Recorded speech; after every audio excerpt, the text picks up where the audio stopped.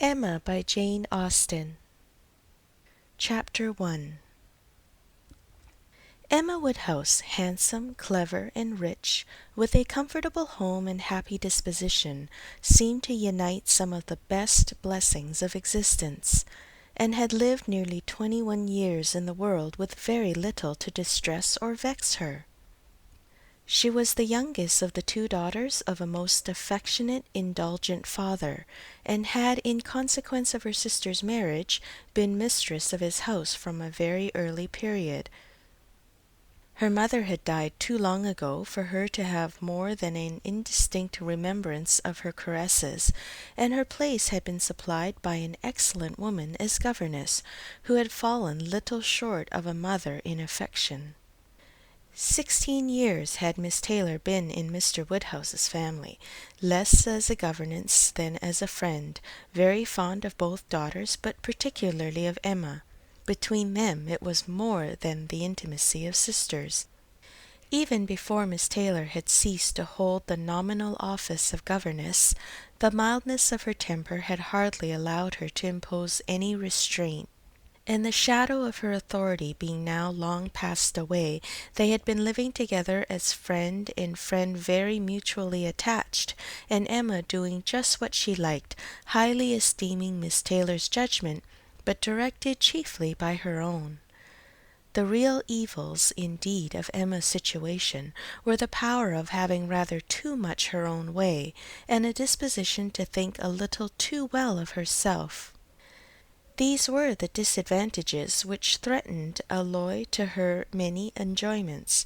The danger, however, was at present so unperceived that they did not by any means rank as misfortunes to her. Sorrow came, a gentle sorrow, but not at all in the shape of any disagreeable consciousness. Miss Taylor married. It was Miss Taylor's loss which first brought grief. It was on the wedding day of this beloved friend that Emma first sat in mournful thought of any continuance. The wedding over and the bride people gone, her father and herself were left to dine together, with no prospect of a third to cheer a long evening. Her father composed himself to sleep after dinner as usual, and she had then only to sit and think of what she had lost. The event had every promise of happiness for her friend. Mr. Weston was a man of unexceptionable character, easy fortune, suitable age, and pleasant manners, and there was some satisfaction in considering with what self-denying, generous friendship she had always wished and promoted the match. But it was a black morning's work for her. The want of Miss Taylor would be felt every hour of every day. She recalled her past kindness, the affection of 16 years, how she had taught and how she had played with her from 5 years old, how she had devoted all her powers to amuse and attach her in health, and how nursed her through the various illnesses of childhood. A large debt of gratitude was owing here, but the intercourse of the last 7 years, the equal footing and perfect unreserve which had soon followed Isabella's marriage, on their being left to each other, was yet a dearer, tenderer recollection.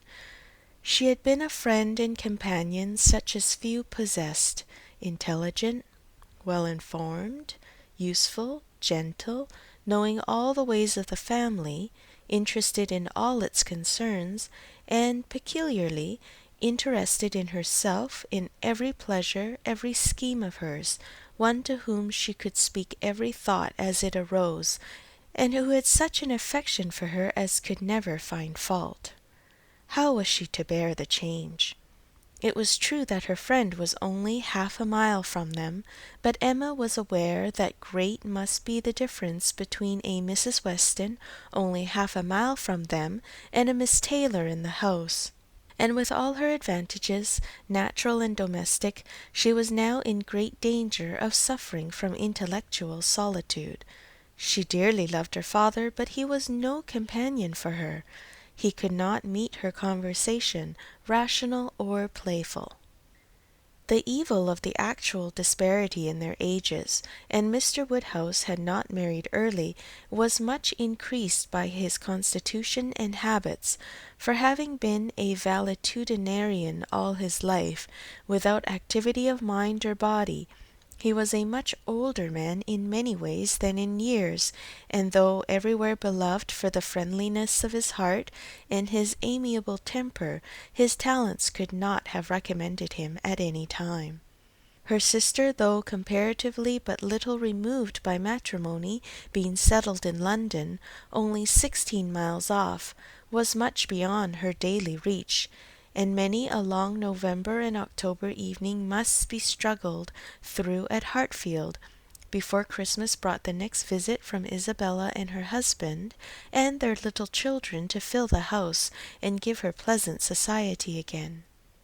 Highbury, the large and populous village, almost amounting to a town, to which Hartfield, in spite of its separate lawn, the shrubberies, and name, did really belong, afforded her no equals.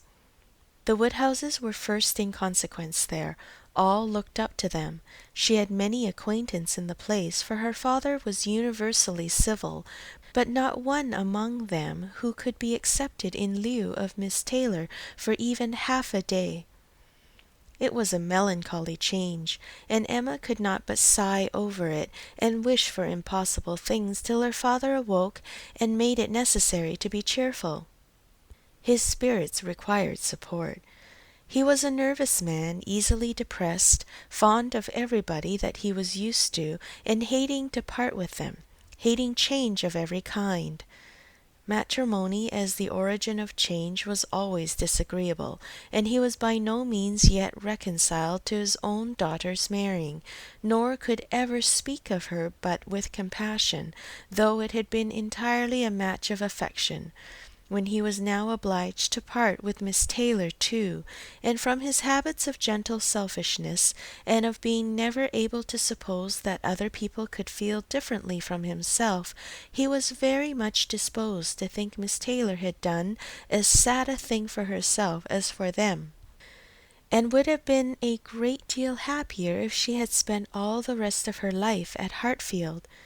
Emma smiled and chatted as cheerfully as she could, to keep him from such thoughts, but when tea came it was impossible for him not to say exactly as he had said at dinner.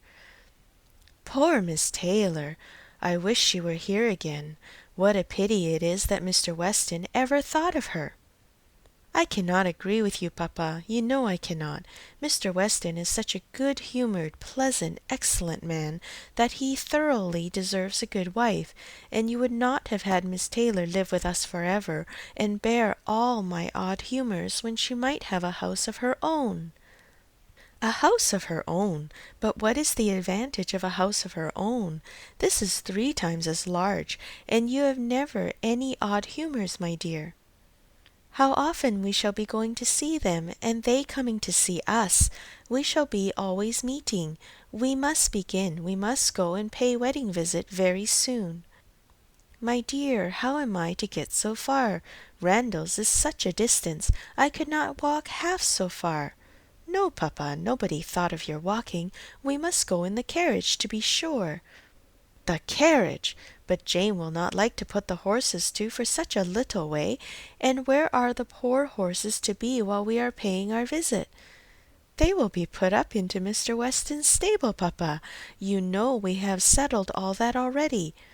We talked it over with Mr. Weston last night. And as for James, you may be very sure he will always like going to Randalls, because of his daughter's being housemaid there.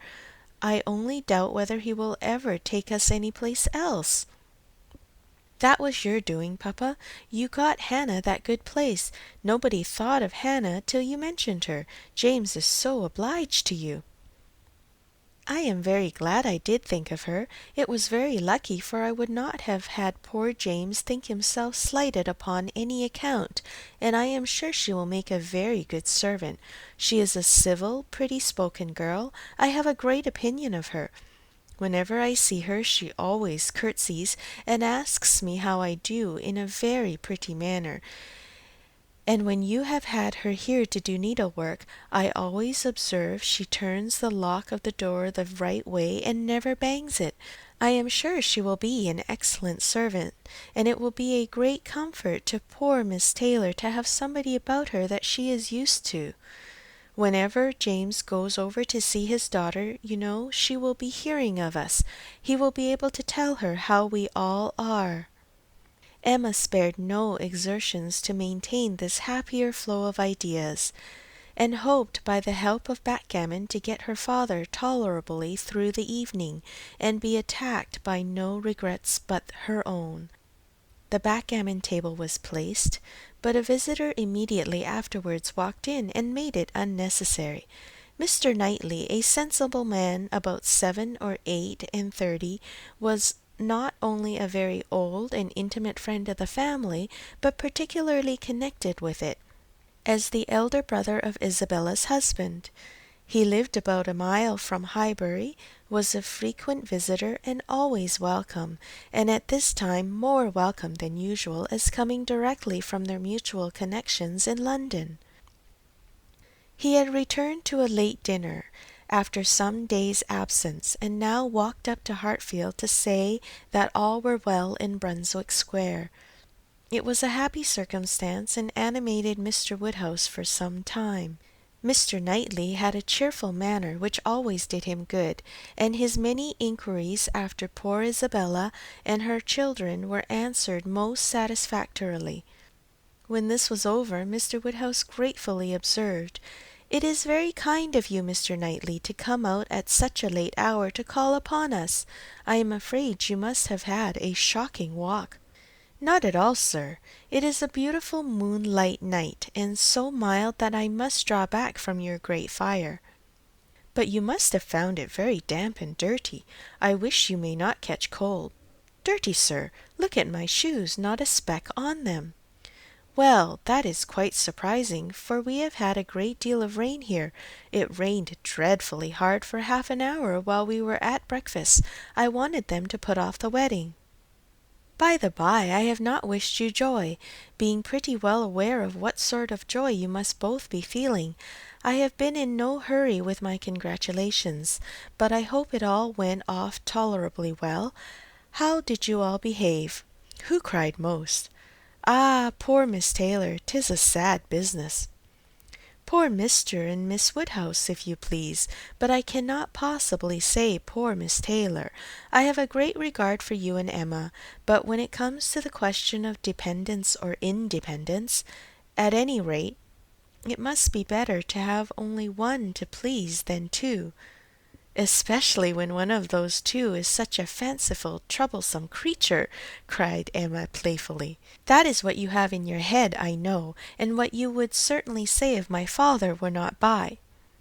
"I believe it is very true, my dear, indeed," said Mr. Woodhouse with a sigh. "I am afraid I am sometimes very fanciful and troublesome." "My dearest papa, you do not think I could mean you, or suppose Mr. Knightley to mean you. What a horrible idea! Oh, no, I meant only myself. Mr. Knightley loves to find fault with me, you know. In a joke, it's all a joke. We always say what we like to each other." Mr. Knightley, in fact, was one of the few people who could see faults in Emma Woodhouse, and the only one who ever told her of them. And though this was not particularly agreeable to Emma herself, she knew it would be so much less so to her father, that she would not have him really suspect such a circumstance as her not being thought perfect by everybody. "Emma knows I never flatter her," said Mr. Knightley, "but I meant no reflection on anybody. Miss Taylor has been used to have 2 persons to please. She will now have but one. The chances are that she must be a gainer." "Well," said Emma, willing to let it pass, "you want to hear about the wedding, and I shall be happy to tell you, for we all behaved charmingly. Everybody was punctual, everybody in their best looks, not a tear and hardly a long face to be seen. Oh no, we all felt that we were going to be only half a mile apart, and were sure of meeting every day." "Dear Emma bears everything so well," said her father. "But, Mr. Knightley, she really is very sorry to lose poor Miss Taylor, and I am sure she will miss her more than she thinks for." Emma turned her head away, divided between tears and smiles. "It is impossible that Emma should not miss such a companion," said Mr. Knightley. "We should not like her so well as we do, sir, if we could suppose it. But she knows how much the marriage is to Miss Taylor's advantage. She knows how very acceptable it must be, at Miss Taylor's time of life, to be settled in a home of her own, and how important to her to be secure of a comfortable provision, and therefore cannot allow herself to feel so much pain as pleasure. Every friend of Miss Taylor must be glad to have her so happily married."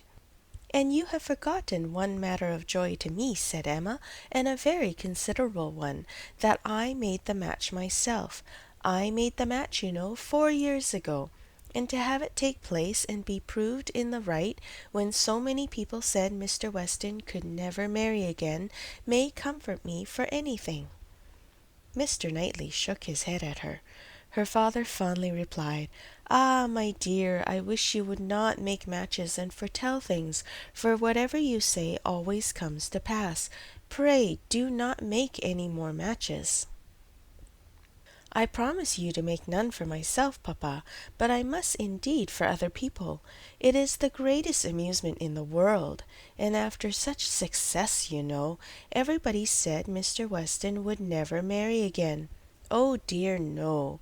Mr. Weston, who had been a widower for so long, and who seemed so perfectly comfortable without a wife, so constantly occupied either in his business in town or among his friends here, always acceptable wherever he went, always cheerful. Mr. Weston need not spend a single evening in the year alone, if he did not like it. Oh no. Mr. Weston certainly would never marry again. Some people even talked of a promise to his wife on her deathbed, and others of the son and the uncle not letting him. All manner of solemn nonsense was talked on the subject, but I believed none of it. Ever since the day, about 4 years ago, that Miss Taylor and I met him in Broadway Lane, when, because it began to drizzle, he darted away with so much gallantry, and borrowed 2 umbrellas for us from Farmer Mitchell's, I made up my mind on the subject. I planned the match from that hour, and when such success has blessed me in this instance, dear papa, you cannot think that I shall leave off match-making." "I do not understand what you mean by success," said Mr. Knightley. "Success supposes endeavour. Your time has been properly and delicately spent, if you have been endeavouring for the last 4 years to bring about this marriage. A worthy employment for a young lady's mind. But if, when I rather imagine, your making the match, as you call it, means only your planning it, you're saying to yourself one idle day, 'I think it would be a very good thing for Miss Taylor if Mr. Weston were to marry her,' and saying it again to yourself every now and then afterwards, why do you talk of success? Where is your merit? What are you proud of? You made a lucky guess, and that is all that can be said." "And have you never known the pleasure and triumph of a lucky guess? I pity you. I thought you cleverer, for depend upon it a lucky guess is never merely luck. There is always some talent in it, and as to my poor word success, which you quarrel with, I do not know that I am so entirely without any claim of it. You have drawn 2 pretty pictures, but I think there may be a third, a something between the do-nothing and the do-all. If I had not promoted Mr. Weston's visits here, and given many little encouragements, and smoothed many little matters, it might not have come to anything after all. I think you must know Hartfield enough to comprehend that. A straightforward, open-hearted man like Weston, and a rational, unaffected woman like Miss Taylor, may be safely left to manage their own concerns. You are more likely to have done harm to yourself than good to them by interference." Emma never thinks of herself if she can do good for others, rejoined Mr. Woodhouse, understanding but in part. But, my dear, pray do not make any more matches. They are silly things, and break up one's family circle grievously. Only one more, papa, only Mr. Elton. Poor Mr. Elton. You like Mr. Elton, papa? I must look about for a wife for him. There is nobody in Highbury who deserves him, and he has been here a whole year, and has fitted up his house so comfortably that it would be a shame to have him single any longer.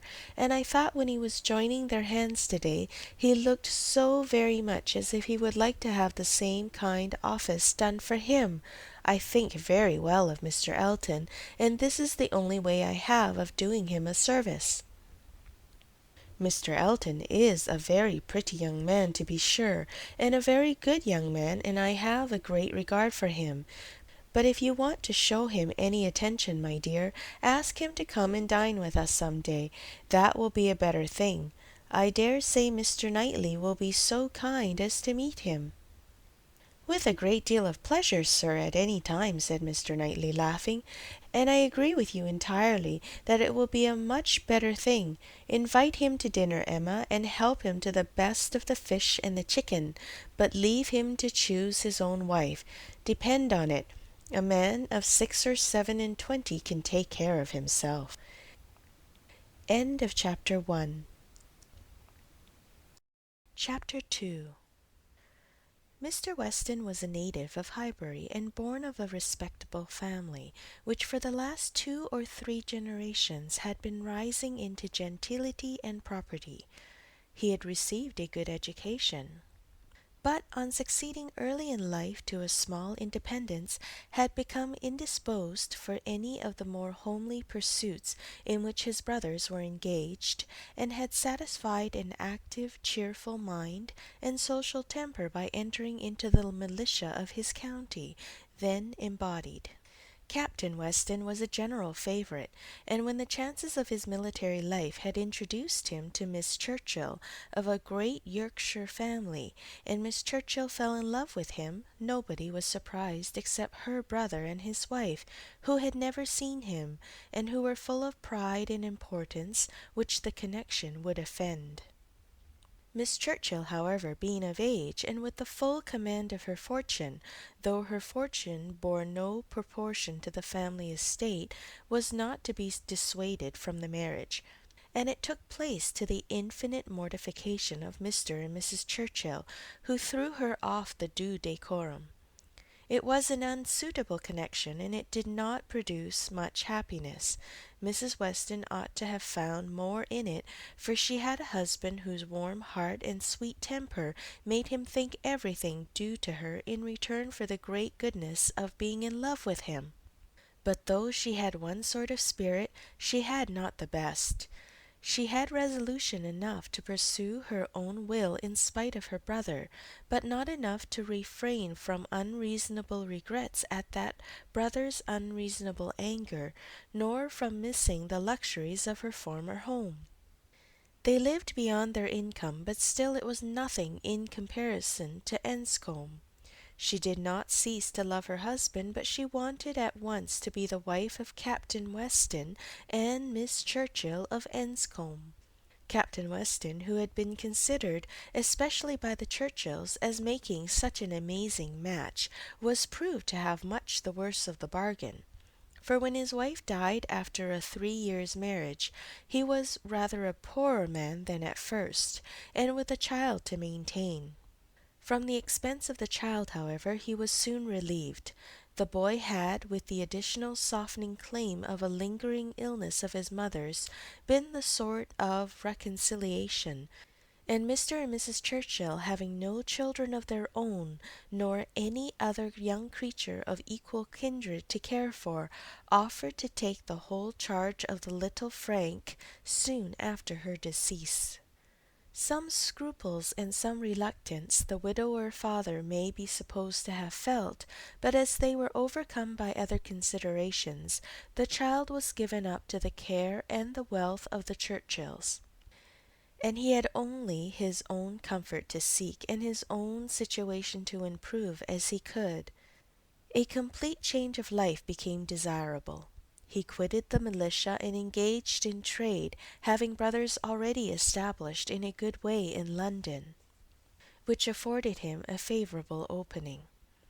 It was a concern which brought just employment enough. He had still a small house in Highbury, where most of his leisure days were spent, and between useful occupation and the pleasures of society, the next 18 or 20 years of his life passed cheerfully away. He had by that time realized in easy competence enough to secure the purchase of a little estate adjoining Highbury, which he had always longed for, enough to marry a woman as portionless even as Miss Taylor, and to live according to the wishes of his own friendly and social disposition.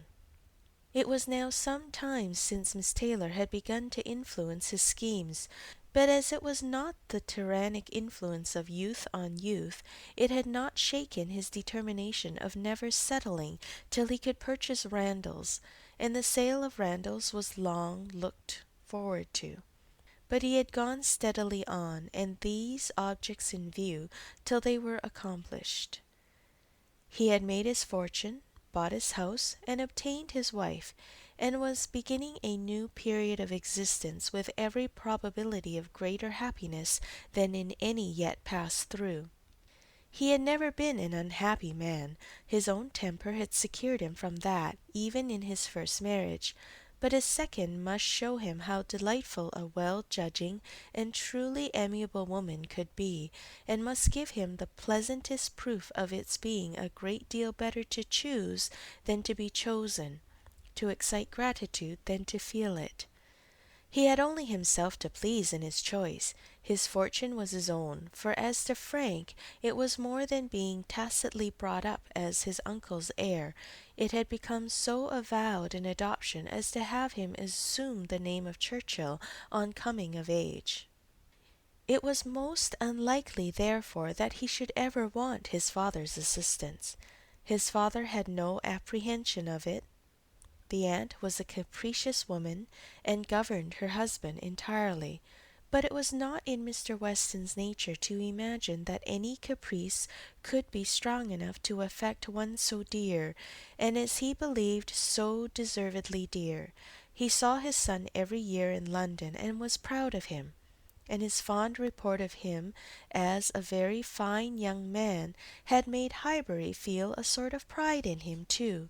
He was looked on as sufficiently belonging to the place to make his merits and prospects of a kind of common concern. Mr. Frank Churchill was one of the boasts of Highbury, and a lively curiosity to see him prevailed, though the compliment was so little returned that he had never been out there in his life. His coming to visit his father had been talked of, but never achieved. Now, upon his father's marriage, it was very generally proposed as a most proper attention that this visit should take place. There was not a dissentient voice on the subject, either when Mrs. Perry drank tea with Mrs. and Miss Bates, or when Mrs. and Miss Bates returned the visit. Now was the time for Mr. Frank Churchill to come among them, and the hope strengthened when it was understood that he had written to his new mother on the occasion. For a few days, every morning visit in Highbury included some mention of the handsome letter Mrs. Weston had received. "I suppose you have heard of the handsome letter Mr. Frank Churchill has written to Mrs. Weston. I understand it a very handsome letter indeed. Mr. Woodhouse told me of it. Mr. Woodhouse saw the letter, and he says he never saw such a handsome letter in his life." It was indeed a highly prized letter. Mrs. Weston had of course formed a very favourable idea of the young man, and such a pleasing attention was an irresistible proof of his great good sense, and a most welcome to every source and every expression of congratulation which her marriage had already secured. She felt herself a most fortunate woman, and she had lived long enough to know how fortunate she might well be thought where the only regret was for a partial separation from friends whose friendship for her had never cooled and who could ill bear to part with her. She knew that at times she must be missed, and could not think without pain of Emma's losing a single pleasure or suffering an hour's ennui from the want of her companionableness. But dear Emma was of no feeble character. She was no more equal to her situation than most girls would have been, and had sense and energy and spirits that might be hoped would bear her well and happily through its little difficulties and privations. And then there was such comfort in the very easy distance of Randalls from Hartfield, so convenient for even solitary female walking, and in Mr. Weston's disposition and circumstances, which would make the approaching season no hindrance to their spending half the evenings in the week together. Her situation was altogether the subject of hours of gratitude to Mrs. Weston, and of moments only of regret, and her satisfaction, her more than satisfaction, her cheerful enjoyment, was so just and so apparent that Emma, well as she knew her father, was sometimes taken by surprise at his being able to pity poor Miss Taylor, when they left her at Randalls in the centre of every domestic comfort, or saw her go away in the evening attended by her pleasant husband to a carriage of her own. But never did she go without Mr. Woodhouse's giving a gentle sigh, and saying, "Ah, poor Miss Taylor, she would be very glad to stay." There was no recovering Miss Taylor, nor much likelihood of ceasing to pity her, but a few weeks brought some alleviation to Mr. Woodhouse. The compliments of his neighbours were over. He was no longer teased by being wished joy of so sorrowful an event, and the wedding cake, which had been a great distress to him, was all eat up. His own stomach could bear nothing rich, and he could never believe other people to be different from himself. What was unwholesome to him he regarded as unfit for anybody, and he had therefore earnestly tried to dissuade them from having any wedding cake at all, and when that proved vain, as earnestly tried to prevent anybody's eating it. He had been at the pains of consulting Mr. Perry, the apothecary, on the subject. Mr. Perry was an intelligent, gentlemanlike man, whose frequent visits were one of the comforts of Mr. Woodhouse's life, and upon being applied to, he could not but acknowledge, though it seemed rather against the bias of inclination, that wedding cake might certainly disagree with many, perhaps with most people, unless taken moderately. With such an opinion, in confirmation of his own, Mr. Woodhouse hoped to influence every visitor of the newly married pair, but still the cake was eaten, and there was no rest for his benevolent nerves till it was all gone. There was a strange rumour in Highbury of all the little Perrys being seen with a slice of Mrs. Weston's wedding cake in their hands, but Mr. Woodhouse would never believe it. End of Chapter 2. Chapter 3.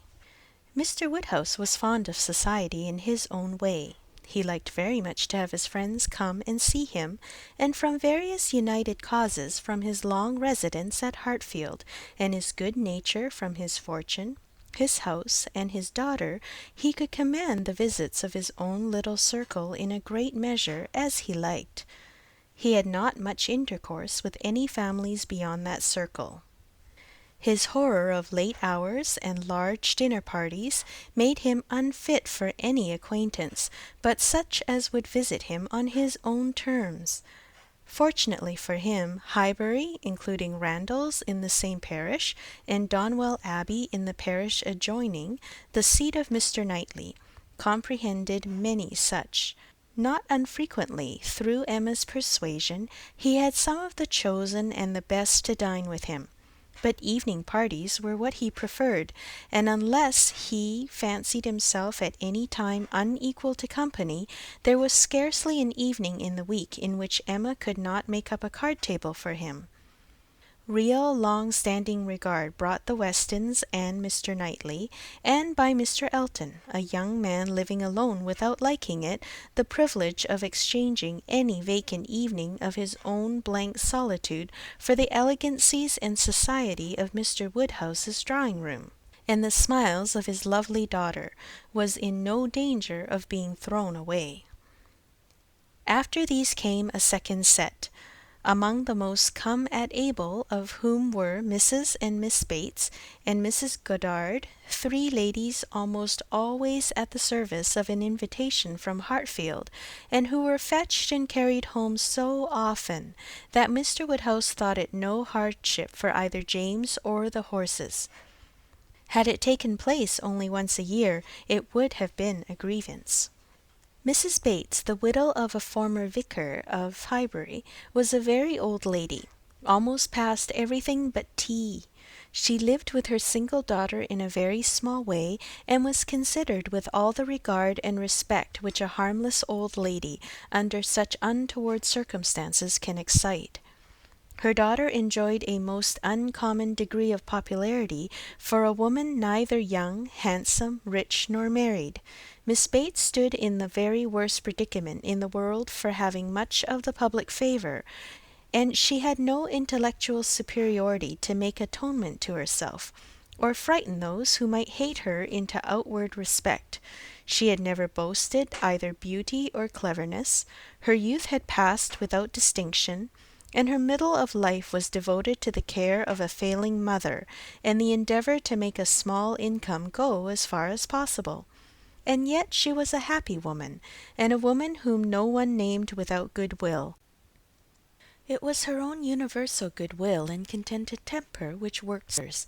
She loved everybody, was interested in everybody's happiness, quick-sighted to everybody's merits, thought herself a most fortunate creature, and surrounded with blessings in such an excellent mother, and so many good neighbours and friends, and a home that wanted for nothing. The simplicity and cheerfulness of her nature, her contented and graceful spirit, were a recommendation to everybody, and a mine of felicity to herself. She was a great talker upon little matters, which exactly suited Mr. Woodhouse, full of trivial communications and harmless gossip. Mrs. Goddard was the mistress of a school, not of a seminary or an establishment, or anything which professed, in long sentences of refined nonsense, to combine liberal acquirements with elegant morality, upon new principles and new systems, and where young ladies for enormous pay might be screwed out of health and into vanity, but a real honest old-fashioned boarding school, where a reasonable quantity of accomplishments were sold at a reasonable price, and where girls might be sent to be out of the way and scramble themselves into a little education without any danger of coming back prodigies. Mrs. Goddard's school was in high repute, and very deservedly, for Highbury was reckoned a particularly healthy spot. She had an ample house and garden, gave the children plenty of wholesome food, let them run about a great deal in the summer, and in winter dressed their chilblains with her own hands. It was no wonder that a train of 20 young couple now walked after her to church. She was a plain motherly kind of woman, who had worked hard in her youth, and now thought herself entitled to the occasional holiday of a tea visit, and having formerly owed much to Mr. Woodhouse's kindness, felt his particular claim on her to leave her neat parlour hung around with fancy work whenever she could, and win or lose a few sixpences by his fireside. These were the ladies whom Emma found herself very frequently able to collect, and happy was she for her father's sake in the power, though, as far as she herself concerned, it was no remedy for the absence of Mrs. Weston. She was delighted to see her father look comfortable, and very much pleased with herself for contriving things so well, but the quiet prosings of 3 such women made her feel that every evening so spent was indeed one of the long evenings she had fearfully anticipated. As she sat one morning looking forward to exactly such a close of the present day, a note was brought from Mrs. Goddard requesting in most respectful terms to be allowed to bring Miss Smith with her, a most welcome request, for Miss Smith was a girl of 17 who Emma knew very well by sight and had long felt an interest in on account of her beauty. A very gracious invitation was returned, and the evening no longer dreaded by the fair mistress of the mansion.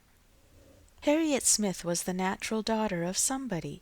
Somebody had placed her several years back at Mrs. Goddard's school, and somebody had lately raised her from the condition of scholar to that of parlour boarder. This was all that was generally known of her history. She had no visible friends but what had been acquired in Highbury, and was now just returned from a long visit in the country to some young ladies who had been at school there with her. She was a very pretty girl, and her beauty happened to be of a sort which Emma particularly admired. She was short, plump, and fair, with a fine bloom, blue eyes, light hair, regular features, and a look of great sweetness, and before the end of the evening Emma was as much pleased with her manners as her person, and quite determined to continue the acquaintance. She was not struck by anything remarkably clever in Miss Smith's conversation, but she found her altogether very engaging, not inconveniently shy, not unwilling to talk, and yet so far from pushing, showing so proper and becoming a deference, seeming so pleasantly grateful for being admitted to Hartfield, and so artlessly impressed by the appearance of everything in so superior a style to which she had been used to, that she must have good sense and deserve encouragement. Encouragement should be given. Those soft blue eyes and all those natural graces should not be wasted on the inferior society of Highbury and its connections. The acquaintance she had already formed were unworthy of her. The friends from whom she had just parted, though very good sort of people, must be doing her harm. They were a family of the name Martin, whom Emma knew well by character as renting a large farm of Mr. Knightley, and residing in the parish of Donwell, very creditably she believed. She knew Mr. Knightley thought highly of them, but they must be coarse and unpolished, and very unfit to be the intimates of a girl who wanted only a little more knowledge and elegance to be quite perfect. She would notice her. She would improve her. She would detach her from her bad acquaintance and introduce her into good society. She would form her opinions and her manners. It would be an interesting and certainly a very kind undertaking, highly becoming her own situation in life, her leisure and powers. She was so busy in admiring those soft blue eyes, in talking and listening, and forming all these schemes in the in-betweens, that the evening flew away at a very unusual rate, and the supper table, which always closed such parties, and for which she had been used to sit and watch the due time, was all set out and ready, and moved forwards to the fire before she was aware. With an alacrity beyond the common impulse of a spirit, which yet was never indifferent to the credit of doing everything well and attentively, with the real goodwill of a mind delighted with its own ideas, did she then do all the honours of the meal, and helped and recommended the minced chicken and scalloped oysters with an urgency which she knew would be acceptable to the early hours and civil scruples of their guests. Upon such occasions poor Mr. Woodhouse's feelings were in sad warfare. He loved to have the cloth laid, but it had been the fashion of his youth, but his conviction of suppers being very unwholesome made him rather sorry to see anything put on it, and while his hospitality would have welcomed his visitors to everything, his care for their health made him grieve that they should eat. Such another small basin of thin gruel as his own was all that he could, with thorough self-approbation, recommend, though he might constrain himself while the ladies were comfortably clearing the nicer things to say, Mrs. Bates, let me propose your venturing on one of these eggs. An egg boiled very soft is not unwholesome. Surly recommended boiling an egg better than anybody. I would not recommend an egg boiled by anybody else, but you need not be afraid they are very small. You see, one of our small eggs will not hurt you. Miss Bates, let Emma help you to a little bite of tart, a very little bit. Ours are all apple tarts.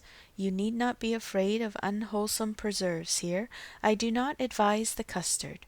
Mrs. Goddard, what say you to half a glass of wine, a small half glass, put into a tumbler of water? I do not think it could disagree with you. Emma allowed her father to talk, but supplied her visitors in a much more satisfactory style, and on the present evening had particular pleasure in sending them away happy. The happiness of Miss Smith was quite equal to her intentions. Miss Woodhouse was so great a personage in Highbury that the prospect of the introduction had given as much panic as pleasure, but the humble, grateful little girl went off with highly gratified feelings, delighted with the affability with which Miss Woodhouse had treated her all evening, and actually shaken hands with her at last. End of Chapter 3. Chapter 4. Harriet Smith's intimacy at Hartfield was soon a settled thing. Quick and decided in her ways, Emma lost no time in inviting, encouraging, and telling her to come very often, and as their acquaintance increased, so did their satisfaction in each other. As a walking companion, Emma had very early foreseen how useful she might find her. In that respect, Mrs. Weston's loss had been important. Her father never went beyond the shrubbery, where 2 divisions of the ground sufficed him for his long walk, or his short, as the year varied. And since Mrs. Weston's marriage, her exercise had been too much confined. She had ventured once alone to Randalls, but it was not pleasant, and a Harriet Smith, therefore, one whom she could summon at any time to a walk, would be a valuable addition to her privileges. But in every respect, as she saw more of her, she approved her, and was confirmed in all her kind designs. Harriet certainly was not clever, but she had a sweet, docile, grateful disposition, and was totally free from conceit, and only desiring to be guided by anyone she looked up to. Her early attachment to herself was very amiable, and her inclination for good company, and power of appreciating what was elegant and clever, showed that there was no want of taste, though strength of understanding must not be expected. Altogether, she was quite convinced of Harriet Smith's being exactly the young friend she wanted, exactly the something which her home required. Such a friend as Mrs. Weston was out of the question. 2 such could never be granted. 2 such she did not want. It was quite a different sort of thing, a sentiment distinct and independent.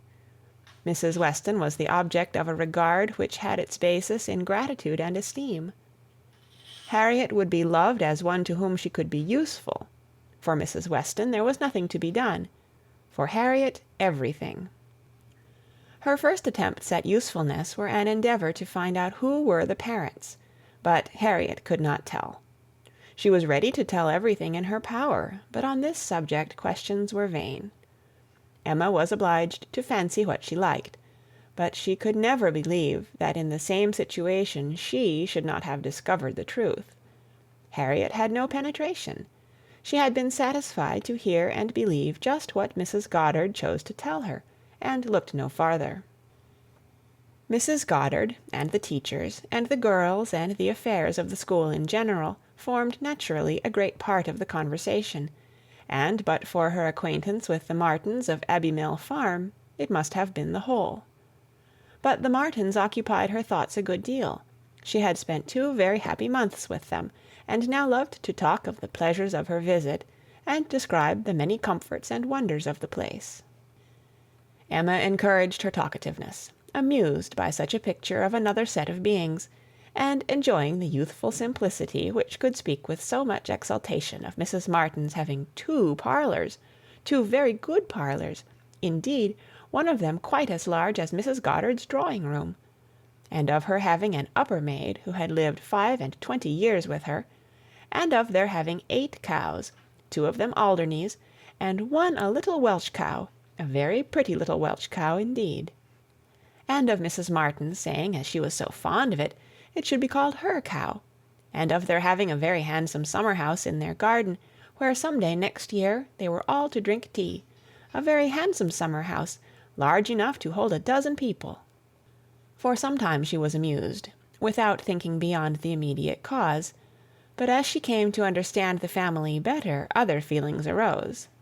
She had taken up a wrong idea, fancying it was a mother and daughter, a son and son's wife, who all lived together, but when it appeared that the Mr. Martin who bore a part in the narrative, and was always mentioned with approbation for his great good nature in doing something or other, was a single man, that there was no young Mrs. Martin, no wife in the case, she did suspect danger to her poor little friend from all this hospitality and kindness, and that, if she were not taken care of, she might be required to sink herself forever. With this inspiriting notion, her questions increased in number and meaning, and she particularly led Harriet to talk more of Mr. Martin, and there was evidently no dislike to it. Harriet was very ready to speak of the share he had had in their moonlight walks and merry evening games, and dwelt a good deal upon his being so very good-humoured and obliging. He had gone 3 miles round one day in order to bring her some walnuts, because she had said how fond she was of them, and in everything else he was so very obliging. He had his shepherd's son into the parlour one night on purpose to sing to her. She was very fond of singing. He could sing a little himself. She believed he was very clever, and understood everything. He had a very fine flock, and while she was with them, he had been bid more for his wool than anybody in the country. She believed everybody spoke well of him. His mother and sisters were very fond of him. Mrs. Martin had told her one day, and there was a blush as she said it, that it was impossible for anybody to be a better son, and therefore she was sure, whenever he married, he would make a good husband. Not that she wanted him to marry. She was in no hurry at all. "Well done, Mrs. Martin," thought Emma. "You know what you are about." And when she had come away, Mrs. Martin was so very kind as to send Mrs. Goddard a beautiful goose, the finest goose Mrs. Goddard had ever seen. Mrs. Goddard had dressed it on a Sunday, and asked all the 3 teachers, Miss Nash and Miss Prince and Miss Richardson, to sup with her. Mr. Martin, I suppose, is not a man of information beyond the line of his own business. He does not read. "Oh, yes, that is, no, I do not know, but I believe he has read a good deal, but not what you would think anything of. He reads the agricultural reports, and some other books that lay in one of the window-seats, but he reads all them to himself. But sometimes of an evening, before we went to cards, he would read something aloud out of the elegant extracts, very entertaining. And I know he has read the Vicar of Wakefield. He never read the Romance of the Forest, nor the Children of the Abbey. He had never heard of such books before I mentioned them, but he is determined to get them now as soon as ever he can." The next question was, "What sort of looking man is Mr. Martin?" "Oh, not handsome, not at all handsome. I thought him very plain at first, but I do not think him so plain now. One does not, you know, after a time. But did you never see him? He is in Highbury every now and then, and he is sure to ride through every week in his way to Kingston. He has passed you very often." "That may be, and I may have seen him 50 times, but without having any idea of his name. A young farmer, whether on horseback or on foot, is the very last sort of person to raise my curiosity.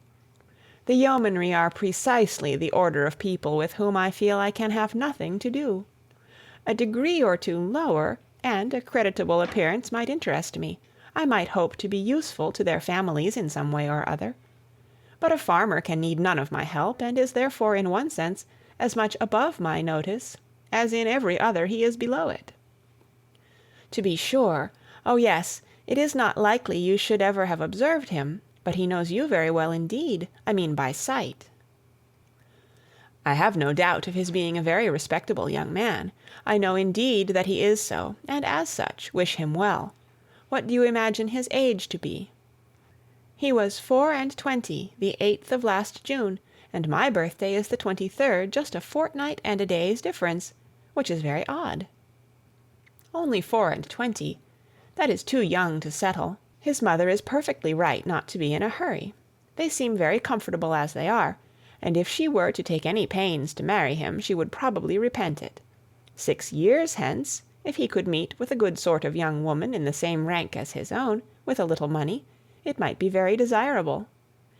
"6 years hence! Dear Miss Woodhouse, he would be 30 years old." "Well, and that is as early as most men can afford to marry, who are not born to an independence.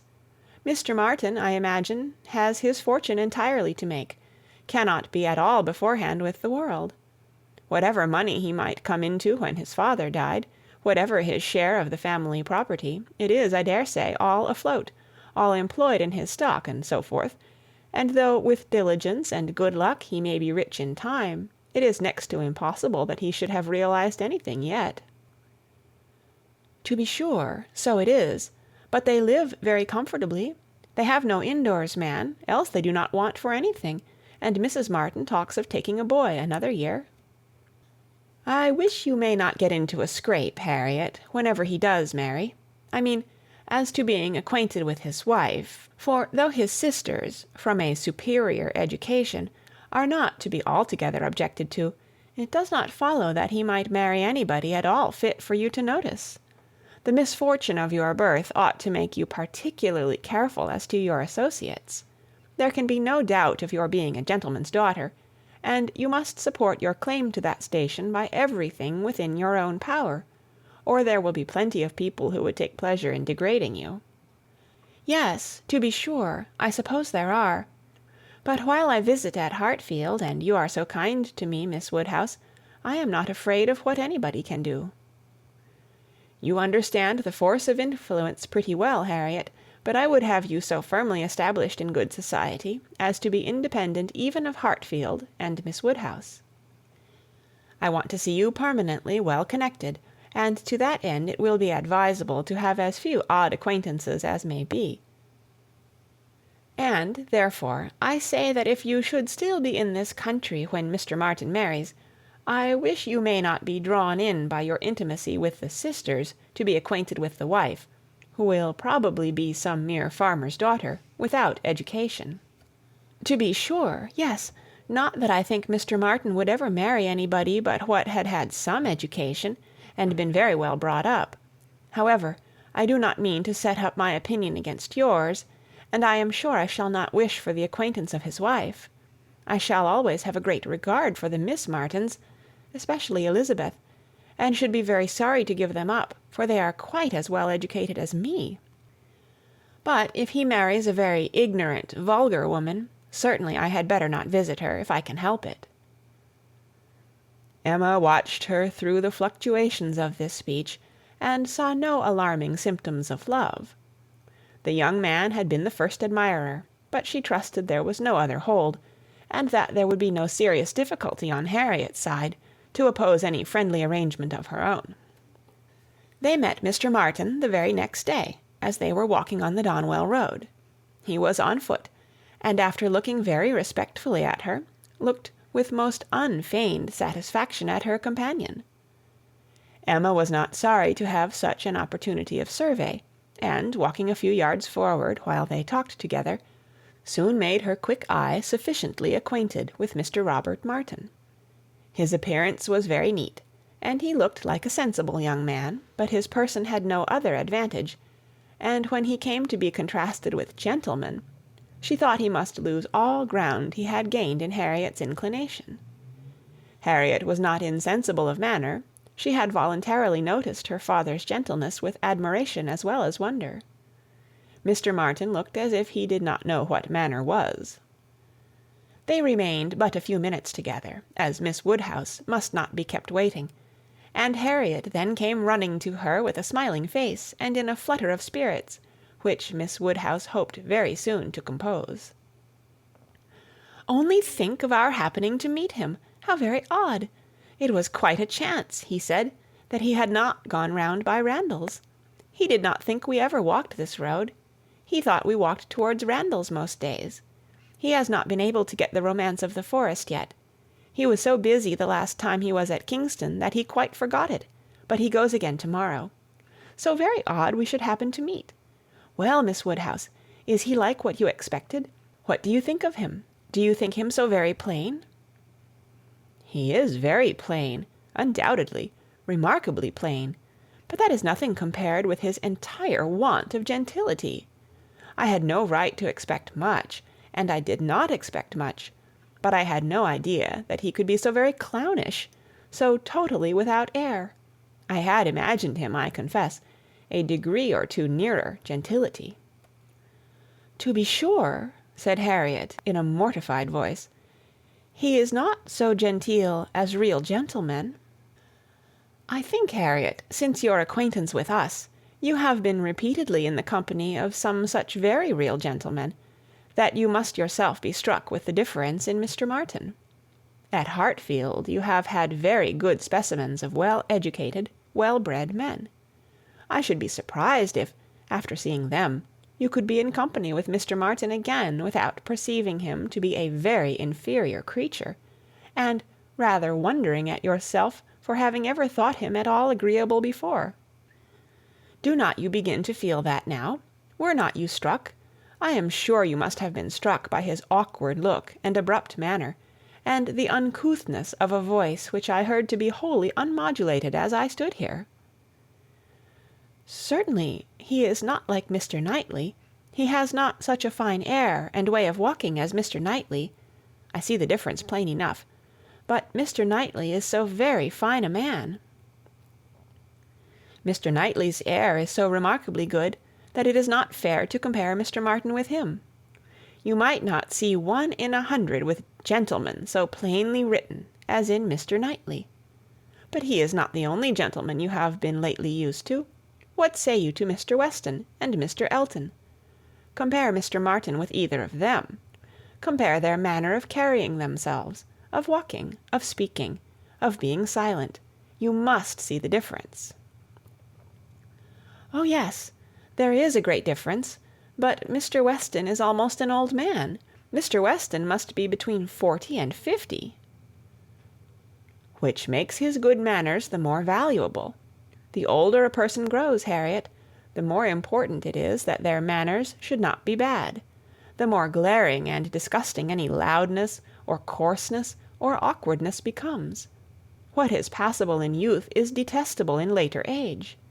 Mr. Martin is now awkward and abrupt. What will he be at Mr. Weston's time of life?"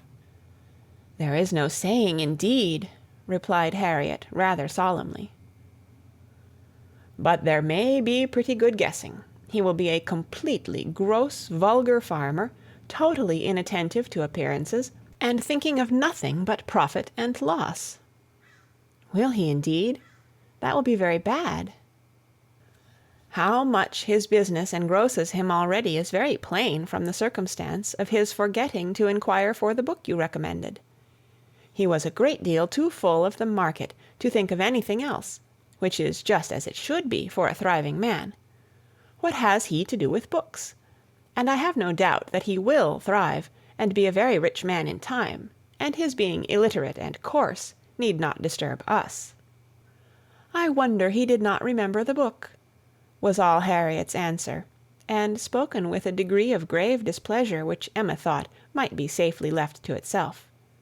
She therefore said no more for some time. Her next beginning was, "In one respect, perhaps, Mr. Elton's manners are superior to Mr. Knightley's or Mr. Weston's.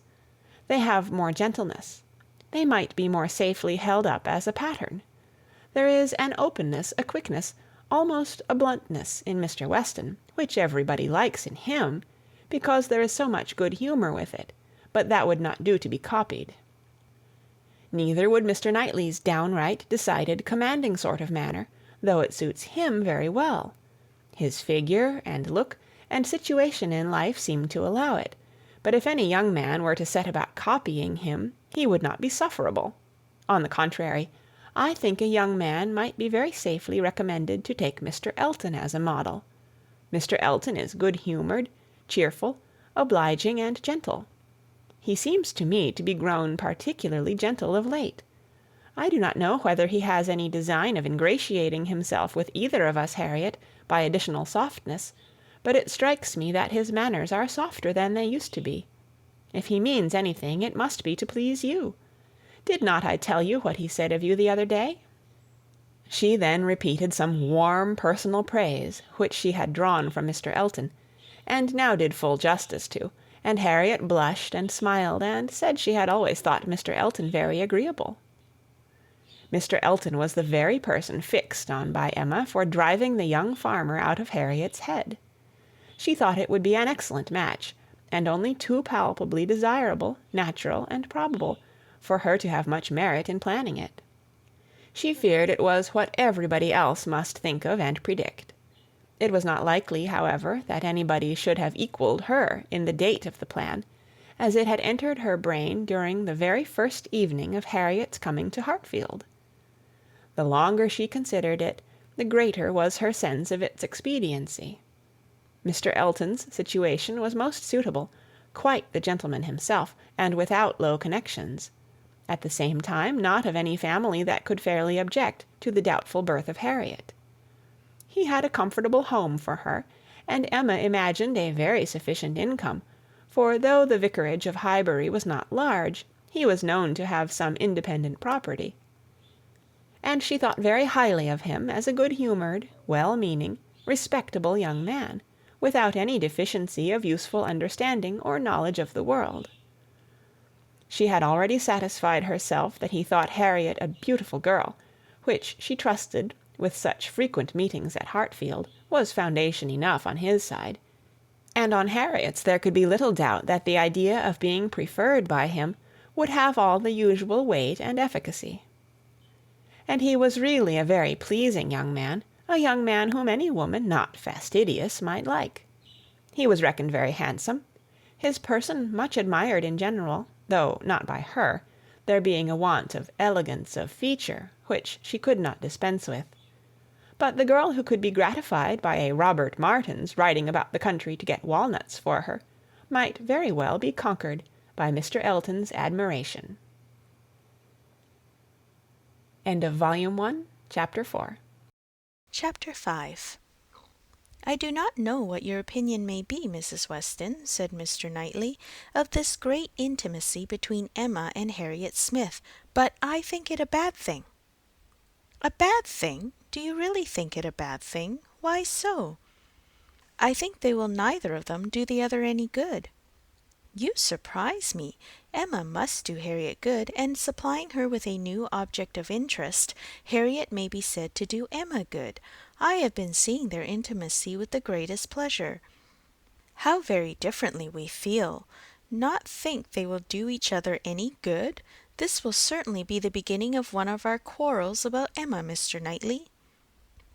"Perhaps you think I am come on purpose to quarrel with you, knowing Weston to be out, and that you must still fight your own battle. Mr. Weston would undoubtedly support me if he were here, for he thinks exactly as I do on the subject. We were speaking of it only yesterday, and agreeing how fortunate it was for Emma that there should be such a girl in Highbury for her to associate with. Mr. Knightley, I shall not allow you to be a fair judge in this case. You are so used to live alone that you do not know the value of a companion, and perhaps no man can be a good judge of the comfort a woman feels in the society of one of her own sex, after being used to it all her life. I can imagine your objection to Harriet Smith. She is not the superior young woman which Emma's friends ought to be, but on the other hand, as Emma wants to see her better informed, it will be an inducement to her to read more herself. They will read together. She means it, I know. Emma has been meaning to read more ever since she was 12 years old. I have seen a great many lists of her drawing up at various times of books that she meant to read regularly through, and very good lists they were, very well chosen and very neatly arranged. sometimes alphabetically, and sometimes by some other rule. The list she drew me up when she was only 14, I remember thinking it did her judgment so much credit that I preserved it some time. And I dare say she may have made out a very good list now, but I have done with expecting any course of steady reading from Emma. She will never submit to anything requiring industry and patience, and a subject of the fancy to the understanding. Where Miss Taylor failed to stimulate, I may safely affirm that Harriet Smith will do nothing. You never could persuade her to read half as so much as you wished. You know you could not. "I dare say," replied Mrs. Weston, smiling, "that I thought so then, but since we have parted, I can never remember Emma's omitting to do anything I wished."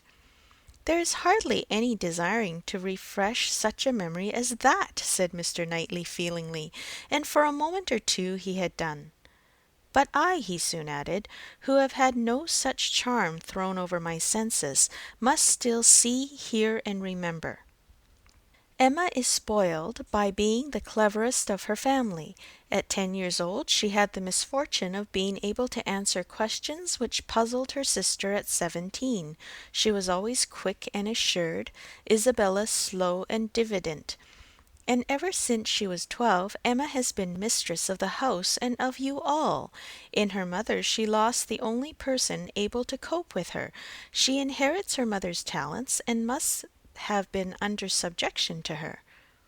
I should have been sorry, Mr. Knightley, to be dependent on your recommendation. Had I quitted Mr. Woodhouse's family and wanted another situation, I do not think you would have spoken a good word for me to anybody. I am sure you always thought me unfit for the office I held." "Yes," said he, smiling, "you are better placed here, very fit for a wife, but not at all for a governess. But you were preparing yourself to be an excellent wife all the time you were at Hartfield. You might not have given Emma such a complete education as your powers would seem to promise, but you are receiving a very good education from her, on the very material matrimonial point of submitting your own will and doing as you were bid, and if Weston had asked me to recommend him a wife, I should certainly have named Miss Taylor." "Thank you. There will be very little merit in making a good wife to such a man as Mr. Weston." "Why, to own the truth, I am afraid you are rather thrown away, and that with every disposition to bear, there will be nothing to be borne. We will not despair, however. Weston may grow cross from the wantonness of comfort, or his son may plague him." "I hope not that. It is not likely. No, Mr. Knightley, do not foretell vexation from that quarter." "Not I, indeed. I only name possibilities. I do not pretend to Emma's genius for foretelling and guessing. I hope with all my heart the young man may be a Weston in merit and a Churchill in fortune. But Harriet Smith, I have not half done about Harriet Smith. I think her the very worst sort of companion that Emma could possibly have. She knows nothing herself, and looks upon Emma as knowing everything. She is a flatterer in all her ways, and so much the worse because undesigned. Her ignorance is hourly flattery. How can Emma imagine she has anything to learn herself while Harriet is presenting such a delightful inferiority? And as for Harriet, I will venture to say that she cannot gain by the acquaintance. Hartfield will only put her out of conceit with all the other places she belongs to. She will grow just refined enough to be uncomfortable with those among whom birth and circumstances have placed her home. I am much mistaken if Emma's doctrines give any strength of mind, or tend at all to make a girl adapt herself rationally to the varieties of her situation in life. They only give a little polish. I either depend more upon Emma's good sense than you do, or am more anxious for her present comfort, for I cannot lament the acquaintance. How well she looked last night!" "Oh, you would rather talk of her person than her mind, would you? Very well, I shall not attempt to deny Emma's being pretty." pretty? Say beautiful, rather.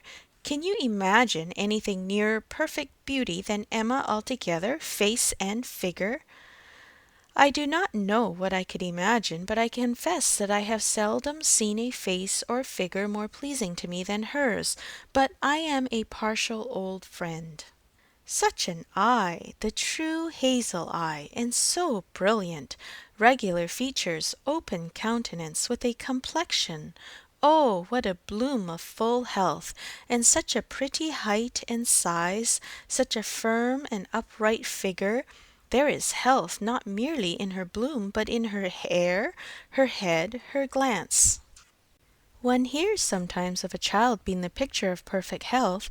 Now Emma always gives me the idea of being the complete picture of grown-up health. She is loveliness itself. Mr. Knightley, is not she? I have not a fault to find with her person, he replied. I think her all you describe. I love to look at her, and I will add this praise, that I do not think her personally vain.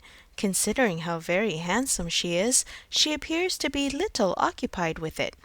Her vanity lies another way. Mrs. Weston, I am not to be talked out of my dislike of Harriet Smith, or my dread of its doing them both harm. And I, Mr. Knightley, am equally stout in my confidence of its not doing them any harm. With all dear Emma's little faults, she is an excellent creature. Where shall we see a better daughter, or a kinder sister, or a truer friend? No, no, she has qualities which may be trusted. She will never lead any one really wrong. She will make no lasting blunder. Where Emma errs once, she is in the right 100 times. Very well, I will not plague you any more. Emma shall be an angel, and I will keep my spleen to myself till Christmas brings John and Isabella. John loves Emma with a reasonable, and therefore not a blind affection, and Isabella always thinks as he does, except when he is not quite frightened enough about the children. I am sure of having their opinions with me. I know that you all love her really too well to be unjust or unkind, but excuse me, Mr. Knightley, if I take the liberty, I consider myself, you know, as having somewhat of the privilege of speech that Emma's mother might have had, the liberty of hinting that I do not think any possible good can arise from Harriet Smith's intimacy being made a matter of much discussion among you. Pray excuse me. But supposing any little inconvenience may be apprehended from the intimacy, it cannot be expected that Emma, accountable to nobody but her father, who perfectly approves the acquaintance, should put an end to it so long as it is a source of pleasure to herself. It has been so many years my province to give advice, that you cannot be surprised, Mr. Knightley, at this little remains of office. Not at all, cried he. I am very much obliged to you for it. It is very good advice, and it shall have a better fate than your advice has often found, for it shall be attended to. Mrs. John Knightley is easily alarmed, and might be made unhappy about her sister. Be satisfied, said he, I will not raise any outcry. I will keep my ill humour to myself. I have a very sincere interest in Emma. Isabella does not seem more my sister, has never excited a greater interest, perhaps hardly so great. There is an anxiety, a curiosity in what one feels for Emma. I wonder what will become of her. So do I, said Mrs. Weston gently, very much. She always declares she will never marry, which of course means just nothing at all, but I have no idea that she has yet ever seen a man she cared for. It would not be a bad thing for her to be very much in love with a proper object. I should like to see Emma in love, and in some doubt of a return. It would do her good. But there is nobody hereabouts to attach her, and she goes so seldom from home. There does indeed seem as little to tempt her to break her resolution at present, said Mrs. Weston, as can well be, and while she is so happy at Hartfield, I cannot wish her to be forming any attachment which would be creating such difficulties on poor Mr. Woodhouse's account. I do not recommend matrimony at present to Emma, though I mean no slight to the state, I assure you. Part of her meaning was to conceal some favourite thoughts of her own and Mr. Weston's on the subject, as much as possible. There were wishes at Randalls respecting Emma's destiny, but it was not desirable to have them suspected, and the quiet transition which Mr. Knightley soon afterwards made to "What does Weston think of the weather? Shall we have rain?" convinced her that he had nothing more to say or surmise about Hartfield. End of Chapter 5. Chapter 6. Emma could not feel a doubt of having given Harriet's fancy a proper direction, and raised the gratitude of her young vanity to a very good purpose, for she found her decidedly more sensible than before of Mr. Elton's being a remarkably handsome man, with most agreeable manners, and as she had no hesitation in following up the assurance of his admiration by agreeable hints, she was soon pretty confident of creating as much liking on Harriet's side as there could be any occasion for. She was quite convinced of Mr. Elton's being in the fairest way of falling in love, if not in love already. She had no scruple with regard to him. He talked of Harriet, and praised her so warmly that she could not suppose anything wanting which a little time would not add. His perception of the striking improvement of Harriet's manner since her introduction at Hartfield was not one of the least agreeable proofs of his growing attachment. "You have given Miss Smith all that she required," said he. "You have made her graceful and easy. She was a beautiful creature when she came to you, but in my opinion the attractions you have added are infinitely superior to what she received from nature. I am glad you think I have been useful to her, but Harriet only wanted drawing out and receiving a few, very few hints. She had all the natural grace of sweetness of temper and artlessness in herself. I have done very little." "If it were admissible to contradict a lady," said the gallant Mr. Elton, "I have perhaps given her a little more decision of character, have taught her to think on points which had not fallen in her way before." "Exactly so. That is what principally strikes me. So much superadded decision of character. Skilful has been the hand." "Great has been the pleasure, I am sure. I never met with a disposition more truly amiable." "I have no doubt of it." And it was spoken with a sort of sighing animation, which had a vast deal of the lover. She was not less pleased another day with the manner in which he seconded a sudden wish of hers to have Harriet's picture. "Did you ever have your likeness taken, Harriet?" said she. "Did you ever sit for your picture?" Harriet was on the point of leaving the room, and only stopped to say, with a very interesting naivete, "Oh, dear no, never." No sooner was she out of sight than Emma exclaimed, "What an exquisite possession a picture of her would be! I would give any money for it. I almost long to attempt her likeness myself. You do not know it, I dare say, but 2 or 3 years ago I had a great passion for taking likenesses, and attempted several of my friends, and was thought to have a tolerable eye in general, but from one cause or another I gave it up in disgust. But really I could almost venture, if Harriet would sit to me. It would be such a delight to have her picture." "Let me entreat you," cried Mr. Elton. "It would indeed be a delight. Let me entreat you, Miss Woodhouse, to exercise so charming a talent in favour of your friend. I know what your drawings are. How could you suppose me ignorant? Is not this room rich in specimens of your landscapes and flowers? And has not Mrs. Weston some inimitable figure pieces in her drawing-room at Randalls?" Yes, good man, thought Emma. But what has all that to do with taking likenesses? You know nothing of drawing. Don't pretend to be in raptures about mine. Keep your raptures for Harriet's face. Well, if you give me such kind encouragement, Mr. Elton, I believe I shall try what I can do. Harriet's features are very delicate, which makes a likeness difficult. and yet there is a peculiarity in the shape of the eye and the lines about the mouth which one ought to catch." "Exactly so. The shape of the eye and the lines about the mouth. I have not a doubt of your success. Pray, pray, attempt it. As you will do it, it will indeed, to use your own words, be an exquisite possession." "But I am afraid, Mr. Elton, Harriet will not like to sit. She thinks so little of her own beauty. Did not you observe her manner of answering me? How completely it meant, 'Why should my picture be drawn?' Oh, yes, I observed it, I assure you. It was not lost on me.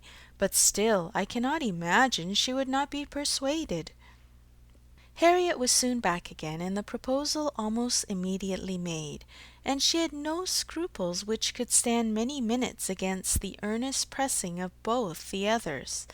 Emma wished to go to work directly, and therefore produced the portfolio containing her various attempts at portraits, for not one of them had ever been finished, that they might decide together on the best size for Harriet.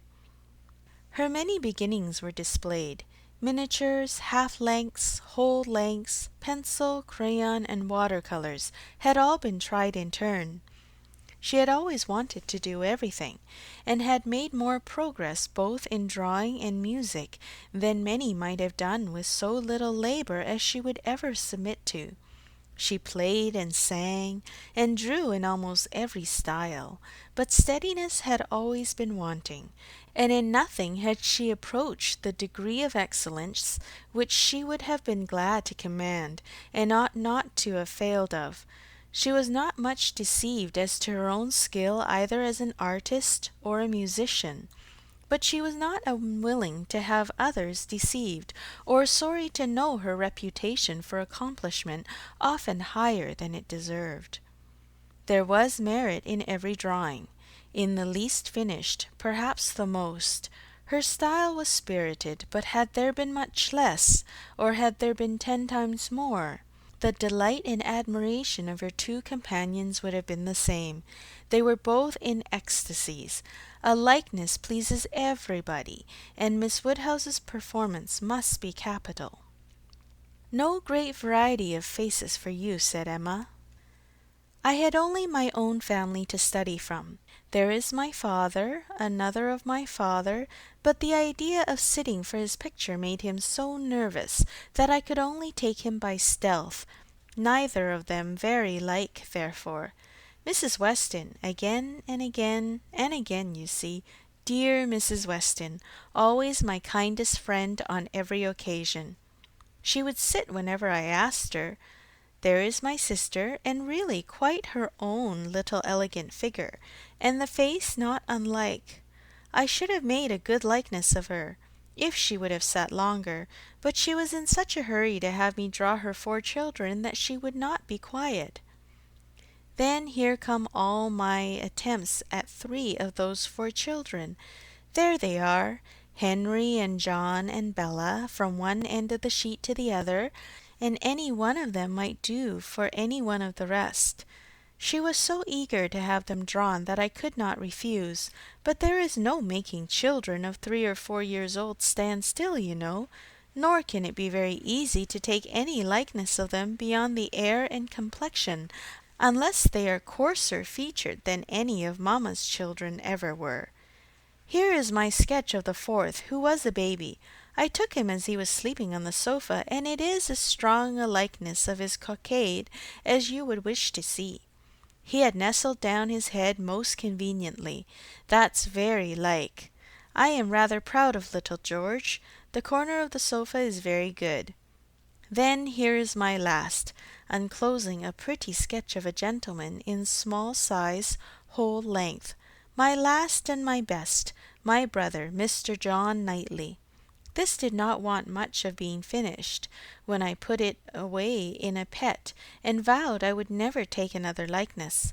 I could not help being provoked, for after all my pains, and when I had really made a very good likeness of it, Mrs. Weston and I were quite agreed in thinking it very like. Only too handsome, too flattering, but that was a fault on the right side. After all this came poor dear Isabella's cold approbation of, yes, it was a little like, but to be sure it did not do him justice. We had had a great deal of trouble in persuading him to sit at all.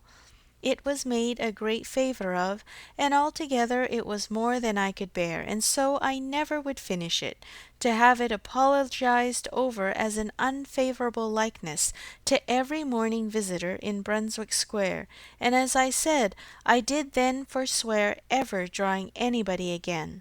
But for Harriet's sake, or rather for my own, and as there are no husbands and wives in the case at present, I will break my resolution now.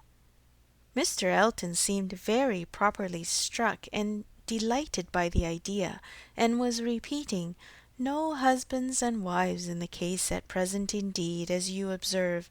Exactly so. No husbands and wives," with so interesting a consciousness that Emma began to consider whether she had not better leave them together at once. But as she wanted to be drawing, the declaration must wait a little longer. She had soon fixed on the size and sort of portrait. It was to be a whole length in water-colours, like Mr. John Knightley's, and was destined, if she could please herself, to hold a very honourable station over the mantelpiece. The sitting began, and Harriet, smiling and blushing, and afraid of not keeping her attitude and countenance, presented a very sweet mixture of youthful expression to the steady eyes of the artist. But there was no doing anything, with Mr. Elton fidgeting behind her, and watching every touch. She gave him credit for stationing himself where he might gaze and gaze again without offence, but was really obliged to put an end to it, and request him to place himself elsewhere. It then occurred to her to employ him in reading. If he would be so good as to read to them, it would be a kindness indeed. It would amuse away the difficulties of her part, and lessen the irksomeness of Miss Smith's. Mr. Elton was only too happy. Harriet listened, and Emma drew in peace. She must allow him to be still frequently coming to look. Anything less would certainly have been too little in a lover. And he was ready at the smallest intermission of the pencil to jump up and see the progress and be charmed. There was no being displeased with such an encourager, for his admiration made him discern a likeness almost before it was possible. She could not respect his eye, but his love and his complaisance were unexceptionable. The sitting was altogether very satisfactory. She was quite enough pleased with the first day's sketch to wish to go on. There was no want of likeness. She had been fortunate in the attitude, and as she meant to throw in a little improvement to the figure, to give a little more height and considerably more elegance, she had great confidence of its being in every way a pretty drawing at last, and of its filling its destined place, with credit to them both, a standing memorial of the beauty of one, the skill of the other, and the friendship of both, with as many other agreeable associations as Mr. Elton's very promising attachment was likely to add. Harriet was to sit again the next day, and Mr. Elton, just as he ought, entreated for the permission of attending and reading to them again. "By all means, we shall be most happy to consider you as one of the party." The same civilities and courtesies, the same success and satisfaction took place on the morrow, and accompanied the whole progress of the picture, which was rapid and happy. Everybody who saw it was pleased, but Mr. Elton was in continual raptures, and defended it through every criticism. "Miss Woodhouse has given her friend the only beauty she wanted," observed Mrs. Weston to him, not in the least suspecting that she was addressing a lover. "The expression of the eye is most correct, but Miss Smith has not those eyebrows and eyelashes. It is the fault of her face that she has them not." "Do you think so?" replied he. "I cannot agree with you. It appears to me a perfect resemblance in every feature. I never saw such a likeness in my life. We must allow for the effect of shades, you know." "You have made her too tall, Emma," said Mr. Knightley. Emma knew that she had, but would not own to it, and Mr. Elton warmly added, "Oh no, certainly not too tall, not in the least too tall.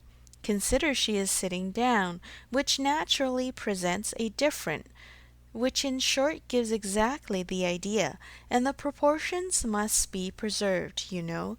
Proportions, foreshortening, oh no. It gives one exactly the idea of such a height as Miss Smith's, exactly so indeed." "It is very pretty," said Mr. Woodhouse, "so prettily done, just as your drawings always are, my dear. I do not know anybody who draws as well as you do. The only thing I do not thoroughly like is that she seems to be sitting out of doors, with only a little shawl over her shoulders, and it makes one think she must catch cold. But, dear papa, it is supposed to be a summer day, a warm day in summer. Look at the tree." "But it is never safe to go sit outdoors, my dear." "You, sir, may say anything," cried Mr. Elton, "but I must confess that I regard it as a most happy thought, the placing of Miss Smith out of doors, and the tree is touched with such inimitable spirit. Any other situation would have been much less in character.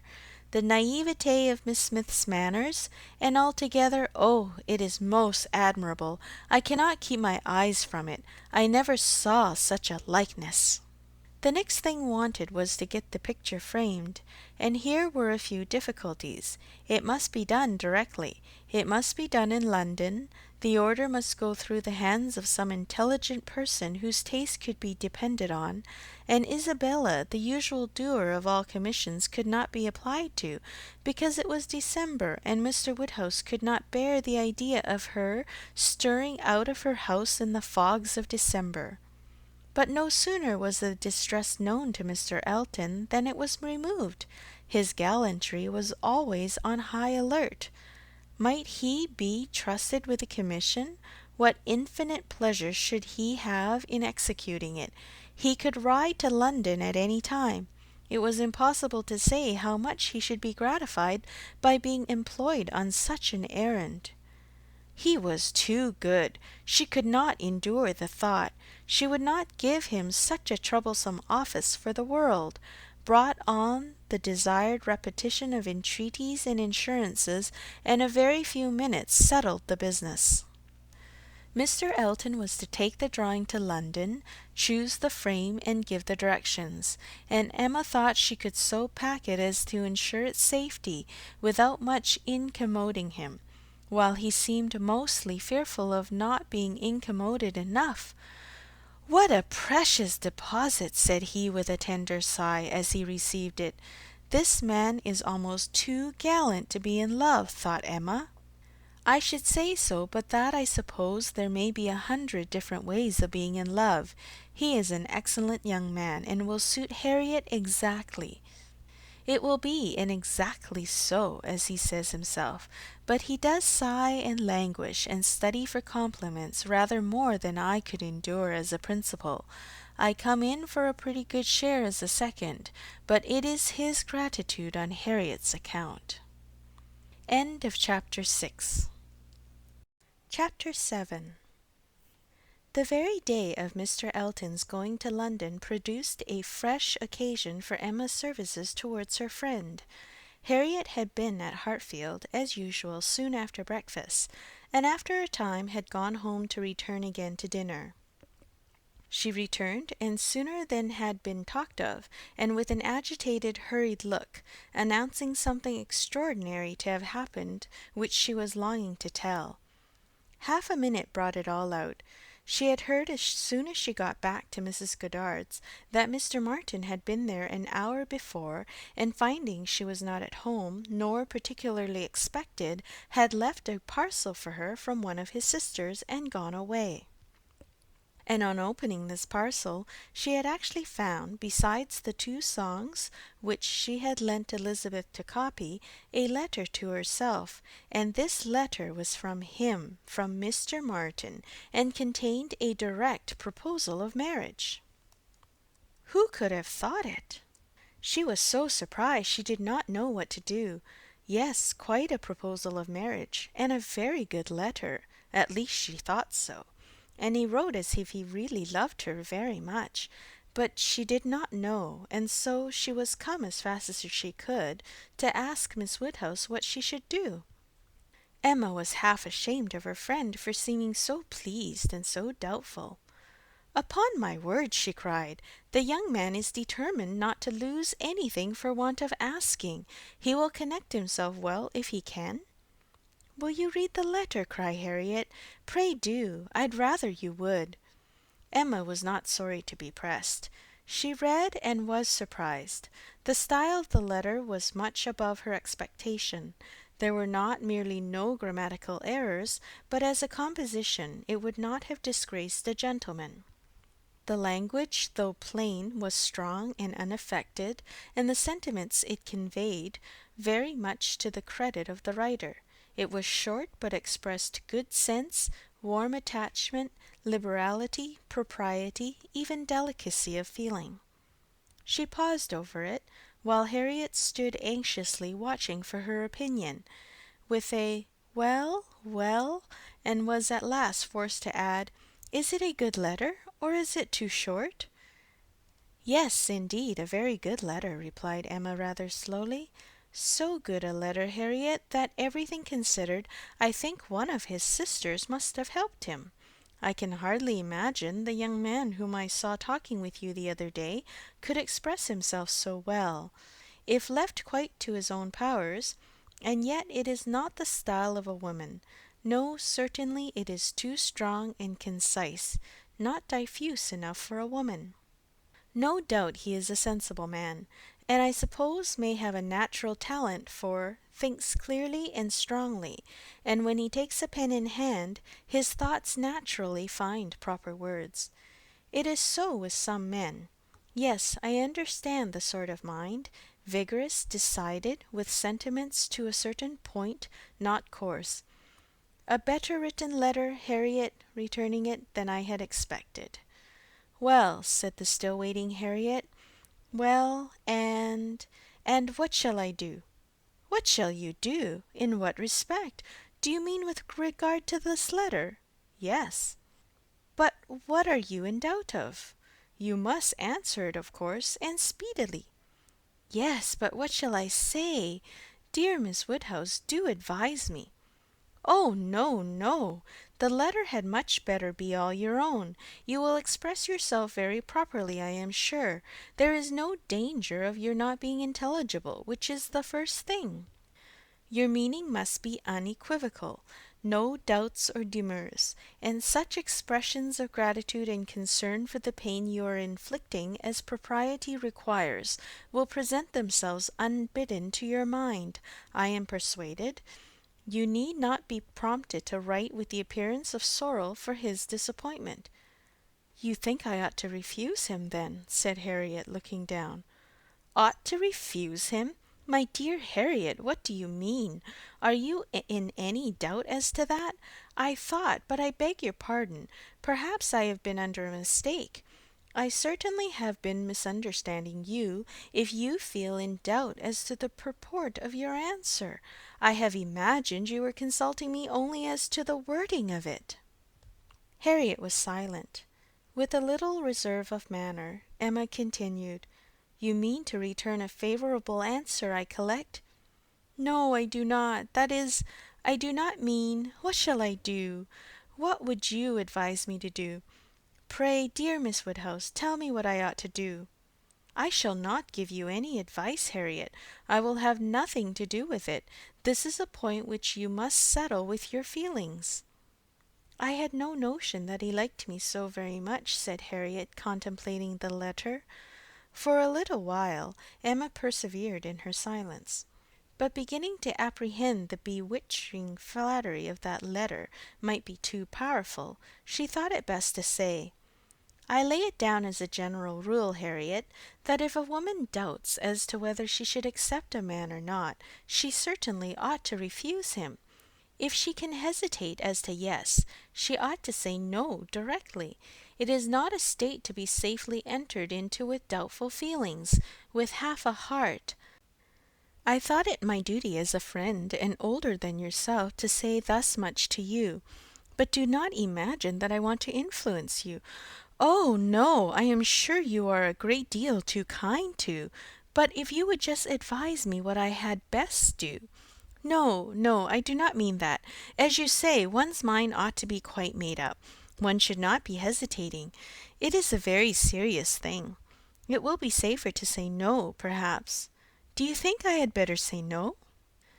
Not for the world, said Emma, smiling graciously, would I advise you either way. You must be the best person to judge your own happiness, if you prefer Mr. Martin to every other person. If you think him the most agreeable man you have ever been in company with, why should you hesitate? You blush, Harriet. Does anybody else occur to you at this moment under such a definition? Harriet, Harriet, do not deceive yourself. Do not be run away with by gratitude and compassion. At this moment, whom are you thinking of? The symptoms were favorable. Instead of answering, Harriet turned away confused, and stood thoughtfully by the fire, and though the letter was still in her hand, it was now mechanically twisted about without regard. Emma waited the result with impatience, but not without strong hopes. At last, with some hesitation, Harriet said, Miss Woodhouse, as you will not give me your opinion, I must do as well as I can by myself, and I have now quite determined, and really almost made up my mind to refuse Mr. Martin. Do you think I am right? Perfectly, perfectly right, my dearest Harriet. You are doing just what you ought. While you were at all in suspense, I kept my feelings to myself, but now that you are so completely decided, I have no hesitation in approving. Dear Harriet, I give myself joy of this. It would have grieved me to lose your acquaintance, which must have been the consequence of your marrying Mr. Martin. While you were in the smallest degree wavering, I said nothing about it because I would not influence, but it would have been the loss of a friend to me. I could not have visited Mrs. Robert Martin of Abbey Mill Farm. Now I am as secure of you forever. Harriet had not surmised her own danger, but the idea of it struck her forcibly. You could not have visited me, she cried, looking aghast. No, to be sure you could not. But I never thought of that before. That would have been too dreadful. What an escape! Dear Miss Woodhouse, I would not give up the pleasure and honour of being intimate with you for anything in the world. Indeed, Harriet, it would have been a severe pang to lose you, but it must have been. You would have thrown yourself out of all good society. I must have given you up. Dear me, how should I ever have borne it? It would have killed me never to come to Hartfield any more. Dear affectionate creature, you banished to Abbey Mill Farm, you confined to the society of the illiterate and vulgar all your life. I wonder how the young man could have the assurance to ask it. He must have a pretty good opinion of himself. I do not think he is conceited either in general, said Harriet, her conscience opposing such censure. At least he is very good-natured, and I shall always feel much obliged to him, and have a great regard for, but that is quite a different thing from. And you know, though he may like me, it does not follow that I should, and certainly I must confess that since my visiting here I have seen people, and if one comes to compare them, persons and manners, there is no comparison at all. One is so very handsome and agreeable. However, I do really think Mr. Martin is a very amiable young man, and have a great opinion of him, and his being so attached to me, and his writing such a letter. But as to leaving you, it is what I would not do upon any consideration. Thank you, my own sweet little friend. We will not be parted. A woman is not to marry a man merely because she is asked, or because he is attached to her, and can write a tolerable letter. Oh no, and it is but a short letter too. Emma felt the bad taste of her friend, but let it pass with a very true, and it would be a small consolation to her for the clownish manner which might be offending her every hour of the day, to know that her husband could write a good letter. Oh, yes, very.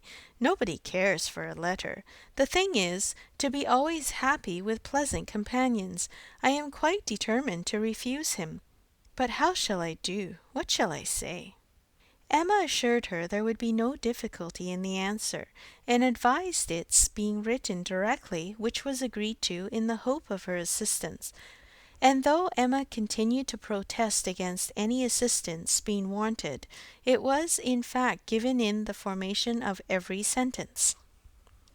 The looking over his letter again, in replying to it, had such a softening tendency that it was particularly necessary to brace her up with a few decisive expressions, and she was so very much concerned at the idea of making him unhappy, and the thought so much of what his mother and sisters would think and say, and was so anxious that they should not fancy her ungrateful, that Emma believed if the young man had come in her way at that moment, he would have been accepted after all.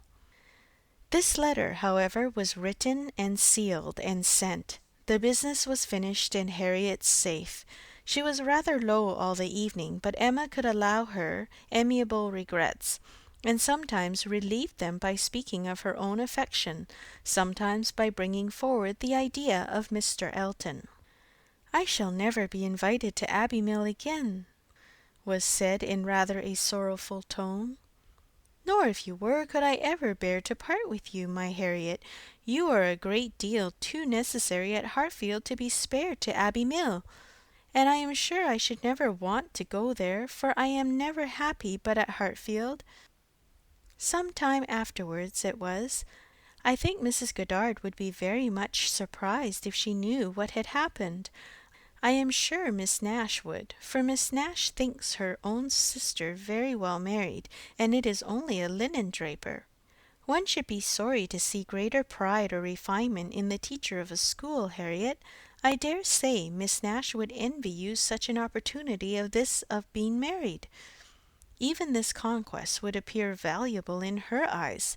As to anything superior for you, I suppose she is quite in the dark.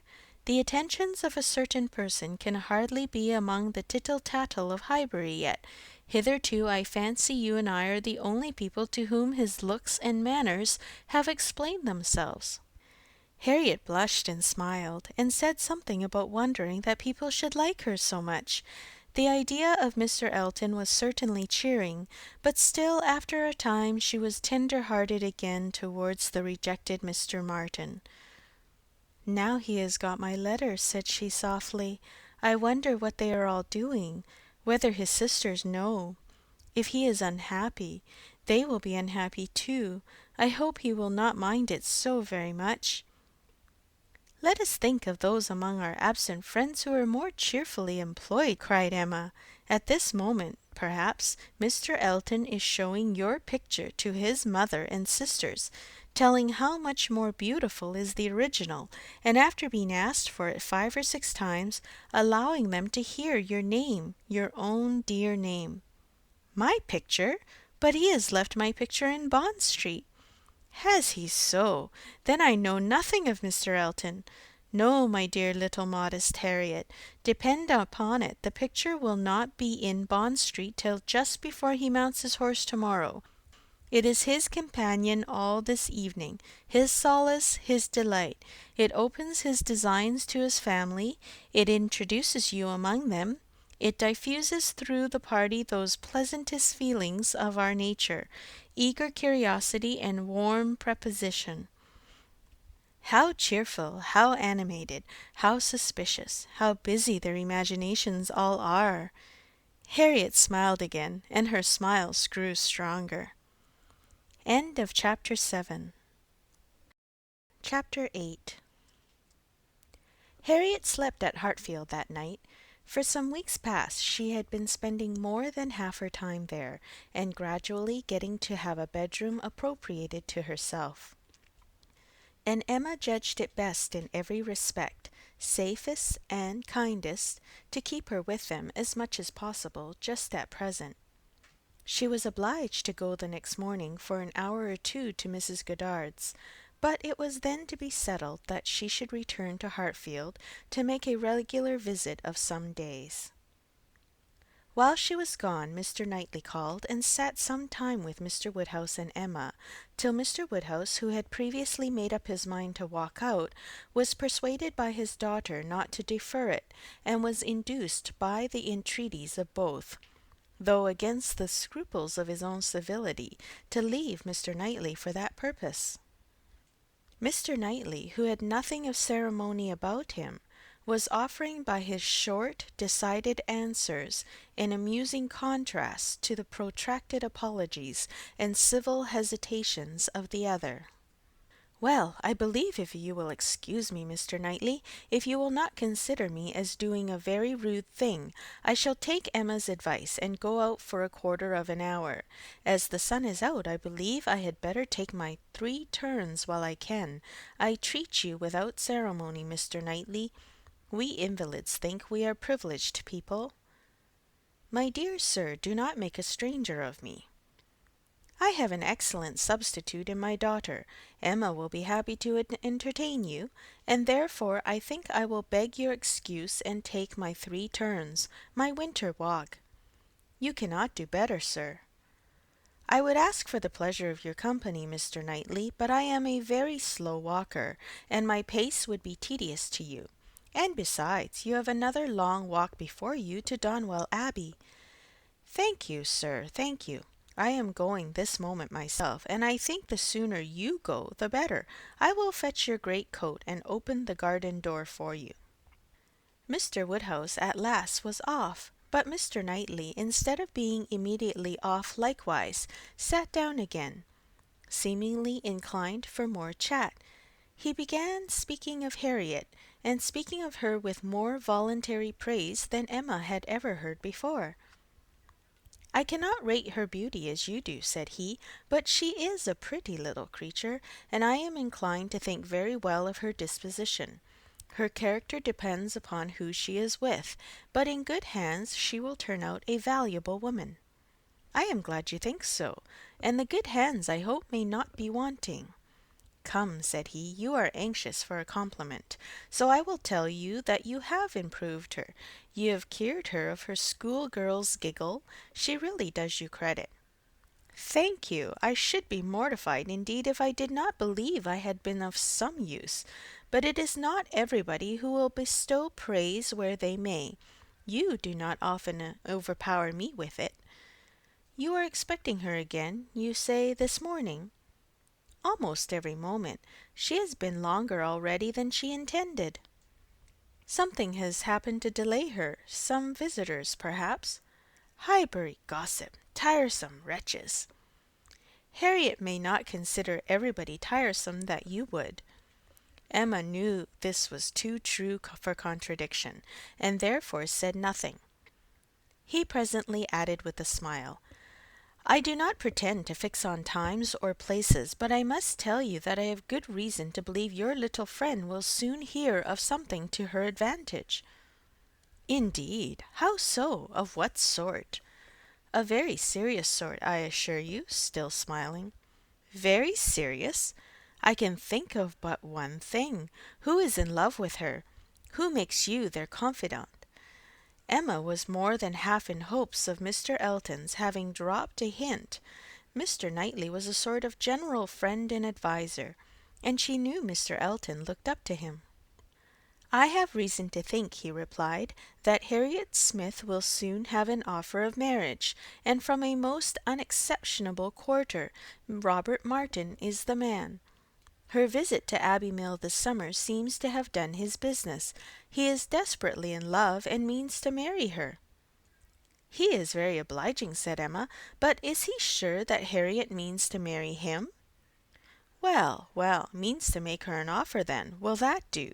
He came to the Abbey 2 evenings ago, on purpose to consult me about it.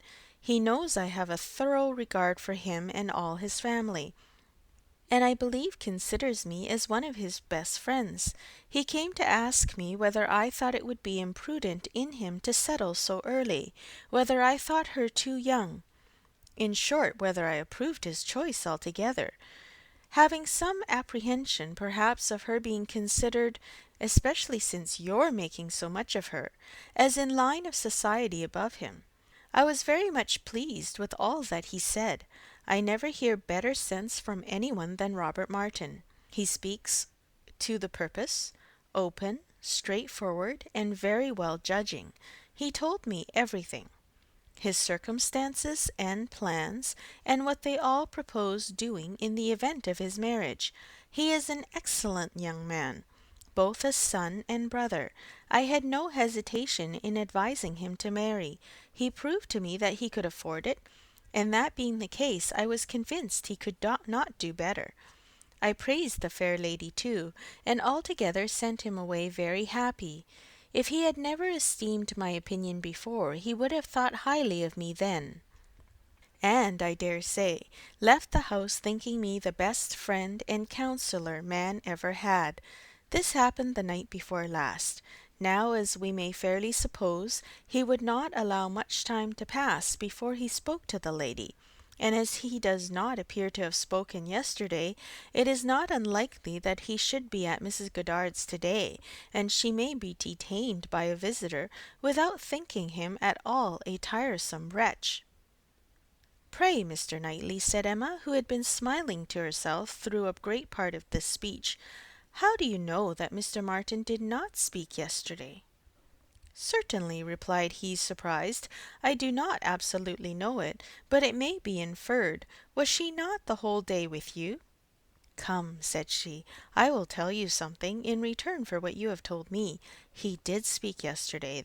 That is, he wrote and was refused." This was obliged to be repeated before it could be believed, and Mr. Knightley actually looked red with surprise and displeasure, as he stood up in tall indignation and said, "Then she is a greater simpleton than I ever believed her. What is the foolish girl about?" "Oh, to be sure," cried Emma, "it is always incomprehensible to a man that a woman should ever refuse an offer of marriage. A man always imagines a woman to be ready for anybody who asks her. Nonsense! A man does not imagine any such thing. But what is the meaning of this? Harriet Smith refuse Robert Martin? Madness, if it is so, but I hope you are mistaken." "I saw her answer. Nothing could be clearer."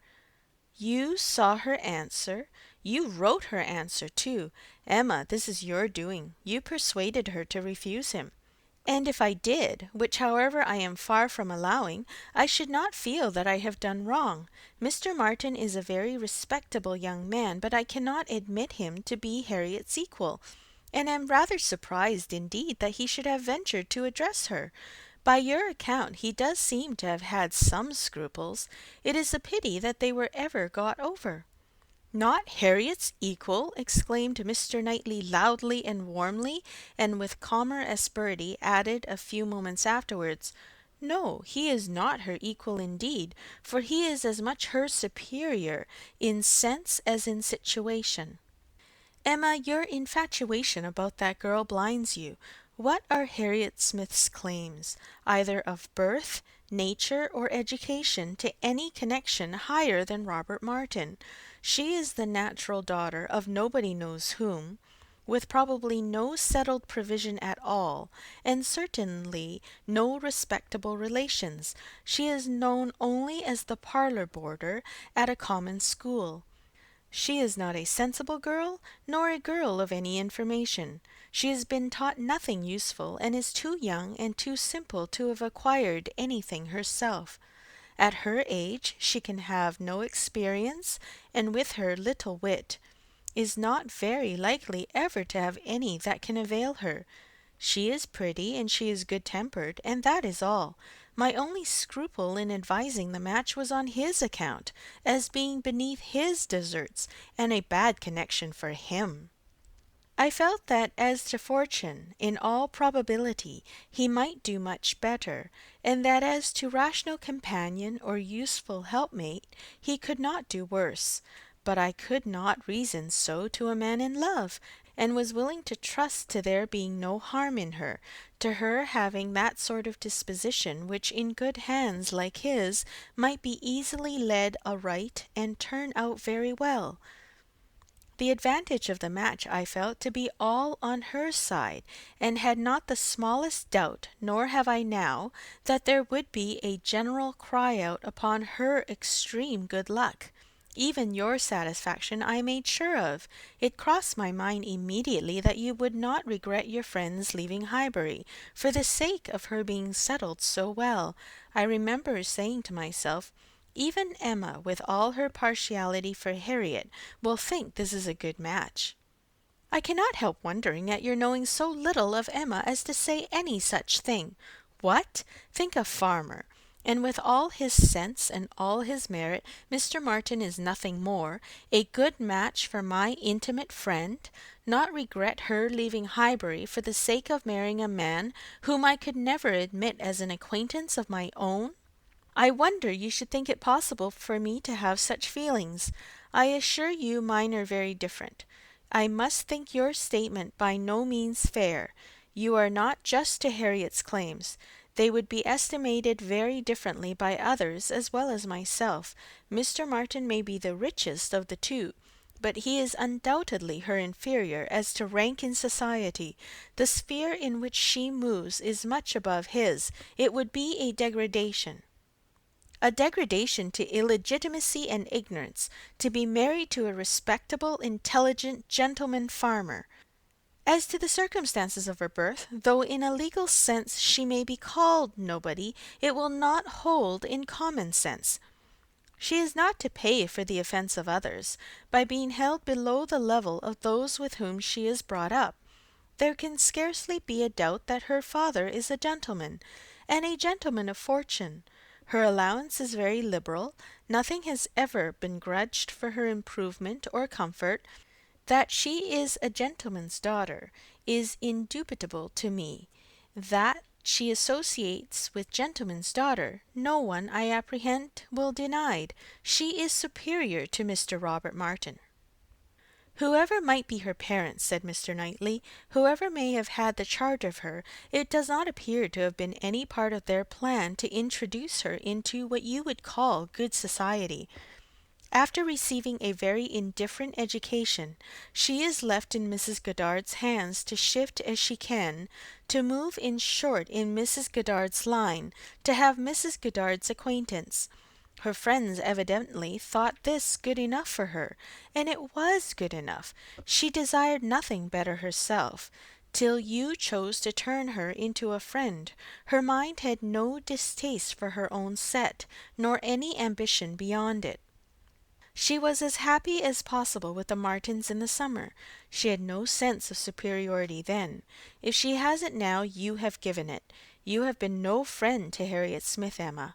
Robert Martin would never have proceeded so far if he had not felt persuaded of her not being disinclined to him. I know him well. He has too much real feeling to address any woman on the haphazard of selfish passion, and as to conceit, he is the farthest from it of any man I know. Depend on it, he had encouragement. It was most convenient to Emma not to make a direct reply to this assertion. She chose rather to take up her own line of the subject again. You are a very warm friend to Mr. Martin, but as I said before, are unjust to Harriet. Harriet's claims to marry well are not so contemptible as you represent them. She is not a clever girl, but has better sense than you are aware of, and does not deserve to have her understanding spoken of so slightingly. Waiving that point, however, and supposing her to be, as you describe her, only pretty and good-natured, let me tell you that in the degree she possesses them, they are not trivial recommendations to the world in general. For she is, in fact, a beautiful girl, and must be thought so by 99 people out of 100, until it appears that men are much more philosophic on the subject of beauty than they are generally supposed, till they do fall in love with well-informed minds instead of handsome faces. A girl with such loveliness as Harriet has a certainty of being admired and sought after, of having the power of choosing from among many, consequently a claim to be nice. Her good nature, too, is not so very slight a claim, comprehending as it does real, thorough sweetness of temper and manner, a very humble opinion of herself, and a great readiness to be pleased with other people. I am very much mistaken if your sex in general would not think such beauty and such temper the highest claims a woman could possess. Upon my word, Emma, to hear you abusing the reason you have is almost enough to make me think so too. Better be without sense than misapply it as you do. To be sure, cried she playfully, I know that is the feeling of you all. I know that such a girl as Harriet is exactly what every man delights in, what at once bewitches his senses and satisfies his judgment. Oh, Harriet may pick and choose.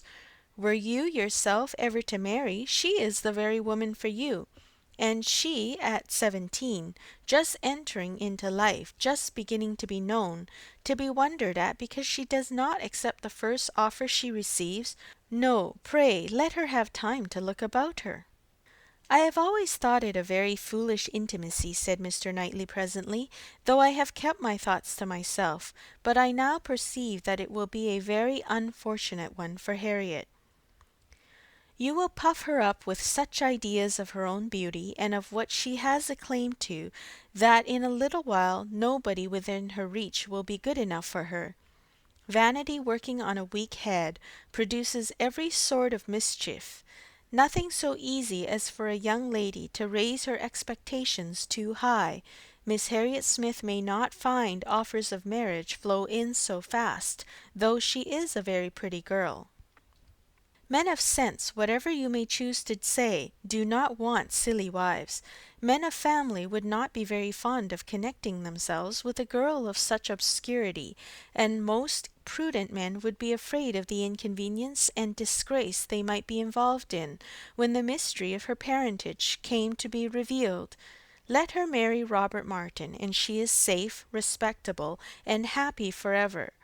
But if you encourage her to expect to marry greatly, and teach her to be satisfied with nothing less than a man of consequence and large fortune, she may be a parlour boarder at Mrs. Goddard's all the rest of her life. Or at least, for Harriet Smith is a girl who will marry somebody or other till she grows desperate, and is glad to catch at the old writing-master's son. We think so very differently on this point, Mr. Knightley, that there can be no use in canvassing it. We shall only be making each other more angry.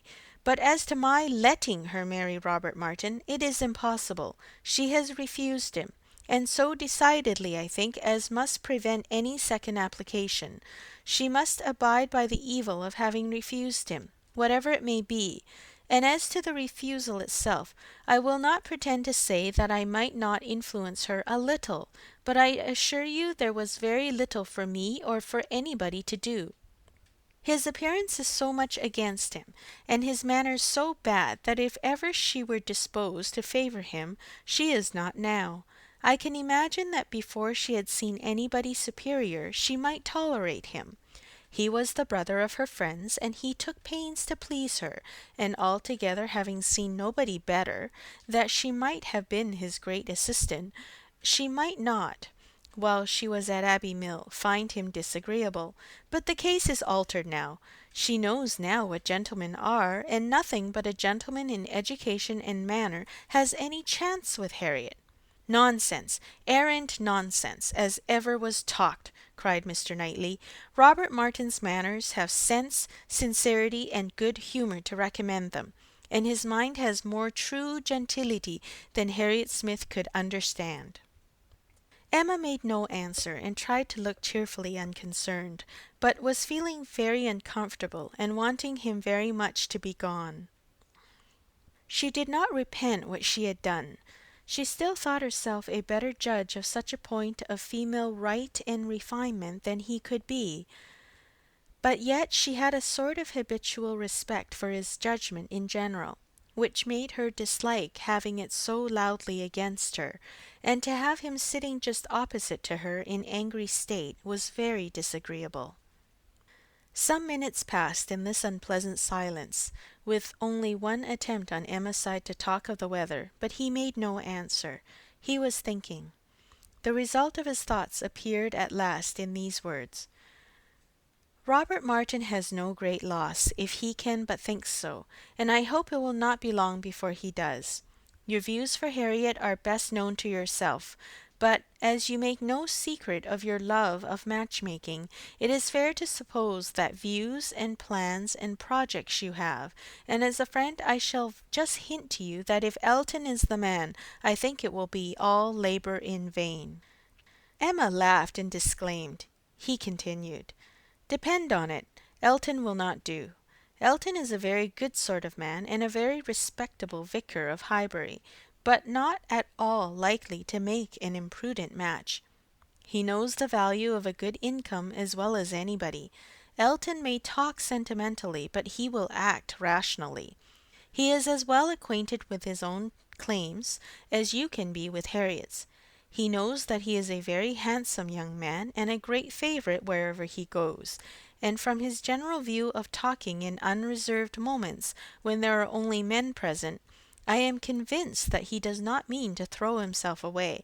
I have heard him speak with great animation of a large family of young ladies that his sisters are intimate with, who have all £20,000 apiece." "I am very much obliged to you," said Emma, laughing again. "If I had set my heart on Mr. Elton's marrying Harriet, it would have been very kind to open my eyes, but at present I only want to keep Harriet to myself. I have done with matchmaking, indeed. I could never hope to equal my own doings at Randalls. I shall leave off while I am well." "Good morning to you," said he, rising and walking off abruptly. He was very much vexed. He felt the disappointment of the young man, and was mortified to have been the means of promoting it by the sanction he had given, and the part which he was persuaded Emma had taken in the affair was provoking him exceedingly. Emma remained in a state of vexation too, but there was more indistinctness in the cause of hers than in his. She did not always feel so absolutely satisfied with herself, so entirely convinced that her opinions were right and her adversaries wrong, as Mr. Knightley. He walked off in more complete self-approbation than he had left for her. She was not so materially cast down, however, but that a little time and the return of Harriet were very adequate restoratives. Harriet staying away so long was beginning to make her uneasy. The possibility of the young man's coming to Mrs. Goddard's that morning, and meeting with Harriet and pleading his own cause, gave alarming ideas. The dread of such a failure after all became the prominent uneasiness, and when Harriet appeared and in very good spirits, and without having any such reason to give for her long absence, she felt a satisfaction which settled her with her own mind, and convinced her that let Mr. Knightley think or say what he would, she had done nothing which woman's friendship and woman's feelings would not justify. He had frightened her a little about Mr. Elton, but when she considered that Mr. Knightley could not have observed him as she had, neither with the interest, nor, she must be allowed to tell herself, in spite of Mr. Knightley's pretensions, with the skill of such an observer on such a question as herself, that he had spoken it hastily and in anger, she was able to believe that he had rather said what he wished resentfully to be true than what he knew anything about.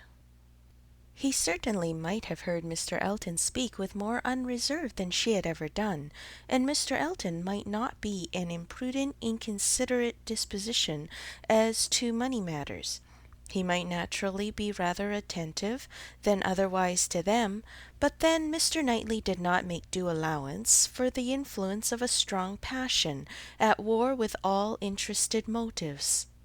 Mr. Knightley saw no such passion, and of course thought nothing of its effects, but she saw too much of it to feel a doubt of its overcoming any hesitation that a reasonable prudence might originally suggest, and more than a reasonable, becoming degree of prudence she was very sure did not belong to Mr. Elton.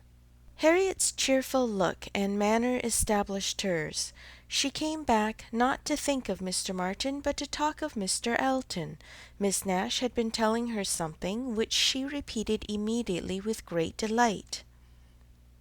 Mr. Perry had been to Mrs. Goddard's to attend a sick child, and Miss Nash had seen him, and he had told Miss Nash that as he was coming back yesterday from Clayton Park he had met Mr. Elton, and found to his great surprise that Mr. Elton was actually on his road to London, and not meaning to return till the morrow, though it was the whist club night, which he had never been known to miss before.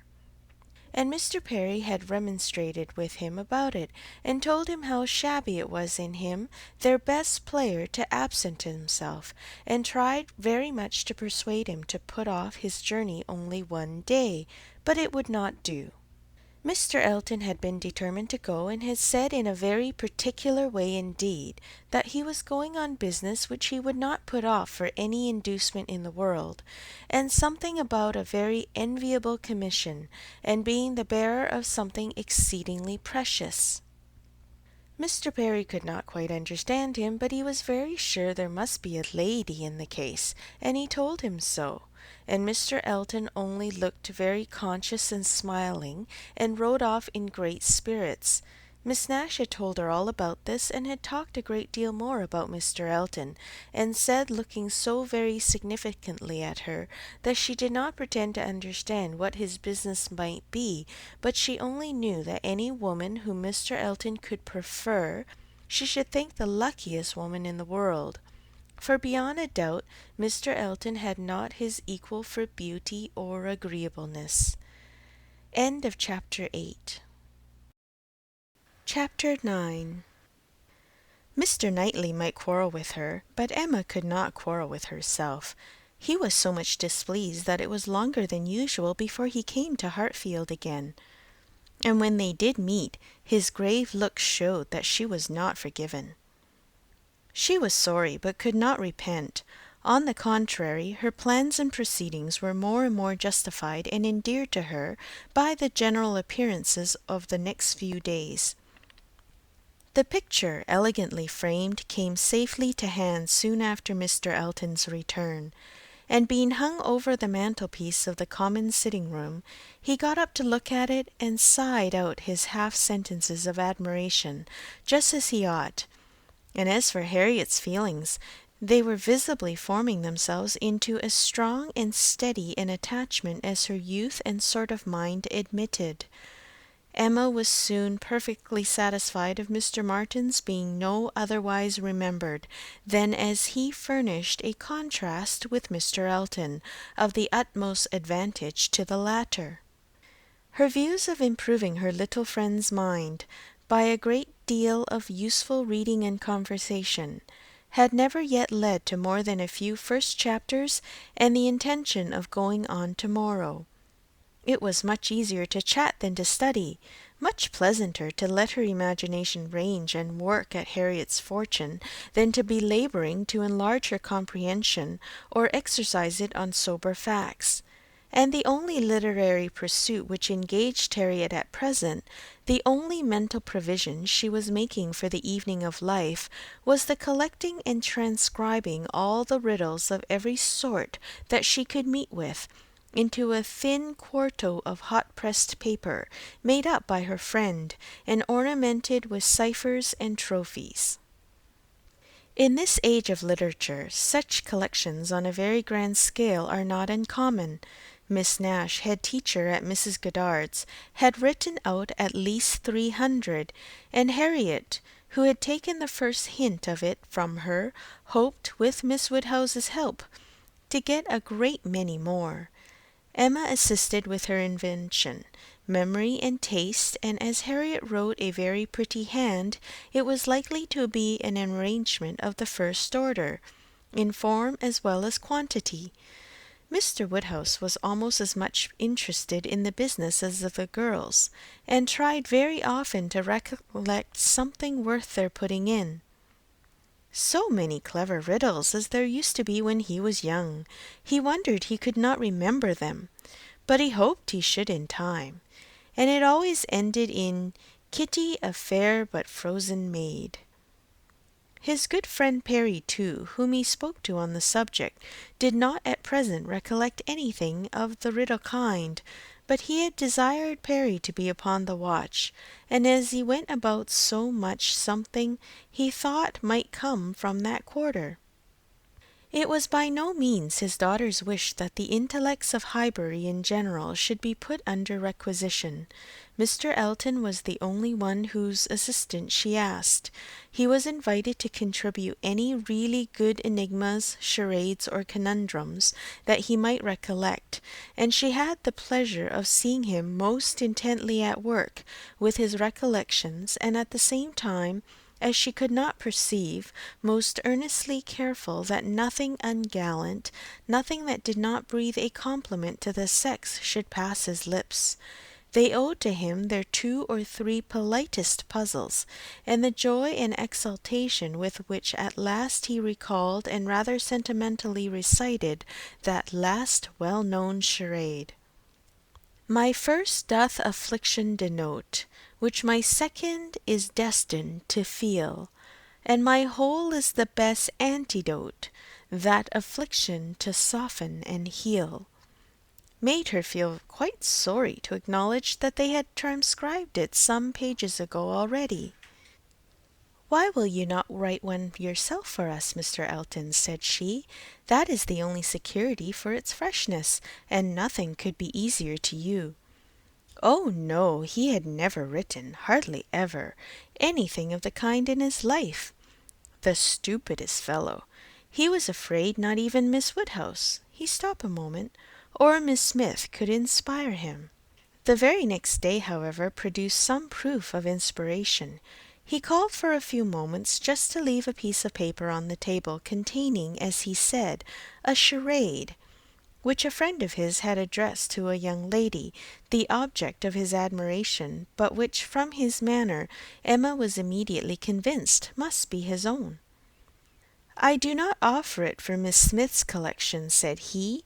"Being my friend's, I have no right to expose it in any degree to the public eye, but perhaps you may not dislike looking at it." The speech was more to Emma than to Harriet, which Emma could understand. There was a deep consciousness about him, and he found it easier to meet her eye than her friend's. He was gone the next moment, after another moment's pause. "Take it," said Emma, smiling, and pushing the paper towards Harriet. "It is for you. Take your own." But Harriet was in a tremor and could not touch it, and Emma, never loath to be first, was obliged to examine it herself. Charade. My first displays the wealth and pomp of kings, Lord of the earth, their luxury and ease. Another view of man my second brings. Behold him there, the monarch of the seas. But ah, united, what reverse we have! Man's boasted power and freedom all are flown. Lord of the earth and sea, he bends a slave, and woman, lovely woman, reigns alone. Thy ready wit the word will soon supply. May its approval beam in that soft eye. She cast her eye over it, pondered, caught the meaning, read it through again to be quite certain, and quite mistress of the lines, and then passing it to Harriet, sat happily smiling and saying to herself, while Harriet was puzzling over the paper in all the confusion of hope and dullness, "Very well, Mr. Elton, very well indeed. I have read worse charades. Courtship is a very good hint. I give you credit for it. This is feeling your way. This is saying very plainly, Pray, Miss Smith, give me leave to pay my addresses to you. Approve my charade and my intentions in the same glance. May its approval beam in that soft eye." Harriet, exactly. Soft is the very word for her eye. Of all epithets, the justest that could be given. Thy ready wit the word will soon supply. Harriet's ready wit? All the better. A man must be very much in love indeed to describe her so. Ah, Mr. Knightley, I wish you had the benefit of this. I think this would convince you. For once in your life you would be obliged to own yourself mistaken. An excellent charade indeed, and very much to the purpose. Things must come to a crisis soon now. She was obliged to break off from these very pleasant observations, which were otherwise of a sort to run into great length, by the eagerness of Harriet's wondering questions. "What can it be, Miss Woodhouse? What can it be? I have not an idea. I cannot guess it in the least. What can it possibly be? Do try to find it out, Miss Woodhouse. Do help me. I never saw anything so hard. Is it kingdom? I wonder who the friend was, and who could be the young lady. Do you think it is a good one? Can it be a woman? And woman, lovely woman, reigns alone. Can it be Neptune? Behold him there, the monarch of the seas. Or a trident, or a mermaid, or a shark? Oh no, shark is the only one syllable. It must be very clever, or he would not have brought it. Oh, Miss Woodhouse, do you think we shall ever find it out? Mermaids and sharks! Nonsense! My dear Harriet, what are you thinking of?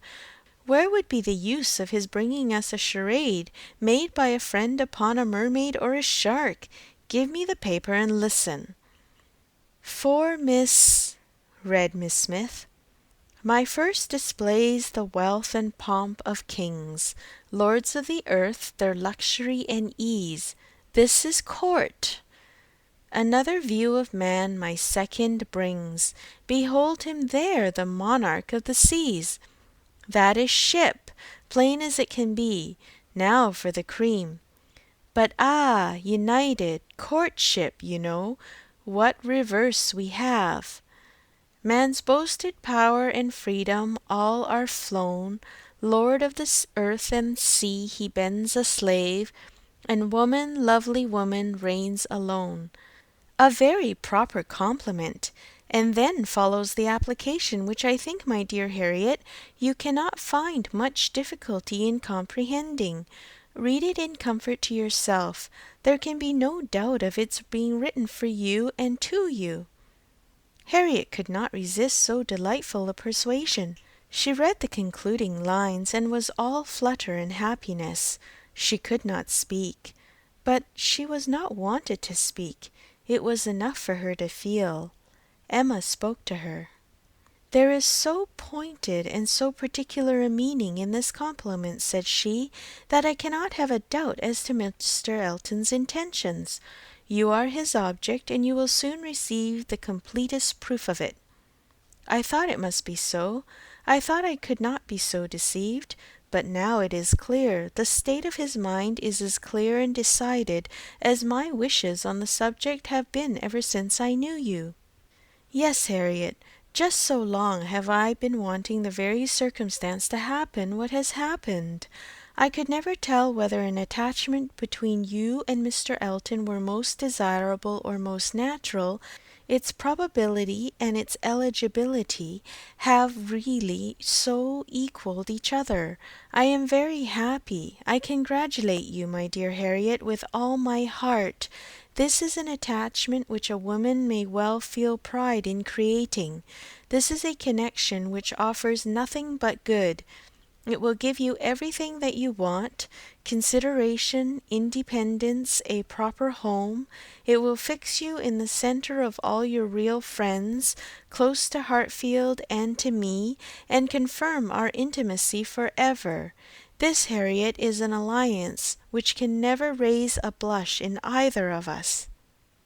Dear Miss Woodhouse, and dear Miss Woodhouse, was all that Harriet, with many tender embraces, could articulate at first, but when they did arrive at something more like conversation, it was sufficiently clear to her friend that she saw, felt, anticipated, and remembered just as she ought.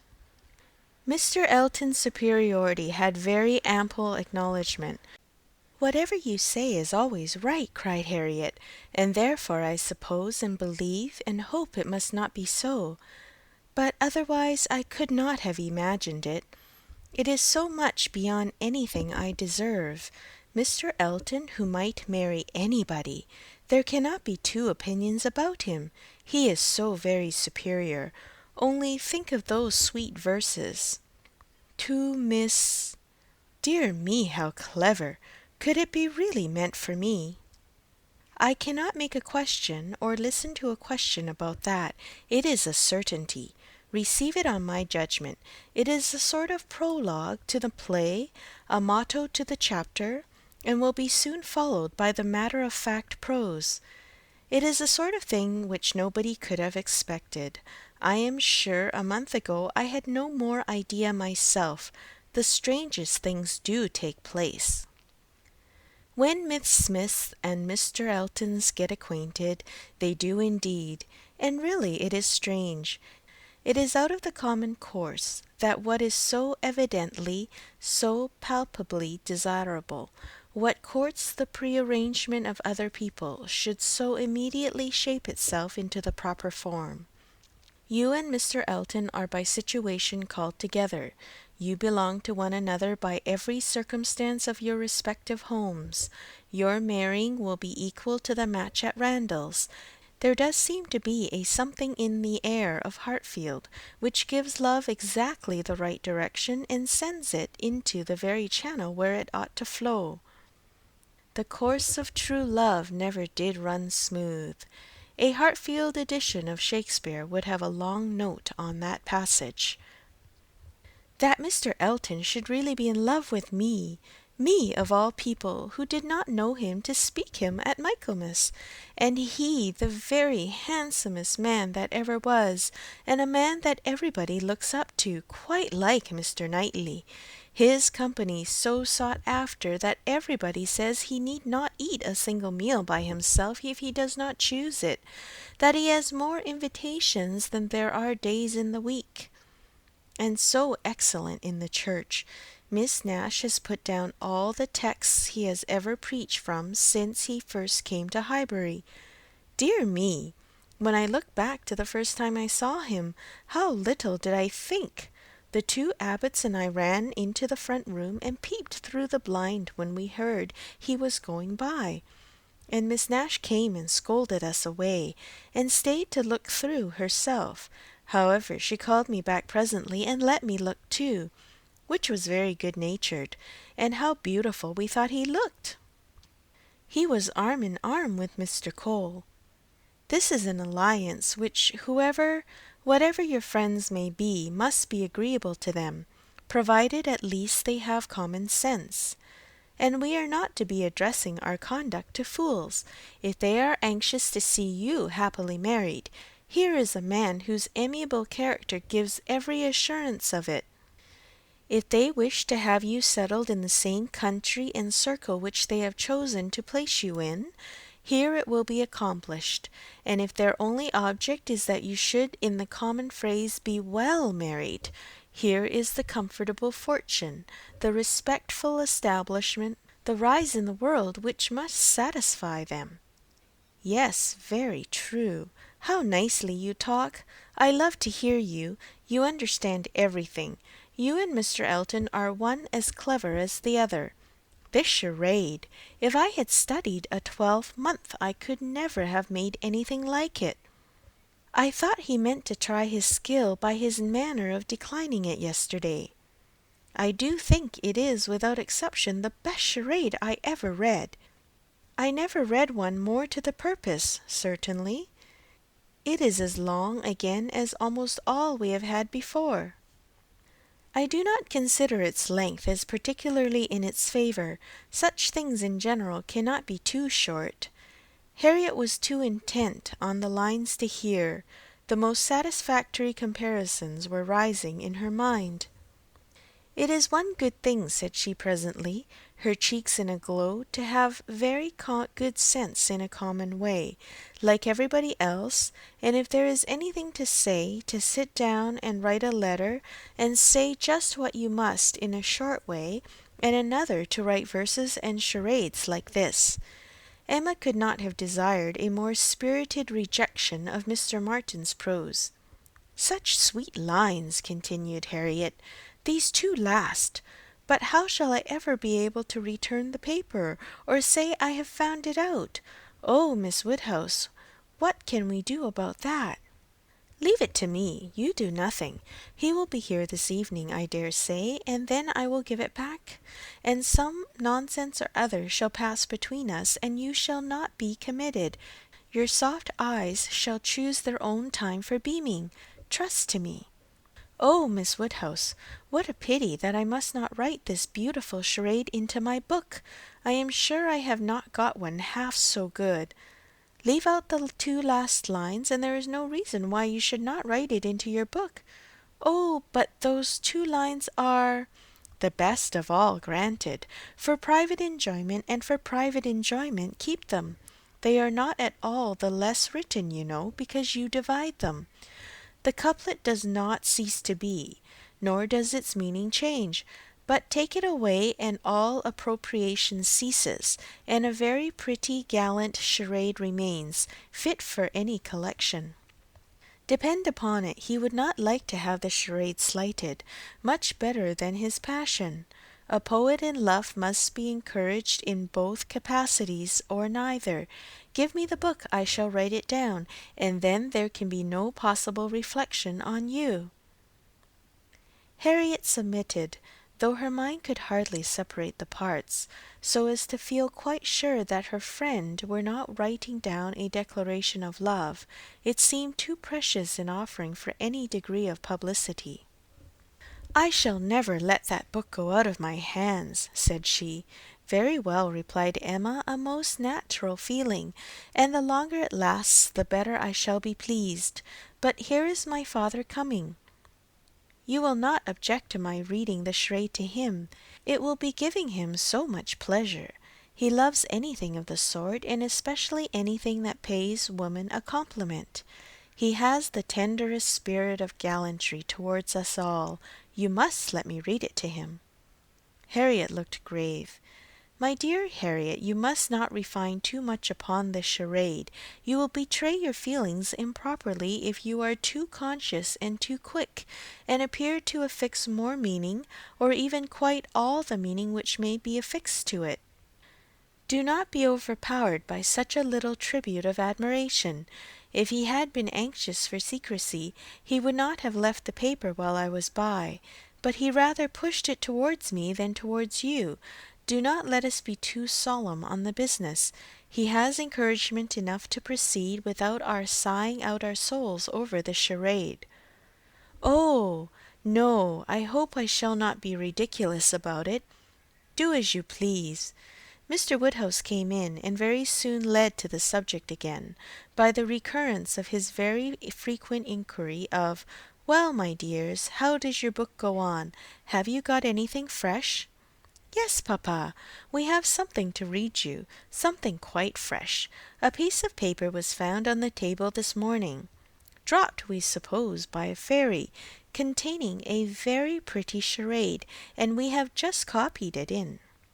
She read it to him, just as he liked to have anything read, slowly and distinctly, and 2 or 3 times over, with explanations of every part as she proceeded, and he was very much pleased, and, as she had foreseen, especially struck with a complimentary conclusion. Ay, that's very just indeed, that's very properly said, very true. Woman, lovely woman. It is such a pretty charade, my dear, that I can easily guess what fairy brought it. Nobody could have written so prettily but you, Emma. Emma only nodded and smiled. After a little thinking and a very tender sigh, he added, Ah, it is no difficulty to see who you take after. Your dear mother was so clever at all those things. If I had but her memory! But I can remember nothing, not even the particular riddle which you have heard me mention. I can only recollect the first stanza, and there are several. Kitty, a fair but frozen maid, kindled a flame I yet deplore, The hoodwinked boy I called to aid, though of his near approach afraid, so fatal to my suit before. And that is all that I can recollect of it, but it is very clever all the way through. But I think, my dear, you said you had got it. Yes, papa, it is written out in our second page. We copied it from the elegant extracts. It is Garrick's, you know. Ay, very true. I wish I could recollect more of it. Kitty, a fair but frozen maid. The name makes me think of poor Isabella, for she was very near being christened Catherine, after her grandmother. I hope we shall have her here next week. Have you thought, my dear, where you shall put her, and what room there will be for the children? Oh, yes, she will have her own room, of course, the room she always has, and there is the nursery for the children, just as usual, you know. Why should there be any change? I do not know, my dear, but it is so long since she was here, not since last Easter, and then only for a few days. Mr. John Knightley's being a lawyer is very inconvenient. Poor Isabella! She is sadly taken away from us all, and how sorry she will be when she comes not to see Miss Taylor here. She will not be surprised, papa, at least. I do not know, my dear. I am sure I was very much surprised when I first heard she was going to be married. We must ask Mr. and Mrs. Weston to dine with us while Isabella is here. Yes, my dear, if there is time. But, in a very depressed tone, she is coming only for a week. There will not be time for anything. It is unfortunate that they cannot stay longer, but it seems a case of necessity. Mr. John Knightley must be in town again on the 28th, and we ought to be thankful, papa, that we are going to have the whole of the time they can give to the country, that 2 or 3 days are not to be taken out for the Abbey. Mr. Knightley promises to give up his claim this Christmas, though you know it is longer since they were with him than with us. It would be very hard indeed, my dear, if poor Isabella were to be anywhere but at Hartfield. Mr. Woodhouse could never allow for Mr. Knightley's claims on his brother, or anybody's claims on Isabella except his own. He sat musing a little while, and then said, "But I do not see why poor Isabella shall be obliged to go back so soon, though he does. I think, Emma, I shall try and persuade her to stay longer with us. She and the children might stay very well." "Ah, papa, that is what you never have been able to accomplish, and I do not think you ever will. Isabella cannot bear to stay behind her husband." This was too true for contradiction. Unwelcome as it was, Mr. Woodhouse could only give a submissive sigh, and as Emma saw his spirits affected by the idea of his daughter's attachment to her husband, she immediately led to such a branch of the subject as much raised them. "Harriet must give us as much of her company as she can while my brother and sister are here. I am sure she will be pleased with the children. We are very proud of the children, are we not, papa? I wonder which she will think the handsomest, Henry or John? Ay, I wonder which she will. Poor little dears, how glad they will be to come. They are very fond of being at Hartfield, Harriet." "I dare say they are, sir. I am sure I do not know who is not. Henry is a fine boy, but John is very like his mamma.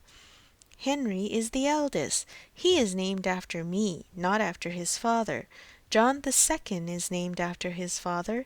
Some people are surprised, I believe, that the eldest was not, but Isabella would have him called Henry, which I thought very pretty of her. And he is a very clever boy indeed. They are all remarkably clever, and they have so many pretty ways. They will come and stand by my chair and say, 'Grandpapa, can you give me a bit of string?' And once Henry asked me for a knife, but I told him knives were only for grandpapas. I think their father is too rough with them very often." "He appears rough to you," said Emma, "because you are so very gentle yourself, but if you could compare him with other papas, you will not think him rough. He wishes his boys to be active and hardy, and if they misbehave, can give them a certain sharp word now and then. But he is an affectionate father. Certainly Mr. John Knightley is an affectionate father. The children are all fond of him. And then their uncle comes in and tosses them up to the ceiling in a very frightful way. But they like it, papa. There is nothing they like so much. It is such enjoyment to them that if their uncle did not lay down the rule of their taking turns, whichever began would never give way to the other. Well, I cannot understand it. That is the case with us all, papa. One half of the world cannot understand the pleasures of the other. Later in the morning, and just as the girls were going to separate in preparation for the regular 4 o'clock dinner, the hero of this charade walked in again. Harriet turned away, but Emma could receive him with the usual smile, and her quick eye soon discerned in his the consciousness of having made a push, of having thrown a die, and she imagined he was come to see whether he might turn up. His ostensible reason, however, was to ask whether Mr. Woodhouse's party could be made up in the evening without him, or whether he should be in the smallest degree necessary at Hartfield. If he were, everything else must give way. But otherwise his friend Cole had been saying so much about his dining with him, had made such a point of it, that he had promised him conditionally to come. Emma thanked him, but could not allow of his disappointing his friend on their account. Her father was sure of his rubber. He re-urged, she re-declined, and he seemed then about to make his bow, when taking the paper from the paper, she returned it. "Oh, here is the charade you were so obliging as to leave with us. Thank you for the sight of it. We admired it so much that I have ventured to write it into Miss Smith's collection. Your friend will not take it amiss, I hope. Of course I have not transcribed beyond the first 8 lines." Mr. Elton certainly did not very well know what to say.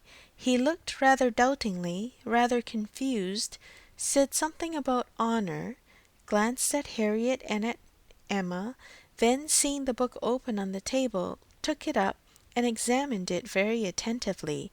With the view of passing off an awkward moment, Emma smilingly said, "You must make my apologies to your friend, but so good a charade must not be confined to 1 or 2. He may be sure of every woman's approbation while he writes with such gallantry."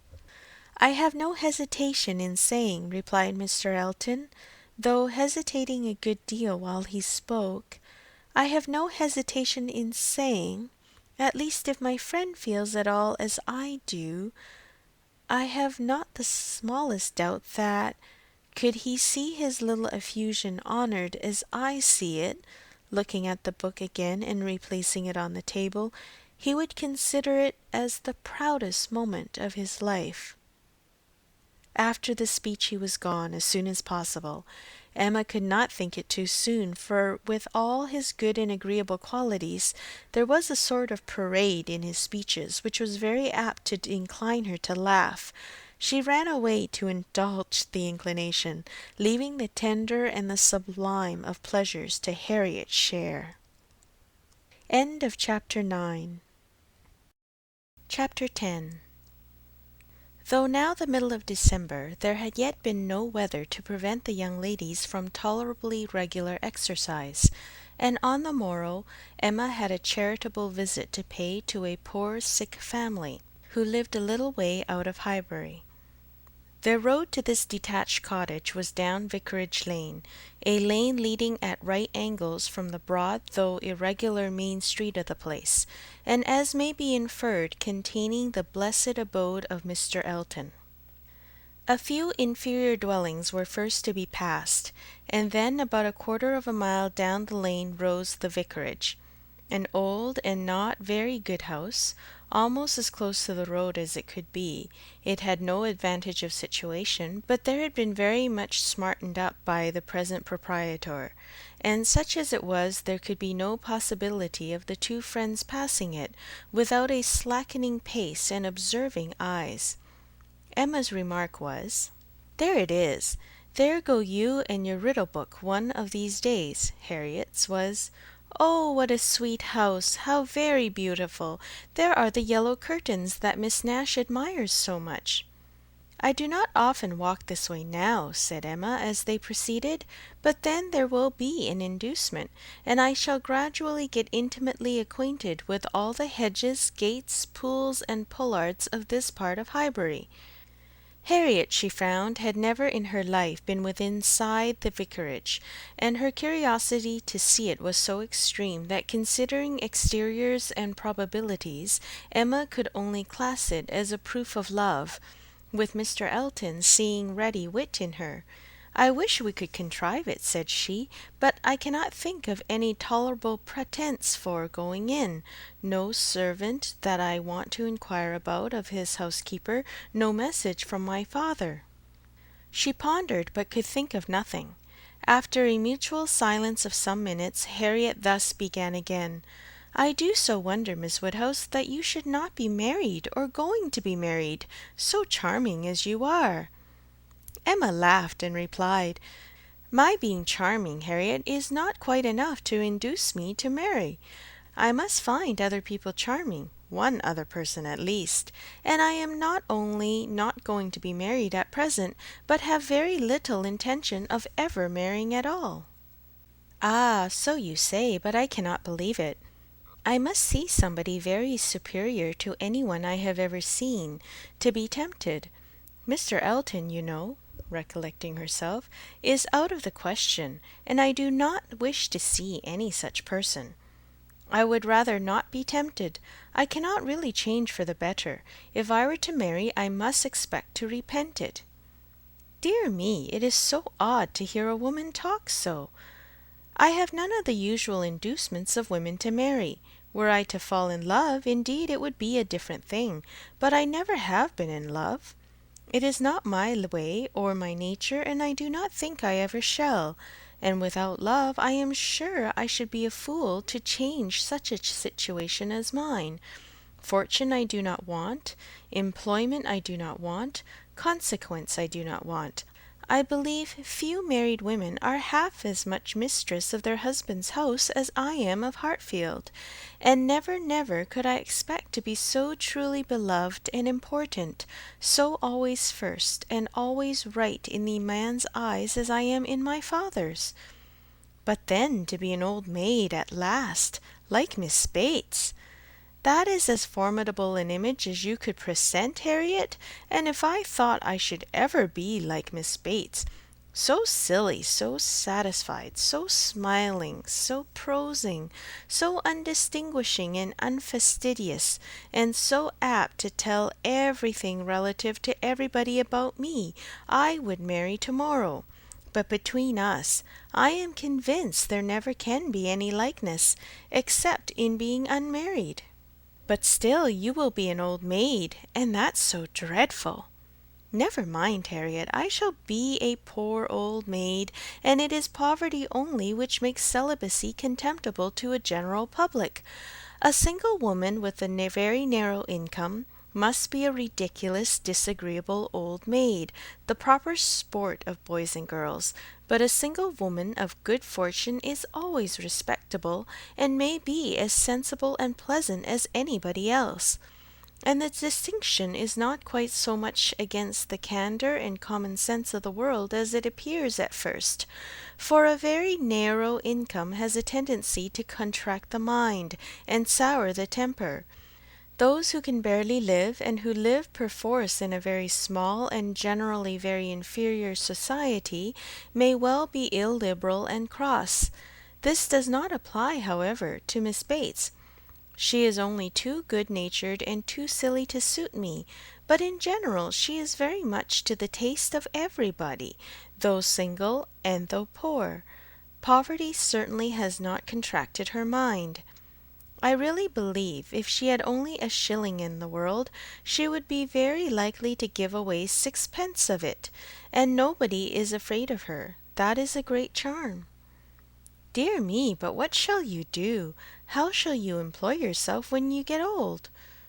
If I know myself, Harriet, mine is an active, busy mind, with a great many independent resources, and I do not perceive why I should be more in want of employment at 40 or 50 than 1 and 20. Woman's usual occupations of hand and mind will be as open to me then as they are now, or with no important variation. If I draw less, I shall read more. If I give up music, I will take to carpet work. And as for objects of interest, objects for the affections, which is in truth the great point of inferiority, the want of which is really the great evil to be avoided in not marrying, I shall be very well off, with all the children of a sister I love so much to care about. There will be enough of them, in all probability, to supply every sort of sensation that declining life can need. There will be enough for every hope and every fear, and though my attachment to none can equal that of a parent, it suits my ideas of comfort better than what is warmer and blinder. My nieces and nephews! I shall often have a niece with me. Do you know Miss Bates's niece? That is, I know you must have seen her 100 times, but are you acquainted? Oh, yes, we are always forced to be acquainted whenever she comes to Highbury. By the by, that is almost enough to put one out of conceit with a niece. Heaven forbid, at least, that I should ever bore people half so much about all the Knightleys together as she does about Jane Fairfax. One is sick of the very name of Jane Fairfax. Every letter from her is read 40 times over. Her compliments to all friends go round and round again, and if she does but send her aunt the pattern of a stomacher, or knit a pair of garters for her grandmother, one hears of nothing else for a month. I wish Jane Fairfax very well, but she tires me to death." They were now approaching the cottage, and all idle topics were superseded. Emma was very compassionate, and the distresses of the poor were as sure of relief from her personal attention and kindness, her counsel and her patience, as from her purse. She understood their ways, could allow for their ignorance and their temptations, had no romantic expectations of extraordinary virtue from those for whom education had done so little, entered into their troubles with ready sympathy, and always gave her assistance with as much intelligence as good will. In the present instance it was sickness and poverty together which she came to visit, and after remaining there as long as she could give comfort or advice, she quitted the cottage with such an impression of the scene as made her say to Harriet as they walked away, "These are the sights, Harriet, to do one good. How trifling they make everything else appear! I feel now as if I could think of nothing but these poor creatures all the rest of the day. And yet who can say how soon it may all vanish from my mind?" "Very true," said Harriet. "Poor creatures! One can think of nothing else." "And really I do not think the impression will soon be over," said Emma, as she crossed the low hedge and tottering footstep which ended the narrow slippery path through the garden, and brought them into the lane again. "I do not think it will," stopping to look once more at all the outward wretchedness of the place, and recall the still greater within. "Oh, dear no," said her companion. They walked on. The lane made a slight bend, and when that bend was passed, Mr. Elton was immediately in sight, and so near as to give Emma time only to say farther, "Ah, Harriet, here comes a very sudden trial of our stability in good thoughts. Well," smiling, "I hope it may be allowed that if compassion has produced exertion and relief to the sufferers, it has done all that is truly important. If we feel for the wretched enough to do all we can for them, the rest is empty sympathy, only distressing to ourselves." Harriet could just answer, "Oh, dear, yes," before the gentlemen joined them. The wants and sufferings of the poor family, however, were the subject on meeting. He had been going to call on them. His visit he would now defer, but they had a very interesting parley about what could be done and should be done. Mr. Elton then turned back to accompany them. To fall in with each other on such an errand as this, thought Emma, to meet in a charitable scheme, this will bring a great increase of love on each side. I should not wonder if it were to bring on the declaration, it must if I were not here, I wish I were anywhere else. Anxious to separate herself from them as far as she could, she soon afterwards took possession of a narrow footpath, a little raised on one side of the lane, leaving them together in the main road. But she had not been there 2 minutes when she found that Harriet's habits of dependence and imitation were bringing her up too, and that in short they would both be soon after her. This would not do.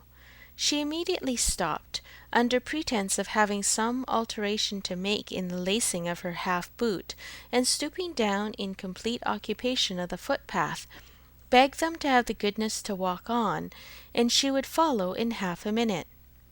They did as they were desired, and by the time she judged it reasonable to have done with her boot, she had the comfort of farther delay in her power being overtaken by a child from the cottage, setting out according to orders with her pitcher, to fetch broth from Hartfield. To walk by the side of this child and talk to and question her was the most natural thing in the world, or would have been the most natural had she been acting just then without design, and by this means the others were able to keep ahead, without any obligation of waiting for her. She gained on them, however, involuntarily. The child's pace was quick, theirs rather slow, and she was the more concerned at it from their being evidently in a conversation which interested them. Mr. Elton was speaking with animation, Harriet listening with a very pleased attention, and Emma, having sent the child on, was beginning to think how she might draw back a little more, when they both looked around, and she was obliged to join them. Mr. Elton was still talking, still engaged in some interesting detail, and Emma experienced some disappointment when she found that he was only giving his fair companion an account of the yesterday's party at his friend Cole's, and that she was come in herself for the Stilton cheese, the North Wiltshire, the butter, the celery, the beetroot, and all the dessert. This would soon have led to something better, of course, was her consoling reflection. Anything interests between those who love, and anything will serve as introduction to what is near the heart, if I could but have kept away longer. They now walked on together quietly, till within view of the vicarage pales, when a sudden resolution of at least getting Harriet into the house made her again find something very amiss about her boot, and fall behind to arrange it once more.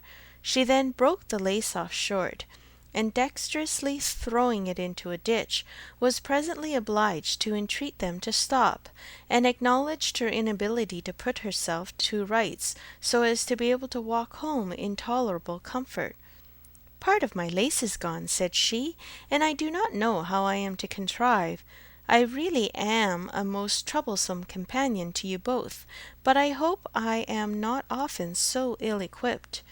Mr. Elton, I must beg leave to stop at your house and ask your housekeeper for a bit of ribbon or string, or anything just to keep my boot on." Mr. Elton looked all happiness at this proposition, and nothing could exceed his alertness and attention in conducting them into his house, and endeavouring to make everything appear to advantage. The room they were taken into was the one he chiefly occupied, and looking forwards, behind it was another with which it immediately communicated. The door between them was open, and Emma passed into it with the housekeeper to receive her assistance in the most comfortable manner. She was obliged to leave the door ajar as she found it, but she fully intended that Mr. Elton should close it. It was not closed, however, it still remained ajar. But by engaging the housekeeper in incessant conversation, she hoped to make it practicable for him to choose his own subject in the adjoining room. For 10 minutes she could hear nothing but herself. It could be protracted no longer. She was then obliged to be finished and make her appearance. The lovers were standing together at one of the windows. It had a most favourable aspect, and for half a minute Emma felt the glory of having schemed successfully. But it would not do. He had not come to the point. He had been most agreeable, most delightful. He had told Harriet that he had seen them go by and had purposely followed them.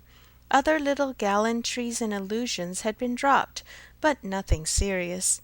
Cautious, very cautious, thought Emma. He advances inch by inch, and will hazard nothing till he believes himself secure.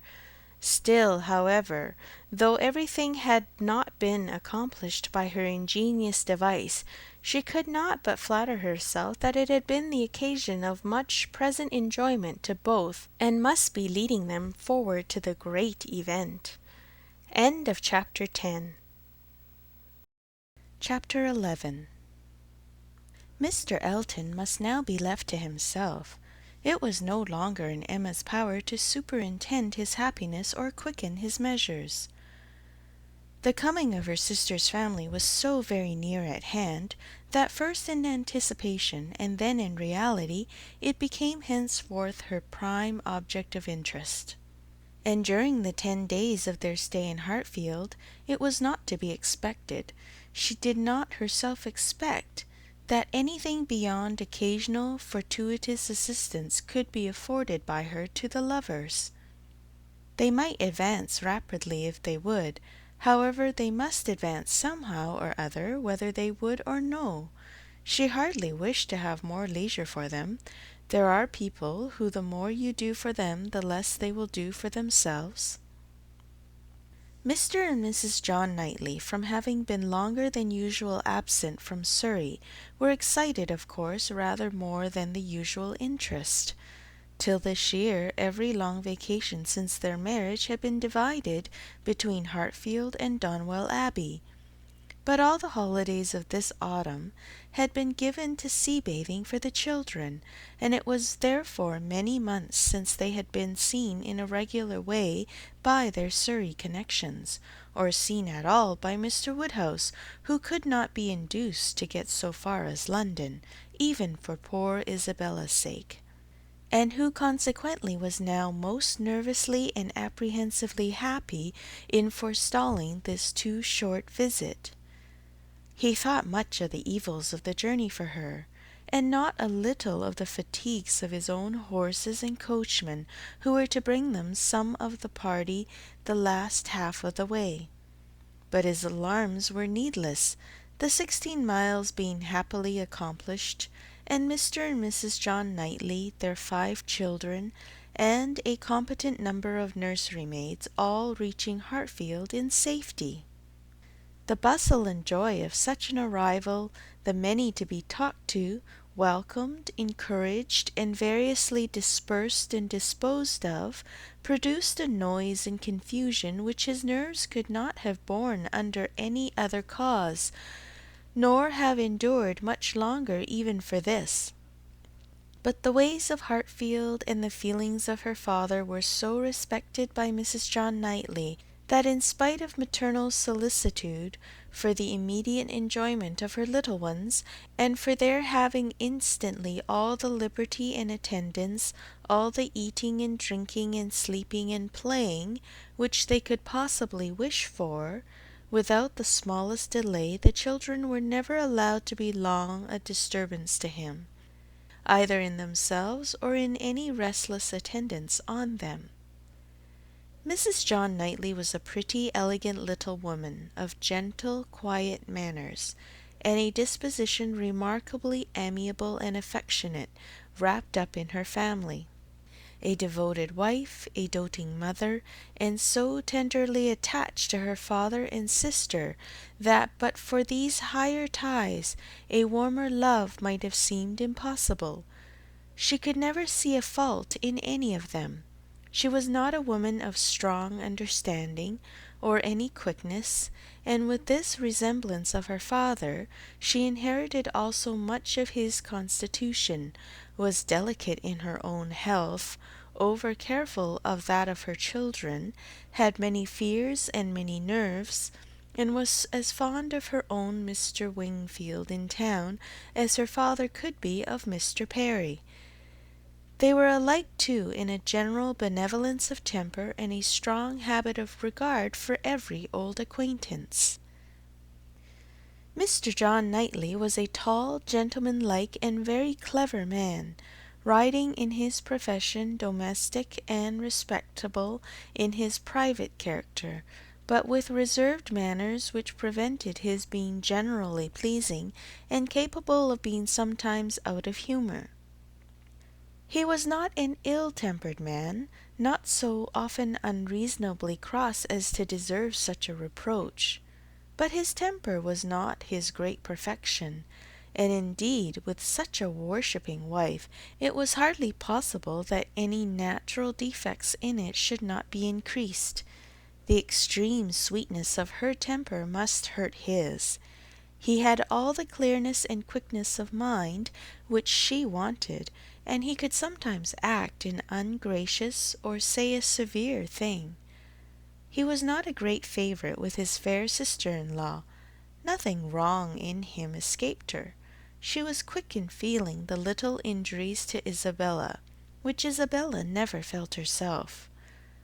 Perhaps she might have passed over more had his manners been flattering to Isabella's sister, but they were only those of a calmly kind brother and friend, without praise and without blindness, but hardly any degree of personal compliment could have made her regardless of that greatest fault in all in her eyes which he sometimes fell into, the want of respectful forbearance towards her father.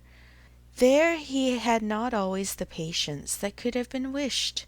Mr. Woodhouse's peculiarities and fidgetiness were sometimes provoking him to a rational remonstrance or sharp retort equally ill bestowed. It did not often happen, for Mr. John Knightley had really a great regard for his father-in-law, and generally a strong sense of what was due to him. But it was too often for Emma's charity, especially as there was all the pain of apprehension frequently to be endured, though the offence came not.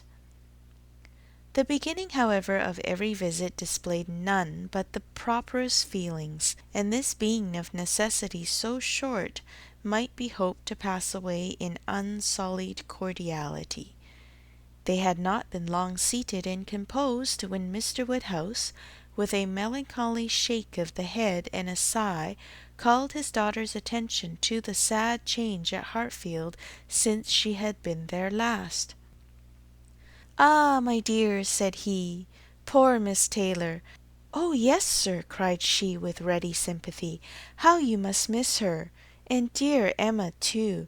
What a dreadful loss to you both! I have been so grieved for you. I could not imagine how you could possibly do without her. It is a sad change indeed, but I hope she is pretty well, sir." "Pretty well, my dear. I hope pretty well. I do not know but that the place agrees with her tolerably." Mr. John Knightley here asked Emma quietly whether there were any doubts of the heir of Randalls. "Oh, no, none in the least. I never saw Mrs. Weston better in my life, never looking so well. Papa is only speaking his own regret." "Very much to the honour of both," was the handsome reply. "And do you see her, sir, tolerably often?" asked Isabella in the plaintive tone which just suited her father. Mr. Woodhouse hesitated. "Not near so often, my dear, as I could wish." "Oh, papa, we have missed seeing them but one entire day since they married. Either in the morning or evening of every day, excepting one, have we seen either Mr. Weston or Mrs. Weston, and generally both, either at Randalls or here, and as you may suppose, Isabella, most frequently here. They are very, very kind in their visits. Mr. Weston is really as kind as herself. Papa, if you speak in that melancholy way, you will be giving Isabella a false idea of us all. Everybody must be aware that Miss Taylor must be missed, but everybody ought also to be assured that Mr. and Mrs. Weston do really prevent our missing her by any means to the extent we ourselves anticipated, which is the exact truth." "Just as it should be," said Mr. John Knightley, "and just as I hoped it was from your letters. Her wish of showing you attention could not be doubted, and his being a disengaged and social man makes it all easy. I have been always telling you, my love, that I had no idea of the change being so very material to Hartfield as you apprehended, and now you have Emma's account. I hope you will be satisfied." "Why, to be sure," said Mr. Woodhouse. "Yes, certainly. I cannot deny that Mrs. Weston, poor Mrs. Weston, does come and see us pretty often, but then she is always obliged to go away again. It would be very hard upon Mr. Weston if she did not, papa. You quite forget poor Mr. Weston." "I think, indeed," said John Knightley pleasantly, "that Mr. Weston has some little claim. You and I, Emma, will venture to take the part of the poor husband.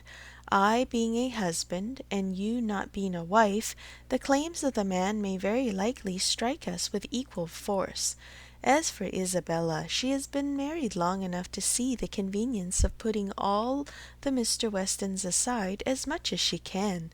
"Me, my love!" cried his wife, hearing and understanding only in part. "Are you talking about me? I am sure nobody ought to be, or can be, a greater advocate for matrimony than I am, and if it had not been for the misery of her leaving Hartfield, I should never have thought of Miss Taylor but as the most fortunate woman in the world. And as to slighting Mr. Weston, that excellent Mr. Weston, I think there is nothing he does not deserve. I believe he is one of the very best tempered men ever existed. Excepting yourself and your brother, I do not know his equal for temper. I shall never forget his flying Henry's kite for him that very windy day last Easter, and ever since his particular kindness last September 12th in writing that note at 12 o'clock at night, on purpose to assure me that there was no scarlet fever at Cobham. I have been convinced there could not be a more feeling heart nor a better man in existence. If anybody can deserve him, it must be Miss Taylor." "Where is the young man?" said Mr. John Knightley. "Has he been here on this occasion, or has he not?" "He has not been here yet," replied Emma. "There was a strong expectation of his coming soon after the marriage, but it ended in nothing, and I have not heard him mentioned lately." "But you should tell them of the letter, my dear," said her father. "He wrote a letter to poor Mrs. Weston, to congratulate her, and a very proper handsome letter it was. She showed it to me. I thought it very well done of him indeed. Whether it was his own idea, you know, one cannot tell. He is but young, and his uncle perhaps—" "My dear papa, he is 23. You forget how time passes." 23! Is he indeed? Well, I could not have thought it. And he was but 2 years old when he lost his poor mother. Well, time does fly indeed, and my memory is very bad. However, it was an exceedingly good letter, and gave Mr. and Mrs. Weston a great deal of pleasure. I remember it was written from Weymouth, and dated September 28th, and began, 'My dear Madam,' but I forget how it went on, and it was signed F. C. Weston Churchill. I remember that perfectly." "How very pleasing and proper of him!" cried the good-hearted Mrs. John Knightley. "I have no doubt of his being a most amiable young man, but how sad it is that he should not live at home with his father.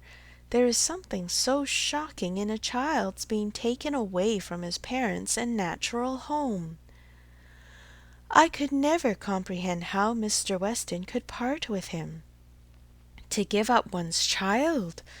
I really never could think well of anybody who proposed such a thing to anybody else." "Nobody ever did think well of the Churchills, I fancy," observed Mr. John Knightley coolly, "but you need not imagine Mr. Weston to have felt what you would feel in giving up Henry or John. Mr. Weston is rather an easy, cheerful tempered man than a man of strong feelings. He takes things as he finds them. and makes enjoyment of them somehow or other, depending, I suspect, much more upon what is called society for his comforts, that is, upon the power of eating and drinking, and playing whist with his neighbours 5 times a week, than upon family affection or anything that home affords. Emma could not like what bordered on a reflection on Mr. Weston, and half a mind to take it up, but she struggled and let it pass.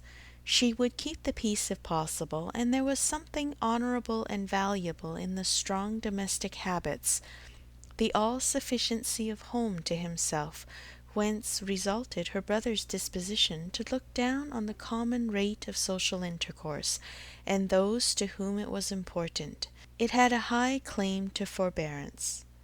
End of chapter 11. Chapter 12. Mr. Knightley was to dine with them, rather against the inclination of Mr. Woodhouse, who did not like that any one should share with him in Isabella's first day. Emma's sense of right, however, had decided it, and besides the consideration of what was due to each brother, she had particular pleasure from the circumstance of the late disagreement between Mr. Knightley and herself in procuring him the proper invitation. She hoped they might now become friends again. She thought it was time to make up. Making up indeed would not do. She certainly had not been in the wrong, and he would never own that he had. Concession must be out of the question, but it was time to appear to forget that they had ever quarrelled, and she hoped it might rather assist the restoration of friendship, that when he came into the room she had one of the children with her, the youngest, a nice little girl about 8 months old, who was now making her first visit to Hartfield, and very happy to be danced about in her aunt's arms. It did assist, for though he began with grave looks and short questions, he was soon led on to talk of them all in the usual way, and to take the child out of her arms with all the unceremoniousness of perfect amity. Emma felt they were friends again, and the conviction giving her at first great satisfaction, and then a little sauciness, she could not help saying as he was admiring the baby, "What a comfort it is that we think alike about our nephews and nieces. As to men and women, our opinions are sometimes very different, but with regard to these children, I observe we never disagree. If you were as much guided by nature in your estimate of men and women, and as little under the power of fancy and whim in your dealings with them as you are where these children are concerned, we might always think alike." "Yes," said he, smiling, "and reason good. I was 16 years old when you were born." "A material difference, then," she replied, "and no doubt you were much my superior in judgment at that period of our lives. But does not the lapse of 21 years bring our understandings a good deal nearer?" "Yes, a good deal nearer, but still not near enough to give me a chance of being right if we think differently. I have still the advantage of you by 16 years' experience, and by not being a pretty young woman and a spoiled child. Come, my dear Emma, let us be friends, and say no more about it. Tell your aunt, little Emma, that she ought to set you a better example than to be renewing old grievances, and that if she were not wrong before, she is now." "That's true," she cried, "very true. Little Emma grow up a better woman than your aunt, but infinitely cleverer, and not half so conceited. Now, Mr. Knightley, a word or two more, and I have done.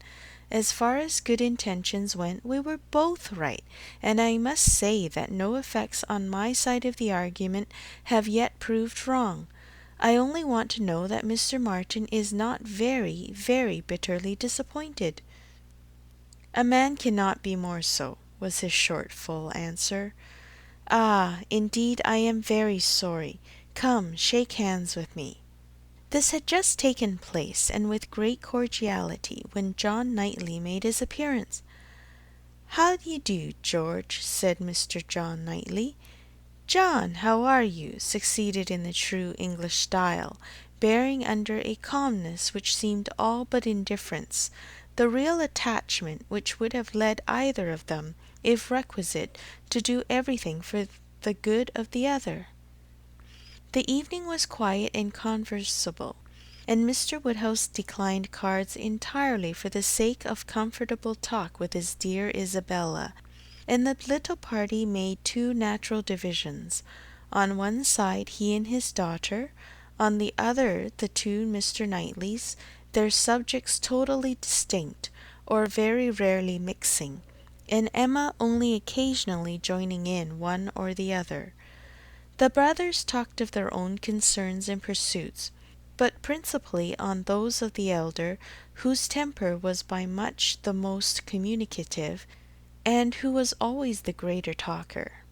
As a magistrate, he had generally some point of law to consult John about, or at least some curious anecdote to give, and as a farmer, as keeping in hand the home farm at Donwell, he had to tell what every field was to bear next year, and to give all such local information as could not fail of being interesting to a brother whose home it had equally been the longest part of his life, and whose attachments were strong. The plan of a drain, the change of a fence, the felling of a tree, and the destination of every acre for wheat, turnips, or spring corn, was entered into with as much equality of interest by John as his cooler manners rendered possible, and if his willing brother ever left him anything to inquire about, his inquiries even approached a tone of eagerness. While they were thus comfortably occupied, Mr. Woodhouse was enjoying a full flow of happy regrets and fearful affection with his daughter. "My poor dear Isabella," said he, fondly shaking her hand, and interrupting for a few moments her busy labours for some one of her 5 children, "how long it is, how terrible long since you were here, and how tired you must be after your journey. You must go to bed early, my dear, and I recommend a little gruel to you before you go, and I will have a nice basin of gruel together. My dear Emma, suppose we all have a little gruel." Emma could not suppose any such thing, knowing as she did that both the Mr. Knightleys were as unpersuadable on that article as herself, and 2 basins only were ordered. After a little more discourse in praise of gruel, with some wondering at its not being taken every evening by everybody, he proceeded to say with an air of grave reflection, "It was an awkward business, my dear, your spending the autumn at Southend instead of coming here. I never had much opinion of the sea air." "Mr. Wingfield most strenuously recommended it, sir, or we should not have gone. He recommended it for all the children, but particularly for the weakness in little Bella's throat, both sea air and bathing." "Ah, my dear, but Perry had many doubts about the sea doing her any good, and as to myself, I have been long perfectly convinced, though perhaps I never told you so before, that the sea is very rarely of use to anybody. I am sure it almost killed me once." "Come, come," cried Emma, feeling this to be an unsafe subject, "I must beg you not to talk of the sea. It makes me envious and miserable. I have never seen it. Southend is prohibited, if you please. My dear Isabella, I have not heard you make one inquiry about Mr. Perry yet, and he never forgets you." "Oh, good Mr. Perry! How is he, sir?" "Why, pretty well, but not quite well. Poor Perry is bilious, and he has not time to take care of himself. He tells me he has not time to take care of himself, which is very sad, but he is always wanted all round country. I suppose there is not a man in such practice anywhere, but there is not so clever a man anywhere." "And Mrs. Perry and the children, how are they? Do the children grow? I have a great regard for Mr. Perry. I hope he will be calling soon. He will be so pleased to see my little ones. I hope he will be here tomorrow, for I have a question or two to ask him about myself of some consequence. And my dear, whenever he comes, you had better let him take a look at little Bella's throat. Oh, my dear sir, her throat is so much better that I have hardly any uneasiness about it. Either bathing has been of the greatest service to her, or else it is to be attributed to an excellent embrocation of Mr. Wingfield's, which we have been applying at times ever since August. It is not very likely, my dear, that bathing should have been of use to her, and if I had known you were wanting in embrocation, I would have spoken to. You seem to me to have forgotten Mrs. and Miss Bates, said Emma. I have not heard one inquiry after them. Oh, the good Bateses! I am quite ashamed of myself, but you mention them in most of your letters. I hope they are quite well. Good old Mrs. Bates! I will call upon her tomorrow and take my children. They are always so pleased to see my children, and that excellent Miss Bates. Such thoroughly worthy people. How are they, sir? Well, pretty well, my dear, upon the whole.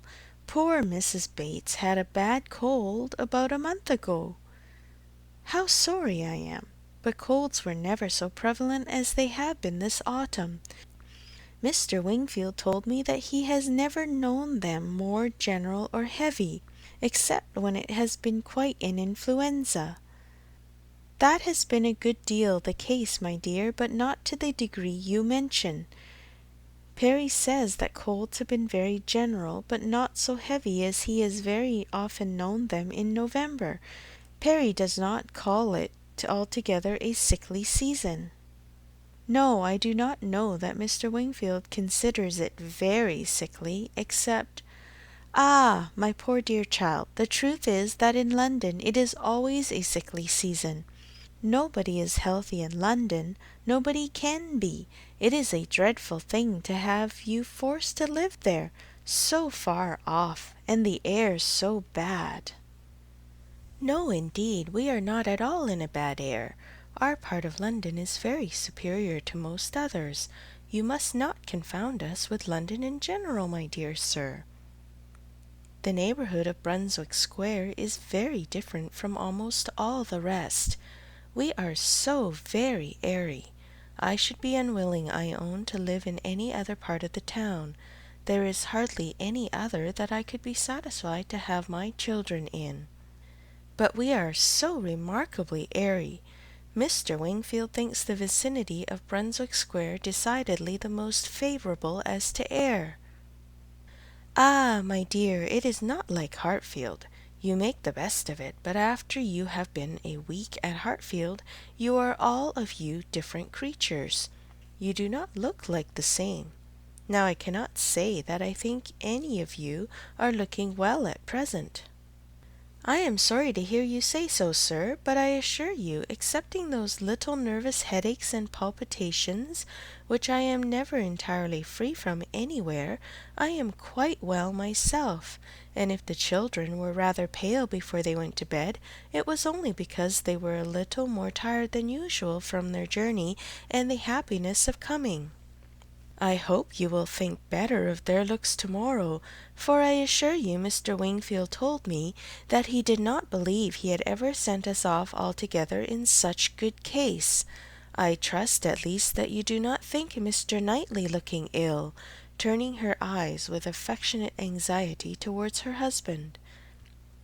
Middling, my dear, I cannot compliment you. I think Mr. John Knightley very far from looking well. What is the matter, sir? Did you speak to me? Cried Mr. John Knightley, hearing his own name. I am sorry to find, my love, that my father does not think you looking well, but I hope it is only from being a little fatigued. I could have wished, however, as you know, that you had seen Mr. Wingfield before you left home. My dear Isabella, exclaimed he hastily, pray do not concern yourself with my looks. Be satisfied with doctoring and coddling yourself and the children, and let me look as I choose. I did not thoroughly understand what you were telling your brother, cried Emma, about your friend Mr. Graham's attending to have a bailiff from Scotland to look after his new estate. What will it answer? Will not the old prejudice be too strong? And she talked in this way so long and successfully that when forced to give her attention again to her father and sister, she had nothing worse to hear than Isabella's kind inquiry after Jane Fairfax. And Jane Fairfax, though no great favourite with her in general, she was at that moment very happy to assist in praising. "That sweet, amiable Jane Fairfax," said Mrs. John Knightley. "It is so long since I have seen her, except now and then for a moment accidentally in town. What happiness it must be to her good old grandmother and excellent aunt when she comes to visit them. I always regret excessively on dear Emma's account that she cannot be more at Highbury. But now their daughter is married, I suppose Colonel and Mrs. Campbell will not be able to part with her at all. She would be such a delightful companion for Emma." Mr. Woodhouse agreed to it all, but added, "Our little friend Harriet Smith, however, is just such another pretty kind of young person. You will like Harriet. Emma could not have a better companion than Harriet." "I am most happy to hear it. But only Jane Fairfax one knows to be so very accomplished and superior, and exactly Emma's age." This topic was discussed very happily, and others succeeded of similar moment, and passed away with similar harmony, but the evening did not close without a little return of agitation. The gruel came and supplied a great deal to be said, much praise and many comments, undoubting decisions of its wholesomeness for every constitution, and pretty severe philippics upon the many houses where it was never met with tolerable, but unfortunately among the failures which the daughter had to instance, the most recent and therefore most prominent was in her own cook at Southend, a young woman hired for the same time, who never had been able to understand what she meant by a basin of nice, smooth gruel, thin but not too thin. Often as she had wished for and ordered it, she had never been able to get anything tolerable. Here was a dangerous opening. "Ah," said Mr. Woodhouse, shaking his head and fixing his eyes on her with tender concern. The ejaculation in Emma's ear expressed, "Ah, there is no end of sad consequences of your going to Southend. It does not bear talking of." And for a little while she hoped he would not talk of it, but then a silent rumination might suffice to restore him to the relish of his own smooth gruel.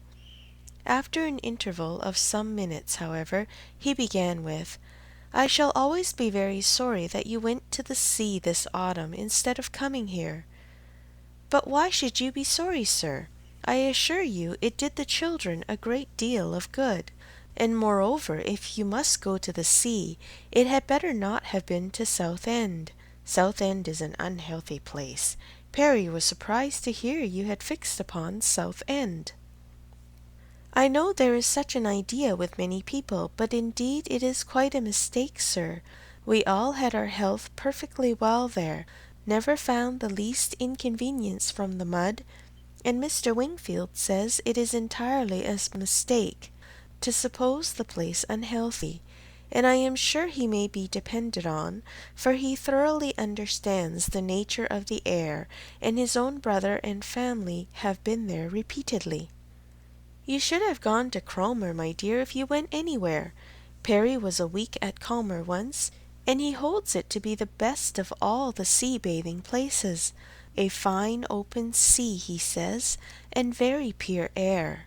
And by what I understand, you might have had lodgings there quite away from the sea, a quarter of a mile off, very comfortable. You should have consulted Perry. But, my dear sir, the difference of the journey, only consider how great it would have been, 100 miles, perhaps, instead of 40.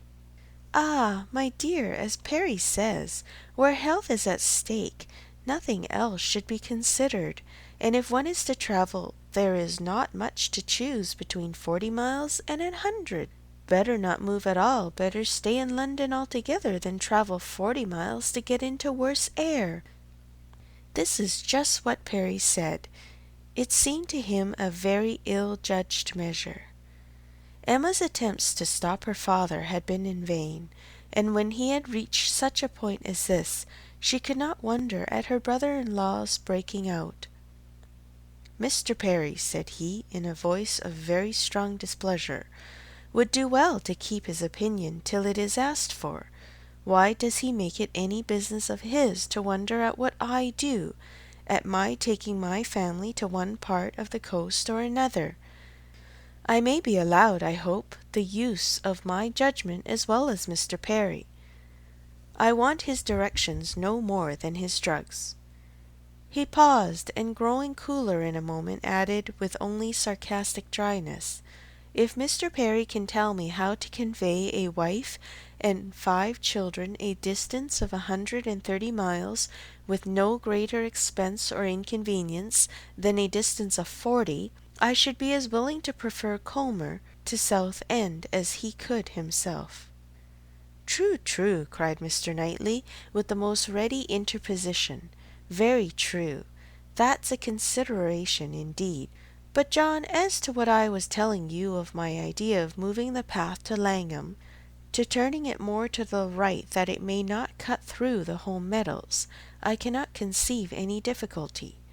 I should not attempt it, if it were to be the means of inconvenience to the Highbury people, but if you call to mind exactly the present line of the path, the only way of proving it, however, will be to turn to our maps. I shall see you at the Abbey to-morrow morning, I hope, and then we shall look them over, and you shall give me your opinion." Mr. Woodhouse was rather agitated by such harsh reflections on his friend Perry, to whom he had in fact, though unconsciously, been attributing many of his own feelings and expressions, but the soothing attentions of his daughters gradually removed the present evil, and the other immediate alertness of one brother, and better recollections of the other, prevented any renewal of it.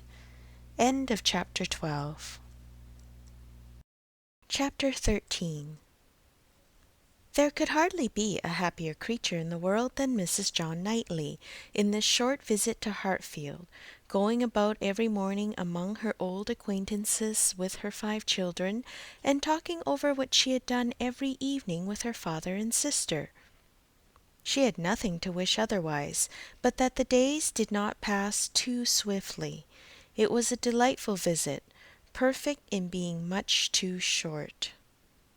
In general, their evenings were less engaged with friends than their mornings, but one complete dinner engagement, and out of the house too, there was no avoiding, though at Christmas. Mr. Weston would take no denial. They must all dine at Randalls one day. Even Mr. Woodhouse was persuaded to think it a possible thing in preference to a division of the party.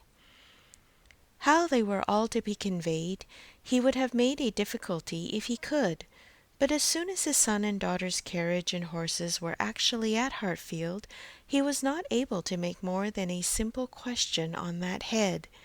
It hardly amounted to a doubt, nor did it occupy Emma long to convince him that there might in one of the carriages find room for Harriet also.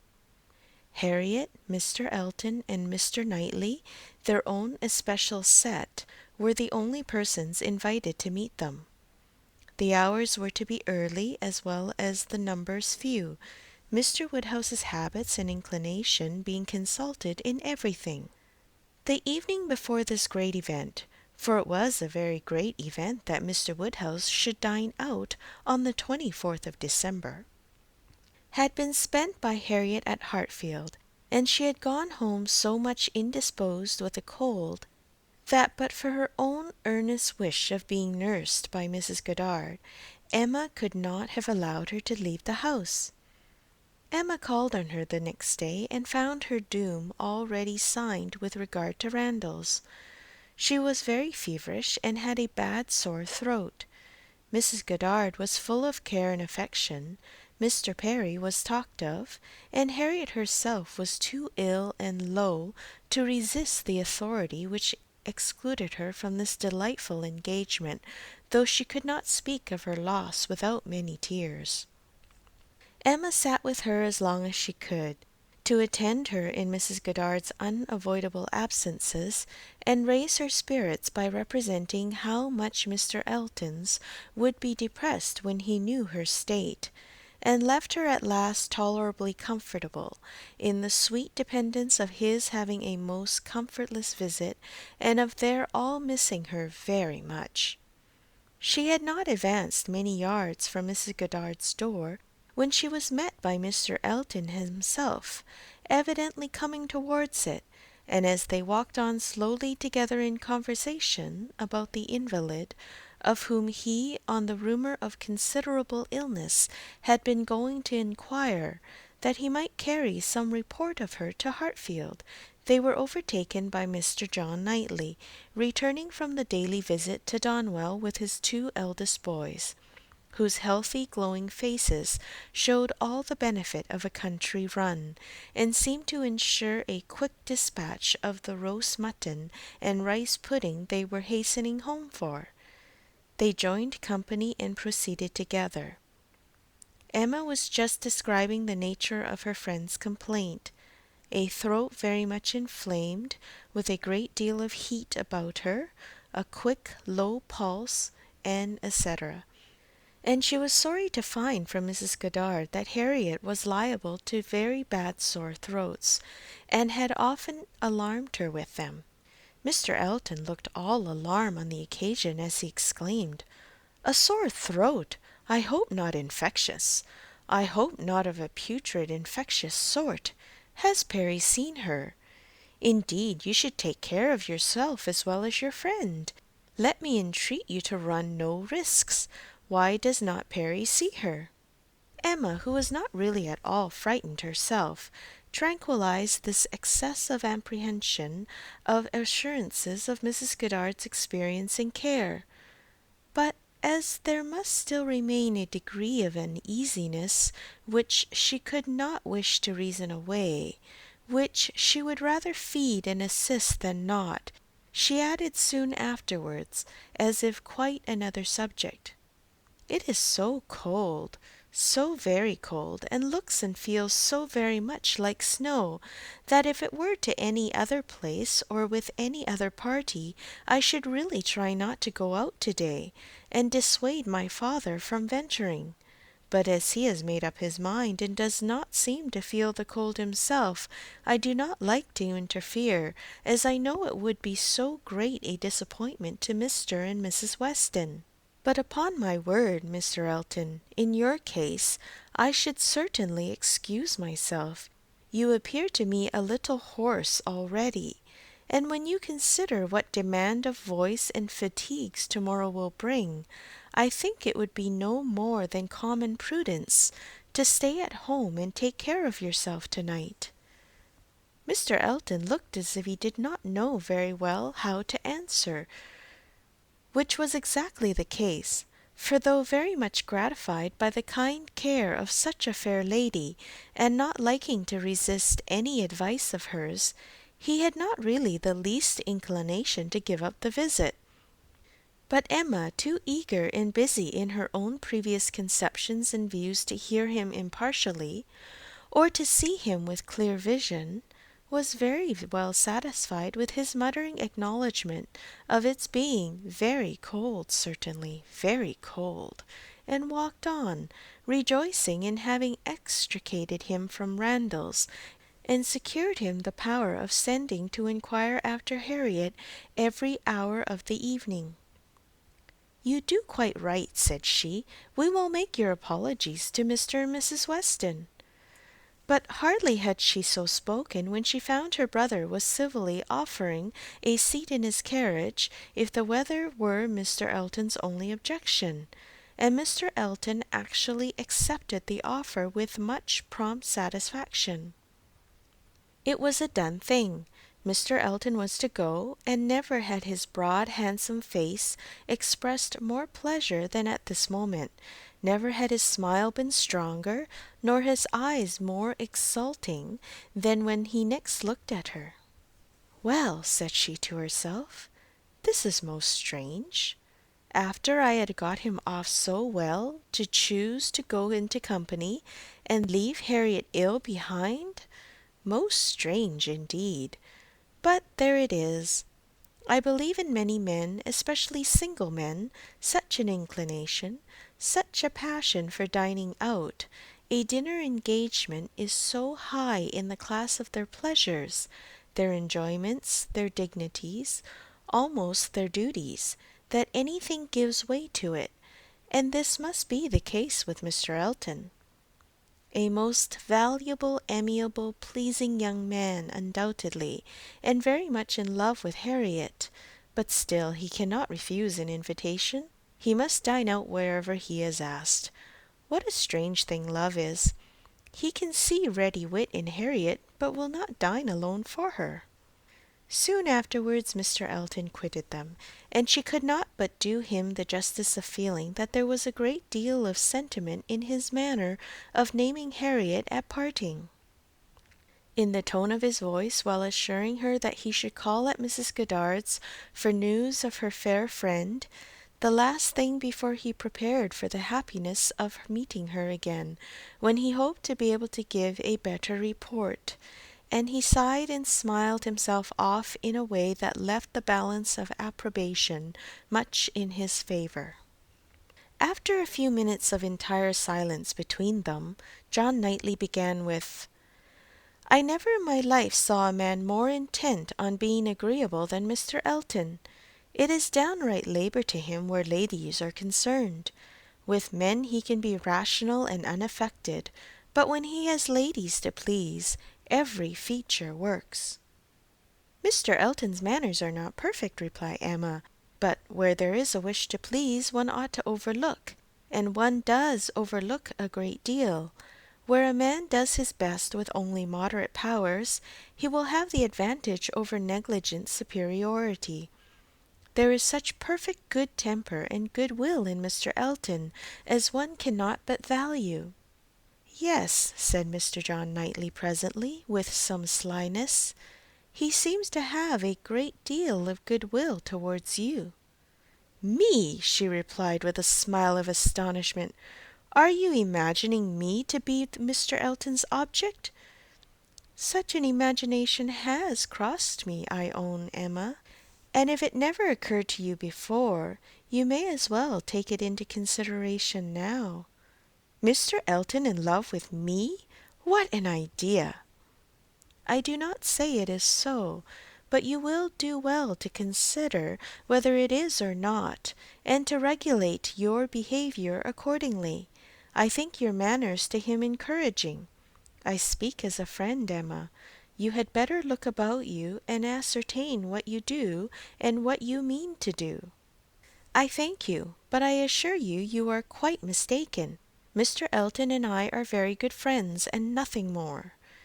And she walked on, amusing herself in the consideration of the blunders which often arise from a partial knowledge of circumstances, of the mistakes which people of high pretensions to judgment are for ever falling into, and not very well pleased with her brother for imagining her blind and ignorant, and in want of counsel.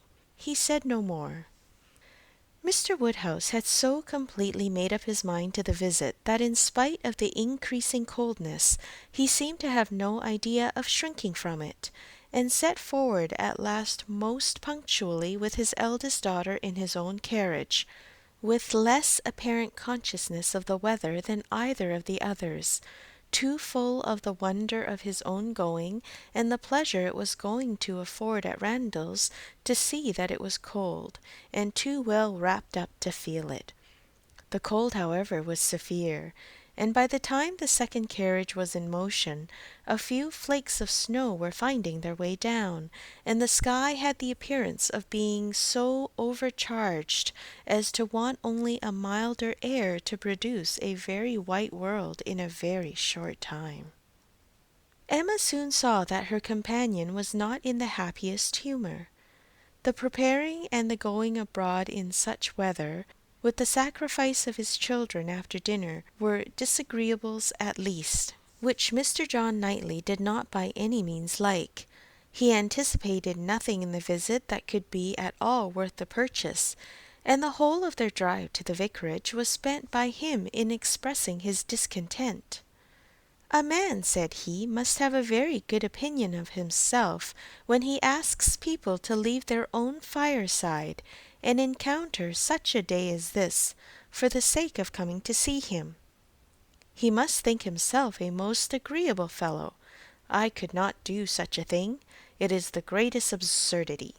Actually snowing at this moment! The folly of not allowing people to be comfortable at home, and the folly of people's not staying comfortably at home when they can. If we were obliged to go out such an evening as this, by any call of duty or business, what a hardship we should deem it, and here we are, probably with rather thinner clothing than usual, setting forward voluntarily without excuse, in defiance of the voice of nature, which tells man in everything given to this view or his feelings to stay at home himself and keep all under shelter that he can. Here we are setting forward to spend 5 dull hours in another man's house, with nothing to say or to hear that was not said and heard yesterday, and may not be said and heard again to-morrow, going in dismal weather, to return probably in worse, 4 horses and 4 servants taken out for nothing but to convey 5 idle, shivering creatures into colder rooms and worse company than they might have had at home. Emma did not find herself equal to give the pleased assent, which no doubt he was in the habit of receiving, to emulate the "very true, my love," which must have been usually administered by his travelling companion. But she had resolution enough to refrain from making any answer at all. She could not be complying. She dreaded being quarrelsome. Her heroism reached only to silence. She allowed him to talk and arrange the glasses, and wrapped herself up without opening her lips. They arrived, the carriage turned, the step was let down, and Mr. Elton, spruce back and smiling, was with them instantly. Emma thought with pleasure of some change of subject. Mr. Elton was all obligation and cheerfulness.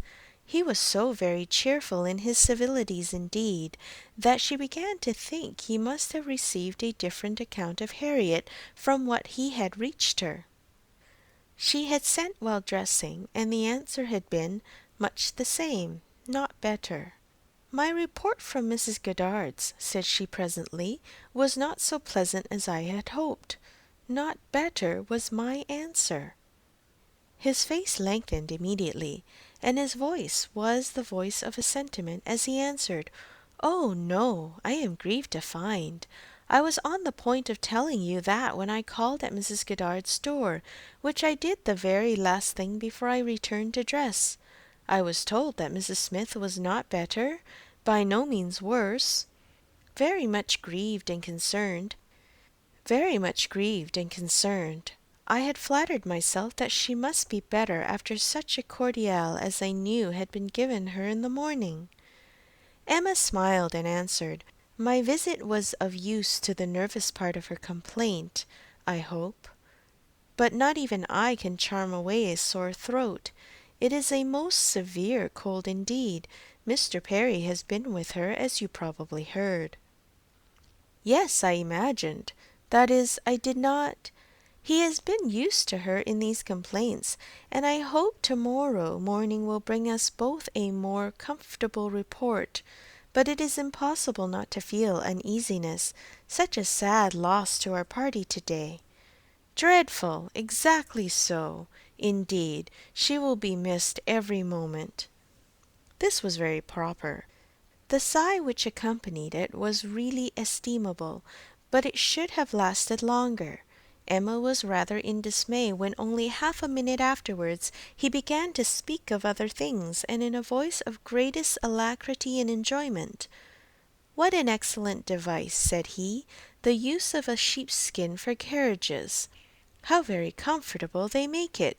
Impossible to feel cold with such precautions. The contrivances of modern days indeed have rendered a gentleman's carriage perfectly complete. One is so fenced and guarded from the weather that not a breath of air can find its way unpermitted. Weather becomes absolutely of no consequence. It is a very cold afternoon, but in this carriage we know nothing of the matter. Ha! Snows a little, I see." "Yes," said John Knightley, "and I think we shall have a good deal of it." "Christmas weather," observed Mr. Elton. "Quite seasonable, and extremely fortunate we may think ourselves that it did not begin yesterday, and prevent this day's party, which it might very possibly have done, for Mr. Woodhouse would hardly have ventured, had there been much snow on the ground, but now it is of no consequence. This is quite the season indeed for friendly meetings. At Christmas everybody invites their friends about them, and people think little of even the worse weather. I was snowed up at a friend's house once for a week. Nothing could be pleasanter.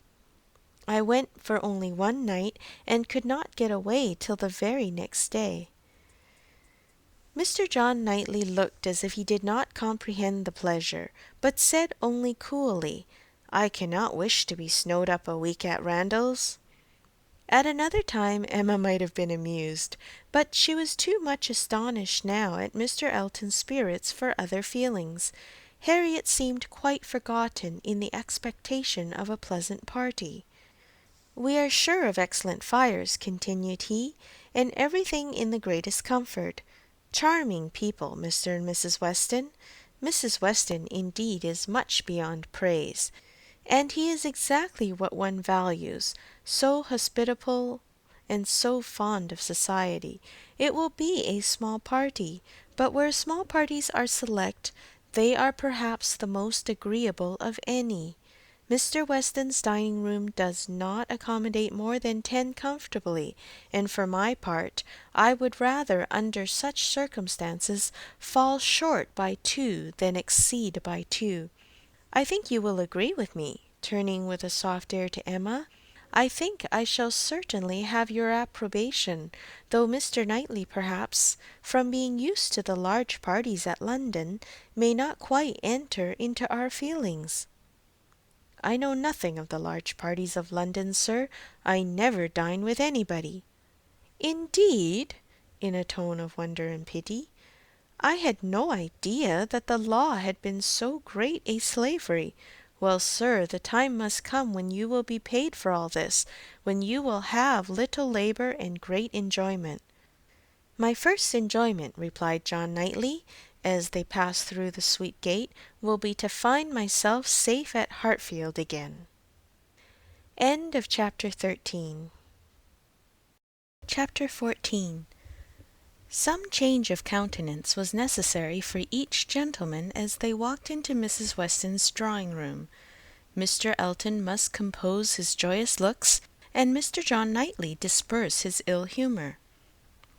Mr. Elton must smile less, and Mr. John Knightley more, to fit them for the place. Emma only might be as nature prompted, and show herself just as happy as she was. To her it was a real enjoyment to be with the Westons. Mr. Weston was a great favourite, and there was not a creature in the world to whom she spoke with such unreserve as to his wife, not any one to whom she related with such conviction of being listened to and understood, of being always interesting and always intelligible, the little affairs, arrangements, perplexities, and pleasures of her father and herself. She could tell nothing of Hartfield in which Mrs. Weston had not a lively concern, and half an hour's uninterrupted communication of all those little matters on which the daily happiness of private life depends was one of the first gratifications of each. This was a pleasure which perhaps the whole day's visit might not afford, which certainly did not belong to the present half hour, but the very sight of Mrs. Weston, her smile, her touch, her voice was grateful to Emma, and she determined to think as little as possible of Mr. Elton's oddities, or of anything else unpleasant, and enjoy all that was enjoyable to the utmost. The misfortune of Harriet's cold had been pretty well gone through before her arrival. Mr. Woodhouse had been safely seated long enough to give the history of it, besides all the history of his own and Isabella's coming, and of Emma's being to follow, and had indeed just got to the end of his satisfaction that James should come and see his daughter when the others appeared. And Mrs. Weston, who had been almost wholly engrossed by her attentions to him, was able to turn away and welcome her dear Emma. Emma's project of forgetting Mr. Elton for a while made her rather sorry to find, when they had all taken their places, that he was close to her. The difficulty was great of driving his strange insensibility towards Harriet from her mind, while he not only sat at her elbow, but was continually obtruding his happy countenance on her notice, and solicitously addressing her upon every occasion. Instead of forgetting him, his behaviour was such that she could not avoid the internal suggestion of, "Can it really be as my brother imagined? Can it be possible for this man to be beginning to transfer his affections from Harriet to me? Absurd and insufferable! Yet he would be so anxious for her being perfectly warm, would be so interested about her father, and so delighted with Mrs. Weston, and at last would begin admiring her drawings with so much zeal and so little knowledge as seemed terribly like a would-be lover, and made it some effort with her to preserve her good manners. For her own sake she could not be rude, and for Harriet's, in the hope that all would yet turn out right, she was even positively civil, but it was an effort, especially as something was going on amongst the others, in the most overpowering period of Mr. Elton's nonsense, which she particularly wished to listen to.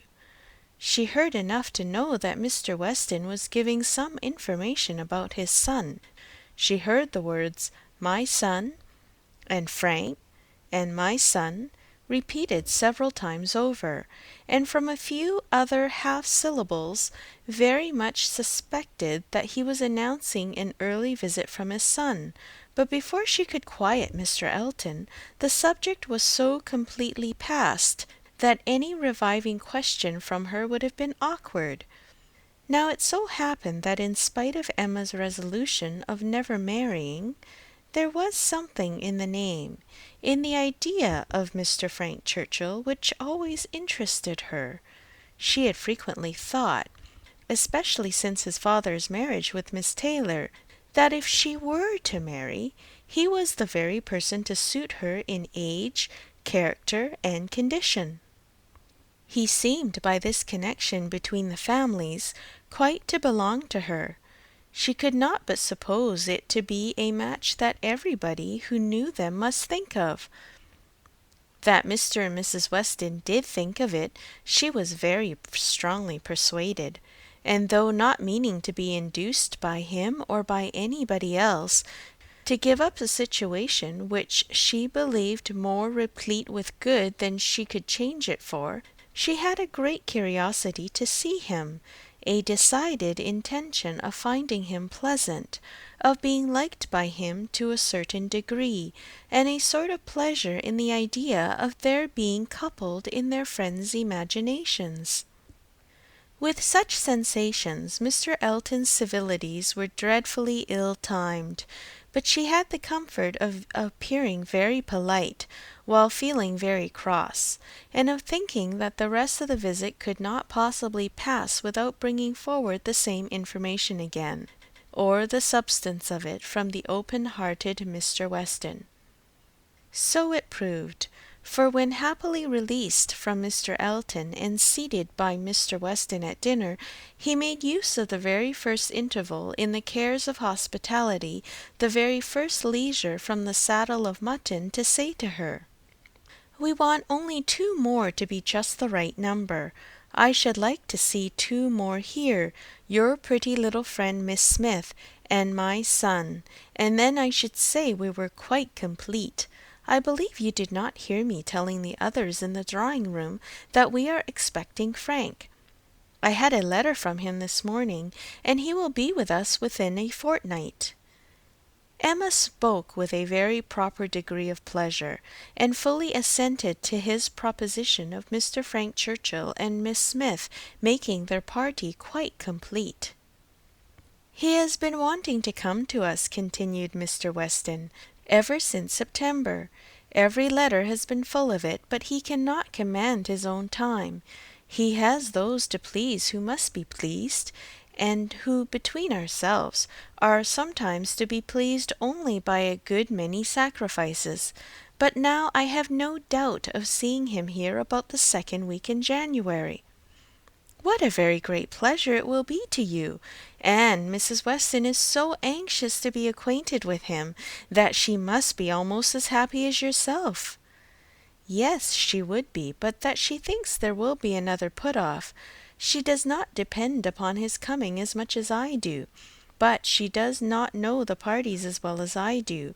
The case, you see, is— But this is quite between ourselves.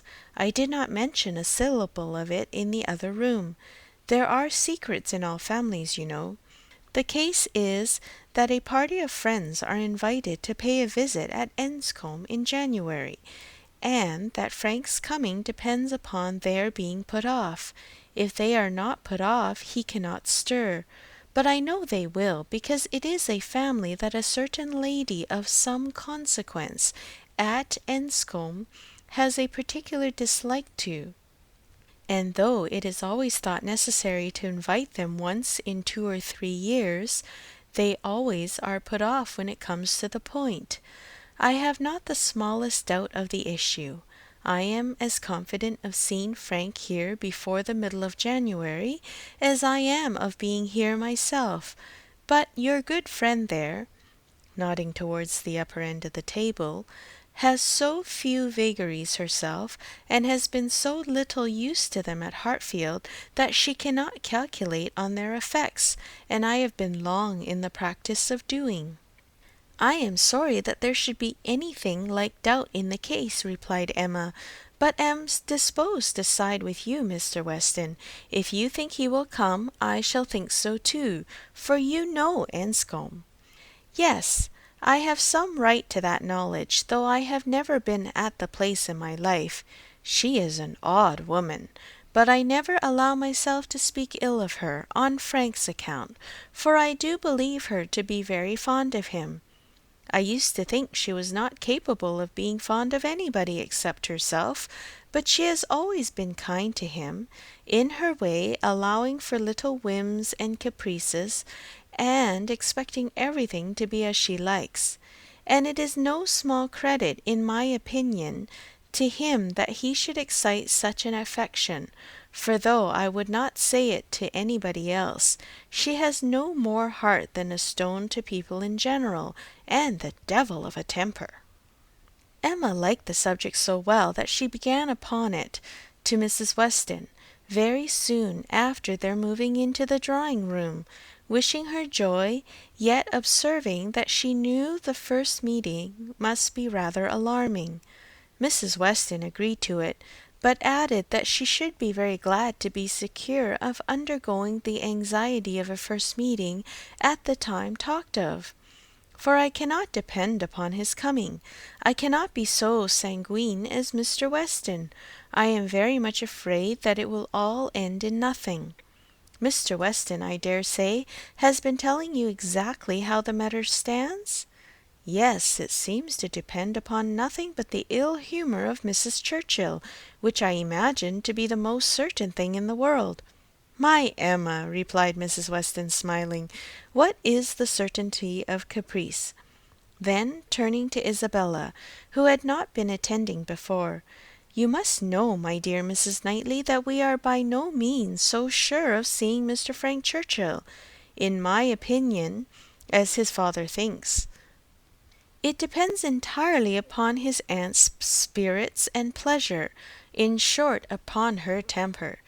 To you, to my two daughters, I may venture on the truth. Mrs. Churchill rules at Enscombe, and is a very odd-tempered woman, and his coming now depends upon her being willing to spare him. Oh, Mrs. Churchill! Everybody knows Mrs. Churchill, replied Isabella, and I am sure I never think of that poor young man without the greatest compassion. To be constantly living with an ill-tempered person must be dreadful.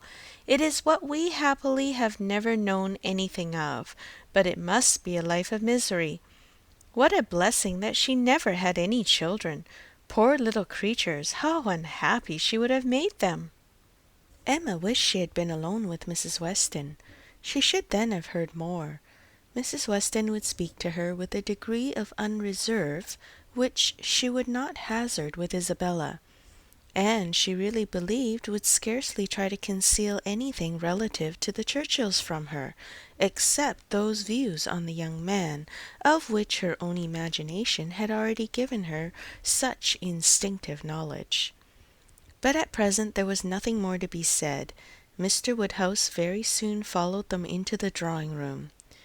To be sitting long after dinner was a confinement that he could not endure. Neither wine nor conversation was anything to him, and gladly did he move to those with whom he was always comfortable. While he talked to Isabella, however, Emma found an opportunity of saying, "And so you do not consider this visit from your son as by any means certain. I am sorry for it. The introduction must be unpleasant whenever it takes place, and the sooner it could be over, the better." "Yes, and every delay makes one more apprehensive of other delays. Even if this family, the Braithwaites, are put off, I am still afraid that some excuse may be found for disappointing us. I cannot bear to imagine any reluctance on his side, but I am sure there is a great wish on the Churchills to keep him to themselves. There is jealousy. They are jealous even of his regard for his father. In short, I can feel no dependence on his coming, and I wish Mr. Weston were less sanguine." "He ought to come," said Emma. "If he could stay only a couple of days, he ought to come, and one can hardly conceive a young man's not having it in his power to do as much as that. A young woman, if she fall into bad hands, may be teased, and kept at a distance from those she wants to be with, but one cannot comprehend a young man's being under such restraint as not to be able to spend a week with his father if he likes."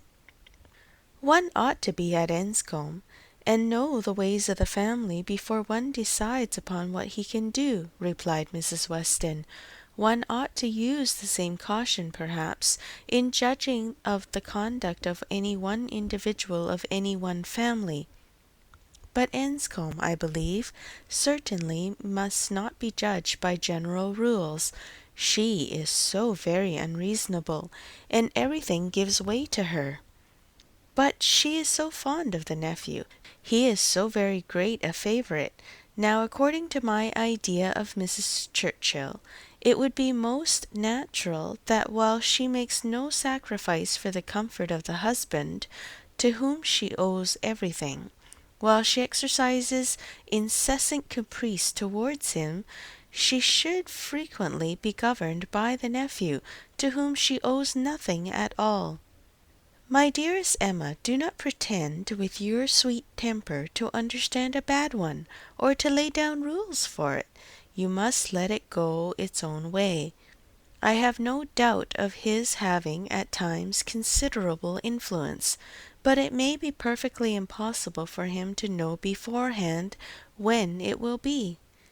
Emma listened, and then coolly said, "I shall not be satisfied unless he comes." "He may have a great deal of influence on some points," continued Mrs. Weston, "and on others very little, and among those on which she is beyond his reach, it is but too likely may be this very circumstance of his coming away from them to visit us." End of chapter 14. Chapter 15. Mr. Woodhouse was soon ready for his tea, and when he had drank his tea he was quite ready to go home, and it was as much as his three companions could do to entertain away his notice of the lateness of the hour before the other gentlemen appeared. Mr. Weston was chatty and convivial, and no friend to early separations of any sort, but at last the drawing-room party did receive an augmentation. Mr. Elton, in very good spirits, was one of the first to walk in. Mrs. Weston and Emma were sitting together on the sofa. He immediately joined them, and with scarcely an invitation, seated himself between them. Emma, in good spirits too, from the amusement afforded her mind by the expectation of Mr. Frank Churchill, was willing to forget his late improprieties, and be as well satisfied with him as before, and on his making Harriet his very first subject, was ready to listen with most friendly smiles. He professed himself extremely anxious about her fair friend, her fair, lovely, amiable friend. Did she know? Had she heard anything about her since their being at Randalls? He felt much anxiety. He must confess that the nature of her complaint alarmed him considerably, and in this style he talked on for some time very properly, not much attending to any answer, but altogether sufficiently awake to the terror of a bad sore throat, and Emma was quite in charity with him. But at last there seemed a perverse turn. It seemed all at once as if he were more afraid of its being a bad sore throat on her account than on Harriet's, more anxious that she should escape the infection than that there should be no infection in the complaint. He began with great eagerness to entreat her to refrain from visiting the sick chamber again, for the present, to entreat her to promise him not to venture into such hazard till he had seen Mr. Perry and learnt his opinion. And though she tried to laugh it off and bring the subject back into its proper course, there was no putting an end to his extreme solicitude about her. She was vexed.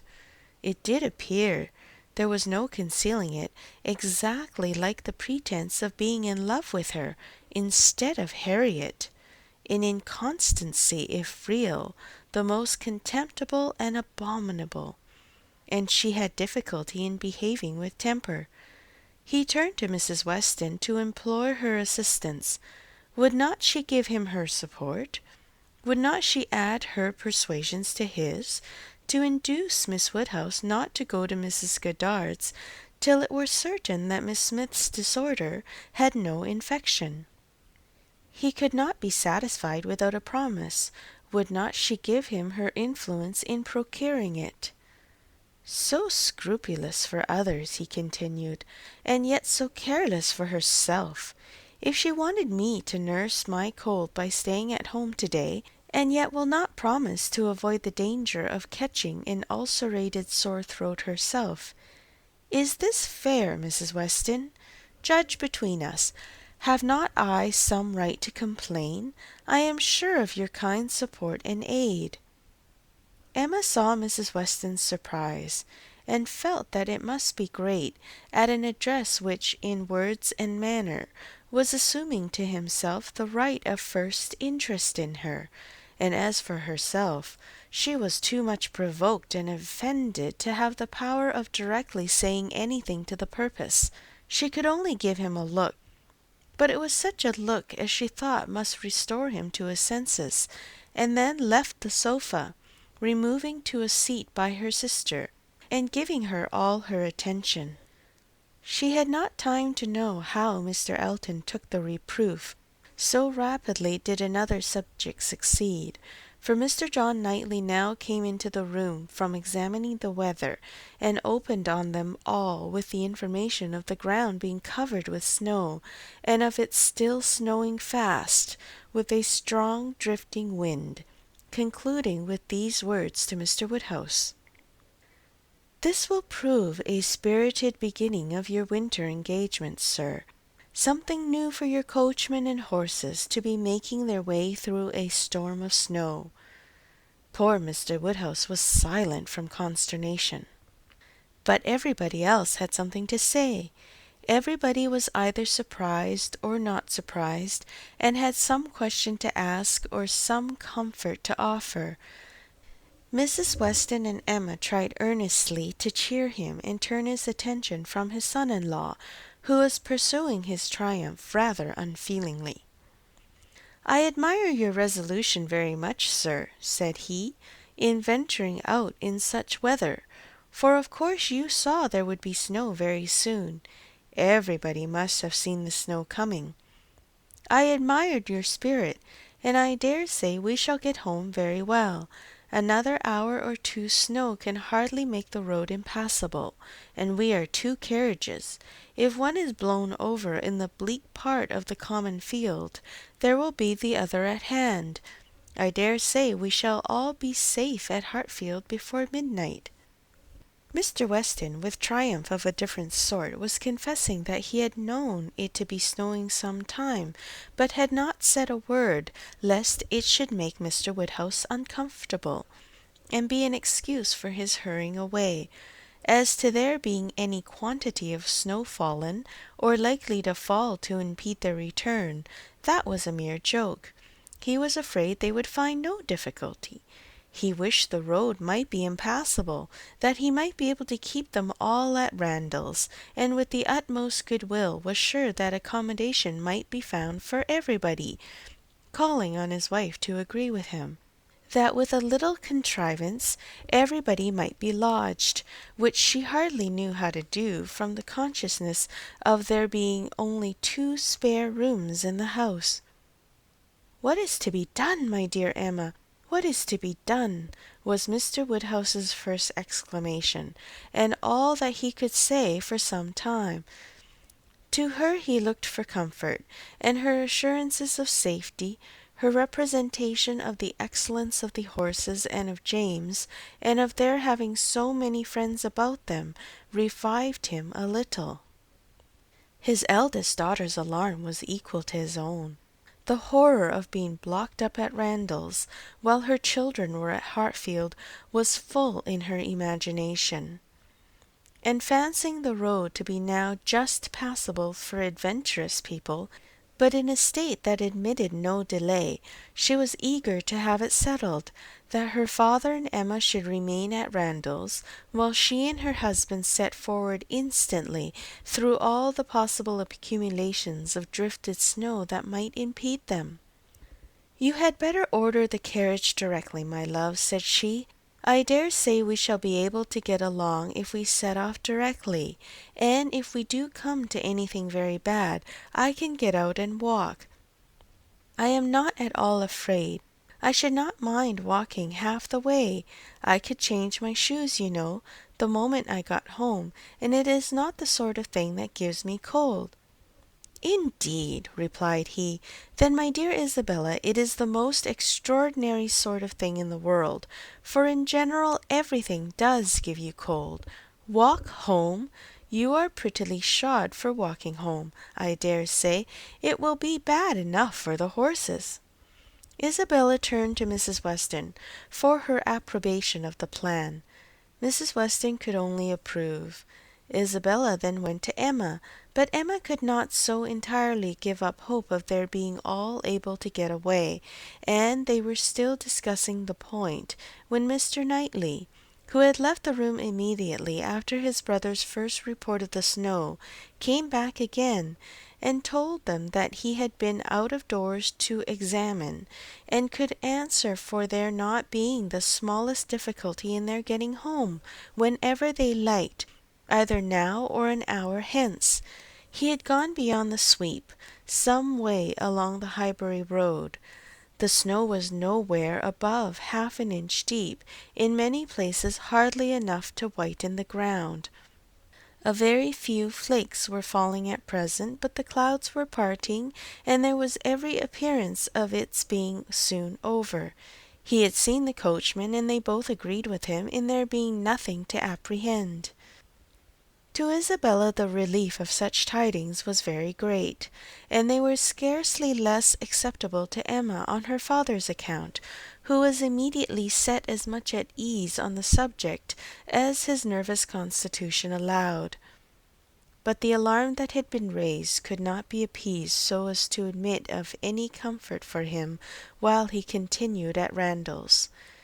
He was satisfied of there being no present danger in returning home, but no assurances could convince him that it was safe to stay, and while the others were variously urging and recommending, Mr. Knightley and Emma settled it in a few brief sentences thus: "Your father will not be easy.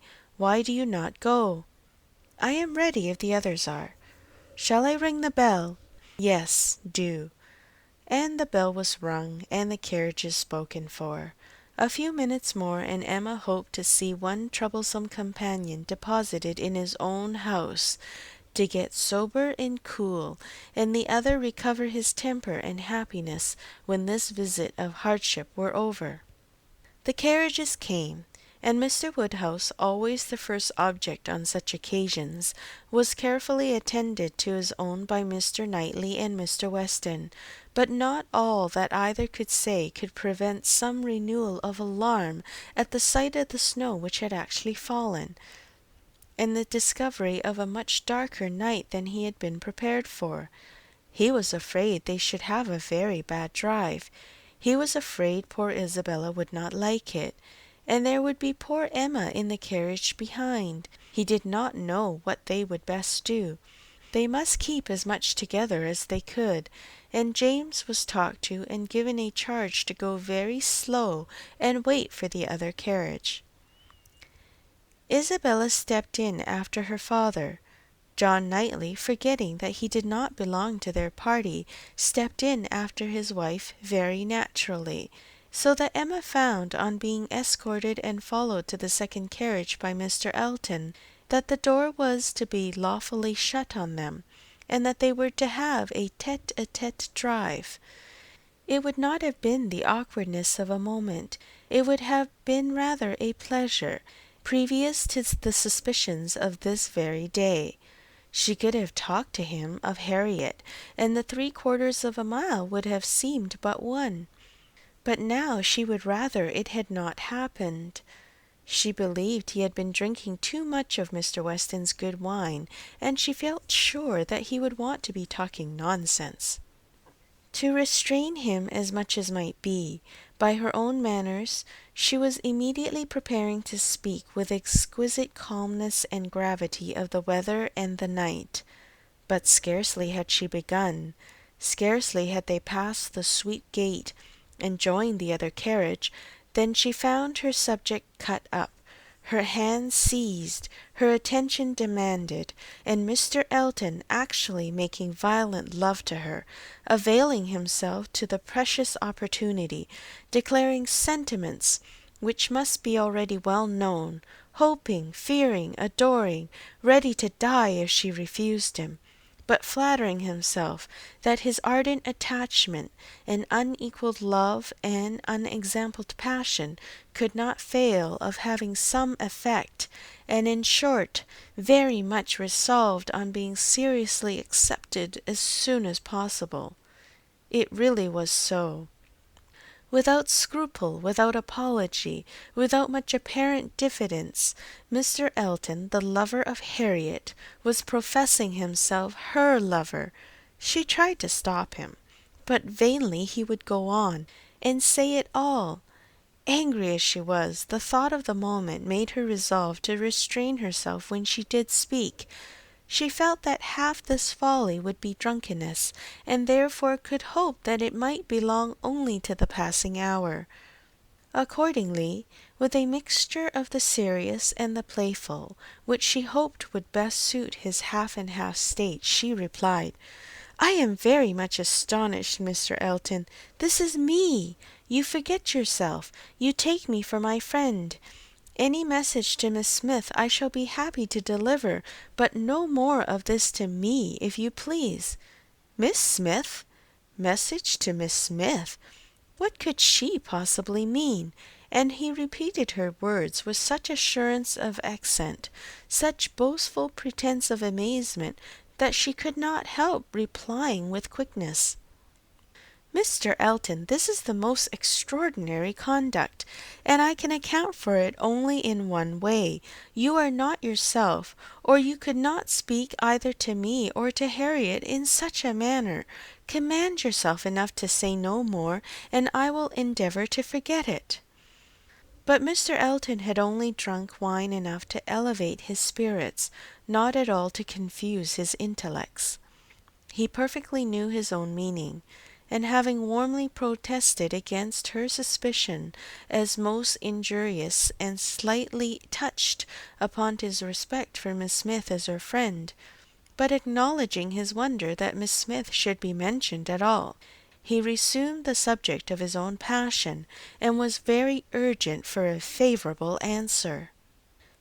As she thought less of his drunkenness, she thought more of his inconstancy and presumption, and with fewer struggles for politeness replied, "It is impossible for me to doubt any longer. You have made yourself too clear. Mr. Elton, my astonishment is much beyond anything I can express. After such behaviour as I have witnessed during the last month to Miss Smith, such attentions as I have been in the daily habit of observing, to be addressing me in this manner, this is an unsteadiness of character indeed which I had not supposed possible. Believe me, sir, I am far, very far from gratified in being the object of such professions." "Good heavens!" cried Mr. Elton, "what can be the meaning of this? Miss Smith? I never thought of Miss Smith in the whole course of my existence, never paid her any attentions but as your friend, never cared whether she were dead or alive but as your friend. If she has fancied otherwise, her own wishes have misled her, and I am very sorry, extremely sorry, but Miss Smith indeed! Oh, Miss Woodhouse! Who can think of Miss Smith when Miss Woodhouse is near? No, upon my honour, there was no unsteadiness of character. I have thought only of you. I protest against having paid the smallest attention to any one else. Everything that I have said or done for many weeks past has been the sole view of marking my adoration of yourself. You cannot really seriously doubt it. No," in an accent meant to be insinuating, "I am sure you have seen and understood me." It would be impossible to say what Emma felt on hearing this, which of all her unpleasant sensations was uppermost. She was too completely overpowered to be immediately able to reply, and 2 moments of silence being ample encouragement for Mr. Elton's sanguine state of mind, he tried to take her hand again, as he joyously exclaimed, "Charming Miss Woodhouse, allow me to interpret this interesting silence. It confesses that you have long understood me." "No, sir," cried Emma, "it confesses no such thing. So far from having long understood you, I have been in a most complete error with respect to your views till this moment. As to myself, I am very sorry that you should have been giving way to any feelings. Nothing could be farther from my wishes. Your attachment to my friend Harriet, your pursuit of her, pursuit it appeared, gave me great pleasure, and I have been very earnestly wishing you success.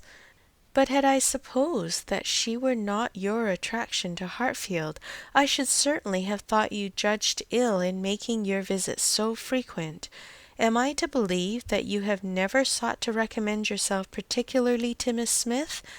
That you have never thought seriously of her?" "Never, madam," cried he, affronted in his turn. "Never, I assure you. I think seriously of Miss Smith. Miss Smith is a very good sort of girl, and I should be happy to see her respectably settled.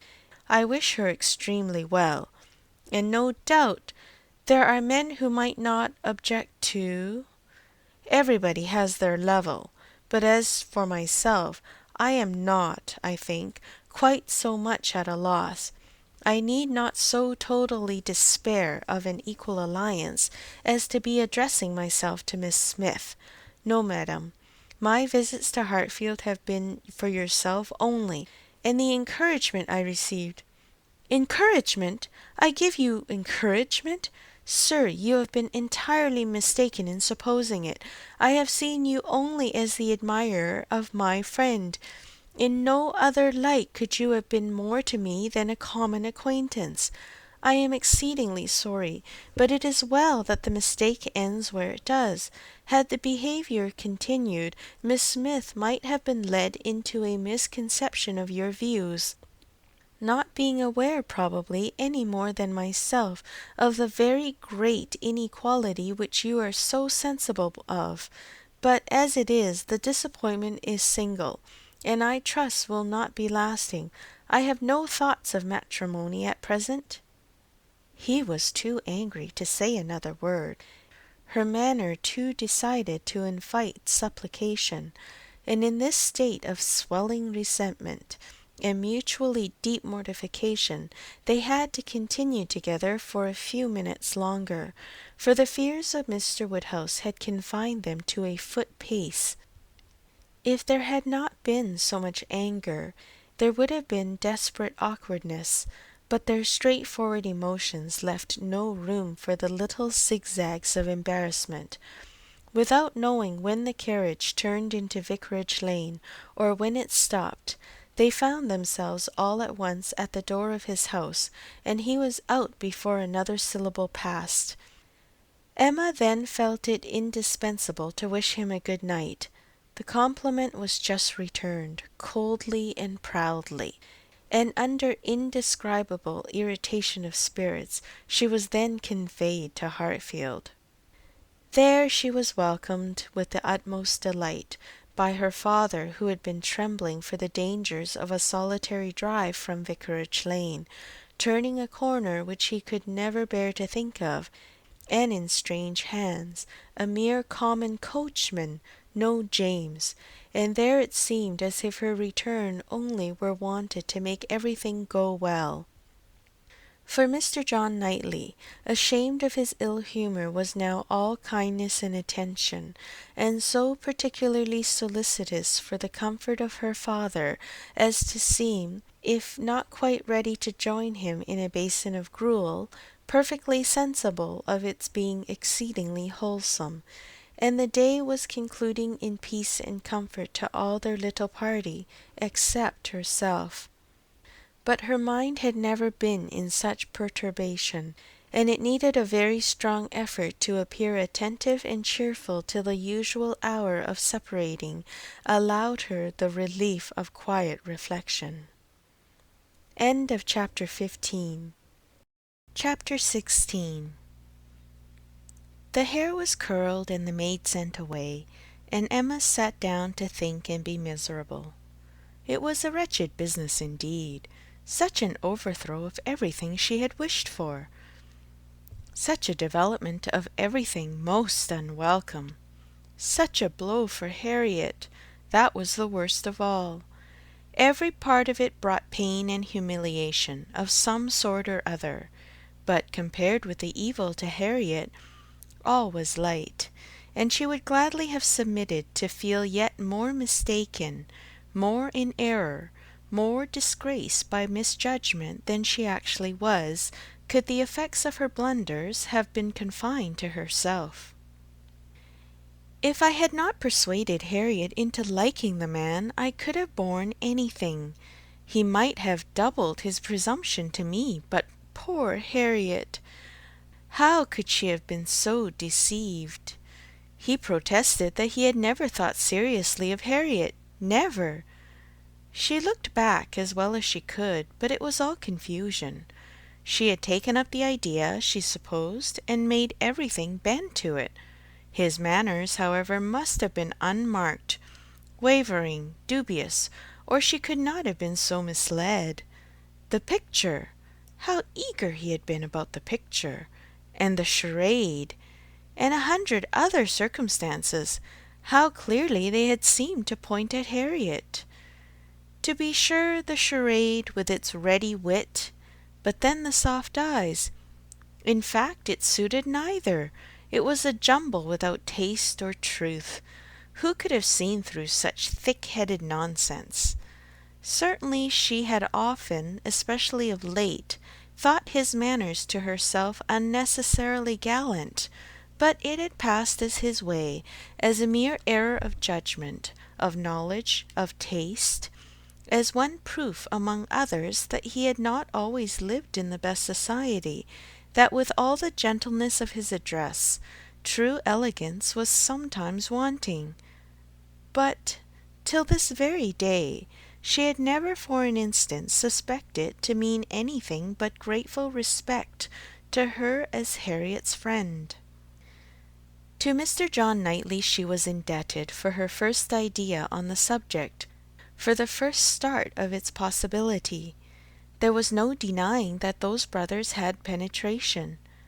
She remembered what Mr. Knightley had said to her about Mr. Elton, the caution he had given, the conviction he had professed that Mr. Elton would never marry indiscreetly, and blushed to think how much truer a knowledge of his character had been there shown than she had reached herself. It was dreadfully mortifying, but Mr. Elton was proving himself in many respects the very reverse of what she had meant and believed him, proud, assuming, conceited, very full of his own claims, and little concerned about the feelings of others. Contrary to the usual course of things, Mr. Elton's wanting to pay his addresses to her had sunk him in her opinion. His professions and his proposals did him no service. She thought nothing of his attachment, and was insulted by his hopes. He wanted to marry well, and having the arrogance to raise his eyes to her, pretended to be in love, but she was perfectly easy to his not suffering any disappointment that need be cared for. There had been no real affection either in his language or manners. Sighs and fine words had been in abundance, but she could hardly devise any set of expressions, or fancy any tone of voice less allied with real love. She need not trouble herself to pity him. He only wanted to aggrandize and enrich himself, and if Miss Woodhouse of Hartfield, the heiress of 30,000 pounds, were not quite so easily obtained as he had fancied, he would soon try for Miss Somebody else with 20 or 10. But that he should talk of encouragement, should consider her as aware of his views, accepting his attentions, meaning in short to marry him, should suppose himself her equal in connection or mind, look down upon her friend, so well understanding the gradations of rank below him, and be so blind to what rose above as to fancy himself showing no presumption in addressing her, it was most provoking. Perhaps it was not fair to expect him to feel how very much he was her inferior in talent and all the elegancies of mind. The very want of such equality might prevent his perception of it. But he must know that in fortune and consequence she was greatly his superior. He must know that the Woodhouses had been settled for several generations at Hartfield, the younger branch of a very ancient family, and that the Eltons were nobody. The landed property of Hartfield certainly was inconsiderable, being but a sort of notch in the Donwell Abbey estate, to which all the rest of Highbury belonged, but their fortune, from other sources, was such as to make them scarcely secondary to Donwell Abbey itself, in every other kind of consequence, and the Woodhouses had long held a high place in the consideration of the neighbourhood, which Mr. Elton had first entered not 2 years ago, to make his way as he could, without any alliances but in trade, or anything to recommend him to notice but his situation and his civility. But he had fancied her in love with him.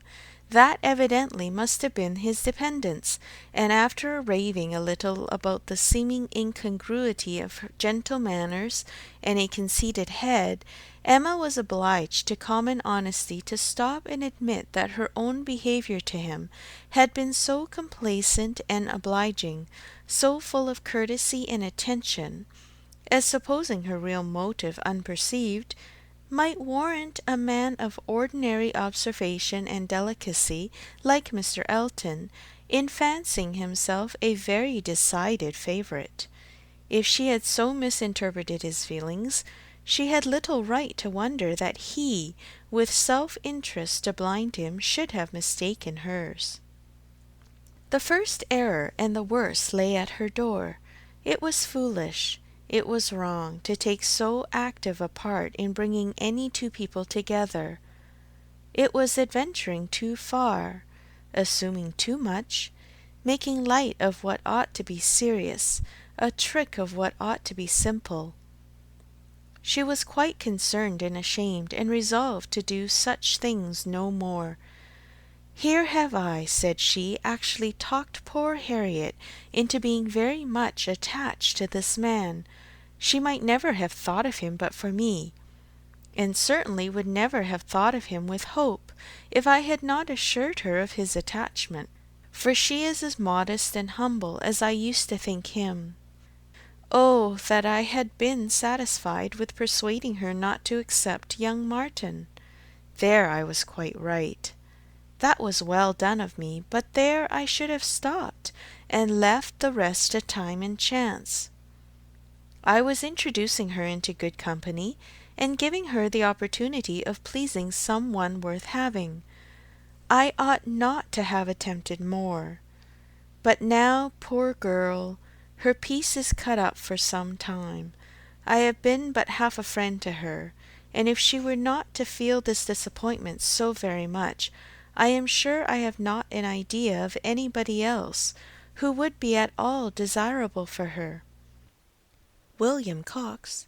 Oh, no, I could not endure William Cox, a pert young lawyer. She stopped to blush and laugh at her own relapse, and then resumed a more serious, more dispiriting cogitation upon what had been, and might be, and must be.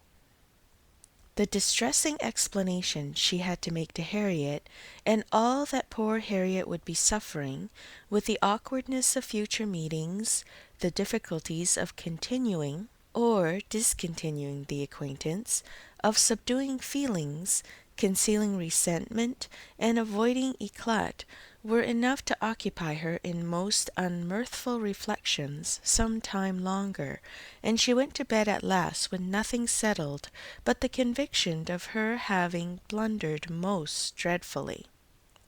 To youth and natural cheerfulness like Emma's, though under temporary gloom at night, the return of day will hardly fail to bring return of spirits.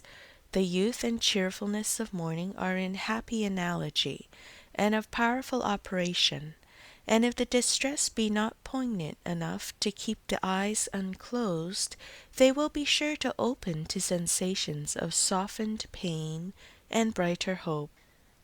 Emma got up on the morrow more disposed for comfort than she had gone to bed, more ready to see alleviations of the evil before her, and to depend on getting tolerably out of it. It was a great consolation that Mr. Elton should not be really in love with her, or so particularly amiable as to make it shocking to disappoint him, that Harriet's nature should not be of that superior sort in which the feelings are most acute and retentive, and that there could be no necessity for anybody's knowing what had passed except the three principals, and especially for her father's being given a moment's uneasiness about it. These were very cheering thoughts, and the sight of a great deal of snow on the ground did her further service, for anything was welcome that might justify their all three being quite asunder at present. The weather was most favourable for her. Though Christmas Day she could not go to church.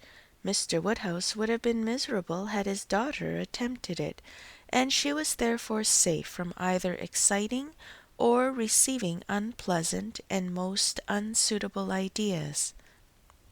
The ground covered with snow, and the atmosphere in that unsettled state between frost and thaw, which is of all others the most unfriendly for exercise, every morning beginning in rain or snow, and every evening setting to freeze.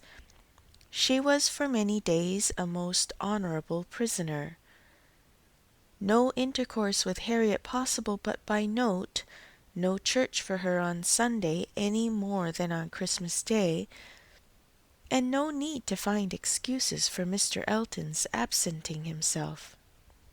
It was weather which might fairly confine everybody at home, and though she hoped and believed him to be really taking comfort in some society or other, it was very pleasant to have her father so well satisfied with his being all alone in his own house, too wise to stir out, and to hear him say to Mr. Knightley, whom no weather could keep entirely from them, "Ah, Mr. Knightley, why do you not stay at home like poor Mr. Elton?"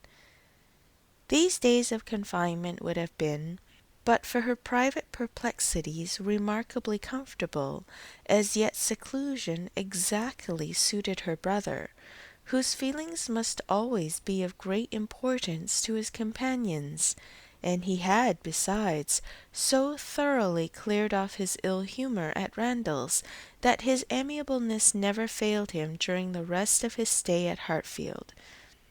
He was always agreeable and obliging, and speaking pleasantly of everybody, but with all the hopes of cheerfulness, and all the present comfort of delay, there was still such an evil hanging over her in an hour of explanation with Harriet as made it impossible for Emma to be perfectly at ease. End of chapter 16. Chapter 17. Mr. and Mrs. John Knightley were not detained long at Hartfield. The weather soon improved enough for those to move who must move, and Mr. Woodhouse, having as usual tried to persuade his daughter to stay behind with all her children, was obliged to see the whole party set off, and return to his lamentations over the destiny of poor Isabella, which poor Isabella, passing her life with those she doted on, full of their merits, blind to their faults, and always innocently busy, might have been a model of right feminine happiness. The evening of the very day on which they went brought a note from Mr. Elton to Mr. Woodhouse, a long, civil, ceremonious note, to say, with Mr. Elton's best compliments, that he was proposing to leave Highbury the following morning in his way to Bath, where, in compliance with the pressing entreaties of some friends, he had engaged to spend a few weeks, and very much regretted the impossibility he was under, from various circumstances of weather and business, of taking a personal leave of Mr. Woodhouse, of whose friendly civilities he should ever retain a grateful sense, and had Mr. Woodhouse any commands, should be happy to attend to them. Emma was most agreeably surprised. Mr. Elton's absence just at this time was the very thing to be desired. She admired him for contriving it, though not able to give him much credit for the manner in which it was announced. Resentment could not have been more plainly spoken than in a civility to her father, from which she was so pointedly excluded. She had not even a share of his opening compliments. Her name was not mentioned, and there was so striking a change in all this, and such an ill-judged solemnity of leave-taking in his graceful acknowledgments, as she thought at first could not escape her father's suspicion. It did, however. Her father was quite taken up with the surprise of so sudden a journey, and his fears that Mr. Elton might never get safely to the end of it, and saw nothing extraordinary in his language. It was a very useful note, for it supplied them with fresh matter for thought and conversation during the rest of their lonely evening. Mr. Woodhouse talked over his alarms, and Emma was in spirits to persuade them away with all her usual promptitude. She now resolved to keep Harriet no longer in the dark. She had reason to believe her nearly recovered from her cold, and it was desirable that she should have as much time as possible for getting the better of her other complaint before the gentleman's return. She went to Mrs. Goddard's accordingly the very next day, to undergo the necessary penance of communication, and a severe one it was. She had to destroy all the hopes which she had been so industriously feeding, to appear in the ingracious character of the one preferred, and acknowledge herself grossly mistaken and misjudging in all her ideas on one subject, all her observations, all her convictions, all her prophecies for the last 6 weeks. The confession completely renewed her first shame, and the sight of Harriet's tears made her think that she should never be in charity with herself again. Harriet bore the intelligence very well, blaming nobody, and in everything testifying such an ingenuousness of disposition and lowly opinion of herself as must appear with particular advantage at that moment to her friend.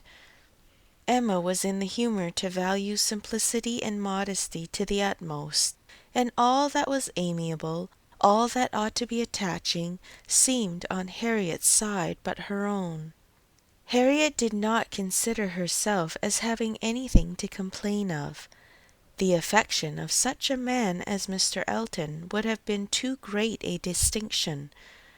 She never could have deserved him, and nobody so partial and kind a friend as Miss Woodhouse would have thought it possible. Her tears fell abundantly, but her grief was so truly artless that no dignity could have made it more respectable in Emma's eyes, and she listened to her and tried to console her with all her heart and understanding, really for the time convinced that Harriet was the superior creature of the two, and that to resemble her would be more for her own welfare and happiness than all that genius or intelligence could do. It was rather too late in the day to set about being simple-minded and ignorant, but she left her with every previous resolution confirmed of being humble and discreet, and repressing imagination all the rest of her life. Her second duty now, inferior only to her father's claims, was to promote Harriet's comfort, and endeavour to prove her own affection in some better method than by match-making. She got her to Hartfield, and showed her the most unvarying kindness, striving to occupy and amuse her, and, by books and conversation, to drive Mr. Elton from her thoughts. Time, she knew, must be allowed for this being thoroughly done, and she could suppose herself but an indifferent judge of such matters in general, and very inadequate to sympathize in an attachment to Mr. Elton in particular. But it seemed to her reasonable that at Harriet's age, and with the entire extinction of all hope, such a progress might be made towards a state of composure by the time of Mr. Elton's return, as to allow them all to meet again in the common routine of acquaintance, without any danger of betraying sentiments or increasing them. Harriet did think him all perfection, and maintained the non-existence of anybody equal to him in person or goodness, and did in truth prove herself more resolutely in love than Emma had foreseen. But yet it appeared to her so natural, so inevitable to strive against an inclination of that sort unrequited, that she could not comprehend its continuing very long in equal force. If Mr. Elton, on his return, made his own indifference as evident and indubitable as she could no doubt he would anxiously do, she could not imagine Harriet's persisting to place her happiness in the sight or the recollection of him.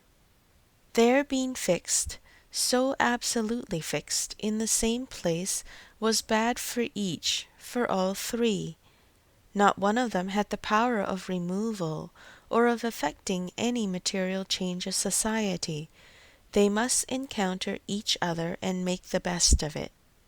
Harriet was farther unfortunate in the tone of her companions at Mrs. Goddard's, Mr. Elton being the adoration of all the teachers and great girls in the school, and it must be at Hartfield only that she could have any chance of hearing him spoken of with cooling moderation or repellent truth.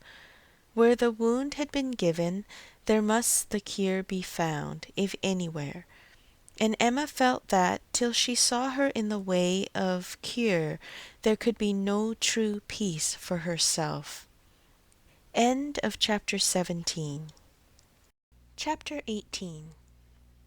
Mr. Frank Churchill did not come. When the time proposed drew near, Mrs. Weston's fears were justified in the arrival of a letter of excuse.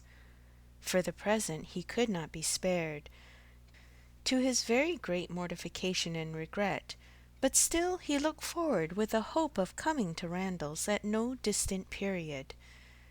Mrs. Weston was exceedingly disappointed, much more disappointed in fact than her husband, though her dependence on seeing the young man had been so much more sober, but a sanguine temper, though for ever expecting more good than occurs, does not always pay for its hopes by any proportionate depression. It soon flies over the present failure, and begins to hope again. For half an hour Mr. Weston was surprised and sorry, but then he began to perceive that Frank's coming 2 or 3 months later would be a much better plan. Better time of the year, better weather, and that he would be able without any doubt to stay considerably longer with them than if he had come sooner. These feelings rapidly restored his comfort, while Mrs. Weston, of a more apprehensive disposition, foresaw nothing but a repetition of excuses and delays, and after all her concern for what her husband was to suffer, suffered a great deal more herself. Emma was not at this time in a state of spirits to care really about Mr. Frank Churchill's not coming, except as a disappointment at Randalls. The acquaintance at present had no charm for her. She wanted rather to be quiet and out of temptation.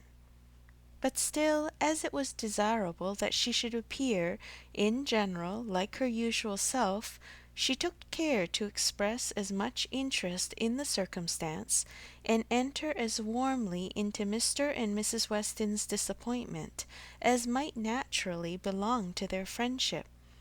She was the first to announce it to Mr. Knightley, and exclaimed quite as much as was necessary, or being acting a part, perhaps rather more, at the conduct of the Churchills in keeping him away. She then proceeded to say a good deal more than she felt, of the advantage of such an addition to their confined society in Surrey, the pleasure of looking at somebody new, the gala day to Highbury entire, which the sight of him would have made, and ending with reflections on the Churchills again, found herself directly involved in a disagreement with Mr. Knightley, and to her great astonishment perceived that she was taking the other side of the question from her real opinion, and making use of Mrs. Weston's arguments against herself. "The Churchills are very likely in fault," said Mr. Knightley coolly, "but I dare say he might come if he would." "I do not know why you should say so. He wishes exceedingly to come, but his uncle and aunt will not spare him." "I cannot believe that he has not the power of coming, if he has made a point of it. It is too unlikely for me to believe it without proof." "How odd you are! What has Mr. Frank Churchill done to make you suppose him such an unnatural creature?" "I am not supposing him at all an unnatural creature, in suspecting that he may have learnt to be above his connections, and to care very little for anything but his own pleasure, from living with those who have always set him the example of it. It is a great deal more natural than one could wish that a young man brought up by those who are proud, luxurious, and selfish should be proud, luxurious, and selfish too. If Frank Churchill had wanted to see his father, he would have contrived it between September and January. A man at his age, what is he, 3 or 4 and 20, cannot be without the means of doing as much as that. It is impossible." "That's easily said, and easily felt by you, who have always been your own master. You are the worst judge in the world, Mr. Knightley, of the difficulties of dependence. You do not know what it is to have tempers to manage." "It is not to be conceived that a man of 3 or 4 and 20 should not have liberty of mind or limb to that amount. He cannot want money, he cannot want leisure. We know, on the contrary, that he has so much of both, that he is glad to get rid of them at the idlest haunts in the kingdom. We hear of him for ever at some watering place or other. A little while ago he was at Weymouth. This proves that he can leave the Churchills." "Yes, sometimes he can." "And those times are whenever he thinks it worth his while, whenever there is any temptation of pleasure." "It is very unfair to judge of anybody's conduct without an intimate knowledge of their situation. Nobody who has been in the interior of a family can say what the difficulties of any individual of that family may be. We ought to be acquainted with Enscombe, and with Mrs. Churchill's temper, before we pretend to decide upon what her nephew can do. He may at times be able to do a great deal more than he can at others." "There is one thing, Emma, which a man can always do if he chooses, and that is his duty, not by manoeuvring and finessing, but by vigour and resolution. It is Frank Churchill's duty to pay this attention to his father. He knows it is so by his promises and messages. But if he wished to do it, it might be done. A man who felt rightly would say at once, simply and resolutely, to Mrs. Churchill, 'Every sacrifice of mere pleasure you will always find me ready to make to your convenience, but I must go and see my father immediately. I know he would be hurt by my failing in such a mark of respect to him on the present occasion. I shall therefore set off tomorrow.' If he would say so to her at once, in the tone of decision becoming a man, there would be no opposition made to his going." "No," said Emma, laughing, "but perhaps there might be some made to his coming back again. Such language for a young man entirely dependent to use! Nobody but you, Mr. Knightley, would imagine it possible. But you have not an idea of what is requisite in situations directly opposite to your own. Mr. Frank Churchill to be making such a speech as that to the uncle and aunt who have brought him up and are to provide for him, speaking up in the middle of the room, I suppose, and speaking as loud as he could. How can you imagine such a conduct practicable? Depend on it, Emma, a sensible man would find no difficulty in it. He would feel himself in the right, and the declaration, made, of course, as a man of sense would make it, in a proper manner, would do him more good, raise him higher, fix his interest stronger with the people he depended on, than all that a line of shifts and expedients can ever do. Respect would be added to the affection. They would feel that they could trust him, that the nephew who had done rightly by his father would do rightly by them. For they know as well as he does, as well as all the world must know, that he ought to pay this visit to his father, and while meanly exerting their power to delay it, are in their hearts not thinking the better of him for submitting to their whims. Respect for right of conduct is felt by everybody. If he would act in this sort of manner, on principle, consistently, regularly, their little minds would bend to this. I rather doubt that. You are very fond of bending little minds, but where little minds belong to rich people in authority, I think they have a knack of swelling out, till they are quite as unmanageable as great ones.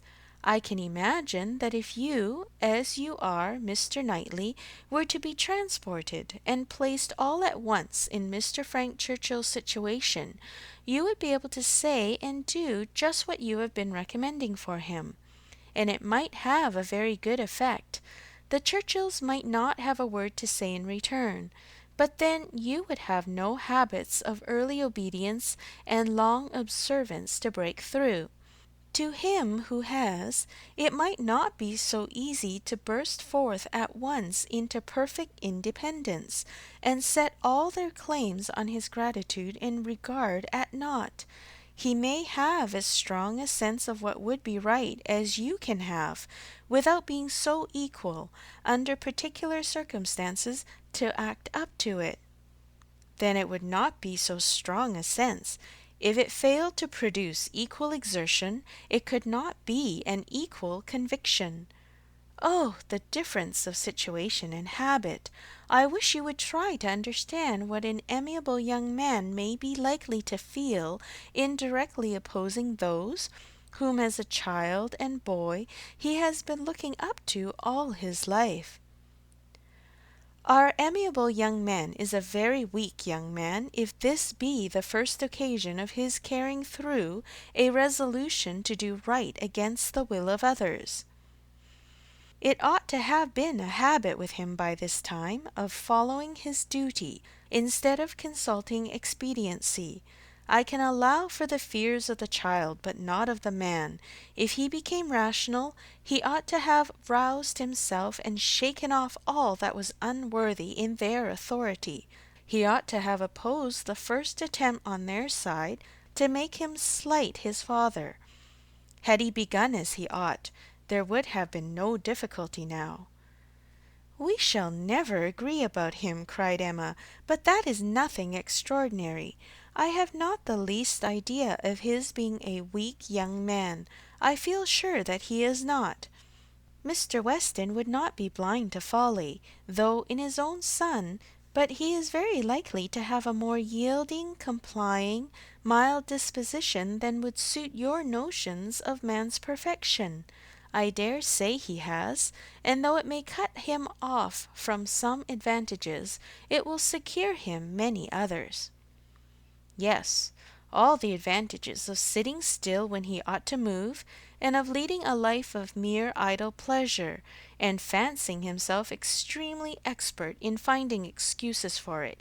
He can sit down and write a fine flourishing letter, full of professions and falsehoods, and persuade himself that he has hit upon the very best method in the world of preserving peace at home, and preventing his father's having any right to complain. His letters disgust me. Your feelings are very singular. They seem to satisfy everybody else. I suspect they do not satisfy Mrs. Weston. They hardly can satisfy a woman of her good sense and quick feelings. Standing in a mother's place, but without a mother's affection to blind her. It is on her account that attention to Randalls is doubly due, and she must doubly feel the omission. Had she been a person of consequence herself, he would have come, I dare say, and it would not have signified whether he did or no. Can you think your friend behindhand in these sort of considerations? Do you suppose she does not often say all this to herself? No, Emma. Your amiable young man can be amiable only in French, not in English. He may be amiable, have very good manners, and be very agreeable, but he can have no English delicacy towards the feelings of other people, nothing really amiable about him. You seem determined to think ill of him. Me? Not at all, replied Mr. Knightley, rather displeased. I do not want to think ill of him. I should be as ready to acknowledge his merits as any other man, but I hear of none, except what are merely personal, that he is well grown and good-looking, with smooth, plausible manners. Well, if he can have nothing else to recommend him, he will be a treasure at Highbury. We do not often look upon fine young men, well-bred and agreeable. We must not be nice and ask for all the virtues into the bargain.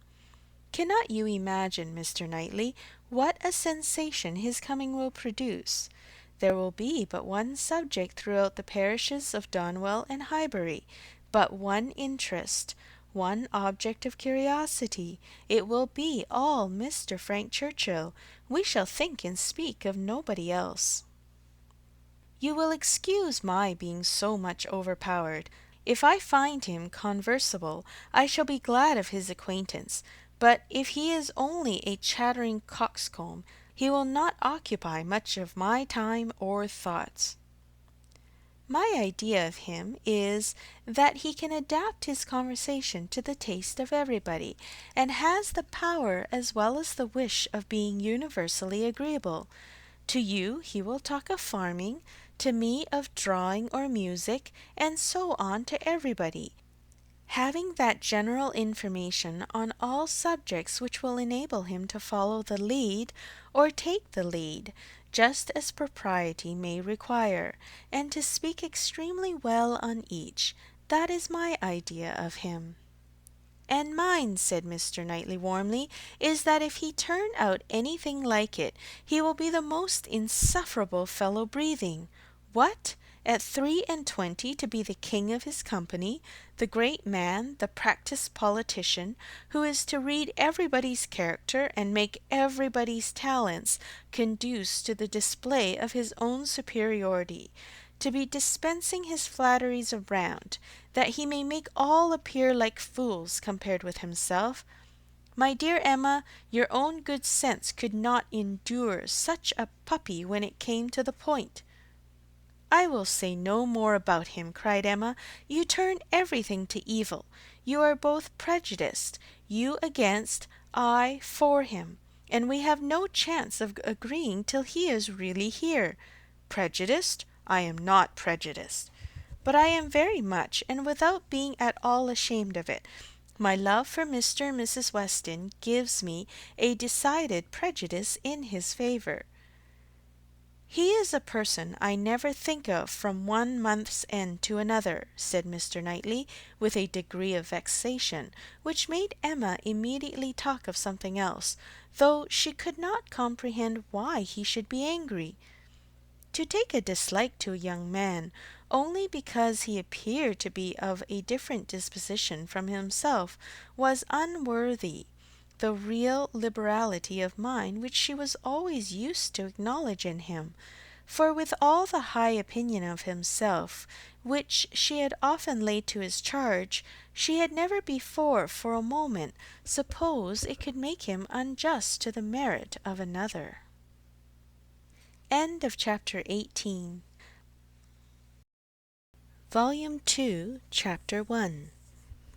Emma and Harriet had been walking together one morning, and, in Emma's opinion, had been talking enough of Mr. Elton for that day. She did not think that Harriet's solace or her own sins required more, and she was therefore industriously getting rid of the subject as they returned, and it burst out again when she thought she had succeeded, and after speaking some time of what the poor must suffer in the winter, and receiving no other answer than a very plaintive "Mr. Elton is so good to the poor," she found something else must be done. They were just approaching the house where lived Mrs. and Miss Bates. She determined to call upon them and seek safety in numbers. There was always sufficient reason for such an attention. Mrs. and Miss Bates loved to be called on, and she knew she was considered by the very few who presumed ever to see imperfection in her as rather negligent in that respect, and as not contributing what she ought to the stock of their scanty comforts. She had had many a hint from Mr. Knightley, and some from her own heart as to her deficiency, but none were equal to counteract the persuasion of its being very disagreeable, a waste of time, tiresome women, and all the horror of being in danger of falling in with the second-rate and third-rate of Highbury, who were calling on them for ever, and therefore she seldom went near them. But now she made the sudden resolution of not passing their door without going in, observing, as she proposed it to Harriet, that, as well as she could calculate, they were just now quite safe from any letter from Jane Fairfax. The house belonged to people in business. Mrs. and Miss Bates occupied the drawing-room floor, and there in the very moderate-sized apartment, which was everything to them, the visitors were most cordially and even gratefully welcomed.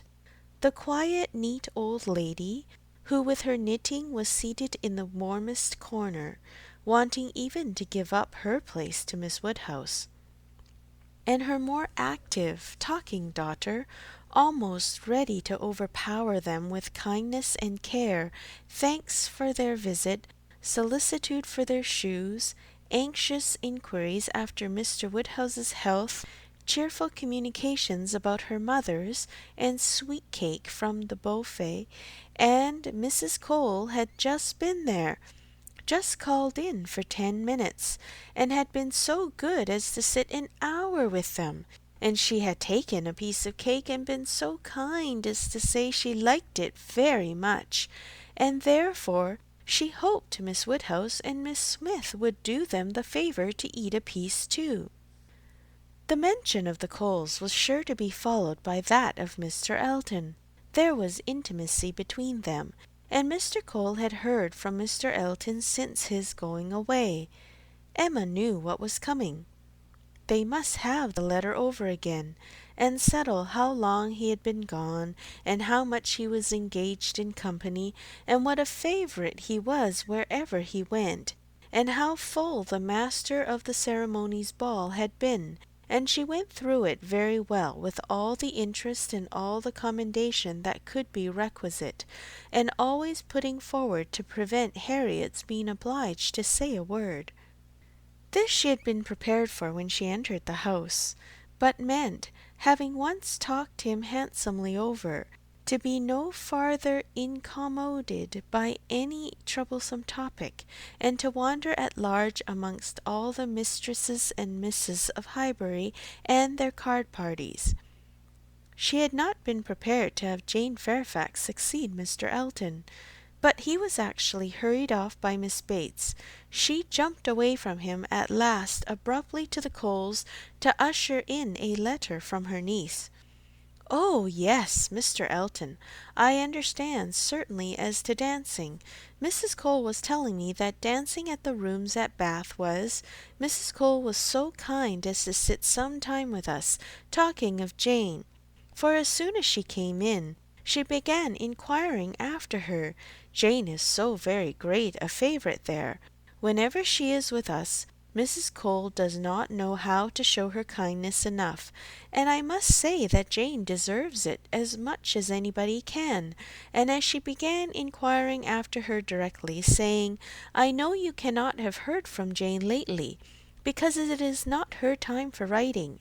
And when I immediately said, "But indeed we have. We had a letter this very morning," I do not know that I ever saw anybody more surprised. "Have you, upon your honour?" said she. "Well, that is quite unexpected. Do let me hear what she says." Emma's politeness was at hand directly to say with smiling interest, "Have you heard from Miss Fairfax so lately? I am extremely happy. I hope she is well." "Thank you, you are so kind," replied the happily deceived aunt, while eagerly hunting for the letter. "Oh, here it is. I am sure it could not be far off, but I had put my huswife upon it, you see, without being aware, and so it had quite hid, but I had it in my hand so very lately that I was almost sure it must be on the table. I was reading it to Mrs. Cole, and since she went away, I was reading it again to my mother, for it is such a pleasure to her, a letter from Jane, that she can never hear it often enough. So I knew it could not be far off. And since you are so kind as to wish to hear what she says, but first of all, I really must, in justice to Jane, apologize for her writing so short a letter, only 2 pages, you see, hardly 2. And in general she fills the whole paper and crosses half.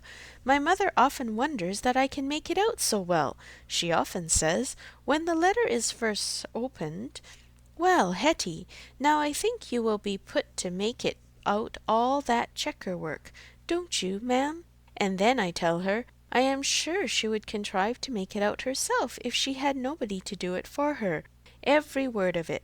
I am sure she would pore over it till she had made out every word, and indeed, though my mother's eyes are not so good as they were, she can see amazingly well still, thank God, with the help of spectacles. It is such a blessing. My mother's are really very good indeed. Jane often says when she is here, 'I am sure, grandmamma, you must have very strong eyes to see as you do, and so much fine work as you have done too. I only wish my eyes may last me as well.'" All this spoken extremely fast obliged Miss Bates to stop for breath, and Emma said something very civil about the excellence of Miss Fairfax's handwriting. "You are extremely kind," replied Miss Bates, highly gratified. "You are such a judge, and write so beautifully yourself. I am sure there is nobody's praise that could give us so much pleasure as Miss Woodhouse's. My mother does not hear. She is a little deaf, you know. Ma'am," addressing her, "do you hear what Miss Woodhouse is so obliging to say about Jane's handwriting?" And Emma had the advantage of hearing her own silly compliment repeated twice over before the good old lady could comprehend it. She was pondering, in the meanwhile, upon the possibility, without seeming very rude, of making her escape from Jane Fairfax's letter, and had almost resolved on hurrying away directly under some slight excuse, when Miss Bates turned to her again and seized her attention. "My mother's deafness is very trifling, you see, just nothing at all. By only raising my voice and saying anything 2 or 3 times over, she is sure to hear, but then she is used to my voice. But it is very remarkable that she should always hear Jane better than she does me. Jane speaks so distinct. However, she will not find her grandmamma at all deafer than she was 2 years ago, which is saying a great deal at my mother's time of life, and it really is full 2 years, you know, since she was here. We never were so long without seeing her before, as I was telling Mrs. Cole. We shall hardly know how to make enough of her now." "Are you expecting Miss Fairfax here soon?" "Oh, yes, next week." "Indeed, that must be a very great pleasure." "Thank you, you are very kind. Yes, next week. Everybody is so surprised, and everybody says the same obliging things. I am sure she will be as happy to see her friends at Highbury as they can be to see her. Yes, Friday or Saturday. She cannot say which, because Colonel Campbell will be wanting the carriage himself one of those days. So very good of them to send her the whole way, but they always do, you know. Oh yes, Friday or Saturday next. That is what she writes about. That is the reason of her writing out of rule, as we call it, for in the common course we should not have heard from her before next Tuesday or Wednesday. Yes, I so imagined. I was afraid there could be little chance of my hearing anything of Miss Fairfax today. So obliging of you! No, we should not have heard if it had not been for this particular circumstances, of her being to come here so soon. My mother is so delighted, for she is to be 3 months with us at least. 3 months, she says so positively, as I am going to have the pleasure of reading to you. The case is, you see, that the Campbells are going to Ireland. Mrs. Dixon has persuaded her father and mother to come over and see her directly.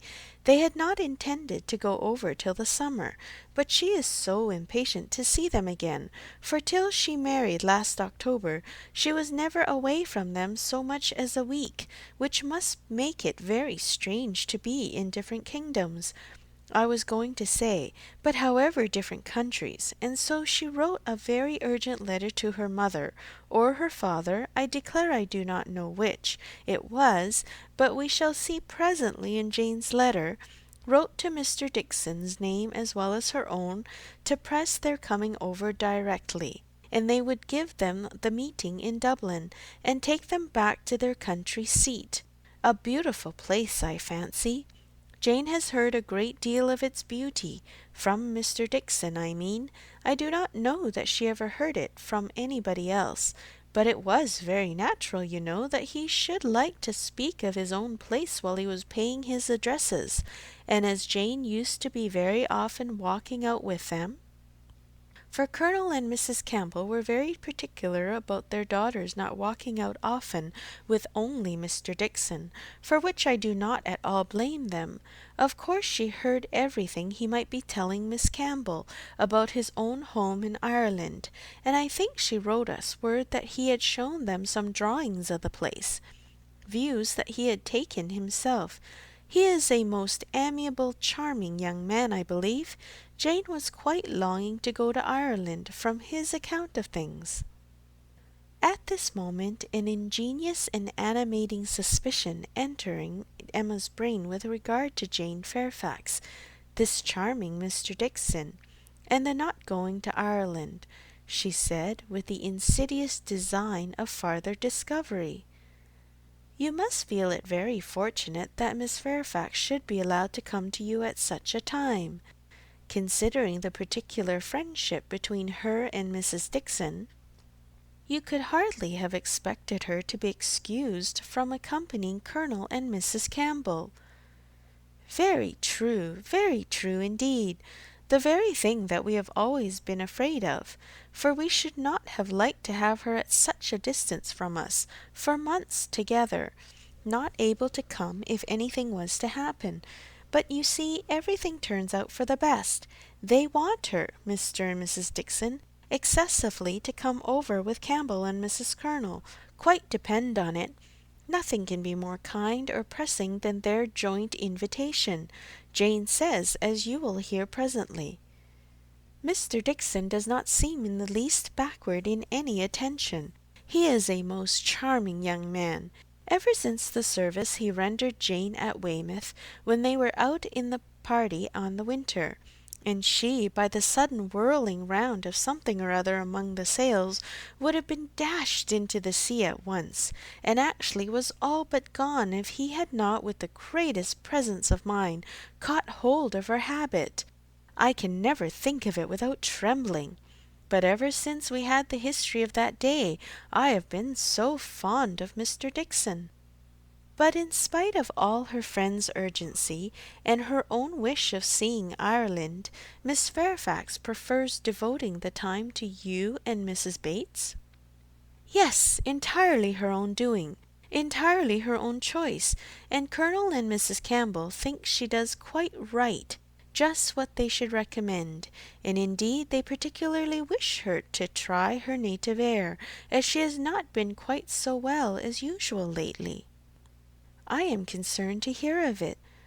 I think they judge wisely, but Mrs. Dixon must be very disappointed. Mrs. Dixon, I understand, has no remarkable degree of personal beauty, is not by any means to be compared with Miss Fairfax. Oh, no, you are very obliging to say such things, but certainly not. There is no comparison between them. Miss Campbell always was absolutely plain, but extremely elegant and amiable. Yes, that of course. Jane caught a bad cold, poor thing, so long ago as the 7th of November, and has never been well since. A long time is not it for a cold to hang upon her. She never mentioned it before, because she would not alarm us. Just like her, so considerate. But however, she is so far from well that her kind friends, the Campbells, think she had better come home, and try an air that always agrees with her, and they have no doubt that 3 or 4 months at Highbury will entirely cure her, and it is certainly a great deal better that she should come here than go to Ireland, if she is unwell. Nobody could nurse her as we should do. It appears to me the most desirable arrangement in the world. And so she is to come to us next Friday or Saturday, and the Campbells leave town in their way to Holyhead the Monday following, as you will find from Jane's letter. So sudden! You may guess, dear Miss Woodhouse, what a flurry it has thrown me in, if it was not for the drawback of her illness, but I am afraid we must expect to see her grow thin, and looking very poorly. I must tell you what an unlucky thing happened to me as to that. I always make a point of reading Jane's letters through to myself first, before I read them aloud to my mother, you know, for fear of there being anything in them to distress her. Jane desired me to do it, so I always do, and so I began to-day with my usual caution. But no sooner did I come to the mention of her being unwell than I burst out, quite frightened, with "Bless me! Poor Jane is ill," which my mother, being on the watch, heard distinctly, and was sadly alarmed at. However, when I read on, I found it was not near so bad as I had fancied at first, and so I make light of it now to her, that she does not think much about it. But I cannot imagine how I could be so off my guard. If Jane does not get well soon, we will call in Mr. Perry. The expense shall not be thought of, and though he is so liberal, so fond of Jane, that I dare say he would not mean to charge anything for attendance, we could not suffer it to be so, you know. He has a wife and family to maintain, and is not to be giving away his time. Well, now I have just given you a hint of what Jane writes about, we will turn to her letter, and I am sure she tells her own story a great deal better than I can tell it for her. "I am afraid we must be running away," said Emma, glancing at Harriet and beginning to rise. "My father will be expecting us. I had no intention. I thought I had no power of staying more than 5 minutes when I first entered the house. I merely called because I would not pass the door without inquiring after Mrs. Bates, but I have been so pleasantly detained. Now, however, we must wish you and Mrs. Bates good morning." And not all that could be urged to detain her succeeded. She regained the street, happy in this, that though much had been forced on her against her will, though she had in fact heard the whole substance of Jane Fairfax's letter, she had been able to escape the letter itself. End of Volume 2, Chapter 1. Volume 2, Chapter 2. Jane Fairfax was an orphan, the only child of Mrs. Bates's youngest daughter. The marriage of Lieutenant Fairfax of the Regiment of Infantry and Miss Jane Bates had its day of fame and pleasure, hope and interest. but nothing now remained of it, save the melancholy remembrance of him dying in action abroad, of his widow sinking under consumption and grief soon afterwards, and this little girl. By birth she belonged to Highbury, and when at 3 years old, on losing her mother, she became the property, the charge, the consolation, the fondling of her grandmother and aunt. There had seemed every probability of her being permanently fixed there, of her being taught only what very limited means could command, and growing up with no advantages of connection or improvement, to be engrafted on what nature had given her in a pleasing person, good understanding, and warm-hearted, well-meaning relations. But the compassionate feelings of a friend of her father gave a change to her destiny. This was Colonel Campbell, who had very highly regarded Fairfax as an excellent officer and most deserving young man, and farther had been indebted to him for such attentions during a severe camp fever as he believed had saved his life. These were claims which he did not learn to overlook, though some years passed away from the death of poor Fairfax before his own return to England put anything in his power. When he did return, he sought out the child and took notice of her. He was a married man, with only one living child, a girl about Jane's age, and Jane became their guest, paying them long visits and growing a favourite with all. And before she was 9 years old, his daughter's great fondness for her and his own wish of being a real friend united to produce an offer from Colonel Campbell of undertaking the whole charge of her education. It was accepted, and from that period Jane had belonged to Colonel Campbell's family, and had lived with them entirely, only visiting her grandmother from time to time. The plan was that she should be brought up for educating others. The very few £100 which she inherited from her father making independence impossible. To provide for her otherwise was out of Colonel Campbell's power, for though his income, by pay and appointments, was handsome, his fortune was moderate and must be all his daughter's. But by giving her an education, he hoped to be supplying the means of respectable subsistence hereafter. Such was Jane Fairfax's history. She had fallen into good hands, known nothing but kindness from the Campbells, and been given an excellent education. Living constantly with right-minded and well-informed people, her heart and understanding had received every advantage of discipline and culture, and Colonel Campbell's residence being in London, every lighter talent had been done full justice to by the attendance of first-rate masters. Her disposition and abilities were equally worthy of all that friendship could do, and at 18 or 19 she was, as far as such an early age can be qualified for the care of children, fully competent to the office of instruction herself. But she was too much beloved to be parted with. Neither father nor mother could promote, and the daughter could not endure it. The evil day was put off.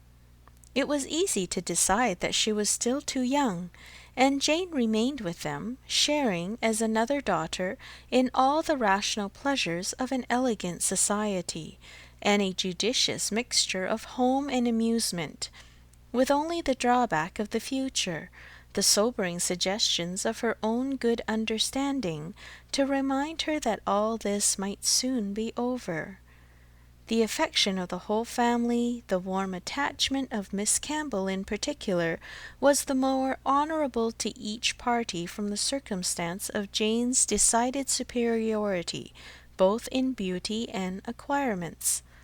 That nature had given it in feature could not be unseen by the young woman, nor could her higher powers of mind be unfelt by the parents. They continued together with unabated regard, however, till the marriage of Miss Campbell, who by that chance, that luck which so often defies anticipation in matrimonial affairs, giving attraction to what is moderate rather than to what is superior, engaged the affections of Mr. Dickson, a young man, rich and agreeable, almost as soon as they were acquainted, and was eligibly and happily settled, while Jane Fairfax had yet her bread to earn. This event had very lately taken place, too lately for anything to be yet attempted by her less fortunate friend towards entering on her path of duty, though she had now reached the age which her own judgment had fixed on for beginning. She had long resolved that 21 should be the period. With the fortitude of a devoted, she had resolved at 21 to complete the sacrifice, and retire from all the pleasures of life, of rational intercourse, equal society, peace, and hope, to penance and mortification for ever. The good sense of Colonel and Mrs. Campbell could not oppose such a resolution, though their feelings did.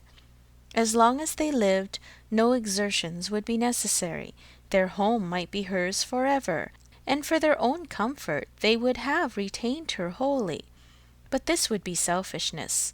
What must be at last had better be soon. Perhaps they began to feel it might have been kinder and wiser to have resisted the temptation of any delay, and spared her from a taste of such enjoyments of ease and leisure as must now be relinquished. Still, however, affection was glad to catch at any reasonable excuse for not hurrying on the wretched moment. She had never been quite well since the time of their daughter's marriage, and till she should have completely recovered her usual strength, they must forbid her engaging in duties, which, so far from being compatible with a weakened frame and varying spirits, seemed, under the most favourable circumstances, to require something more than human perfection of body and mind to be discharged with tolerable comfort. With regard to her not accompanying them to Ireland, her account to her aunt contained nothing but truth, though there might be some truths not told.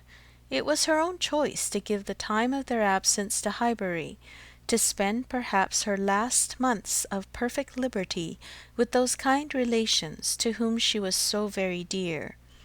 And the Campbells, whatever might be their motive or motives, whether single or double or treble, gave the arrangement their ready sanction, and said that they depended more on a few months spent in her native air for the recovery of her health than on anything else. Certain it was that she was to come, and that Highbury, instead of welcoming that perfect novelty which had been so long promised it, Mr. Frank Churchill, must put up for the present with Jane Fairfax, who could bring only the freshness of a 2 years' absence. Emma was sorry to have to pay civilities to a person she did not like through 3 long months, to be always doing more than she wished, and less than she ought. Why she did not like Jane Fairfax might be a difficult question to answer. Mr. Knightley had once told her it was because she saw in her the really accomplished young woman, which she wanted to be thought herself. And though the accusation had been eagerly refuted at the time, there were moments of self-examination in which her conscience could not quite acquit her. But she could never get acquainted with her. She did not know how it was, but there was such coldness and reserve, such apparent indifference whether she pleased or not, and then her aunt was such an eternal talker, and she was made such a fuss with by everybody, and it had always been imagined that they were to be so intimate, because their ages were the same. Everybody had supposed they must be so fond of each other. These were her reasons. She had no better. It was a dislike so little just, every imputed fault was so magnified by fancy, that she never saw Jane Fairfax the first time after any considerable absence, without feeling that she had injured her. And now, when the due visit was paid, on her arrival after a 2 years' interval, she was particularly struck with the very appearance and manners, which for those 2 whole years she had been depreciating. Jane Fairfax was very elegant, remarkably elegant, and she had herself the highest value for elegance. Her height was pretty, just such as almost everybody would think tall, and nobody could think very tall. Her figure particularly graceful, her size a most becoming medium between thin and fat, though a slight appearance of ill health seemed to point out the likeliest evil of the two. Emma could not but feel all this, and then her face, her features, there was more beauty in them altogether than she had remembered. It was not regular, but it was very pleasing beauty. Her eyes, a deep grey with dark eyelashes and eyebrows, had never been denied their praise, but the skin, which she had been used to cavil at as wanting colour, had a clearness and delicacy which really needed no fuller bloom. It was a style of beauty, of which elegance was the reigning character, and as such she must in honour by all her principles admire it. Elegance which, whether of person or of mind, she saw so little in Highbury. There, not to be vulgar, was distinction and merit. In short, she sat during the first visit looking at Jane Fairfax with twofold complacency, the sense of pleasure and the sense of rendering justice, and was determining that she would dislike her no longer, when she took in her history, indeed her situation, as well as her beauty. When she considered what all this elegance was destined to, what she was going to sink from, how she was going to live, it seemed impossible to feel anything but compassion and respect, especially if to every well-known particular entitling her to interest were added the highly probable circumstance of an attachment to Mr. Dickson, which she had so naturally started to herself. In that case, nothing could be more pitiable or more honourable than the sacrifices she had resolved on. Emma was very willing now to acquit her of having seduced Mr. Dickson's actions from his wife, or of anything mischievous which her imagination had suggested at first. If it were love, it might be simple, single, successless love on her side alone. She might have been unconsciously sucking in the sad poison, while a sharer of his conversation with her friend, and from the best, the purest of motives, which might be denying herself this visit to Ireland, and resolving to divide herself effectually from him and his connections by soon beginning her career of laborious duty. Upon the whole, Emma left her with such softened, charitable feelings as made her look around in walking home, and lamented that Highbury afforded no young man worthy of giving her independence, nobody that she could wish to scheme about for her. These were charming feelings, but not lasting. Before she had committed herself by any public profession of eternal friendship for Jane Fairfax, or done more towards a recantation of past prejudices and errors than saying to Mr. Knightley, "She certainly is handsome. She is better than handsome." Jane had spent an evening at Hartfield with her grandmother and aunt, and everything was relapsing much into its usual state. Former provocations reappeared. The aunt was as tiresome as ever, more tiresome because anxiety for her health was now added to admirations of her powers, and they had to listen to the description of exactly how little bread and butter she ate for breakfast, and how small a slice of mutton for dinner, as well as to see exhibitions of new caps and new work-bags for her mother and herself. And Jane's offences rose again. They had music. Emma was obliged to play, and the thanks and praise which necessarily followed appeared to her an affectation of candour, an air of greatness, meaning only to show off in higher style her own very superior performance. She was, besides, which was the worst of all, so cold, so cautious. There was no getting at her real opinion. Wrapped up in a cloak of politeness, she seemed determined to hazard nothing. She was disgustingly, was suspiciously reserved. If anything could be more, where all was most, she was more reserved on the subject of Weymouth and the Dixons than anything. She seemed bent on giving no real insight into Mr. Dixon's character, or her own value for his company, or opinion of the suitableness of the match. It was all general approbation and smoothness, nothing delineated or distinguished. It did her no service, however. Her caution was thrown away. Emma saw its artifice, and returned to her first surmises. There probably was something more to conceal than her own preference. Mr. Dixon perhaps had been very near changing one friend for the other, or been fixed only to Miss Campbell for the sake of the future £12,000. The like reserve prevailed on other topics. She and Mr. Frank Churchill had been at Weymouth at the same time. It was known that they were a little acquainted, but not a syllable of real information could Emma procure as to what he truly was. Was he handsome? She believed he was reckoned a very fine young man. Was he agreeable? He was generally thought so.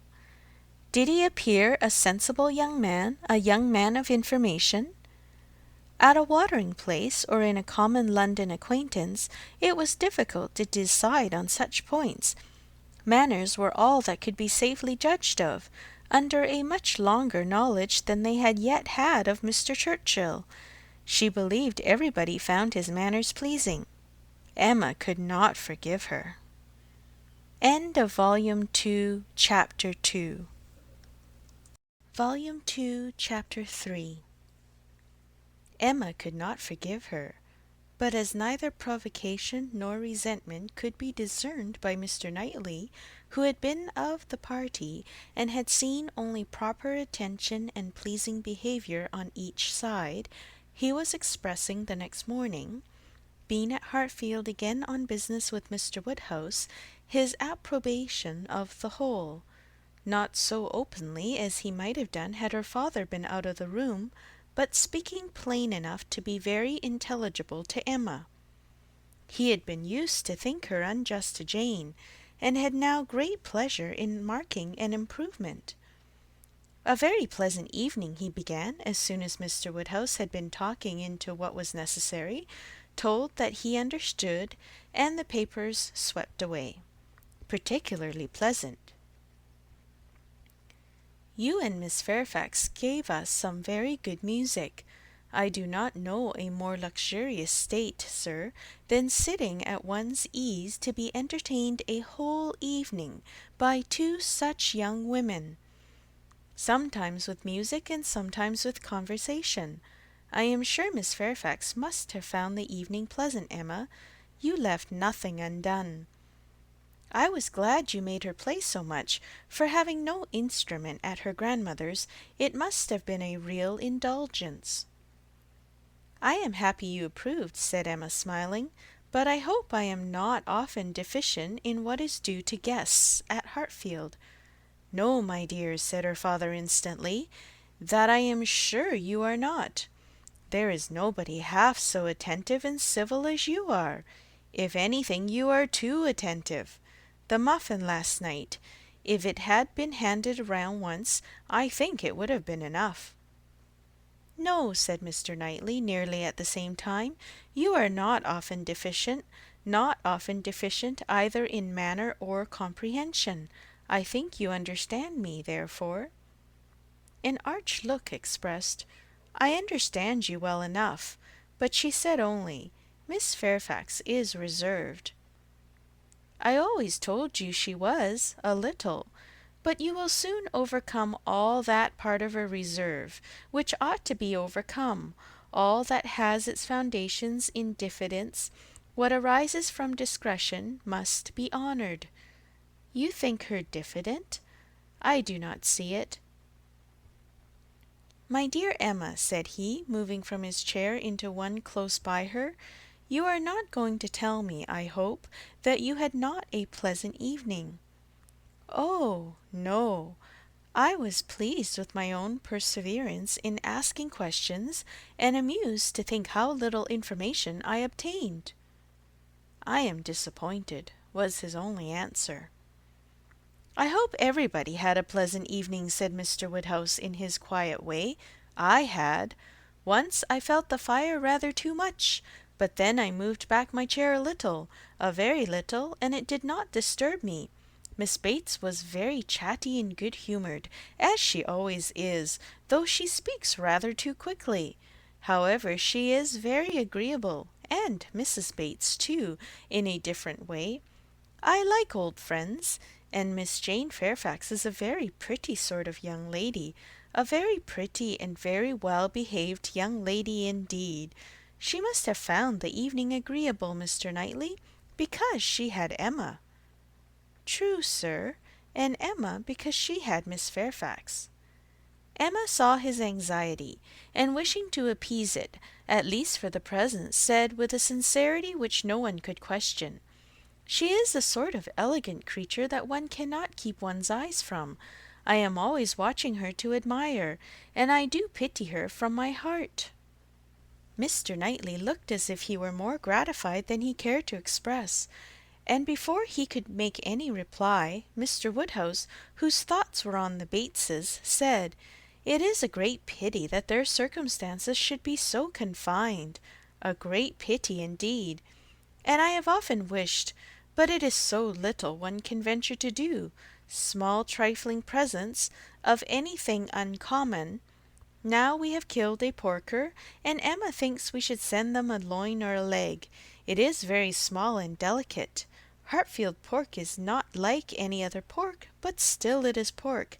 And my dear Emma, unless one could be sure of their making it into steaks, nicely fried, as ours are fried, without the smallest grease, and not roast it, for no stomach can bear roast pork, I think we had better send the leg.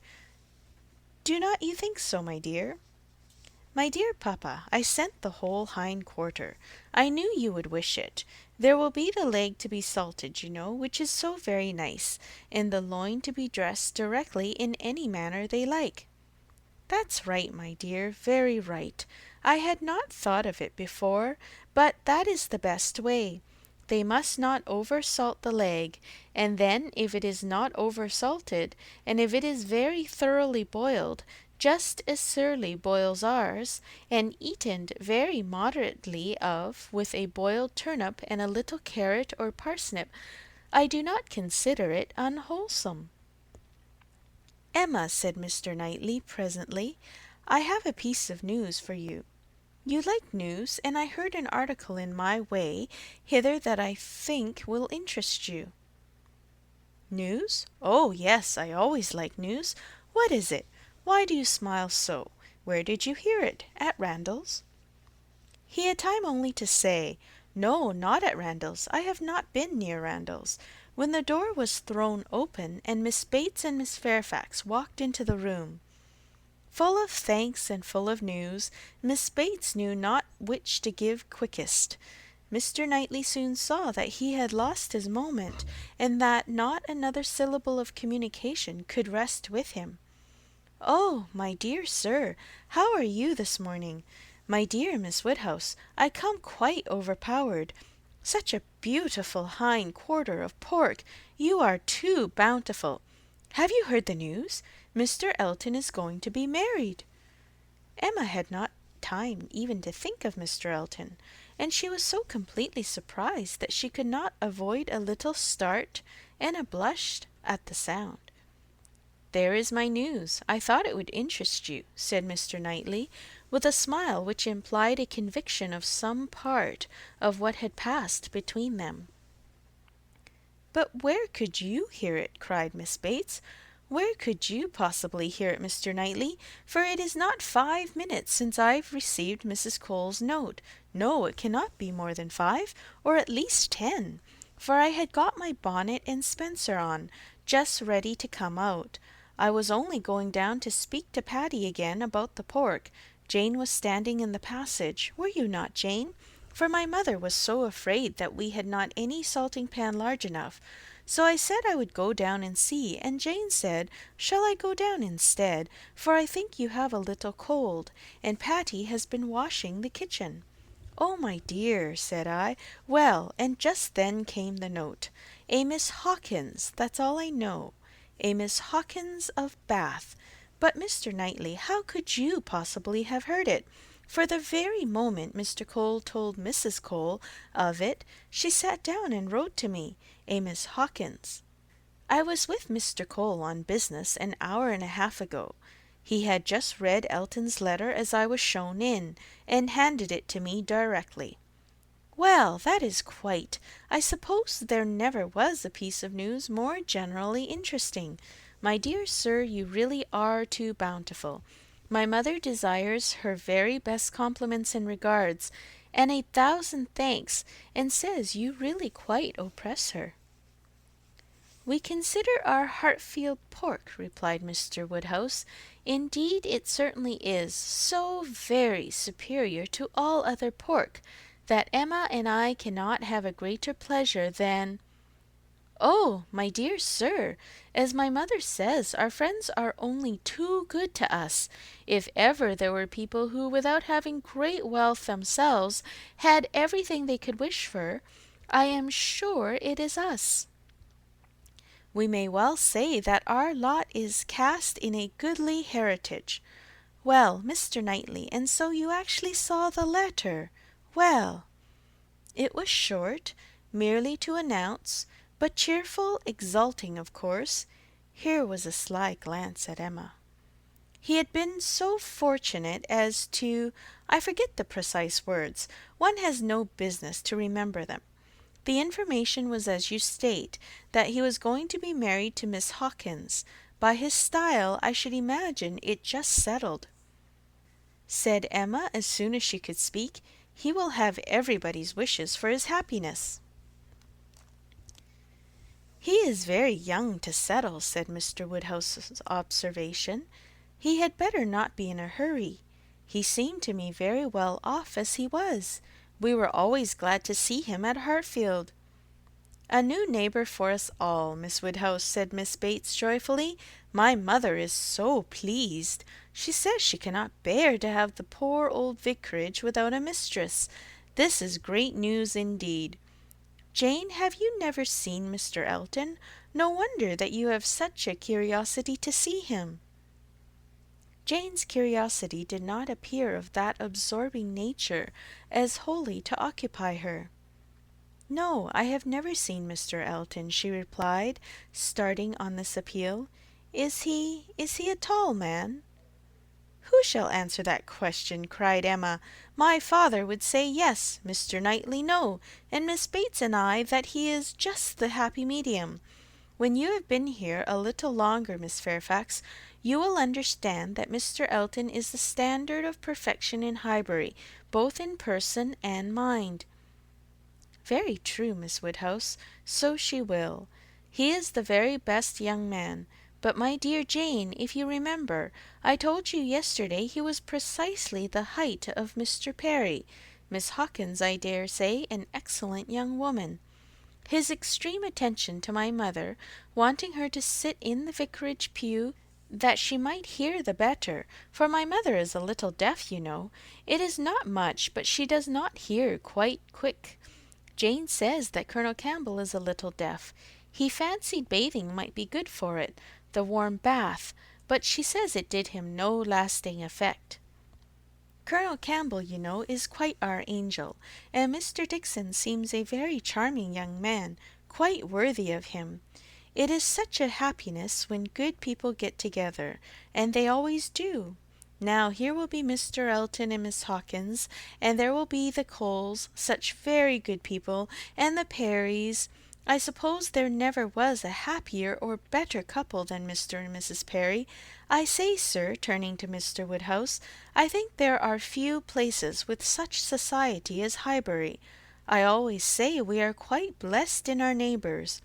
My dear sir, if there is one thing my mother loves better than another, it is pork, a roast loin of pork. As to who or what Miss Hawkins is, or how long he has been acquainted with her, said Emma, nothing, I suppose, can be known. One feels that it cannot be a very long acquaintance. He has been gone only 4 weeks.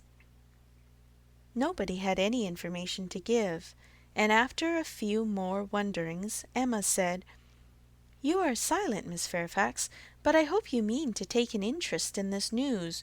You who have been hearing and seeing so much of late on these subjects, who must have been so deep in the business of Miss Campbell's account, we shall not excuse your being indifferent about Mr. Elton and Miss Hawkins."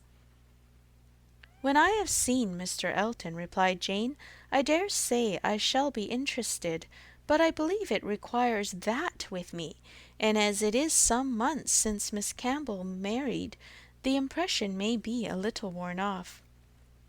"Yes, he has been gone just 4 weeks, as you observe, Miss Woodhouse," said Miss Bates. 4 weeks yesterday. A Miss Hawkins! Well, I had always rather fancied it would be some young lady hereabouts.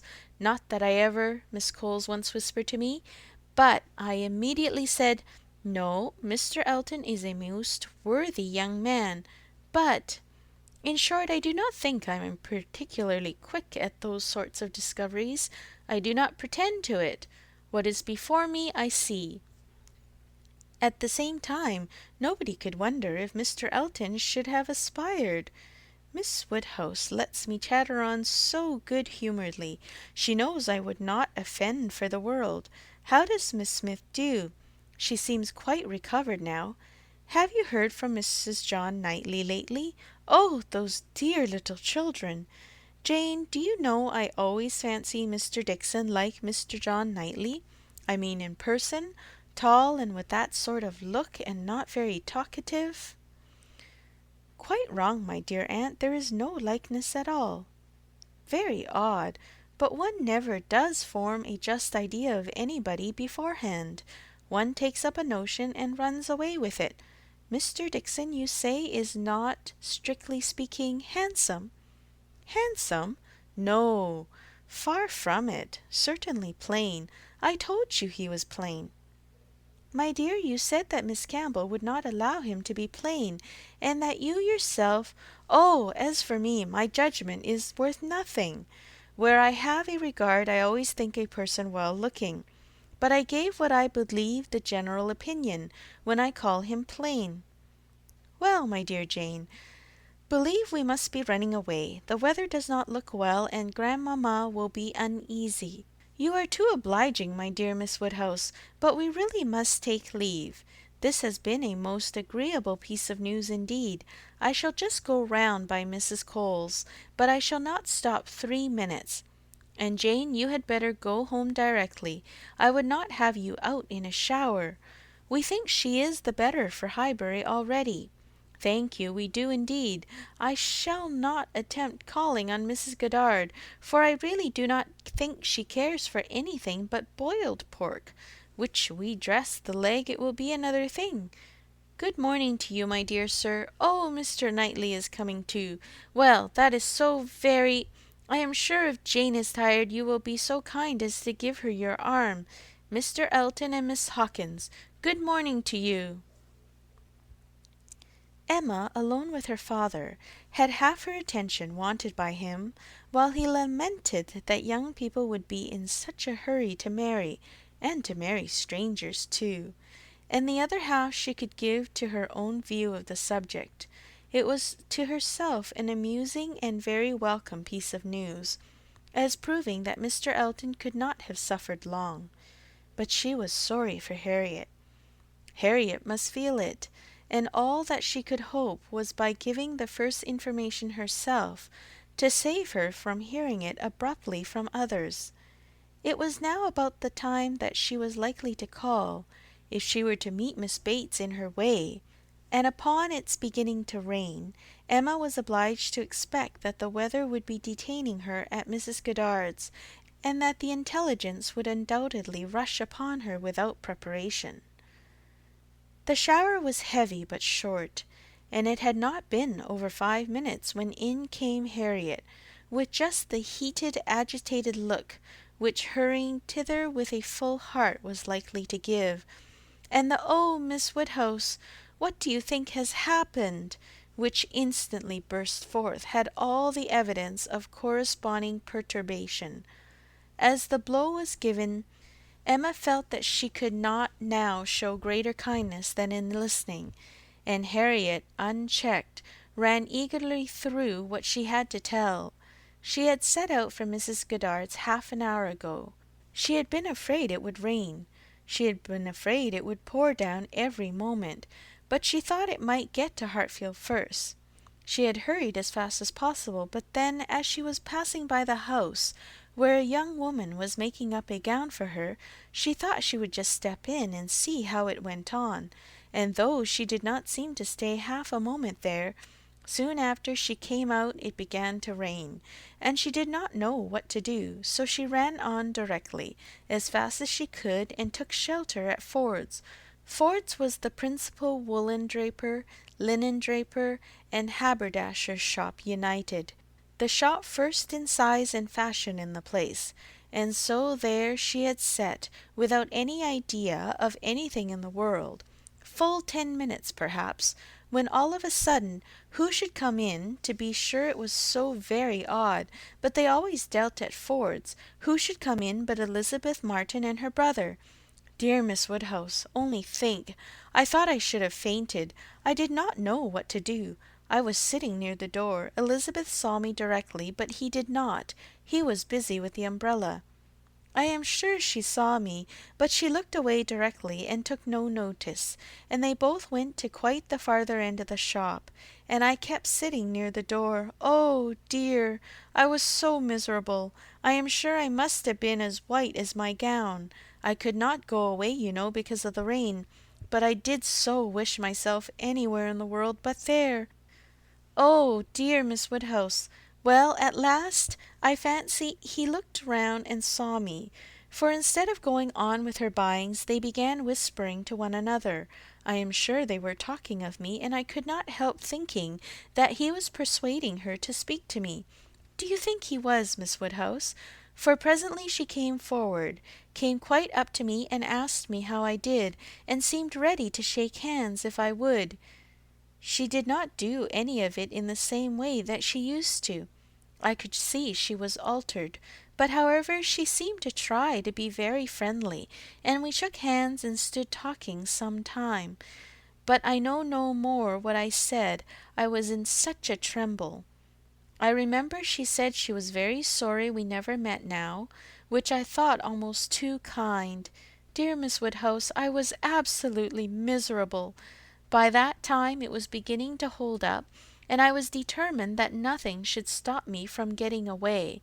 And then, only think, I found he was coming up towards me, slowly, you know, and as if he did not quite know what to do, and so he came and spoke, and I answered, and I stood for a moment feeling dreadfully, you know, one can't tell how, and then I took courage, and said it did not rain and I must go, and so off I set, and I had not got 3 yards from the door when he came after me, only to say if I was going to Hartfield, he thought I had much better go round by Mr. Cole's stables, for I should find the near way quite flooded by this rain.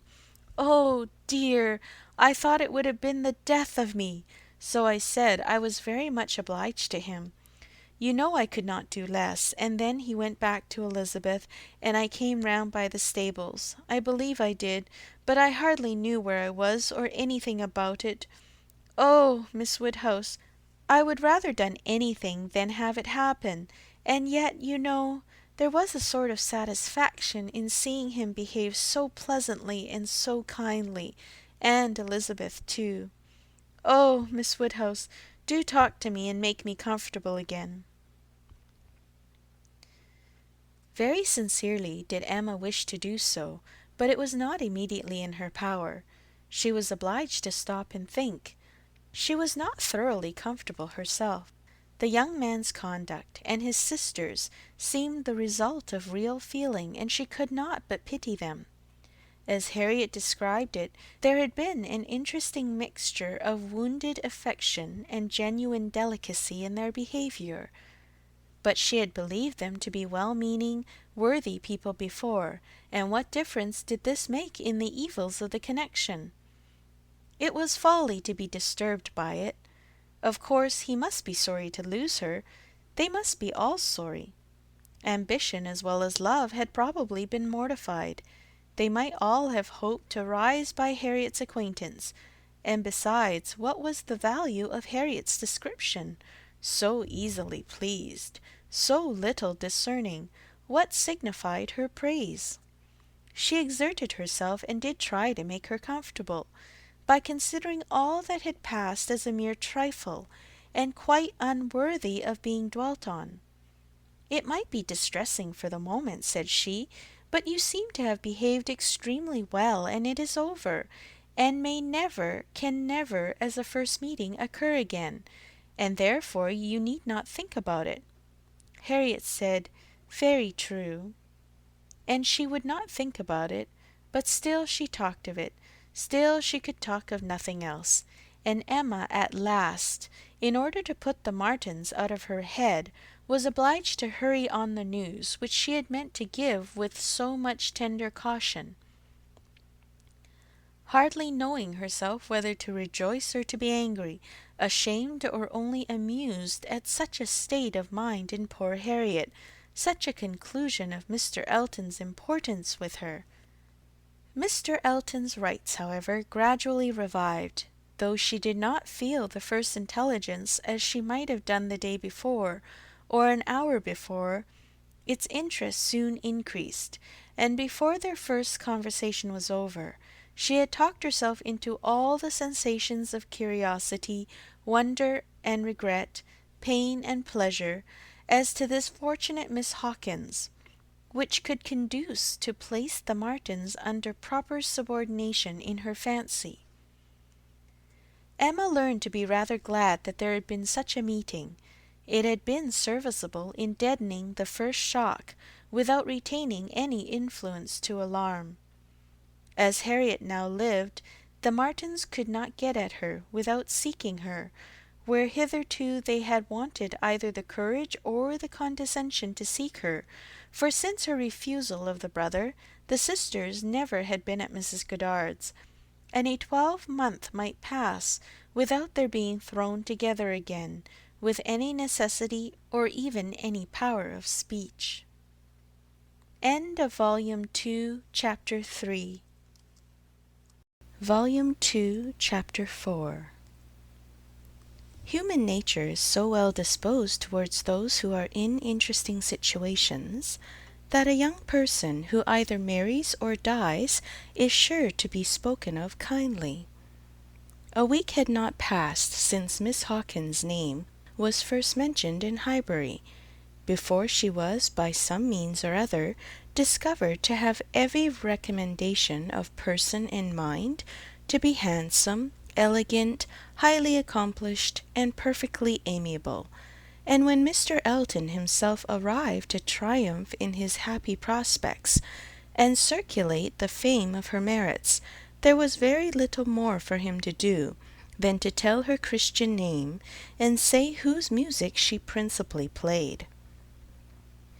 Mr. Elton returned a very happy man. He had gone away rejected and mortified, disappointed in a very sanguine hope, after a series of what appeared to him strong engagements, and not only losing the right lady, but finding himself debased to the level of a very wrong one. He had gone away deeply offended.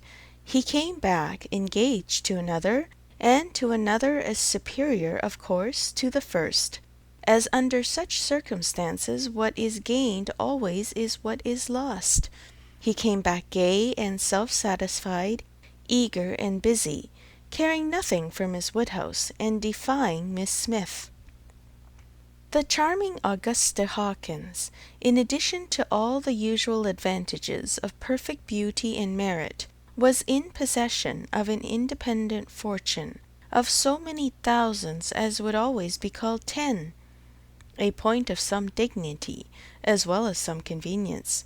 The story told well, he had not thrown himself away. He had gained a woman of 10,000 pounds, or thereabouts, and he had gained her with such delightful rapidity.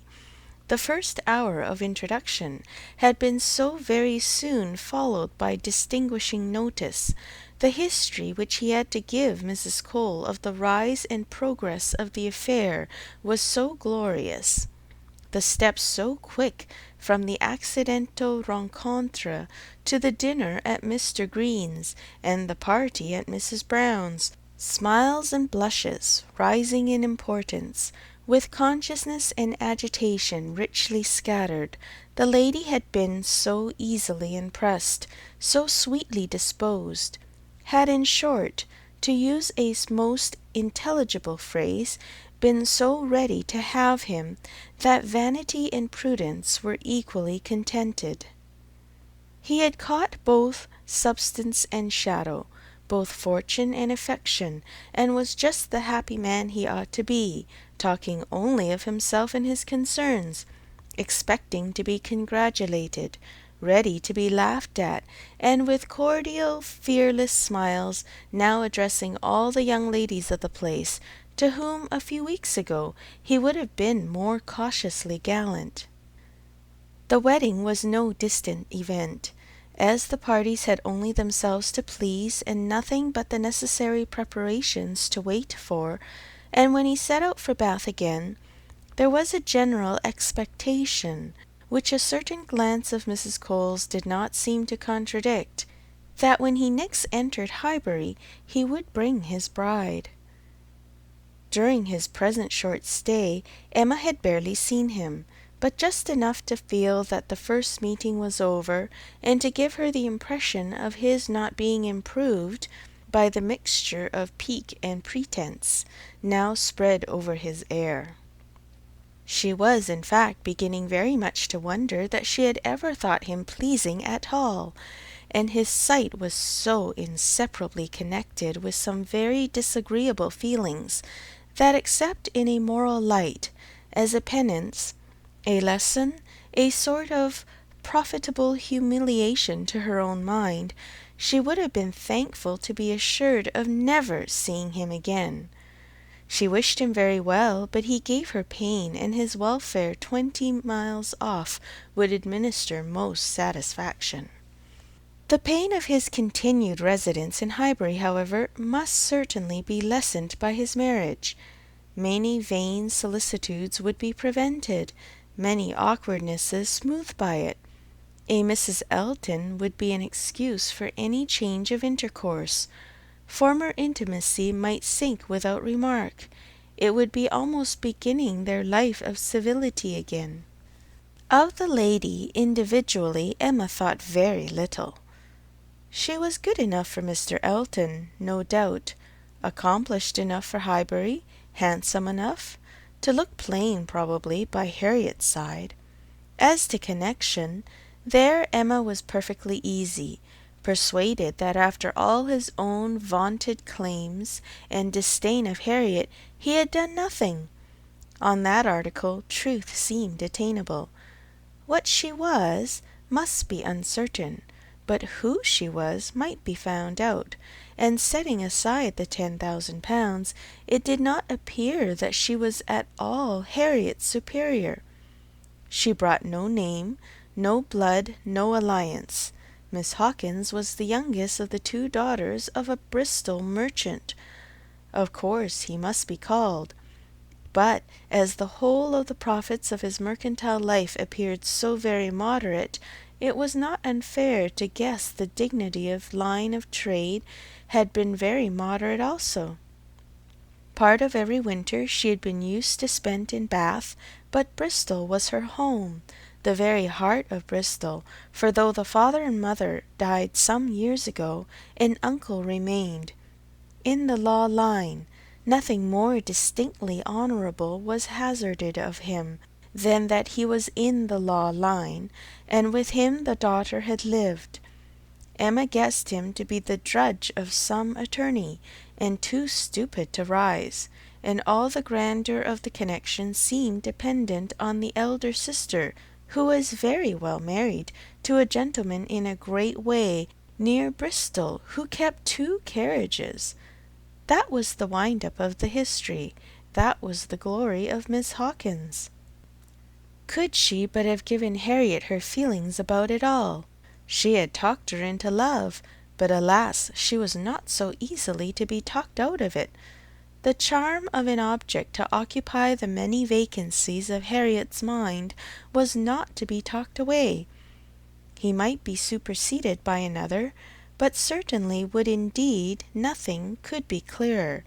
Even a Robert Martin would have been sufficient, but nothing else, she feared, would cure her.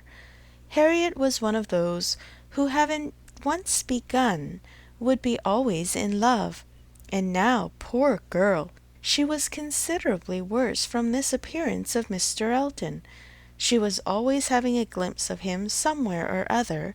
Emma saw him only once, but 2 or 3 times every day Harriet was sure just to meet with him, or just to miss him, just to hear his voice, or see his shoulder, just to have something occur to preserve him in her fancy, in all the favouring warmth of surprise and conjecture.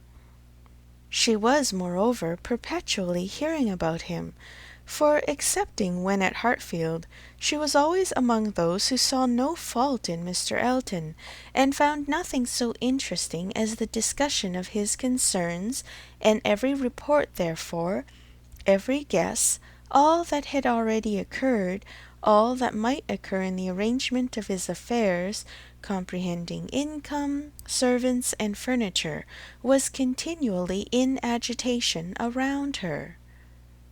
Her regard was receiving strength by invariable praise of him, and her regrets kept alive, and feelings irritated by ceaseless repetitions of Miss Hawkins's happiness, and continual observation of how much he seemed attached. His air as he walked by the house, the very sitting of his hat, being all in proof of how much he was in love. Had it been allowable entertainment, had there been no pain to her friend, or reproach to herself in the waverings of Harriet's mind, Emma would have been amused by its variations. Sometimes Mr. Elton predominated, sometimes the Martins, and each was occasionally useful as a check to the other. Mr. Elton's engagement had been the cure of the agitation of meeting Mr. Martin. The unhappiness produced by the knowledge of that engagement had been a little put aside by Elizabeth Martin's calling at Mrs. Goddard's a few days afterwards.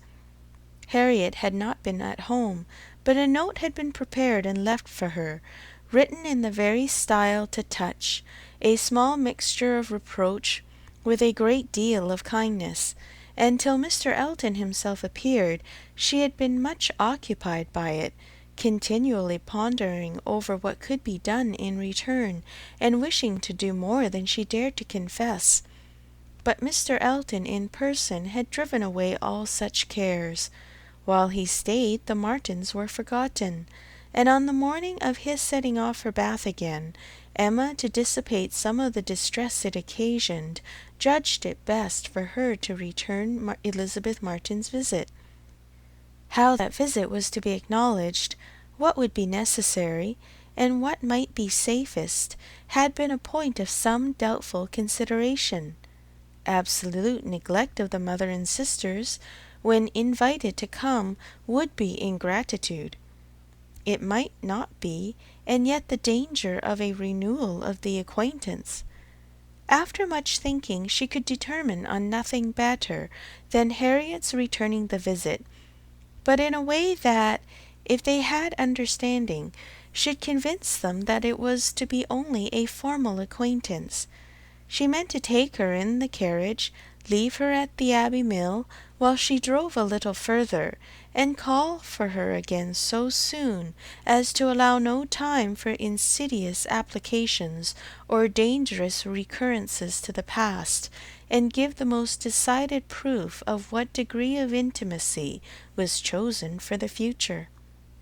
She could think of nothing better, and though there was something in it which her own heart could not approve, something of ingratitude merely glossed over, it must be done, or what would become of Harriet?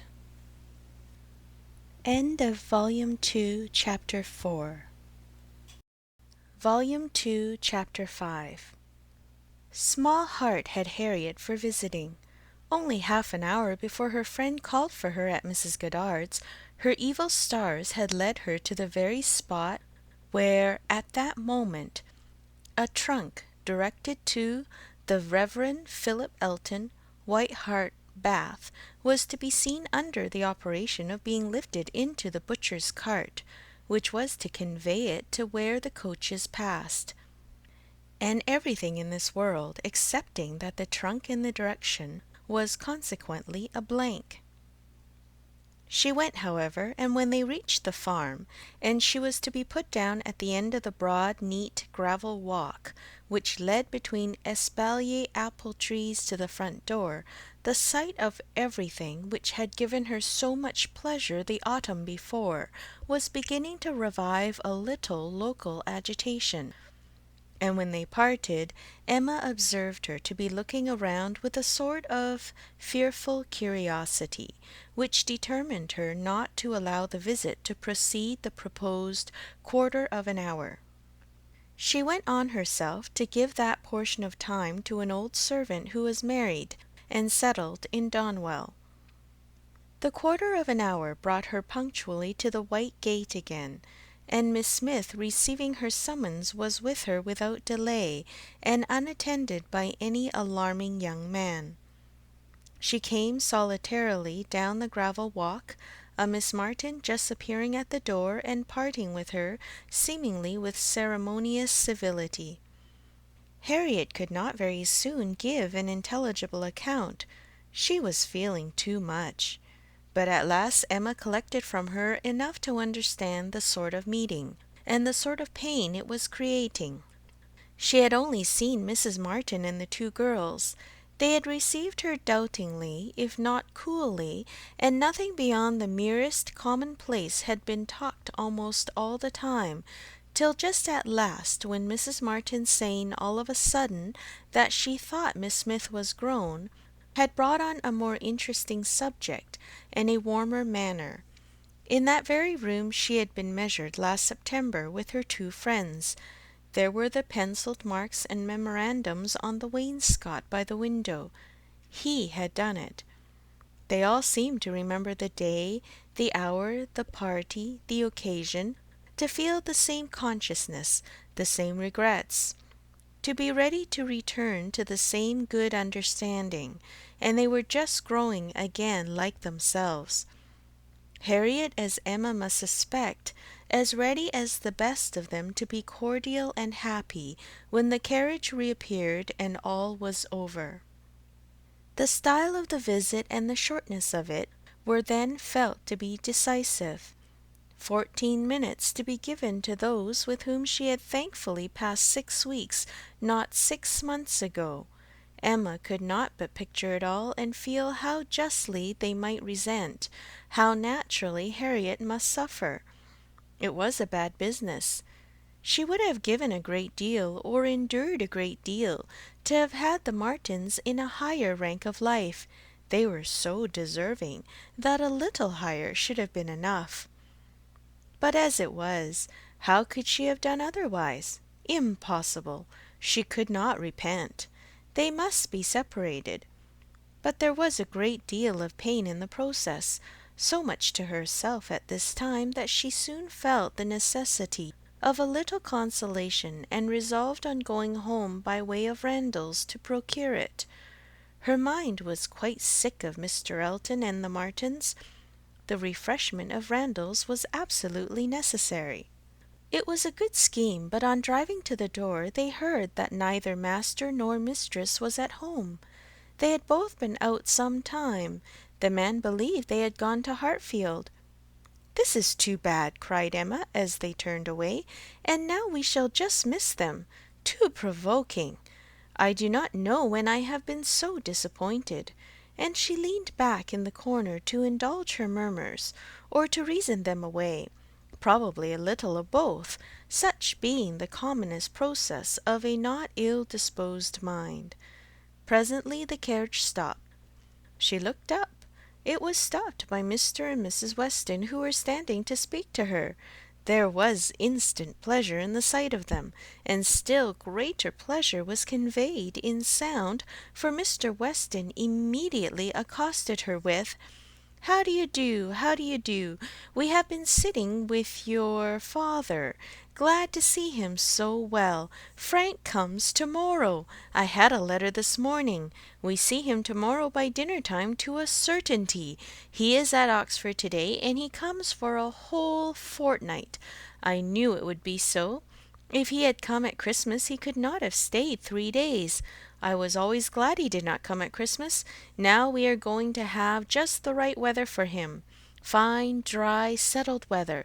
We shall enjoy him completely. Everything has turned out exactly as we could wish." There was no resisting such news, no possibility of avoiding the influence of such a happy face as Mr. Weston's, confirmed as it all was by the words and the countenance of his wife, fewer and quieter, but not less to the purpose. To know that she thought his coming certain was enough to make Emma consider it so, and sincerely did she rejoice in their joy. It was a most delightful reanimation of exhausted spirits. The worn-out past was sunk in the freshness of what was coming, and in the rapidity of half a moment's thought she hoped Mr. Elton would now be talked of no more.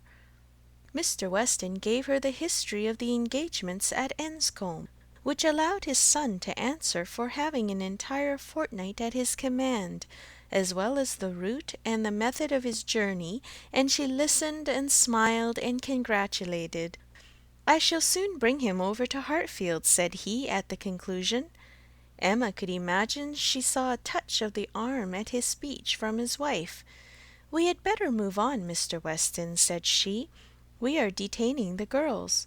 "Well, well, I am ready," and turning again to Emma, "but you must not be expecting such a very fine young man. You have only had my account, you know.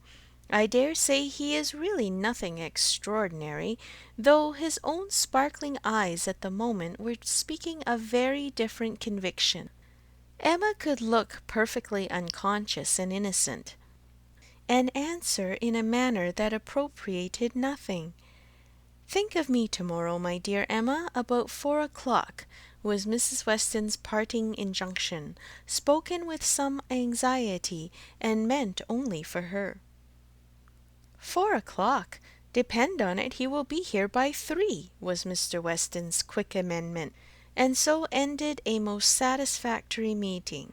Emma's spirits were mounted quite up to happiness. Everything wore a different air. James and his horses seemed not half so sluggish as before. When she looked at the hedges, she thought the elder at least must soon be coming out, and when she turned round to Harriet, she saw something like a look of spring, a tender smile even there. "Will Mr. Frank Churchill pass through Bath as well as Oxford?" was a question, however, which did not augur much. But neither geography nor tranquillity could come all at once, and Emma was now in a humour to resolve that they should both come in time. The morning of the interesting day arrived, and Mrs. Weston's faithful pupil did not forget either at 10 or 11 or 12 o'clock that she was to think of her at 4. "My dear, dear, anxious friend," said she, in mental soliloquy, while walking downstairs from her own room, "always over-careful for everybody's comfort but your own. I see you now in all your little fidgets, going again and again into his room to be sure that all is right." The clock struck 12 as she passed through the hall. "'Tis 12. I shall not forget to think of you 4 hours hence, and by this time to-morrow, perhaps, or a little later, I may be thinking of the possibility of their all calling here. I am sure they will bring him soon." She opened the parlour door and saw two gentlemen sitting with her father, Mr. Weston and his son. They had been arrived only a few minutes, and Mr. Weston had scarcely finished his explanation of Frank's being a day before his time, and her father was yet in the midst of his very civil welcome and congratulations, when she appeared to have her share of surprise, introduction, and pleasure. The Frank Churchill so long talked of, so high in interest, was actually before her. He was presented to her, and she did not think too much had been said in his praise. He was a very good-looking young man. Height, air, address, all were unexceptionable, and his countenance had a great deal of the spirit and liveliness of his father's. He looked quick and sensible. She felt immediately that she should like him, and there was a well-bred ease of manner and a readiness to talk, which convinced her that he came intending to be acquainted with her, and that acquainted they soon must be. He had reached Randalls the evening before.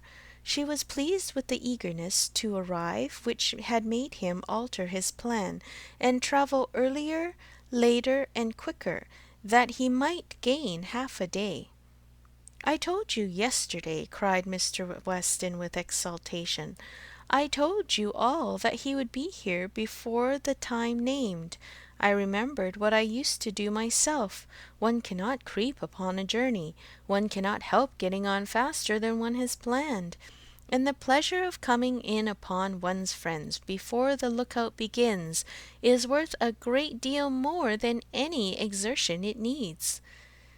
"It is a great pleasure where one can indulge in it," said the young man, "though there are not many houses that I should presume on so far, but in coming home I felt I might do anything." The word home made his father look on him with fresh complacency. Emma was directly sure that he knew how to make himself agreeable. The conviction was strengthened by what followed.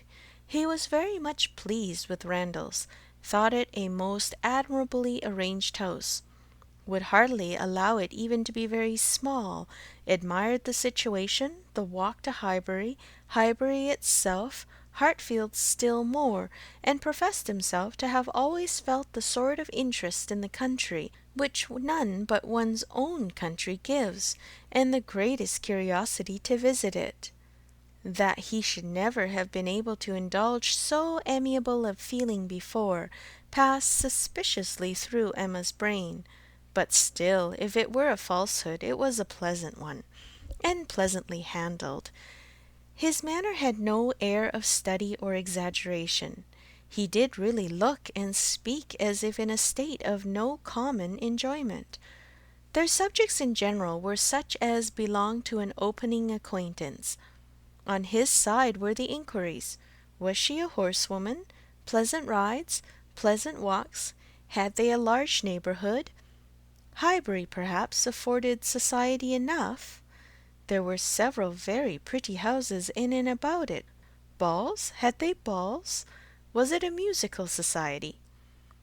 But when satisfied on all these points, and their acquaintance proportionately advanced, he contrived to find an opportunity, while their two fathers were engaged with each other, of introducing his mother-in-law, and speaking of her with so much handsome praise, so much warm admiration, so much gratitude for the happiness she secured to his father, and her very kind reception of him, as was an additional proof of his knowing how to please, and of his certainly thinking it worth while to try to please her. He did not advance a word of praise beyond what she knew to be thoroughly deserved by Mrs. Weston, but undoubtedly he could know very little of the matter. He understood what would be welcome. He could be sure of little else. His father's marriage, he said, had been the wisest measure. Every friend must rejoice in it, and the family from whom he had received such a blessing must be ever considered as having conferred the highest obligation on him. He got as near as he could to thanking her for Miss Taylor's merits, without seeming quite to forget that in the common course of things it was to be rather supposed that Miss Taylor had formed Miss Woodhouse's character, than Miss Woodhouse Miss Taylor's. And at last, as if resolved to qualify his opinion completely for travelling round to its object, he wound it all up with astonishment at the youth and beauty of her person. "Elegant, agreeable manners I was prepared for," said he, "but I confess that, considering everything, I had not expected more than a tolerably well-looking woman of a certain age. I did not know that I was to find a pretty young woman in Mrs. Weston." "You cannot see too much perfection in Mrs. Weston for my feelings," said Emma. "Were you to guess her to be 18, I should listen with pleasure. But she would be ready to quarrel with you for using such words. Don't let her imagine that you have spoken of her as a pretty young woman." "I hope I should know better," he replied. "No, depend upon it," with a gallant bow, "that in addressing Mrs. Weston I should understand whom I might praise without any danger of being thought extravagant in my terms." Emma wondered whether the same suspicion of what might be expected from their knowing each other, which had taken strong possession of her mind, had ever crossed his, and whether his compliments were to be considered as marks of acquiescence or proofs of defiance. She must see more of him to understand his ways. At present she only felt they were agreeable. She had no doubt of what Mr. Weston was often thinking about. His quick eye she detected again and again glancing towards them with a happy expression, and even when he might have determined not to look, she was confident that he was often listening. Her own father's perfect exemption from any thought of the kind, the entire deficiency in him of all such sort of penetration or suspicion, was a most comfortable circumstance. Happily he was not farther from approving matrimony than from foreseeing it. Though always objecting to every marriage that was arranged, he never suffered beforehand from the apprehension of any. It seemed as if he could not think so ill of any two persons' understanding as to suppose they meant to marry till it were proved against them. She blessed the favouring blindness. He could now, without the drawback of a single unpleasant surmise, without a glance forward at any possible treachery in his guest, give way to all his natural kind-hearted civility in solicitous inquiries after Mr. Frank Churchill's accommodation on his journey through the sad evils of sleeping 2 nights on the road, and express every genuine unmixed anxiety to know that he had certainly escaped catching cold, which, however, he could not allow him to feel quite assured of himself till after another night. A reasonable visit paid, Mr. Weston began to move. He must be going. He had business in the Crown before his hay, and a great many errands for Mrs. Weston at Ford's, but he need not hurry anybody else. His son, too well bred to hear the hint, rose immediately also, saying, "As you are going farther on business, sir, I will take the opportunity of paying a visit which must be paid some day or other, and therefore may be paid now. I have the honour of being acquainted with a neighbour of yours," turning to Emma, "a lady residing in or near Highbury, a family of the name of Fairfax. I shall have no difficulty, I suppose, in finding the house, though Fairfax, I believe, is not the proper name. I should rather say Barnes or Bates. Do you know any family of that name?" "To be sure we do," cried his father. "Mrs. Bates. We passed her house. I saw Miss Bates at the window. True, true, you are acquainted with Miss Fairfax. I remember you knew her at Weymouth, and a fine girl she is. Call upon her by all means." "There is no necessity for my calling this morning," said the young man. "Another day would do as well. But there was that degree of acquaintance at Weymouth which—" "Oh, go to-day, go to-day. Do not defer it. What is right to be done cannot be done too soon." And besides, I must give you a hint, Frank. Any want of attention to her here should be carefully avoided. You saw her with the Campbells, when she was the equal of everybody she mixed with. But here she is with a poor old grandmother, who has barely enough to live on. If you do not call early, it will be a slight." The son looked convinced. "I have heard her speak of the acquaintance," said Emma. "She is a very elegant young woman." He agreed to it, but with so quiet a yes as inclined her almost to doubt his real concurrence, and yet there must be a very distinct sort of elegance for the fashionable world, if Jane Fairfax could be thought only ordinarily gifted with it. "If you were never particularly struck by her manners before," said she, "I think you will to-day. You will see her to advantage. See her and hear her. No, I'm afraid you will not hear her at all, for she has an aunt who never holds her tongue." "You are acquainted with Miss Jane Fairfax, sir, are you?" said Mr. Woodhouse, always the last to make his way in a conversation. "Then give me leave to assure you that you will find her a very agreeable young lady. She is staying here on a visit to her grandmamma and aunt, very worthy people. I have known them all my life. They will be extremely glad to see you, I am sure, and one of my servants shall go with you to show you the way." "My dear sir, upon no account in the world. My father can direct me." "But your father is not going so far. He is only going to the Crown, quite on the other side of the street, and there are a great many houses. You might be very much at a loss, and it is a very dirty walk, unless you keep on the footpath. But my coachman can tell you where you had best cross the street." Mr. Frank Churchill still declined it, looking as serious as he could, and his father gave his hearty support by calling out, "My good friend, this is quite unnecessary. Frank knows a puddle of water when he sees it, and as to Mrs. Bates, he may get there from the Crown in a hop, step, and jump." They were permitted to go alone, and with a cordial nod from one and a graceful bow from the other, the two gentlemen took leave. Emma remained very well pleased from this beginning of the acquaintance, and could now engage to think of their all at Randalls any hour of the day with full confidence of their comfort. End of Volume 2, Chapter 5. Volume 2, Chapter 6. The next morning brought Mr. Frank Churchill again. He came with Mrs. Weston, to whom and to Highbury he seemed to take very cordially. He had been sitting with her, it appeared, most companionably at home till her usual hour of exercise, and on being desired to choose their walk, immediately fixed on Highbury. He did not doubt there being very pleasant walks in every direction, but if left to him, he should always choose the same.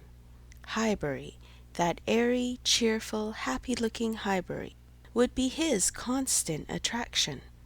Highbury with Mrs. Weston stood for Hartfield, and she trusted to its bearing the same construction with him. They walked thither directly. Emma had hardly expected them, for Mr. Weston, who had called in for half a minute, in order to hear that his son was very handsome, knew nothing of their plans, and it was an agreeable surprise to her, therefore, to perceive them walking up to the house together arm in arm. She was wanting to see him again, and especially to see him in company with Mrs. Weston, upon his behaviour, to whom her opinion of him was to depend. If he were deficient there, nothing should make amends for it. But on seeing them together, she became perfectly satisfied. It was not merely in fine words or hyperbolical compliment that he paid his duty. Nothing could be more proper or pleasing than his whole manner to her. Nothing could more agreeably denote his wish of considering her as a friend and securing her affection.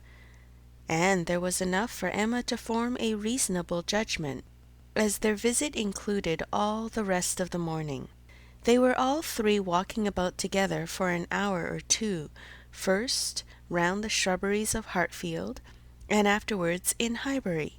He was delighted with everything, admired Hartfield sufficiently for Mr. Woodhouse's year, and when their going farther was resolved on, confessed his wish to be made acquainted with the whole village, and found matter of commendation and interest much oftener than Emma could have supposed. Some of the objects of his curiosity spoke very amiable feelings. He begged to be shown the house which his father had lived in so long, and which had been the home of his father's father, and on recollecting that an old woman who had nursed him was still living, walked in quest of her cottage from one end of the street to the other, and though in some points of pursuit or observation there was no positive merit, they showed altogether a good will towards Highbury in general, which must be very like a merit to those he was with. Emma watched and decided that with such feelings as were now shown, it could not be fairly supposed that he had been ever voluntarily absenting himself, that he had not been acting a part, or making a parade of insincere professions, and that Mr. Knightley certainly had not done him justice. Their first pause was at the Crown Inn, an inconsiderable house, though the principal one of the sort, where a couple of pair of post-horses were kept, more for the convenience of the neighbourhood than from any run on the road, and his companions had not expected to be detained by any interest excited there. But in passing it, they gave the history of the large room visibly added.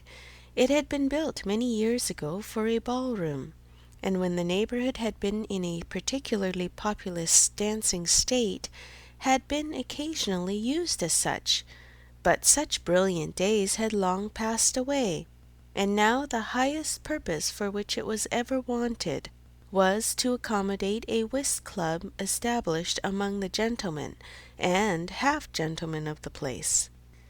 He was immediately interested. Its character as a ball-room caught him, and instead of passing on, he stopped for several minutes at the two superior sashed windows which were open, to look in and contemplate its capabilities and lament that its original purposes should have ceased. He saw no fault in the room. He would acknowledge none which they suggested. No, it was long enough, broad enough, handsome enough. It would hold the very number for comfort. They ought to have balls there at least every fortnight through the winter.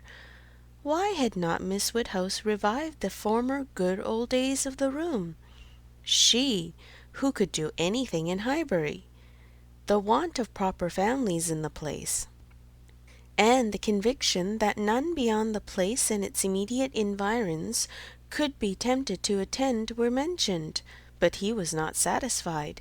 He could not be persuaded that so many good-looking houses as he saw around him could not furnish members enough for such a meeting, and even when particulars were given and families described, he was still unwilling to admit that the inconvenience of such a mixture would be anything, or that there would be the smallest difficulty in everybody's returning into their proper place the next morning. He argued like a young man very much bent on dancing, and Emma was rather surprised to see the constitution of the West End prevail so decidedly against the habits of the Churchills. He seemed to have all the life and spirit, cheerful feelings, and social inclinations of his father, and nothing of the pride or reserve of Enscombe. Of pride, indeed, there was, perhaps, scarcely enough. His indifference to a confusion of rank bordered too much on inelegance of mind. He could be no judge, however, of the evils he was holding cheap. It was but an effusion of lively spirits. At last he was persuaded to move on from the front of the Crown, and being now almost facing the house where the Bateses lodged, Emma recollected his intended visit the day before, and asked him if he had paid it. Yes, oh yes, he replied. I was just going to mention it. A very successful visit. I saw all the three ladies, and felt very much obliged to you for your preparatory hint. If the talking aunt had taken me quite by surprise, would have been the death of me. As it was, I was only betrayed into paying a most unreasonable visit. 10 minutes would have been all that was necessary, perhaps all that was proper, and I had told my father I should certainly be at home before him, but there was no getting away, no pause, and to my utter astonishment, I found, when he, finding me nowhere else, joined me there at last, that I had been actually sitting with them very nearly 3/4 of an hour. The good lady had not given me the possibility of escape before. And how do you think Miss Fairfax looking? Ill, very ill. That is, if a young lady can ever be allowed to look ill. But the expression is hardly admissible, Mrs. Weston, is it? Ladies can never look ill. And seriously, Miss Fairfax is naturally so pale as almost always to give the appearance of ill health, a most deplorable want of complexion. Emma would not agree to this, and began a warm defence of Miss Fairfax's complexion. It was certainly never brilliant, but she would not allow it to have a sickly hue in general, and there was a softness and delicacy in her skin which gave peculiar elegance to the character of her face. He listened with all due deference, acknowledged that he had heard many people say the same, but yet he must confess that to him nothing could make amends for the want of the fine glow of health. Where features were indifferent, a fine complexion gave beauty to them all, and where they were good, the effect was, fortunately he need not attempt to describe what the effect was. "Well," said Emma, "there is no disputing about taste. At least you admire her except her complexion." He shook his head and laughed. "I cannot separate Miss Fairfax and her complexion." "Did you see her often at Weymouth? Were you often in the same society?"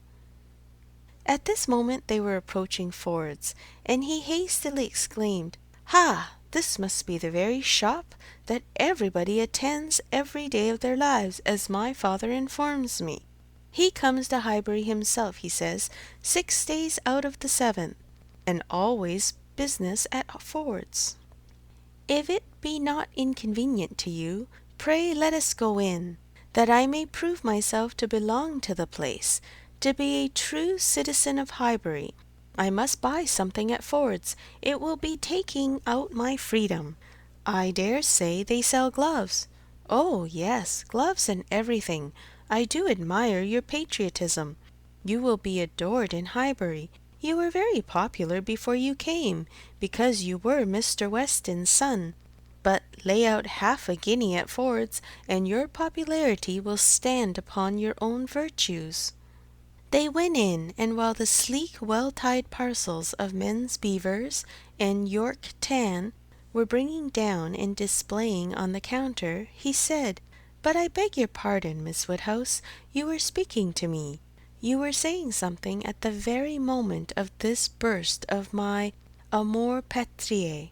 Do not let me lose it. I assure you the utmost stretch of public fame would not make me amends for the loss of any happiness in private life. I merely asked whether you had known much of Miss Fairfax and her party at Weymouth. And now that I understand your question, I must pronounce it to be a very unfair one. It is always the lady's right to decide on the degree of acquaintance. Miss Fairfax must already have given her account. I shall not commit myself by claiming more than she may choose to herself. Upon my word, you answer as discreetly as she could do herself, but her account of everything leaves so much to be guessed. She is so very reserved, so very unwilling to give the least information about anybody, that I really think you may say what you like of your acquaintance with her." "May I indeed? Then I will speak the truth, and nothing suits me so well. I met her frequently at Weymouth. I had known the Campbells a little in town, and at Weymouth they were very much in the same set. Colonel Campbell is a very agreeable man. and Mrs. Campbell a friendly, warm-hearted woman. I like them all. You do know Miss Fairfax's situation in life, I conclude, what she is destined to be? Yes, rather hesitatingly, I believe I do. You get upon delicate subjects, Emma, said Mrs. Weston, smiling. Remember that I am here. Mr. Frank Churchill hardly knows what to say when you speak of Miss Fairfax's situation in life. I will move a little farther off. I certainly do forget to think of her, said Emma, as having ever been anything but my friend, and my dearest friend. He looked as if he fully understood and honoured such a sentiment. When the gloves were bought and they had quitted the shop again, "Did you ever hear the young lady we were speaking of play?" said Frank Churchill. "Ever hear her?" repeated Emma. "You forget how much she belongs to Highbury. I have heard her every year of our lives, since we both began. She plays charmingly." "You think so, do you?" "I wanted the opinion of someone who could really judge. She appeared to me to play well, that is, with considerable taste, but I know nothing of the matter myself. I am excessively fond of music, but without the smallest skill or right of judging of anybody's performance. I have been used to hear hers admired, and I remember one proof of her being thought to play well. A man, a very musical man, and in love with another woman, engaged to her, on the point of marriage, would yet never ask that other woman to sit down to the instrument, if the lady in question could sit down instead, never seemed to like to hear one if he could hear the other. That, I thought, in a man of known musical talent, was some proof." "Proof indeed," said Emma, highly amused. "Mr. Dickson is very musical, is he? We shall know more about them all in half an hour, from you, than Miss Fairfax would have vouchsafed in half a year." Yes, Mr. Dickson and Miss Campbell were the persons, and I thought it a very strong proof. Certainly very strong it was. To own the truth, a great deal stronger than, if I had been Miss Campbell, would have been at all agreeable to me. I could not excuse a man's having more music than love, more ear than eye, a more acute sensibility to fine sounds than to my feelings. How did Miss Campbell appear to like it? It was her very particular friend, you know. Poor comfort, said Emma, laughing. One would rather have a stranger preferred than one's very particular friend. With a stranger it might not recur again, but the misery of having a very particular friend always at hand, to do everything better than one does oneself. Poor Mrs. Dickson! Well, I am glad she is gone to settle in Ireland. You are right. It was not very flattering to Miss Campbell, but she really did not seem to feel it. So much the better, or so much the worse, I do not know which. But be it sweetness or be it stupidity in her, quickness of friendship, or dullness of feeling, there was one person, I think, who must have felt it, Miss Fairfax herself. She must have felt the improper and dangerous distinction. As to that, I do not. Oh, do not imagine that I expect an account of Miss Fairfax being, I guess, but herself. But if she continued to play whenever she was asked by Mr. Dickson, one may guess what one chooses. There appeared such a perfectly good understanding among them all, he began rather quickly, but checking himself, added, "However, it is impossible for me to say on what terms they really were, how it might all be behind the scenes. I can only say that there was smoothness outwardly, but you, who have known Miss Fairfax from a child, must be a better judge of her character, and of how she is likely to conduct herself in critical situations, than I can be." "I have known her from a child, undoubtedly. We have been children and women together, and it is natural to suppose that we should be intimate, that we should have taken to each other whenever she visited her friends. But we never did. I hardly know how it has happened. A little, perhaps, from that wickedness on my side, which was prone to take disgust towards a girl so idolized and so cried up as she always was by her aunt and grandmother, and all their set. And then her reserve. I never could attach myself to anyone so completely reserved. "It is a most repulsive quality indeed," said he. "Oftentimes very convenient, no doubt, but never pleasing. There is safety in reserve, but no attraction. One cannot love a reserved person." "Not till the reserve ceases towards oneself, and then the attraction may be greater. But I must be more in want of a friend or an agreeable companion than I have yet been, to take the trouble of conquering anybody's reserve to procure one. Intimacy between Miss Fairfax and me is quite out of the question. I have no reason to think ill of her, not the least, except that such extreme and perpetual cautiousness of word and manner, such a dread of giving a distinct idea about anybody, is apt to suggest suspicions of there being something to conceal." He perfectly agreed with her, and after walking together so long and thinking so much alike, Emma felt herself so well acquainted with him that she could hardly believe it to be only their second meeting. He was not exactly what she had expected. Less of the man of the world in some of his notions, less of the spoiled child of fortune, therefore better than she had expected. His ideas seemed moderate, his feelings warmer. She was particularly struck by his manner of considering Mr. Elton's house, which, as well as the church, he would go and look at, and would not join them in finding much fault with. No, he could not believe it a bad house. Not such a house of a man was to be pitied for having. If it were to be shared with the woman he loved, he could not think any man to be pitied for having that house. There must be ample room in it for very real comfort. The man must be a blockhead who wanted more.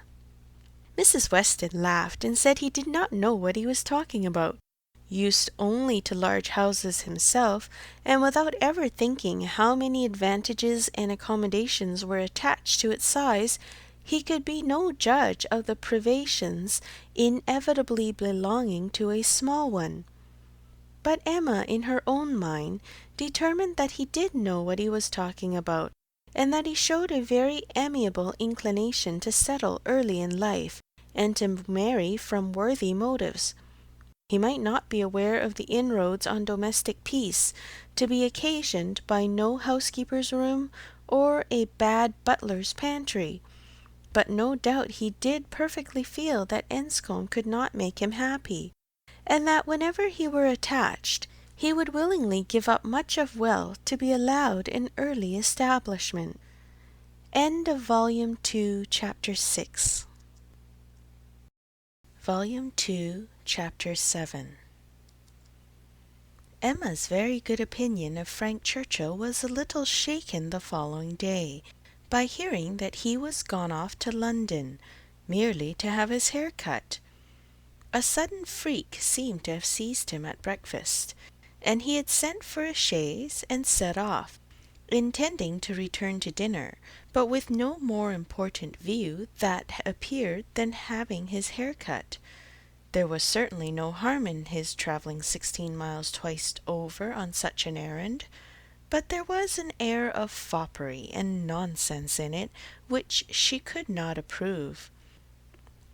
It did not accord with the rationality of plan, the moderation in expense, or even the unselfish warmth of heart which she had believed himself to discern in him yesterday. Vanity, extravagance, love of change, restlessness of temper, which must be doing something, good or bad, heedlessness as to the pleasure of his father and Mrs. Weston, indifferent as to how his conduct might appear in general. He became liable to all these charges. His father only called him a coxcomb, and thought it a very good story, but that Mrs. Weston did not like it was clear enough, by her passing it over as quickly as possible, and making no other comment than that all young people would have their little whims. With the exception of this little blot, Emma found that his visit hitherto had given her friend only good ideas of him. Mrs. Weston was very ready to say how attentive and pleasant a companion he made himself, how much she saw to like in his disposition altogether. He appeared to have a very open temper, certainly a very cheerful and lively one. She could observe nothing wrong in his notions. A great deal decidedly right. He spoke of his uncle with warm regard, was fond of talking of him, said he would be the best man in the world if he were left to himself, and though there was no being attached to the aunt, he acknowledged her kindness with gratitude, and seemed to mean always to speak of her with respect. This was all very promising, and but for such an unfortunate fancy for having his hair cut, there was nothing to denote him unworthy of the distinguished honour which her imagination had given him. The honour, if not of really being in love with her, of being at least very near it, and saved only by her own indifference, for still her resolution held of never marrying. The honour, in short, of being marked out for her by all their joint acquaintance. Mr. Weston, on his side, added a virtue to the account which must have some weight. He gave her to understand that Frank admired her extremely, thought her very beautiful and very charming, and with so much to be said for him altogether, she found she must not judge him harshly. As Mrs. Weston observed, all young people would have their little whims. There was one person among his new acquaintance in Surrey not so leniently disposed. In general he was judged, throughout the parishes of Donwell and Highbury, with great candour. Liberal allowances were made for the little excesses of such a handsome young man, one who smiled so often and bowed so well, but there was one spirit among them not to be softened from its power of censure by bows or smiles, Mr. Knightley. The circumstance was told at Hartfield. For the moment he was silent, but Emma heard him almost immediately afterwards say to himself over a newspaper he held in his hand, just the trifling silly fellow I took him for. She had half a mind to resent, but an instant's observation convinced her that it was said really only to relieve his own feelings, and not meant to provoke, and therefore she let it pass. Although in one instance the bearers of good tidings, Mr. and Mrs. Weston's visit this morning was in another respect particularly opportune. Something occurred while they were at Hartfield to make Emma want their advice, and, which was still more lucky, she wanted exactly the advice they gave. This was the occurrence. The Coles had been settled some years in Highbury, and were very good sort of people, friendly, liberal, and unpretending, but on the other hand they were of low origin, in trade, and only moderately genteel. On their first coming into the country, they had lived in proportion to their income, quietly keeping little company, and that little unexpensively. But the last year or two had brought them a considerable increase of means. The house in town had yielded greater profits, and fortune in general had smiled on them. With their wealth and their views increase, their want of a larger house, their inclination for more company. They added to their house, to their number of servants, to their expenses of every sort, and by this time were, in fortune and style of living, second only to the family at Hartfield. Their love of society and their new dining-room prepared everybody for their keeping dinner company, and a few parties, chiefly among the single men, had already taken place. The regular and best families Emma could hardly suppose they would presume to invite, neither Donwell, nor Hartfield, nor Randalls. Nothing should tempt her to go, if they did, and she regretted that her father's known habits would be giving her refusal less meaning than she could wish. The Coles were very respectable in their way, but they ought to be taught that it was not for them to arrange the terms on which the superior families would visit them. This lesson she very much feared they would receive only from herself. She had little hope of Mr. Knightley, none of Mr. Weston. But she had made up her mind how to meet this presumption so many weeks before it appeared, that when the insult came at last, it found her very differently affected.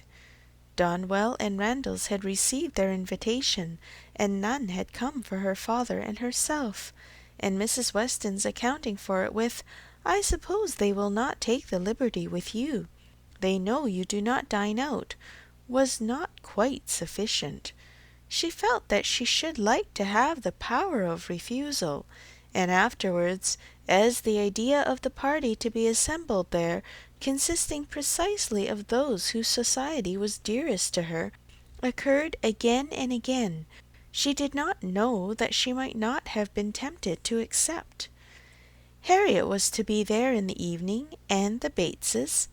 They had been speaking of it as they walked about Highbury the day before, and Frank Churchill had most earnestly lamented her absence. Might not the evening end in a dance had been a question of his. The bare possibility of it acted as a farther irritation on her spirits, and her being left in solitary grandeur, even supposing the omission to be intended as a compliment, was but poor comfort. It was the arrival of this very invitation, while the Westons were at Hartfield, which made their presence so acceptable, for though her first remark on reading it was that of course it must be declined, she was so very soon proceeded to ask them what they advised her to do, that their advice for her going was most prompt and successful. She owned that, considering everything, she was not absolutely without inclination for the party. The Coles expressed themselves so properly. There was so much real attention in the manner of it, so much consideration for her father. They would have solicited the honour earlier, but had been awaiting the arrival of a folding screen from London, which they hoped might keep Mr. Woodhouse from any draught of air, and therefore induce him the more readily to give them the honour of his company. Upon the whole, she was very persuadable, and it being briefly settled among themselves how it might be done without neglecting his comfort, how certainly Mrs. Goddard, if not Mrs. Bates, might be depended on for bearing him company, Mr. Woodhouse was to be talked into an acquiescence of his daughter's going out to dinner on a day now near at hand, and spending the whole evening away from him. As for his going, Emma did not wish him to think it possible. The hours would be too late, and the party too numerous. He was soon pretty well resigned. "I am not fond of dinner visiting," said he. "I never was. No more is Emma. Late hours do not agree with us. I am sorry Mr. and Mrs. Cole should have done it. I think it would be much better if they would come in one afternoon next summer and take their tea with us, take us in their afternoon walk, which they might do as our hours are so reasonable, and yet get home without being out in the damp of the evening. The dews of a summer evening are what I would not expose anybody to. However, as they are so desirous to have dear Emma dine with them, and as you will both be there, and Mr. Knightley too, to take care of her, I cannot wish to prevent it, providing the weather be what it ought, neither damp, nor cold, nor windy." Then, turning to Mrs. Weston, with a look of gentle reproach, "Ah, Miss Taylor, if you had not married, you would have stayed at home with me." "Well, sir," cried Mr. Weston, "as I took Miss Taylor away, it is incumbent on me to supply her place if I can, and I will step to Mrs. Goddard in a moment, if you wish it." But the idea of anything to be done in a moment was increasing, not lessening Mr. Woodhouse's agitation. The ladies knew better how to allay it. Mr. Weston must be quiet, and everything deliberately arranged. With this treatment, Mr. Woodhouse was soon composed enough for talking as usual. He should be happy to see Mrs. Goddard. He had a great regard for Mrs. Goddard, and Emma should write a line and invite her. James could take the note, but first of all, there must be an answer written to Mrs. Cole. You will make my excuses, my dear, as civilly as possible. You will say that I am quite an invalid, and go nowhere, and therefore must decline their obliging invitation, beginning with my compliments, of course. But you will do everything right. I need not tell you what is to be done. We must remember to let James know that the carriage will be wanted on Tuesday. I shall have no fears for you with him. We have never been there above once since the new approach was made, but still I have no doubt that James will take you very safely, and when you get there you must tell him at what time you would have him come for you again, and you had better name an early hour. You will not like staying late. You will get very tired when tea is over. But you would not wish me to come away before I am tired, papa? Oh, no, my love, but you will soon be tired. There will be a great many people talking at once. You will not like the noise.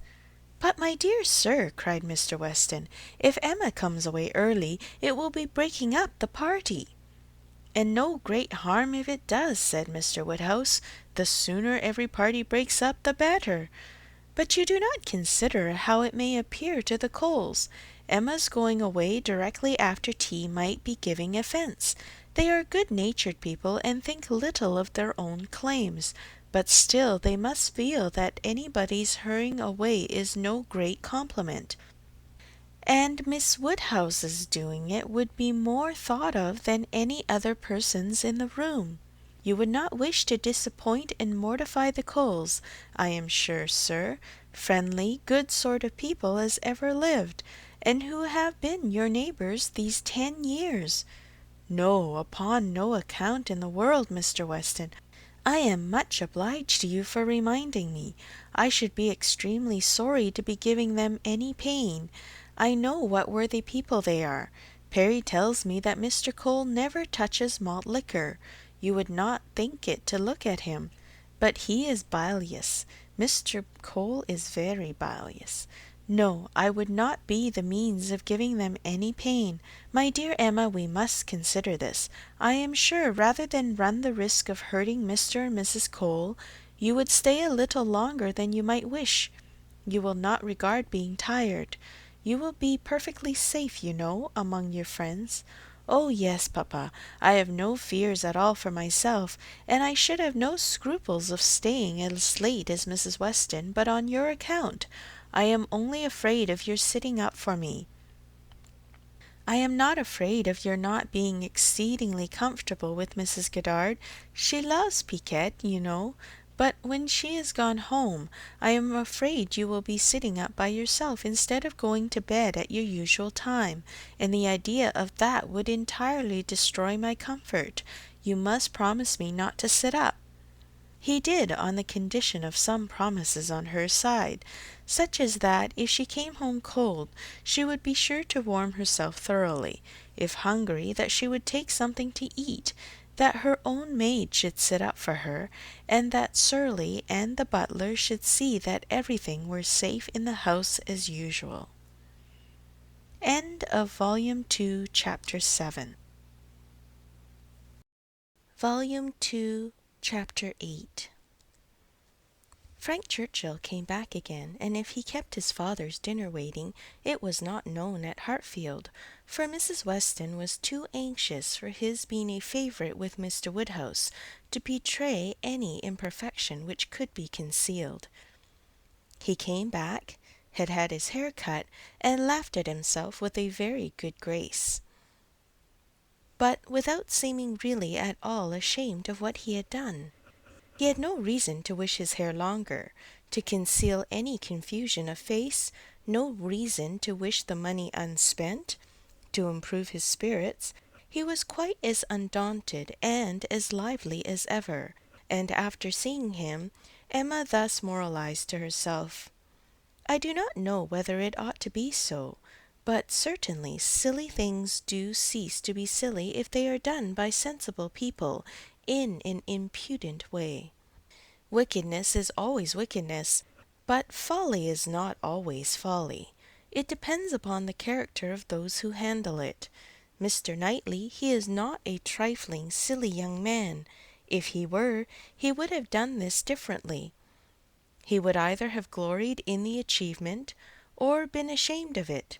There would have been either the ostentation of a coxcomb, or the evasions of a mind too weak to defend its own vanities.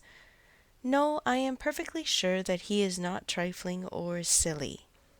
With Tuesday came the agreeable prospect of seeing him again, and for a longer time than hitherto, of judging of his general manners, and by inference of the meaning of his manners towards herself, of guessing how soon it might be necessary for her to throw coldness into her air, and of fancying what the observations of all those might be who were now seeing them together for the first time. She meant to be very happy, in spite of the scene being laid at Mr. Cole's, and without being able to forget that among the failings of Mr. Elton, even in the days of his favour, none had disturbed her more than his propensity to dine with Mr. Cole. Her father's comfort was amply secured, Mrs. Bates as well as Mrs. Goddard being able to come, and her last pleasing duty before she left the house was to pay her respects to them as they sat together after dinner. And while her father was fondly noticing the beauty of her dress, to make the two ladies all the amends in her power by helping them to large slices of cake and full glasses of wine, for whatever unwilling self-denial his care of their constitution might have obliged them to practice during the meal, she had provided a plentiful dinner for them. She wished she could know that they had been allowed to eat it. She followed another carriage to Mr. Cole's door, and was pleased to see that it was Mr. Knightley's, for Mr. Knightley, keeping no horses, having little spare money, and a great deal of health, activity, and independence, was too apt, in Emma's opinion, to get about as he could, and not use his carriage so often as became the owner of Donwell Abbey. She had an opportunity now of speaking her approbation while warm from her heart, for he stopped to hand her out. "This is coming as you should do," said she, "like a gentleman. I am quite glad to see you." He thanked her, observing, "How lucky that we should arrive at the same moment, for if we had met first in the drawing-room, I doubt whether you would have discerned me to be more of a gentleman than usual. You might not have distinguished how I came, by my look or manner." "Yes, I should. I am sure I should. There is always a look of consciousness or bustle when people come in a way which they know to be beneath them. You think you carry it off very well, I dare say, but with you it is a sort of bravado, an air of affected unconcern. I always observe it whenever I meet you under those circumstances. Now you have nothing to try for. You are not afraid of being supposed ashamed. You are not striving to look taller than anybody else. Now I shall really be very happy to walk into the same room with you." "Nonsensical girl," was his reply, but not at all in anger. Emma had as much reason to be satisfied with the rest of the party as with Mr. Knightley. She was received with a cordial respect which could not but please, and given all the consequence she could wish for. When the Westons arrived, the kindest looks of love, the strongest of admiration were for her, from both husband and wife. The son approached her with a cheerful eagerness which marked her as his peculiar object, and at dinner she found him seated by her side, and as she firmly believed, not without some dexterity on his side. The party was rather large, as it included one other family, a proper unobjectionable country family, whom the Coles had had the advantage of naming among their acquaintance, and the male part of Mr. Cox's family, the lawyer of Highbury.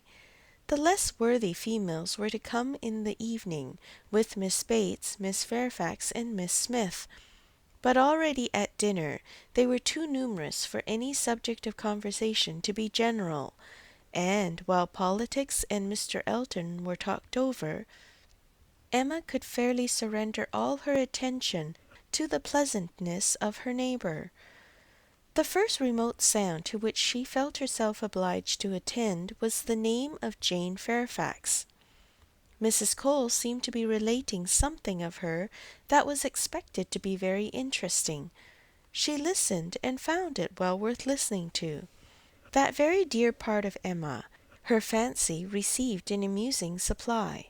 Mrs. Cole was telling that she had been calling on Miss Bates, and as soon as she entered the room had been struck by the sight of a pianoforte, a very elegant-looking instrument. Not a grand, but a large-sized, square pianoforte, and the substance of the story, the end of all the dialogue which ensued of surprise and inquiry and congratulations on her side, and explanations on Miss Bates's, was that this pianoforte had arrived from Broadwood's the day before, to the great astonishment of both aunt and niece, entirely unexpected. That at first, by Miss Bates's account, Jane herself was quite at a loss, quite bewildered to think who could possibly have ordered it, but now they were both perfectly satisfied that it could be from only one quarter. Of course it must be from Colonel Campbell.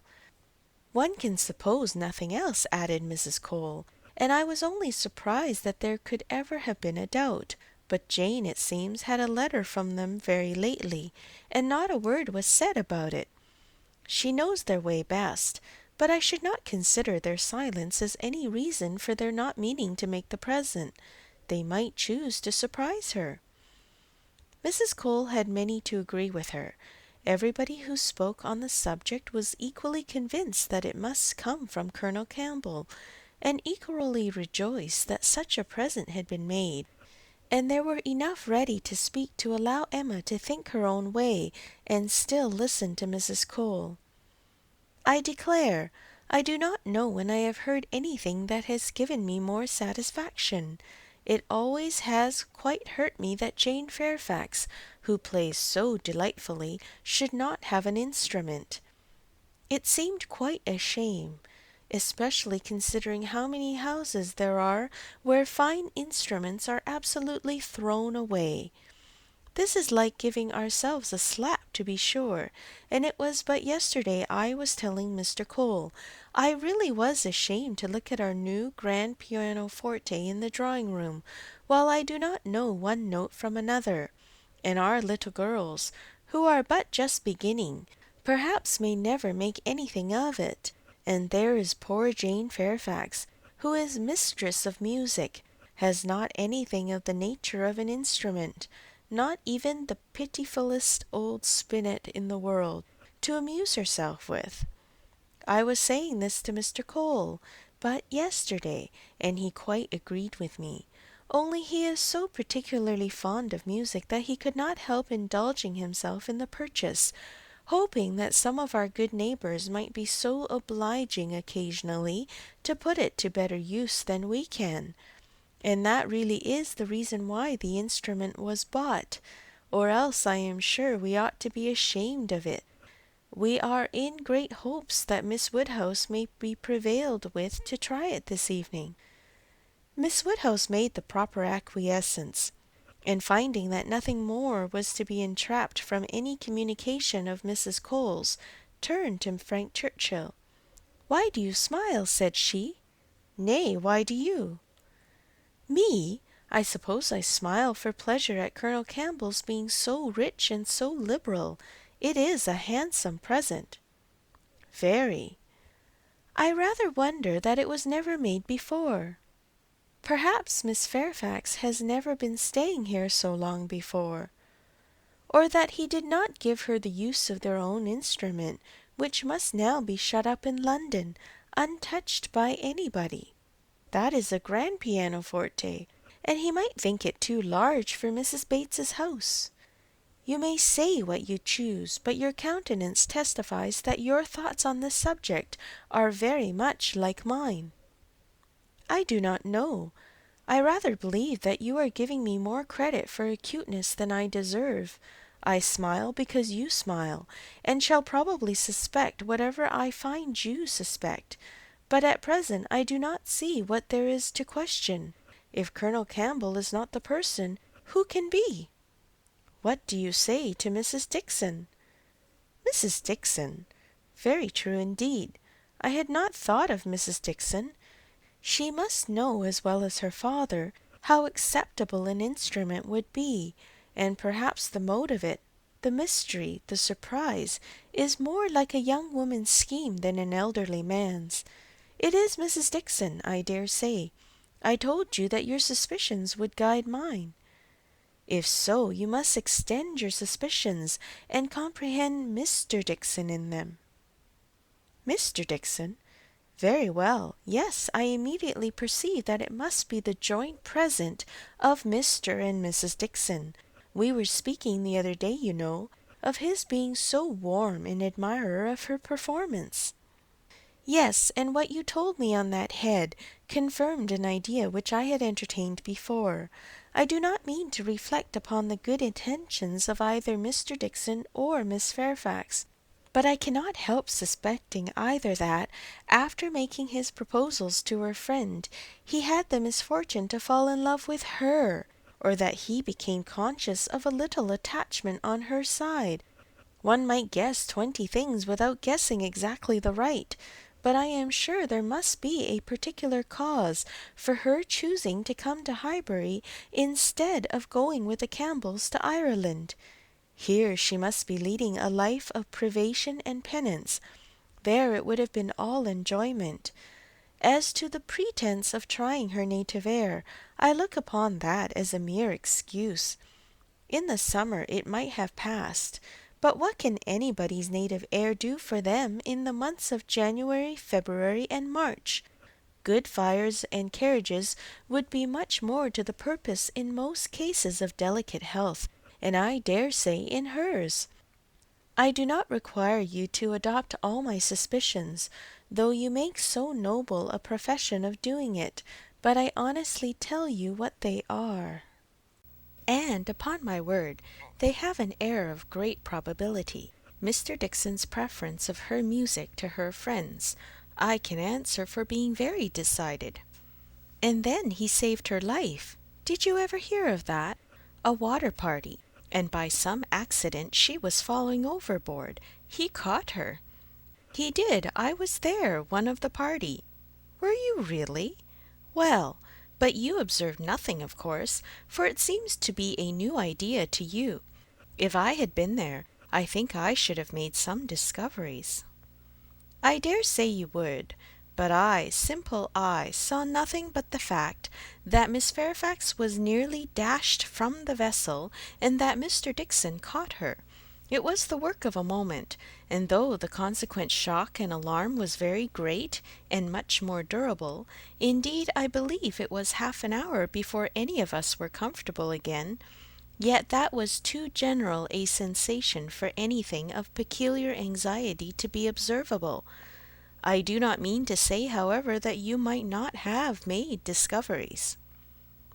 The conversation was here interrupted.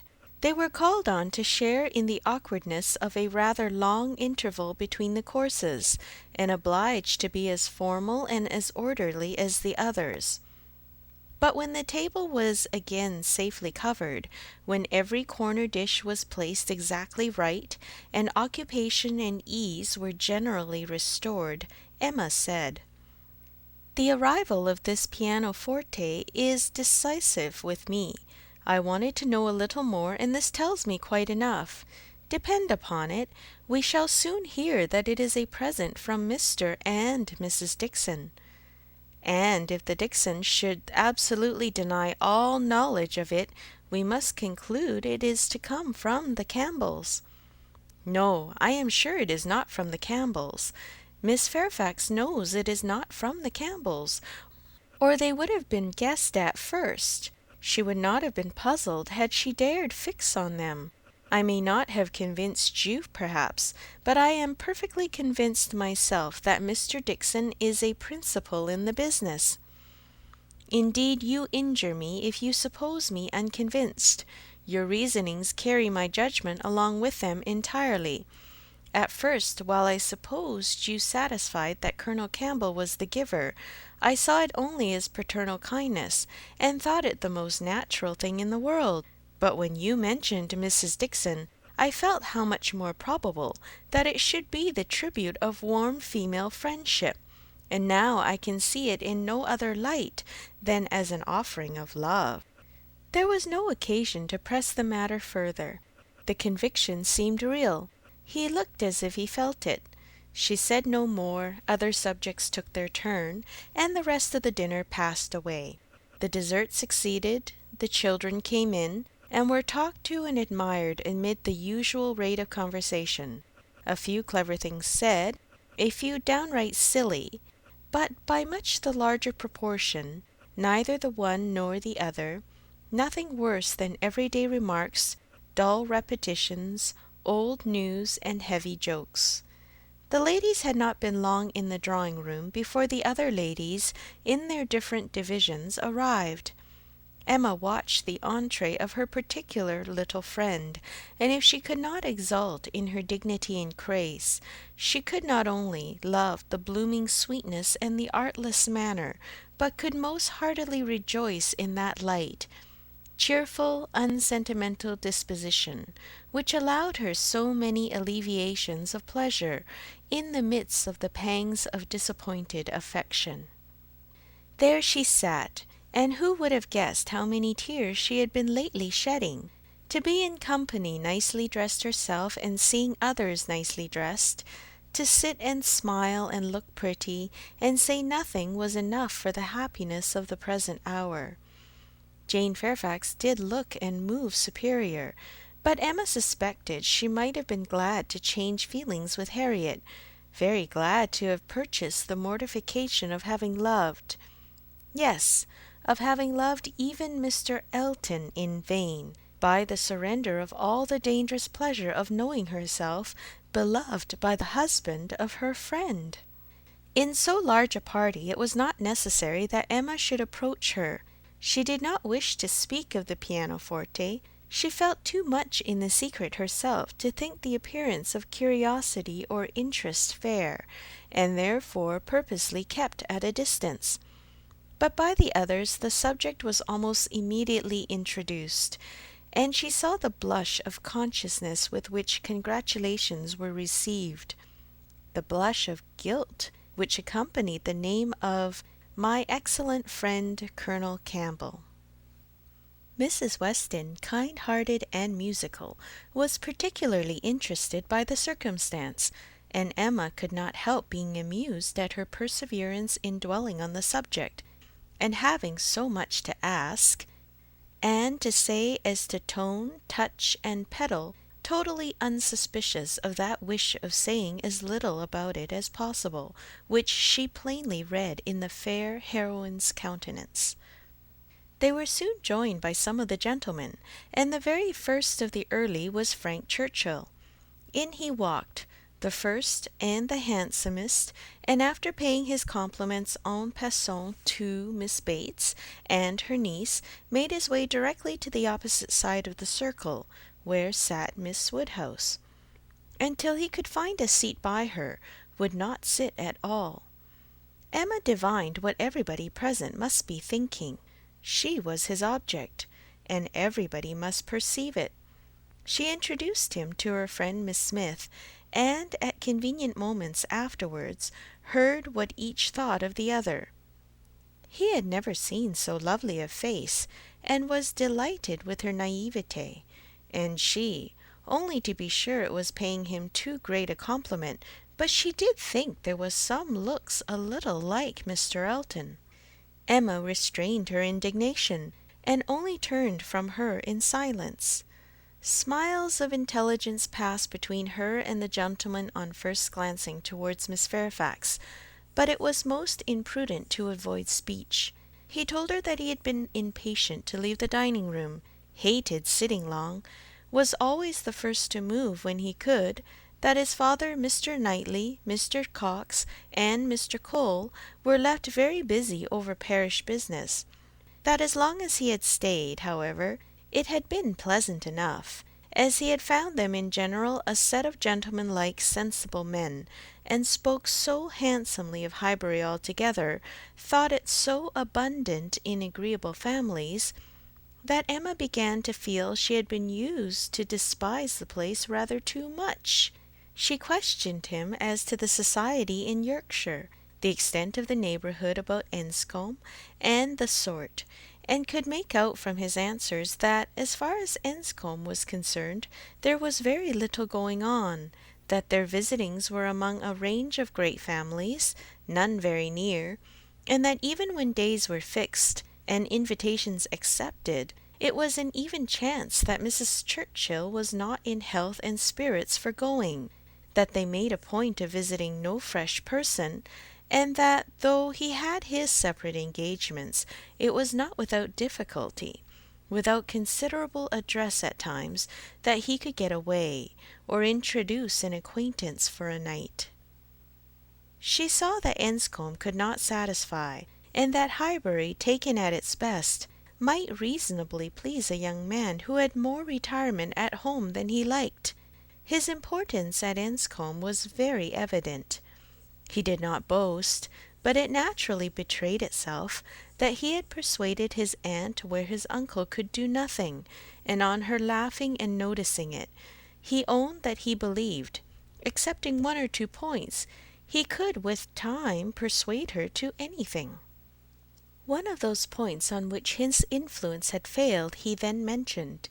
He had wanted very much to go abroad, had been very eager indeed to be allowed to travel, but she would not hear of it. This had happened the year before. Now, he said, he was beginning to have no longer the same wish. The unpersuadable point which he did not mention, Emma guessed to be good behaviour to his father. "I have made a most wretched discovery," said he, after a short pause. "I have been here a week to-morrow, half my time. I never knew days fly by so fast. A week to-morrow, and I have hardly begun to enjoy myself, but just got acquainted with Mrs. Weston and others. I hate the recollection." "Perhaps you may now begin to regret that you spent one whole day out of so few in having your hair cut." "No," said he, smiling, "that is no subject of regret at all. I have no pleasure in seeing my friends, unless I can believe myself fit to be seen." The rest of the gentlemen being now in the room, Emma found herself obliged to turn from him for a few minutes, and listen to Mr. Cole. When Mr. Cole had moved away, and her attention could be restored as before, she saw Frank Churchill looking intently across the room at Miss Fairfax, who was sitting exactly opposite. "What is the matter?" said she. He started. "Thank you for rousing me," he replied. "I believe I have been very rude, but really Miss Fairfax has done her hair in so odd a way, so very odd a way, that I cannot keep my eyes from her. I never saw anything so outry. Those curls! This must be a fancy of her own. I see nobody else looking like her. I must go and ask her whether it is an Irish fashion. Shall I? Yes, I will. I declare I will, and you shall see how she takes it, whether she colours." He was gone immediately, and Emma soon saw him standing before Miss Fairfax and talking to her. But as to its effects on the young lady, as he had improvidently placed himself exactly between them, exactly in front of Miss Fairfax, she could absolutely distinguish nothing. Before he could return to his chair, it was taken by Mrs. Weston. "This is the luxury of a large party," said she. "One can get near everybody and say everything. My dear Emma, I am longing to talk to you. I have been making discoveries and forming plans, just like yourself, and I must tell them while the idea is fresh. Do you know how Miss Bates and her niece came here?" "How? They were invited, were not they?" "Oh, yes, but how they were conveyed hither, the manner of their coming." "They walked, I conclude. How else could they come?" "Very true. Well, a little while ago it occurred to me how very sad it would be to have Jane Fairfax walking home again, late at night, and cold as the nights are now, and as I looked at her, though I never saw her appear to more advantage, it struck me that she was heated, and would therefore be particularly liable to take cold. Poor girl! I could not bear the idea of it, so as soon as Mr. Weston came into the room, and I could get at him, I spoke to him about the carriage. You may guess how readily he came into my wishes, and having his approbation, I made my way directly to Miss Bates, to assure her that the carriage would be at her service before it took us home, for I thought it would be making her comfortable at once. Good soul, she was as grateful as possible, you may be sure. Nobody was ever so fortunate as herself. But with many, many thanks, there was no occasion to trouble us, for Mr. Knightley's carriage had brought and was to take them home again. I was quite surprised, very glad, I am sure, but really quite surprised. Such a very kind attention, and so thoughtful an attention. The sort of thing that so few men would think of, and in short, from knowing his usual ways, I am very much inclined to think that it was for their accommodation the carriage was used at all. I do suspect he would not have had a pair of horses for himself, and that it was only as an excuse for assisting them." "Very likely," said Emma. "Nothing more likely. I know no man more likely than Mr. Knightley to do the sort of thing, to do anything really good-natured, useful, considerate, or benevolent. He is not a gallant man, but he is a very humane one, and this, considering Jane Fairfax's ill health, would appear a case of humanity to him, and for an act of unostentatious kindness, there is nobody whom I would fix on more than on Mr. Knightley. I know he had horses to-day, for we arrived together, and I laughed at him about it, but he said not a word that could betray."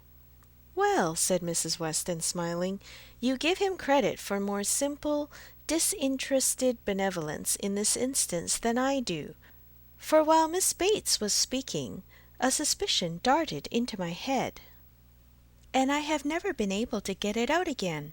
The more I think of it, the more probable it appears. In short, I have made a match between Mr. Knightley and Jane Fairfax. See the consequence of keeping you company. What do you say to it?" "Mr. Knightley and Jane Fairfax!" exclaimed Emma. "Dear Mrs. Weston, how could you think of such a thing? Mr. Knightley! Mr. Knightley must not marry. You would not have little Henry cut out from Donwell. Oh, no, no, Henry must have Donwell. I cannot at all consent to Mr. Knightley's marrying, and I am sure it is not at all likely. I am amazed that you should think of such a thing." "My dear Emma, I have told you what led me to think of it. I do not want the match. I do not want to injure dear little Henry, but the idea has been given to me by circumstances, and if Mr. Knightley really wished to marry, you would not have him refrain on Henry's account, a boy of 6 years old, who knows nothing of the matter? Yes, I would. I could not bear to have Henry supplanted. Mr. Knightley marry? No, I have never had such an idea, and I cannot adopt it now. And Jane Fairfax, too, of all women!" "Nay, she has always been a first favourite with him, as you very well know. But the imprudence of such a match!" "I am not speaking of its prudence, merely its probability. I see no probability in it, unless you have any better foundation than what you mention. His good nature, his humanity, as I tell you, would be quite enough to account for the horses. He has a great regard for the Bateses, you know, independent of Jane Fairfax, and is always glad to show them attention. My dear Mrs. Weston, do not take to matchmaking. You do it very ill. Jane Fairfax, mistress of the Abbey? Oh, no, no. Every feeling revolts. For his own sake, I would not have him do so mad a thing.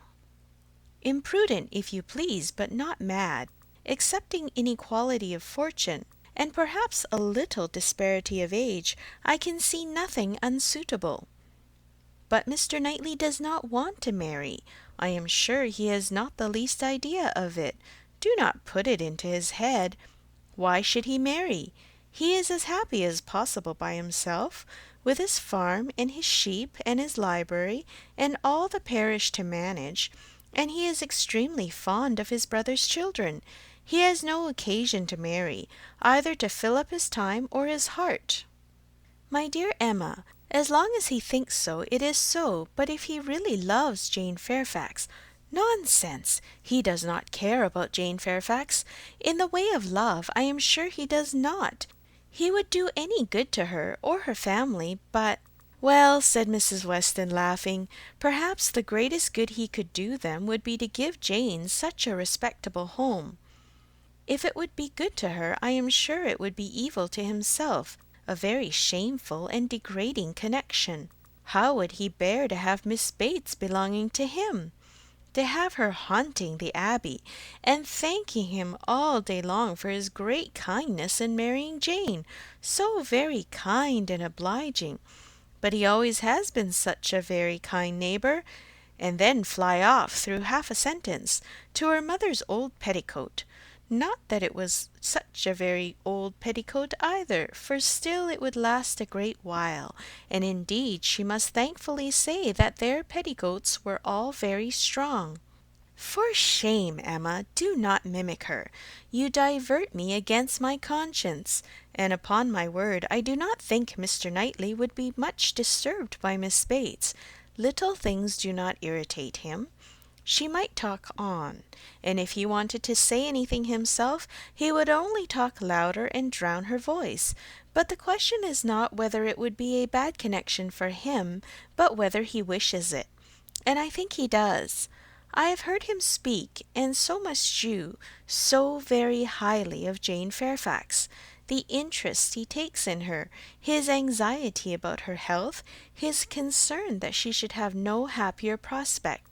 I have heard him express himself so warmly on those points, such an admirer of her performance on the pianoforte and of her voice.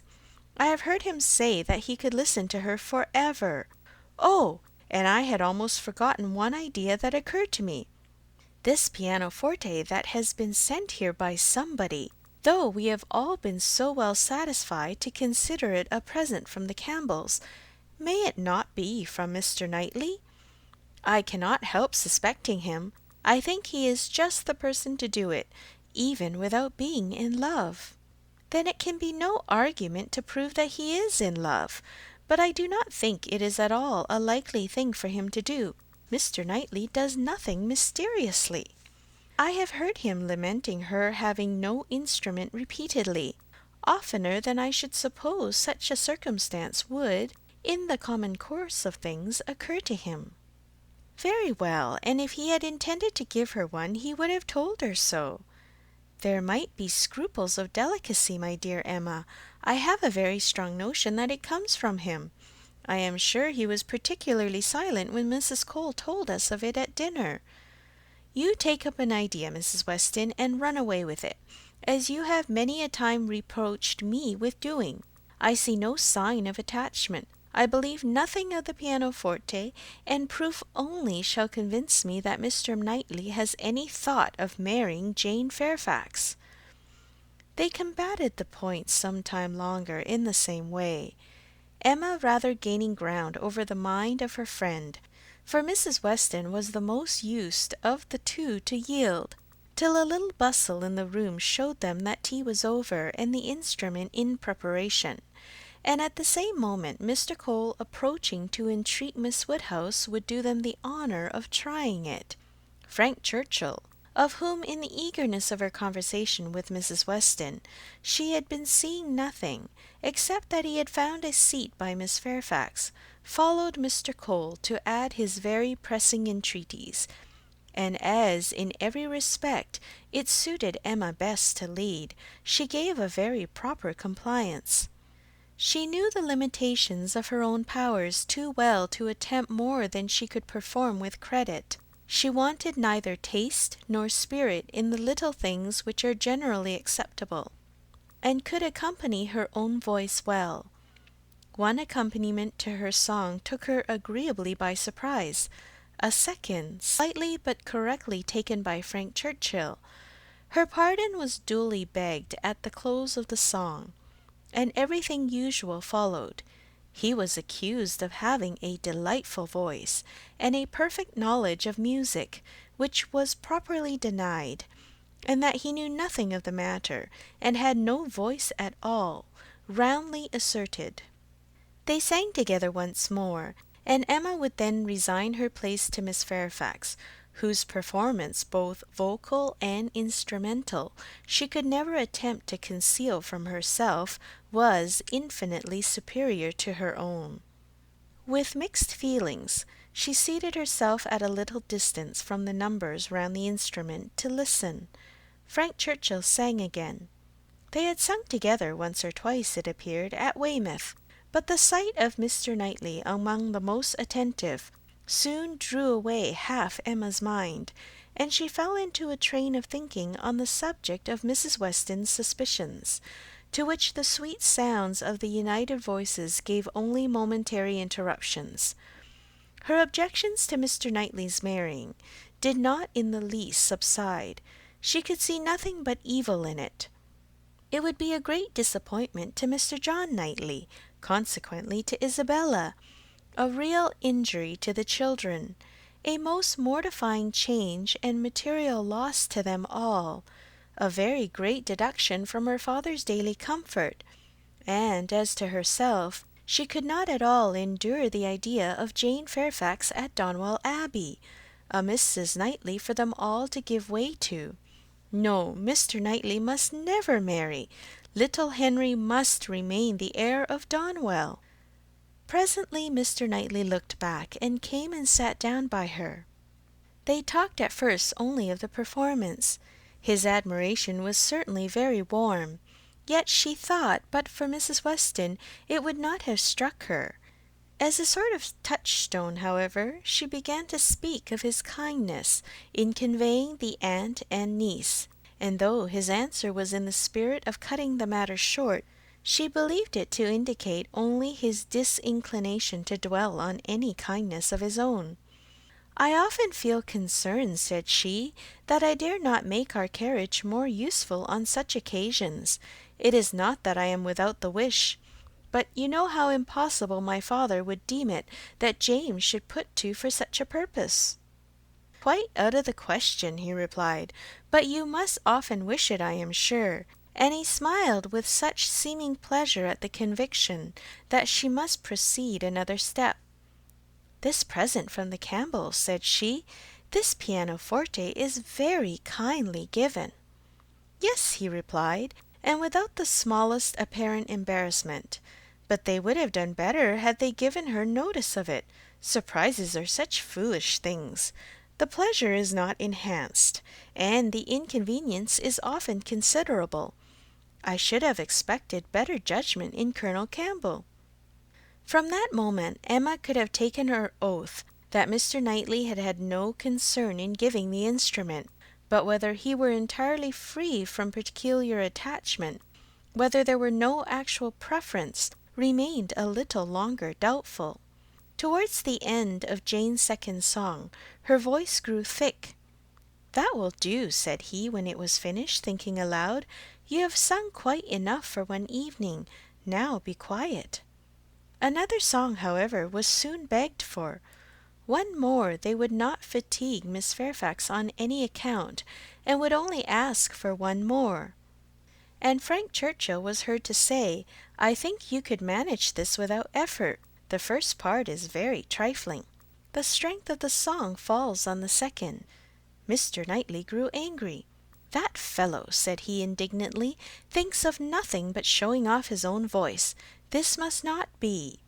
And touching Miss Bates, who at that moment passed near, "Miss Bates, are you mad to let your niece sing herself hoarse in this manner? Go and interfere. They have no mercy on her." Miss Bates, in her real anxiety for Jane, could hardly stay even to be grateful before she stepped forward and put an end to all farther singing. Here ceased the concert part of the evening, for Miss Woodhouse and Miss Fairfax were the only young lady performers. But soon, within 5 minutes, the proposal of dancing, originating nobody exactly knew where, was so effectually promoted by Mr. and Mrs. Cole that everything was rapidly cleared away to give proper space. Mrs. Weston, capital in her country dances, was seated and beginning an irresistible waltz, and Frank Churchill, coming up with most becoming gallantry to Emma, had secured her hand and led her up to the top. While waiting till the other young people could pair themselves off, Emma found time, in spite of the compliments she was receiving on her voice and her taste, to look about and see what became of Mr. Knightley. This would be a trial. He was no dancer in general. If he were to be very alert in engaging Jane Fairfax now, it might augur something. There was no immediate appearance. No, he was talking to Mrs. Cole. Emma had no longer an alarm for Henry. His interest was yet safe, and she led off the dance with genuine spirit and enjoyment. Not more than 5 couples could be mustered, but the rarity and the suddenness of it made it very delightful, and she found herself well matched in a partner. They were a couple worth looking at. 2 dances, unfortunately, were all that could be allowed. It was growing late, and Miss Bates became anxious to get home on her mother's account. After some attempts, therefore, to be permitted to begin again, they were obliged to thank Mrs. Weston, look sorrowful, and have done. "Perhaps it is as well," said Frank Churchill, as he attended Emma to her carriage. "I must have asked Miss Fairfax, and her languid dancing would not have agreed with me after yours." End of Volume 2, Chapter 8. Volume 2, Chapter 9. Emma did not repent her condescension in going to the Coles. The visit afforded her many pleasant recollections the next day, and all that she might be supposed to have lost on the side of dignified seclusion must be amply repaid in the splendour of popularity. She must have delighted the Coles, worthy people who deserved to be made happy, and left a name behind her that would not die away soon. Perfect happiness, even in memory, is not common, and there were 2 points on which she was not quite easy. She doubted whether she had not transgressed the duty of woman by woman in betraying her suspicions of Jane Fairfax's feelings to Frank Churchill. It was hardly right, but it had been so strong an idea that it would escape her, and his submission to all that she told was a compliment to her penetration, which made it difficult for her to be quite certain that she ought to have held her tongue. The other circumstance of regret related also to Jane Fairfax, and there she had no doubt. She did unequivocally regret the inferiority of her own playing and singing. She did most heartily grieve over the idleness of her childhood, and sat down and practised vigorously an hour and a half. She was then interrupted by Harriet's coming in, and if Harriet's praise could have satisfied her, she might soon have been comforted. "Oh, if I could but play as well as you and Miss Fairfax!" "Don't class us together, Harriet. My playing is no more like hers than a lamp is like sunshine." "Oh dear, I think you play the best of the 2. I think you play quite as well as she does. I am sure I had much rather hear you. Everybody last night said how well you played." Those who knew anything about it must have felt the difference. The truth, Harriet, that my playing is just good enough to be praised, but Jane Fairfax's is much beyond it.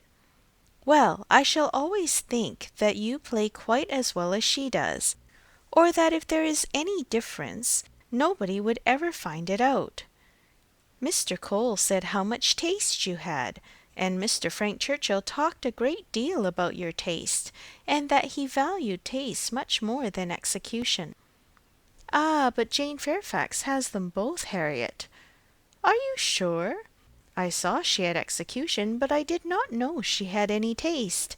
Nobody talked about it, and I hate Italian singing. There is no understanding a word of it. Besides, if she does play so very well, you know, it is no more than she is obliged to do, because she will have to teach. The Coxes were wondering last night whether she would get into any great family. How did you think the Coxes looked? Just as they always do, very vulgar.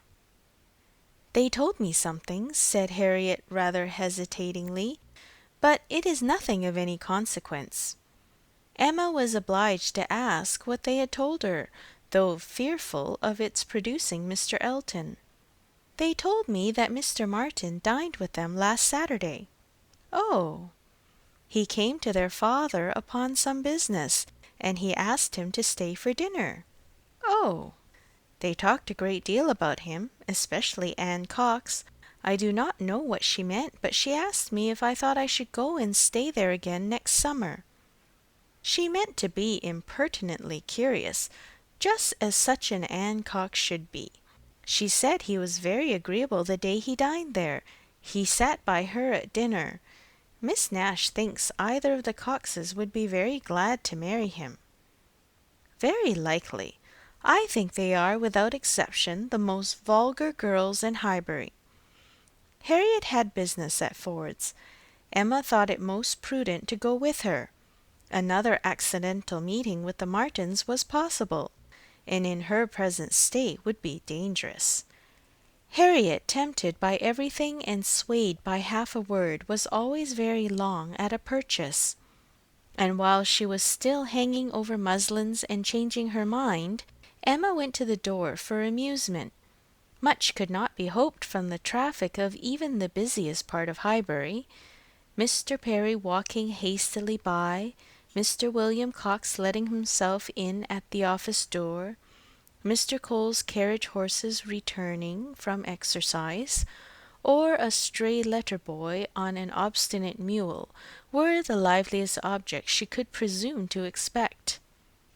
And when her eyes fell only on the butcher with his tray, a tidy old woman travelling homewards from shop with her full basket, 2 curs quarrelling over a dirty bone, and a string of dawdling children round the baker's little bow window, eyeing the gingerbread. She knew she had no reason to complain, and was amused enough, quite enough still to stand at the door. A mind lively and at ease can do with seeing nothing, and can see nothing that does not answer. She looked down the Randalls road. The scene enlarged. 2 persons appeared, Mrs. Weston and her son-in-law. They were walking into Highbury, to Hartfield, of course. They were stopping, however, in the first place at Mrs. Bates's, whose house was a little nearer Randalls than Ford's, and had all but knocked when Emma caught their eye. Immediately they crossed the road and came forward to her, and the agreeableness of yesterday's engagement seemed to give fresh pleasure to the present meeting. Mrs. Weston informed her that she was going to call on the Bateses, in order to hear the new instrument. "For my companion tells me," said she, "that I absolutely promised Miss Bates last night that I would come this morning. I was not aware of it myself. I did not know that I had fixed a day. But as he says I did, I am going now.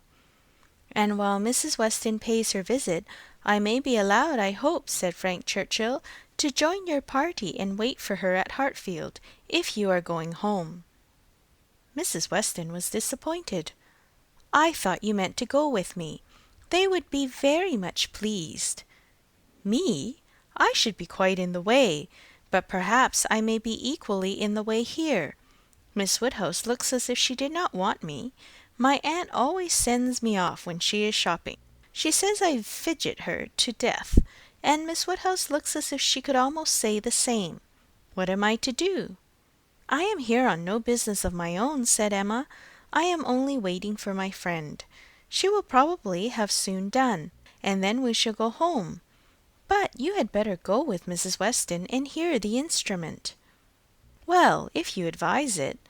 But," with a smile, "if Colonel Campbell should have employed a careless friend, and if it should prove to have an indifferent tone, what shall I say? I shall be no support to Mrs. Weston. She might do very well by herself. A disagreeable truth would be palatable through her lips, but I am the wretchedest being in the world at a civil falsehood." "I do not believe any such thing," replied Emma. "I am persuaded that you can be as insincere as your neighbours when it is necessary. But there is no reason to suppose the instrument is indifferent. Quite otherwise, indeed, if I understood Miss Fairfax's opinion last night." "Do come with me," said Mrs. Weston. "If it be not very disagreeable to you, it need not detain us long. We will go to Hartfield afterwards. We will follow them to Hartfield. I really wish you to call with me. It will be so great an attention, and I always thought you meant it." He could say no more, and with the hope of Hartfield to reward him, returned with Mrs. Weston to Mrs. Bates's door. Emma watched them in, and then joined Harriet at the interesting counter, trying with all the force of her own mind to convince her that if she wanted plain muslin, it was of no use to look at figured, and that a blue ribbon, be it ever so beautiful, would still never match her yellow pattern. At last it was all settled, even to the destination of the parcel. "Should I send it to Mrs. Goddard's, ma'am?" asked Mrs. Ford. "Yes, no, yes, to Mrs. Goddard's. Only my pattern gown is at Hartfield. No, you shall send it to Hartfield, if you please." "But then Mrs. Goddard will want to see it, and I could take the pattern gown home any day. But I shall want the ribbon directly, so it had better go to Hartfield, at least the ribbon. You could make it into 2 parcels, Mrs. Ford, could you not?" "It is not worth while, Harriet, to give Mrs. Ford the trouble of 2 parcels." "No more it is. No trouble in the world, ma'am," said the obliging Mrs. Ford. "Oh, but indeed I would much rather have it only in one. Then, if you please, you shall send it to Mrs. Goddard's. I do not know. No, I think, Miss Woodhouse, I may just as well have sent it to Hartfield, and take it home with me at night. What do you advise?" "That you do not give another half second to the subject. To Hartfield, if you please, Mrs. Ford." "Ay, that will be best," said Harriet, quite satisfied. "I should not at all like to have it sent to Mrs. Goddard's." Voices approached the shop, or rather one voice and 2 ladies. Mrs. Weston and Miss Bates met them at the door. "My dear Miss Woodhouse," said the latter, "I am just run across to entreat the favour of you to come and sit down with us a little while, and give us your opinion on our new instrument. You and Miss Smith. How do you do, Miss Smith?" "Very well, I thank you, and I begged Mrs. Weston to come with me, that I might be sure of succeeding. I hope Mrs. Bates and Miss Fairfax are—" "Very well. I am much obliged to you. My mother is delightfully well, and Jane caught no cold last night. How is Mr. Woodhouse? I am so glad to hear such a good account. Mrs. Weston told me you were here. Oh, then I said, I must run across. I am sure Miss Woodhouse will allow me just to run across and entreat her to come in. My mother will be so very happy to see her. And now we are such a nice party. She cannot refuse." "Ay, pray do," said Mr. Frank Churchill. "Miss Woodhouse's opinion of the instrument will be worth having. But, said I shall be more sure of succeeding if one of you will come with me." "Oh," said he, "wait half a minute till I have finished my job." For would you believe it, Miss Woodhouse, there he is, in the most obliging manner in the world, fastening in the rivet of my mother's spectacles. The rivet came out, this morning. So very obliging, for my mother had no use of her spectacles, could not put them on. And by the by, everybody ought to have 2 pair of spectacles. They should indeed. Jane said so. I meant to take them over to John Saunders the first thing I did, but something or other hindered me all the morning. First one thing, then another, there is no saying what, At one time Patty came to say she thought the kitchen chimney wanted sweeping. "Oh," said I, "Patty, do not come with your bad news to me. Here is the rivet of your mistress's spectacles out." Then the baked apples came home. Mrs. Wallace sent them by her boy. They are extremely civil and obliging to us, the Wallaces. Always. I have heard some people say that Mrs. Wallace can be uncivil and give a very rude answer, but we have never known anything but the greatest attention from them.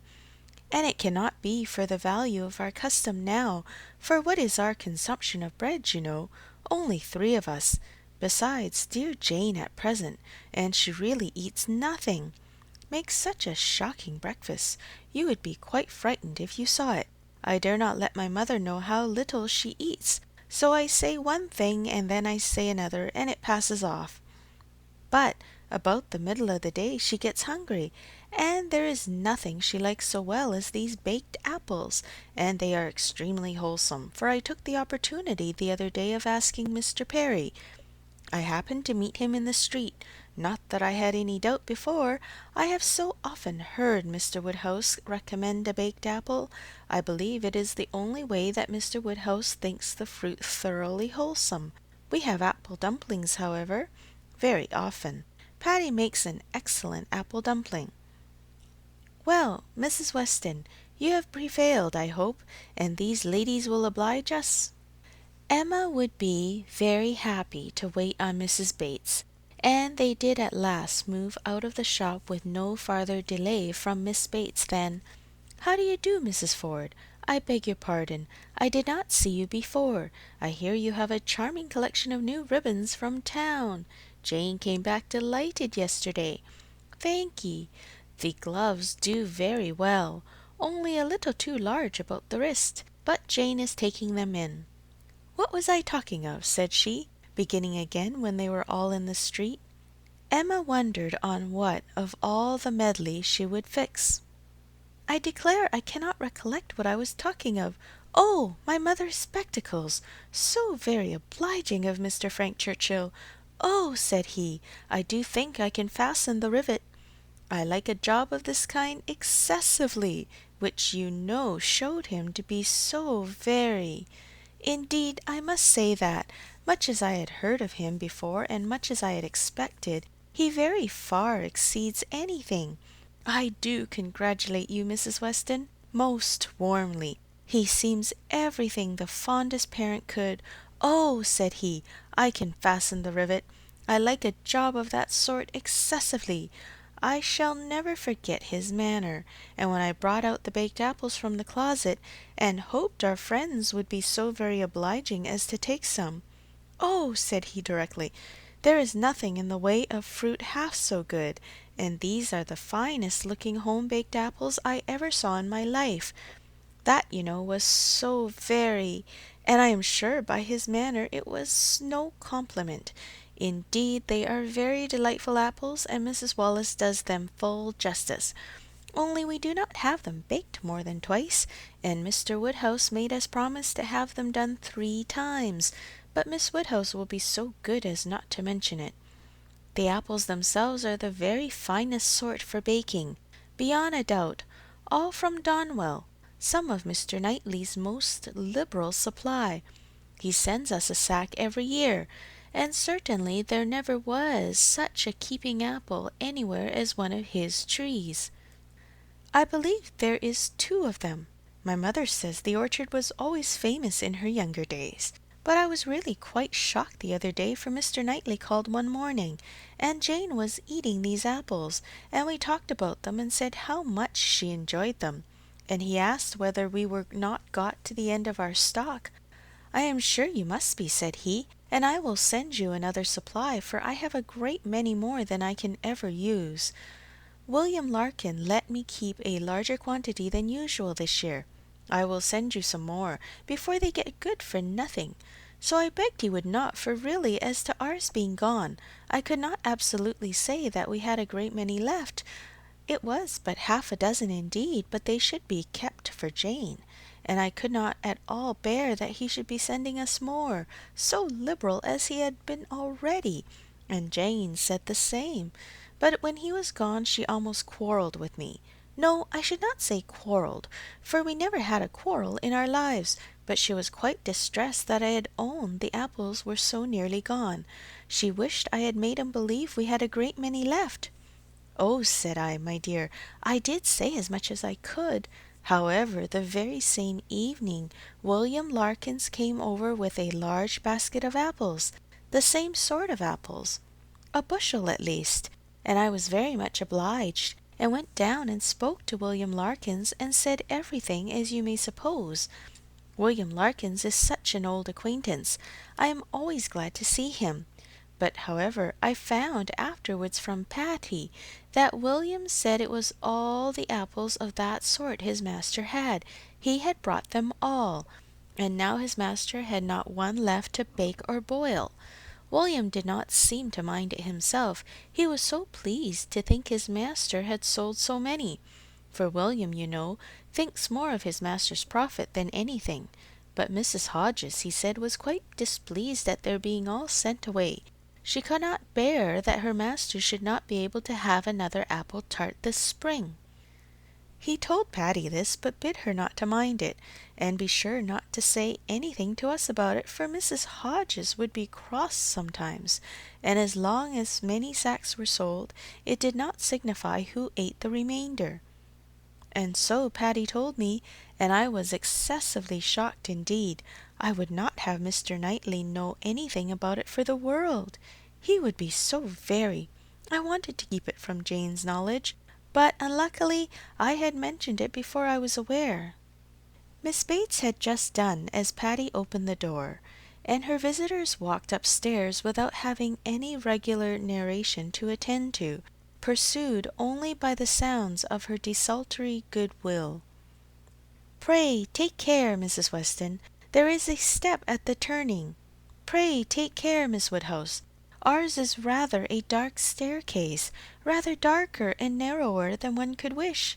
Miss Smith, pray take care. Miss Woodhouse, I am quite concerned. I am sure you hit your foot. Miss Smith, the step at the turning. End of Volume 2, Chapter 9. Volume 2, Chapter 10.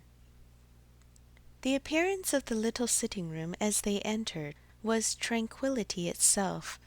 Mrs. Bates, deprived of her usual employment, slumbering on one side of the fire, Frank Churchill at a table near her, most steadily occupied about her spectacles, and Jane Fairfax, standing with her back to them, intent on her pianoforte. Busy as he was, however, the young man was yet able to show a most happy countenance on seeing Emma again. "This is a pleasure," said he, in rather a low voice, "coming at least 10 minutes earlier than I had calculated. You find me trying to be useful. Tell me if you think I shall succeed." "What?" said Mrs. Weston. "Have you not finished it yet? You would not earn a very good livelihood as a working silversmith at this rate." "I have not been working uninterruptedly," he replied. "I have been assisting Miss Fairfax in trying to make her instrument stand steadily. It was not quite firm. An unevenness in the floor, I believe. You see, we have been wedging one leg with paper. This was very kind of you to be persuaded to come. I am almost afraid you would be hurrying home." He contrived that she should be seated by him, and was sufficiently employed in looking out the best baked apple for her, and trying to make her help or advise him in his work, till Jane Fairfax was quite ready to sit down to the pianoforte again. That she was not immediately ready, Emma did suspect to arise from the state of her nerves. She had not yet possessed the instrument long enough to touch it without emotion. She must reason herself into the power of performance, and Emma could not but pity such feelings, whatever their origin, and could not but resolve never to expose them to her neighbour again. At last Jane began, and though the first bars were feebly given, the powers of the instrument were gradually done full justice to. Mrs. Weston had been delighted before, and was delighted again. Emma joined her in all her praise, and the pianoforte, with every proper discrimination, was pronounced to be altogether of the highest promise. Whoever Colonel Campbell might employ, said Frank Churchill, with a smile at Emma, the person has not chosen ill.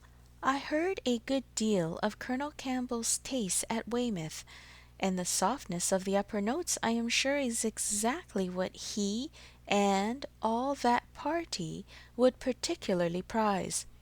I dare say, Miss Fairfax, that he either gave his friend very minute directions, or wrote to Broadwood himself. Do not you think so? Jane did not look round. She was not obliged to hear. Mrs. Weston had been speaking to her at the same moment. It is not fair, said Emma in a whisper. Mine was a random guess. Do not distress her. He shook his head with a smile, and looked as if he had very little doubt and very little mercy. Soon afterwards he began again. How much your friends in Ireland must be enjoying your pleasure on this occasion, Miss Fairfax. I dare say they often think of you, and wonder which will be the day, the precise day of the instrument's coming to hand. Do you imagine Colonel Campbell knows the business to be going forward just at this time? Do you imagine it is to be the consequence of an immediate commission from him, or that he may have sent only a general direction, in order indefinite as to time, to depend only upon contingencies and conveniences? He paused. She could not but hear. She could not avoid answering.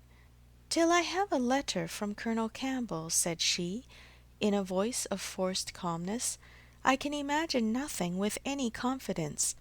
It must all be conjecture. Conjecture, aye. Sometimes one conjectures right, and sometimes one conjectures wrong. I wish I could conjecture how soon I shall make this rivet quite firm. What nonsense one talks, Miss Woodhouse, when hard at work, if one talks at all. Your real workmen, I suppose, hold their tongues, but we gentlemen labourers, if we get hold of a word— Miss Fairfax said something about conjecturing. There, it is done. I have the pleasure, madam, to Miss Bates, of restoring your spectacles, healed for the present. He was very warmly thanked both by mother and daughter. To escape a little from the latter, he went to the pianoforte and begged Miss Fairfax, who was still sitting at it, to play something more. If you are very kind, said he, it will be one of the waltzes we danced last night. Let me live them over again. You did not enjoy them as I did. You appeared tired the whole time. I believe you are glad we dance no longer, but I would have given worlds, all the worlds one ever has to give, for another half-hour. She played. What felicity it is to hear a tune again which has made one happy! If I mistake not, that was danced at Weymouth. She looked up at him for a moment, deeply coloured, and played something else. He took some music from a chair near the pianoforte, and turning to Emma, said he, Here is something quite new to me. Do you know it? Kramer. And here are a new set of Irish melodies, that from such a quarter one might expect. This was all sent with the instrument. Very thoughtful of Colonel Campbell, was not it? He knew Miss Fairfax could have no music here. I honour that part of the attention particularly. It shows it to have been so thoroughly from the heart. Nothing hastily done, nothing incomplete. True affection could only have pointed it. Emma wished he would be less pointed, yet could not help being amused, and when on glancing her eye towards Jane Fairfax, she caught the remains of a smile, When she saw that with all the deep blush of consciousness there had been a smile of secret delight, she had less scruple in the amusement, and much less compunction with respect to her. This amiable, upright, perfect Jane Fairfax was apparently cherishing very reprehensible feelings. He brought all the music to her, and they looked it over together. Emma took the opportunity of whispering, "You speak too plain. She must understand you." "I hope she does. I would have her understand me. I am not in the least ashamed of my meaning. But really I am half ashamed, and wish I had never taken up the idea. I am very glad you did, and that you communicated it to me. I have now a key to all her odd looks and ways. Leave shame to her. If she does wrong she ought to feel it. She is not entirely without it, I think. I do not see much sign of it. She is playing Robin Adair at this moment, his favourite." Shortly afterwards Miss Bates, passing near the window, descried Mr. Knightley on horseback not far off. "Mr. Knightley, I declare! I must speak to him if possible, just to thank him. I will not open the window here, it would give you all cold, but I can go into my mother's room, you know. I dare say he will come in when he knows who's here. Quite delightful to have you all meet so. Our little room's so honoured."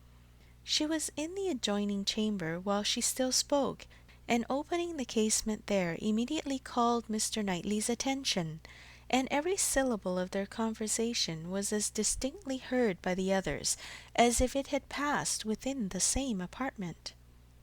"How do you do? How do you do? Very well, I thank you. So obliged to you for the carriage last night. We were just in time. My mother just ready for us. Pray come in, do come in. You will find some friends here." So began Miss Bates, and Mr. Knightley seemed determined to be heard in his turn, for most resolutely and commandingly did he say, "How is your niece, Miss Bates? I want to inquire after you all, but particularly your niece.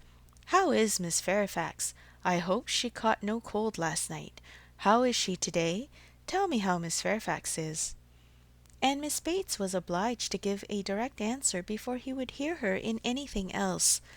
The listeners were amused, and Mrs. Weston gave Emma a look of particular meaning, but Emma still shook her head in steady scepticism. "So obliged to you, so very much obliged to you for the carriage," resumed Miss Bates. He cut her short with, "I am going to Kingston. Can I do anything for you?" "Oh, dear Kingston, are you? Mrs. Cole was saying the other day she wanted something from Kingston." "Mrs. Cole has servants to send.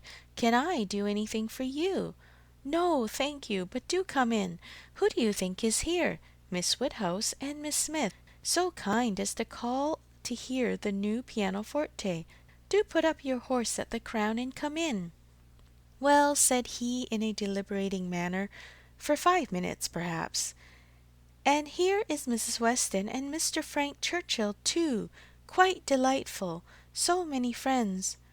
No, not now, I thank you. I could not stay 2 minutes. I must get on to Kingston as fast as I can." "Oh, do come in. They will be so very happy to see you. No, no, your room is full enough. I will call another day and hear the pianoforte." "Well, I am so sorry. Oh, Mr. Knightley, what a delightful party last night! How extremely pleasant! Did you ever see such dancing? Was not it delightful?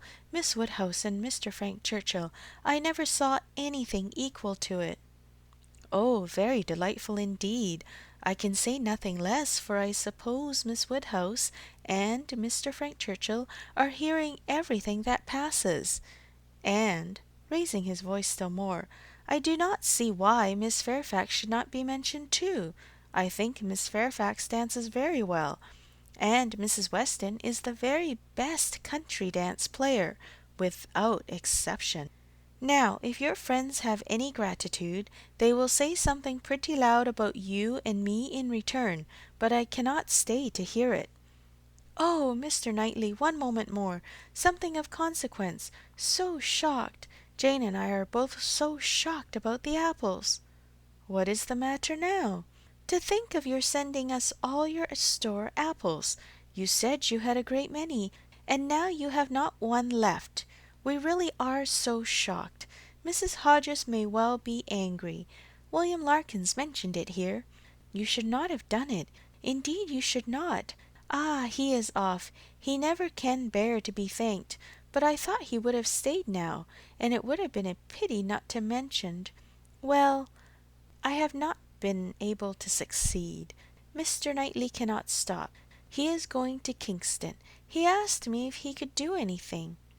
Yes, said Jane, we heard his kind offers. We heard everything. Oh, yes, my dear, I dare say you might, because you know the door was open, and the window was open, and Mr. Knightley spoke loud. You must have heard everything, to be sure. Can I do anything for you at Kingston? Said he. So I just mentioned. Oh, Miss Woodhouse, must you be going? You seem but just come. Oh, so very obliging of you. Emma found it really time to be at home. The visit had already lasted long, and on examining watches, so much of the morning was perceived to be gone, that Mrs. Weston and her companion, taking leave also, could allow themselves only to walk with the two young ladies to Hartfield gates before they set off for Randalls. End of Volume 2, Chapter 10.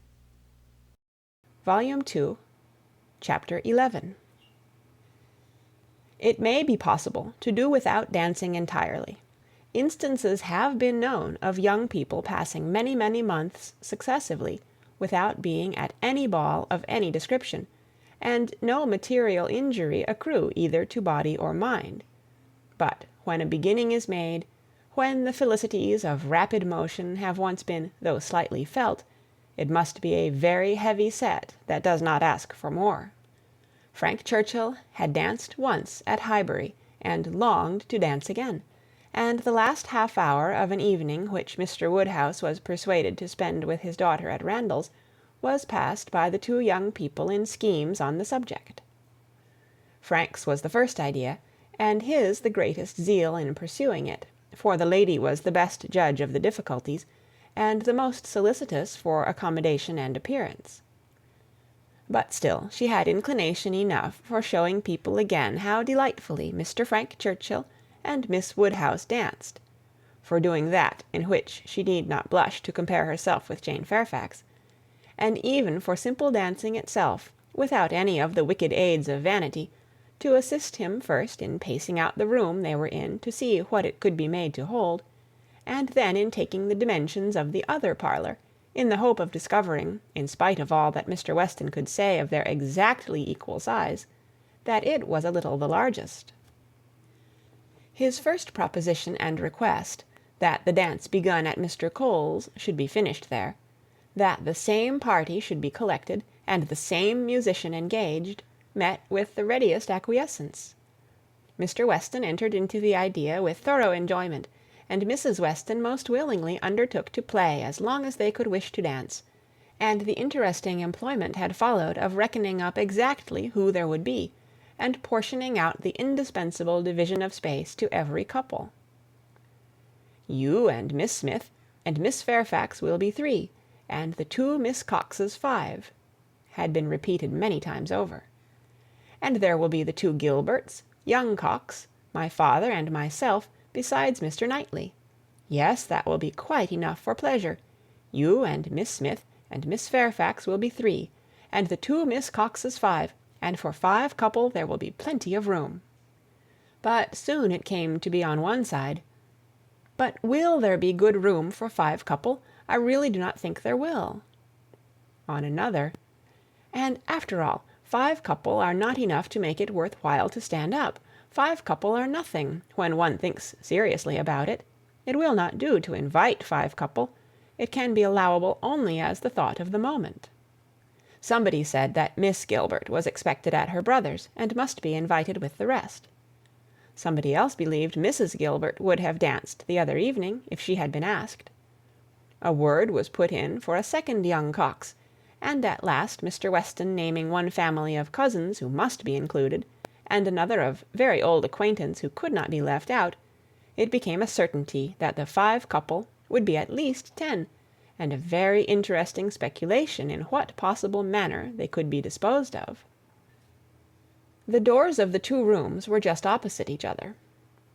Might not they use both rooms, and dance across the passage? It seemed the best scheme, and yet it was not so good but that many of them wanted a better.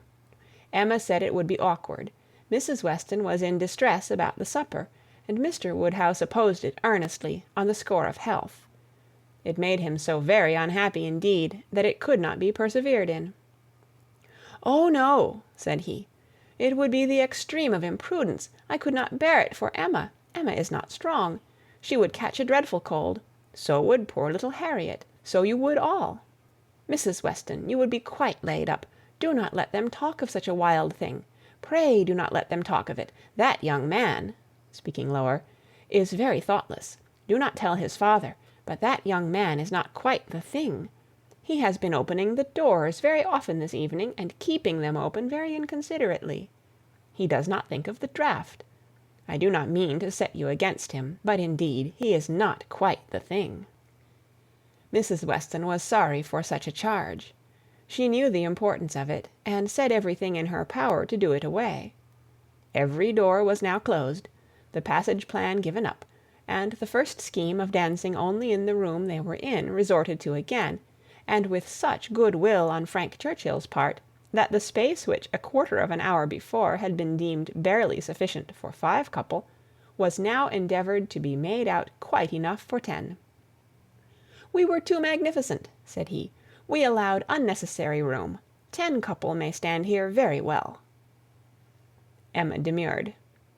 It would be a crowd, a sad crowd, and what could be worse than dancing without space to turn in? "Very true," he gravely replied. "It was very bad." But still he went on measuring, and still he ended with, "I think there will be very tolerable room for 10 couple." "No, no," said she, "you are quite unreasonable. It would be dreadful to be standing so close. Nothing can be farther from pleasure than to be dancing in a crowd, and a crowd in a little room." "There is no denying it," he replied. "I agree with you exactly. A crowd in a little room. Miss Woodhouse, you have the art of giving pictures in a few words. Exquisite, quite exquisite.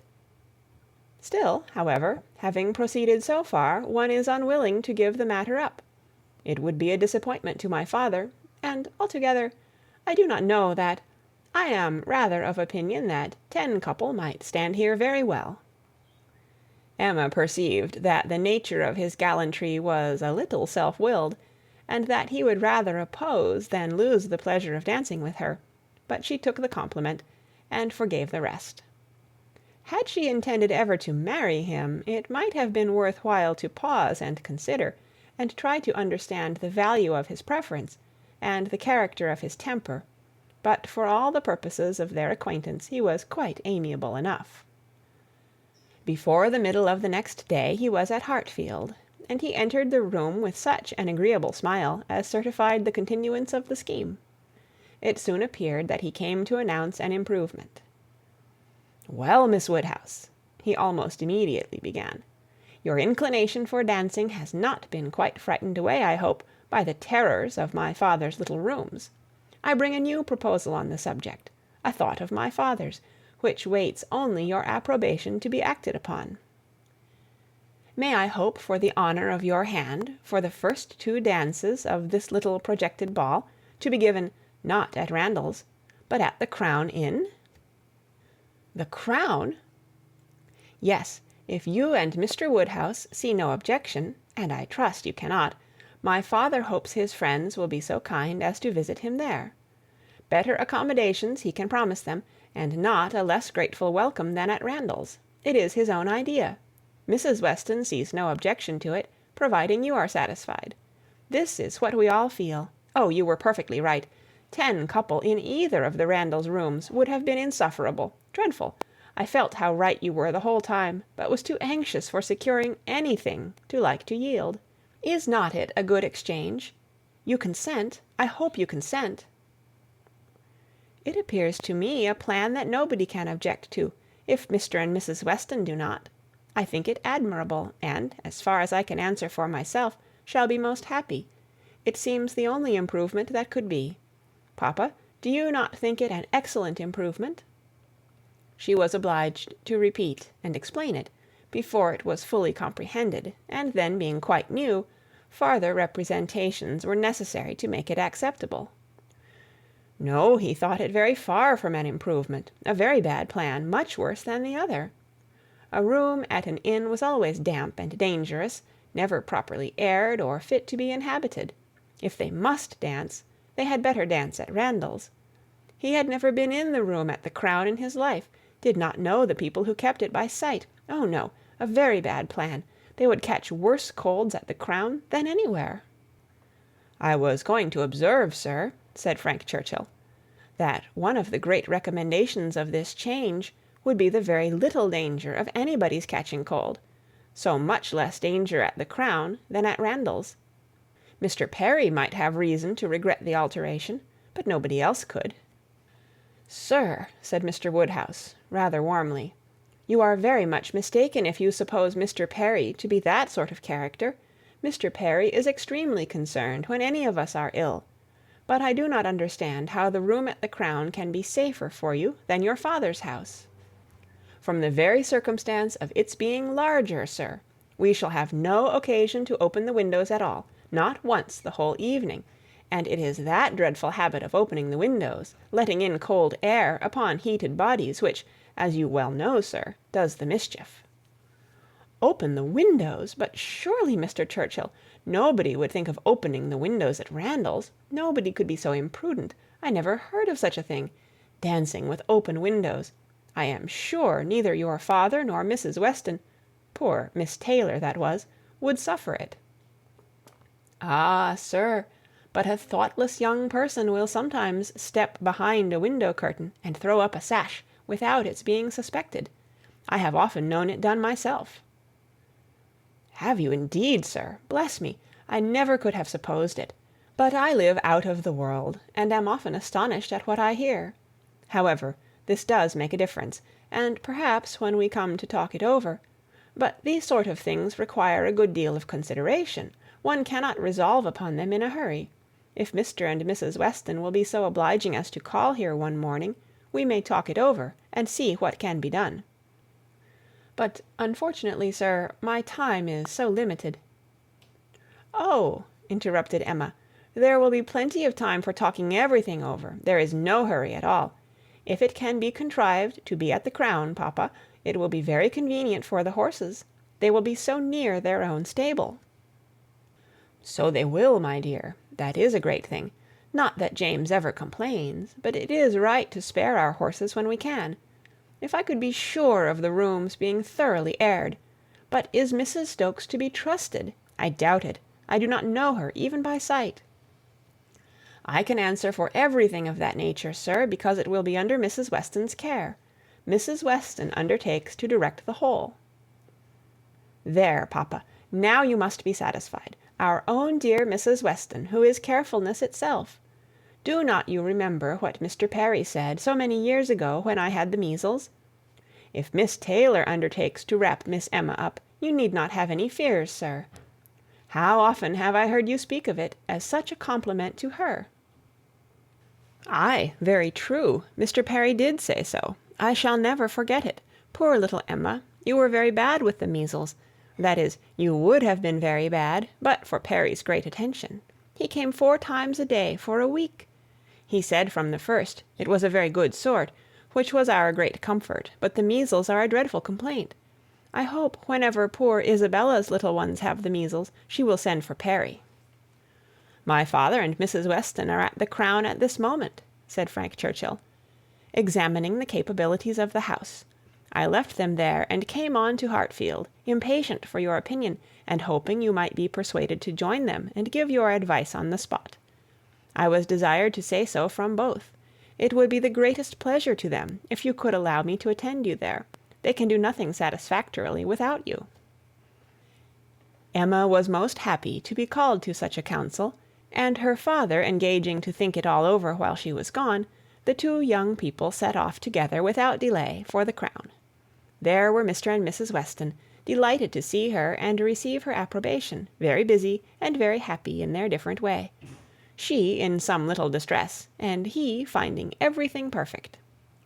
"Emma," said she, "this paper is worse than I expected. Look, in places you see it is dreadfully dirty, and the wainscot is more yellow and forlorn than anything I could have imagined." "My dear, you are too particular," said her husband. "What does all that signify? You will see nothing of it by candlelight. It will be as clean as Randalls by candlelight. We never see anything of it on our club nights." The ladies here probably exchanged looks, which meant, "Men never know when things are dirty or not," and the gentlemen perhaps thought each to himself, "Women will have their little nonsenses and needless cares." One perplexity, however, arose, which the gentlemen did not disdain. It regarded a supper-room. At the time of the ballroom's being built, suppers had not been in question, and a small card-room adjoining was the only addition. What was to be done? This card-room would be wanted as a card-room now, or if cards were conveniently voted unnecessary by their four selves, still was it not too small for any comfortable supper?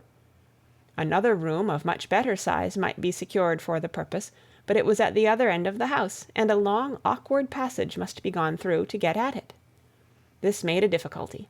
Mrs. Weston was afraid of draughts for the young people in that passage, and neither Emma nor the gentlemen could tolerate the prospect of being miserably crowded at supper. Mrs. Weston proposed having no regular supper, merely sandwiches, etc., set out in the little room, but that was scouted as a wretched suggestion. A private dance, without sitting down to supper, was pronounced an infamous fraud upon the rights of men and women, and Mrs. Weston must not speak of it again. She then took another line of expediency, and, looking into the doubtful room, observed, "I do not think it is so very small. We shall not be many, you know." And Mr. Weston, at the same time, walking briskly with long steps through the passage, was calling out, "You talk a great deal of the length of this passage, my dear. It is a mere nothing after all, and not the least draught from the stairs." "I wish," said Mrs. Weston, "one could know which arrangement our guests in general would like best. To do what would be most generally pleasing must be our object, if one could but tell what that would be." "Yes, very true," cried Frank, "very true. You want your neighbours' opinions. I do not wonder at you. If one could ascertain what the chief of them, the Coles, for instance. They are not far off. Shall I call upon them? Or Miss Bates, she is still nearer. And I do not know whether Miss Bates is not as likely to understand the inclinations of the rest of the people as anybody. I think we do want a larger council. Suppose I go and invite Miss Bates to join us?" "Well, if you please," said Mrs. Weston, rather hesitating, "if you think she will be of any use." "You will get nothing to the purpose from Miss Bates," said Emma. "She will be all delight and gratitude, but she will tell you nothing. She will not even listen to your questions. I see no advantage in consulting Miss Bates." "But she is so amusing, so extremely amusing. I am very fond of hearing Miss Bates talk. And I need not bring the whole family, you know." Here Mr. Weston joined them, and on hearing what was proposed, gave it his decided approbation. "Aye, do, Frank, go and fetch Miss Bates, and let us end the matter at once. She will enjoy the scheme, I am sure, and I do not know a properer person for showing us how to do away difficulties. Fetch Miss Bates. We are growing a little too nice. She is a standing lesson of how to be happy. But fetch them both. Invite them both." "But, sir, can the old lady—" "The old lady? No, the young lady, to be sure. I shall think you a great blockhead, Frank, if you bring the aunt without the niece." "Oh, I beg your pardon, sir. I did not immediately recollect. Undoubtedly, if you wish it, I will endeavour to persuade them both." And away he ran. Long before he reappeared, attending the short, neat, brisk-moving aunt and her elegant niece, Mrs. Weston, like a sweet-tempered woman and a good wife, had examined the passage again, and found the evils of it much less than she had supposed before, indeed very trifling, and here ended the difficulties of decision. All the rest, in speculation at least, was perfectly smooth. All the minor arrangements of table and chair, lights and music, Tea and supper made themselves, or were left as mere trifles to be settled at any time between Mrs. Weston and Mrs. Stokes. Everybody invited was certainly to come. Frank had already written to Enscombe to propose staying a few days beyond his fortnight, which could not possibly be refused, and a delightful dance it was to be. Most cordially, when Miss Bates arrived, did she agree that it must. As a counsellor she was not wanted, but as an approver, a much safer character, she was truly welcome. Her approbation, at once general and minute, warm and incessant, could not but please, and for another half-hour they were all walking to and fro between the different rooms, some suggesting, some attending, and all in happy enjoyment of the future. The party did not break up without Emma's being positively secured for the first 2 dances by the hero of the evening, nor without her overhearing Mr. Weston whisper to his wife, "He has asked her, my dear. That's right. I knew he would." End of Volume 2, Chapter 11. Volume 2, Chapter 12. One thing only was wanting to make the prospect of the ball completely satisfactory to Emma, its being fixed for a day within the granted term of Frank Churchill's stay in Surrey, for in spite of Mr. Weston's confidence, she could not think it so very impossible that the Churchills might not allow their nephew to remain a day beyond his fortnight. But this was not judged feasible. The preparations must take their time.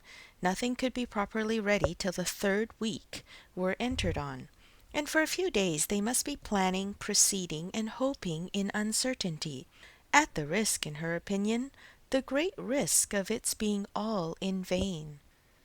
Enscombe, however, was gracious, in fact, if not in word. His wish of staying longer evidently did not please, but it was not opposed. All was safe and prosperous, and as the removal of one solicitude generally makes way for another, Emma, being now certain of her ball, began to adopt as the next vexation Mr. Knightley's provoking indifference about it, either because he did not dance himself, or because the plan had been formed without his being consulted. He seemed resolved that it should not interest him, determined against its exciting any present curiosity, or affording him any future amusement.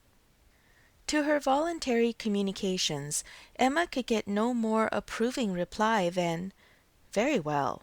If the Westons think it worth while to be at all this trouble for a few hours of noisy entertainment, I have nothing to say against it, but that they shall not choose pleasures for me. Oh, yes, I must be there. I could not refuse, and I will keep as much awake as I can, but I would rather be at home, looking over William Larkins's week's account. Much rather, I confess. Pleasure in seeing dancing. Not I, indeed. I never look at it. I do not know who does. Fine dancing, I believe, like virtue, must be its own reward. Those who are standing by are usually thinking of something very different."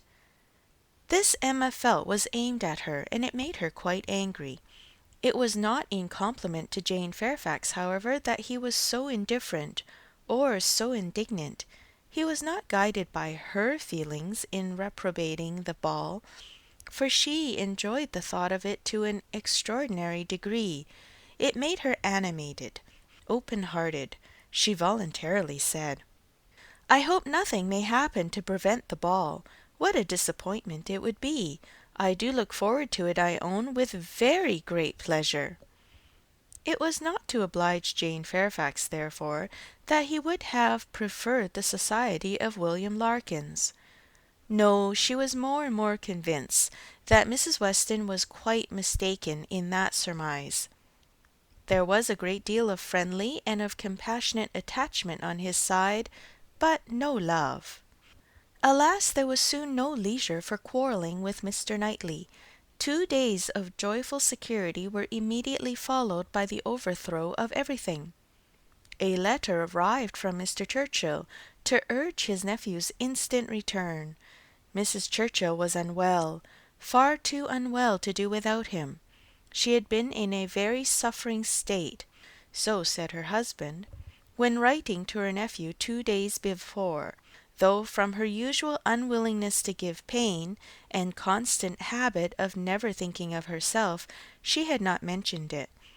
But now she was too ill to trifle, and must entreat him to set off for Enscombe without delay. The substance of this letter was forwarded to Emma, in a note from Mrs. Weston instantly. As to his going, it was inevitable. He must be gone within a few hours, though without feeling any real alarm for his aunt, to lessen his repugnance. He knew her illnesses, they never occurred but for her own convenience. Mrs. Weston added, that he could only allow himself time to hurry to Highbury after breakfast, and take leave of the few friends there whom he could suppose to feel any interest in him, and that he might be expected at Hartfield very soon. This wretched note was the finale of Emma's breakfast. When once it had been read, there was no doing anything but lament and exclaim. The loss of the ball, the loss of the young man, and all that the young man might be feeling. It was too wretched. Such a delightful evening as it would have been. Everybody so happy, and she and her partner the happiest.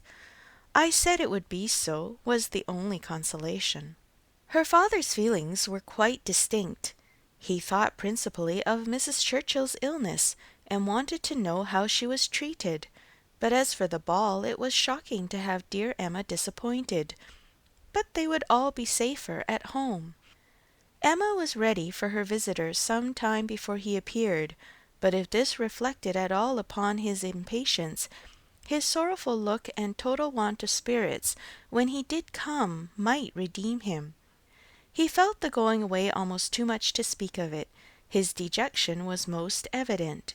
He sat really lost in thought for the first few minutes, and when rousing himself, it was only to say, "Of all horrid things, leave-taking is the worst. This will not be your only visit to Randalls." "Ah," shaking his head, "the uncertainty of when I may be able to return. I shall try for it with a zeal. It will be the object of all my thoughts and cares. And if my uncle and aunt go to town this spring, but I am afraid they did not stir last spring, I am afraid it is a custom gone for ever. Our poor ball must be quite given up. Ah, that ball! Why did we wait for anything? Why not seize the pleasure at once? How often is happiness destroyed by preparation, foolish preparation? You told us it would be so. Oh, Miss Woodhouse, why are you always so right? Indeed, I am very sorry to be right in this instance. I would much rather have been merry than wise. If I can come again, we are still to have our ball. My father depends on it. Do not forget your engagement." Emma looked graciously. "Such a fortnight as it has been," he continued, "every day more precious and more delightful than the day before, every day making me less fit to bear any other place. Happy those who can remain at Highbury." "As you do us such ample justice now," said Emma, laughing, "I will venture to ask, whether you did not come a little doubtfully at first. Do not we rather surpass your expectations? I am sure we do. I am sure you did not much expect to like us. You would not have been so long in coming if you had had a pleasant idea of Highbury." He laughed rather consciously, and though denying the sentiment, Emma was convinced that it had been so. "And you must be off this very morning." "Yes, my father is to join me here. We shall walk back together, and I must be off immediately. I am almost afraid that every moment will bring him." "Not 5 minutes to spare even for your friends, Miss Fairfax and Miss Bates? How unlucky!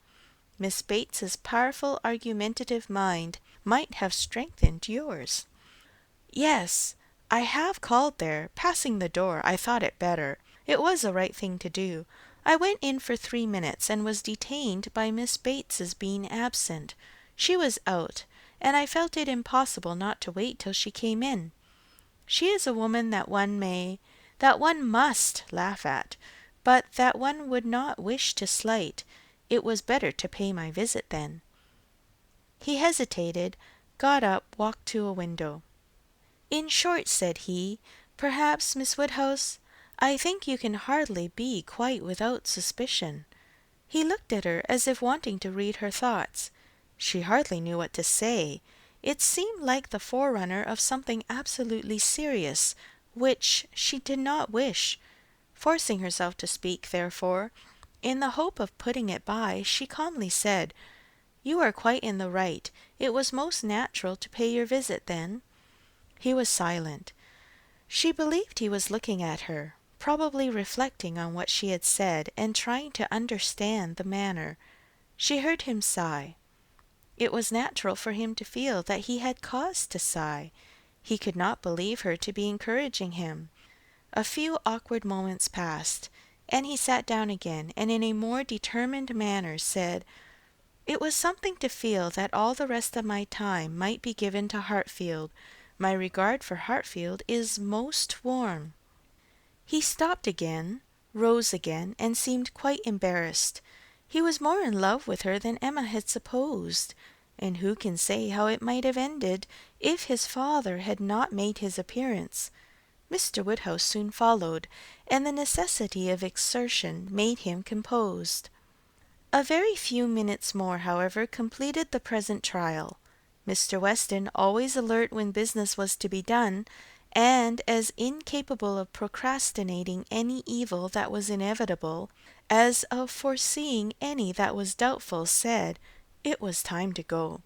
And the young man, though he might and did sigh, could not but agree to take leave. "I shall hear about you all," said he. "That is my chief consolation. I shall hear of everything that is going on among you.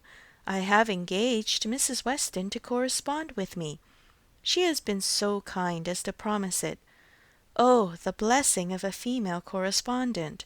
When one is really interested in the absent, she will tell me everything.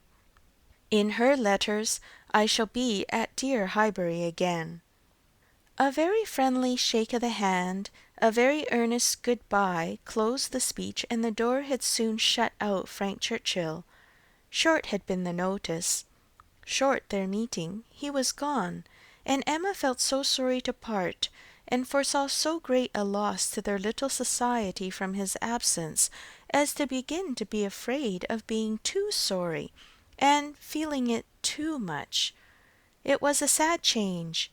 They had been meeting almost every day since his arrival. Certainly his being at Randalls had given great spirit to the last 2 weeks, indescribable spirit.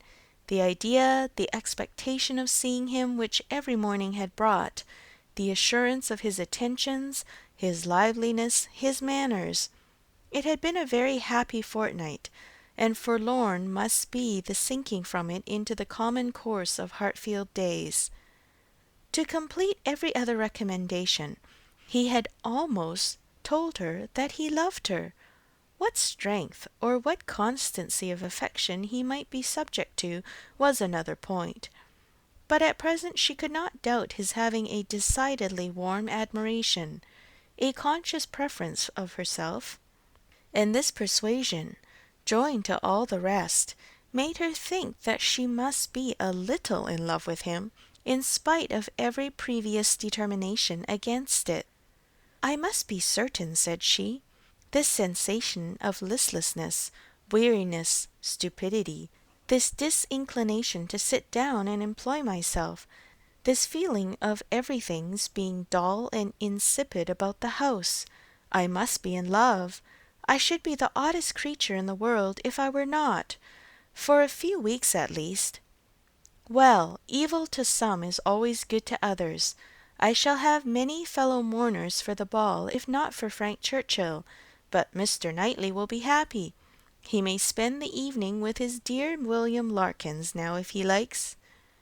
Mr. Knightley, however, showed no triumphant happiness. He could not say that he was sorry on his own account. His very cheerful look would have contradicted him if he had, but he said, and very steadily, that he was sorry for the disappointment of the others, and with considerable kindness added, "You, Emma, who have so few opportunities of dancing, you are really out of luck. You are very much out of luck." It was some days before she saw Jane Fairfax, to judge of her honest regret in this woeful change, but when they did meet, her composure was odious.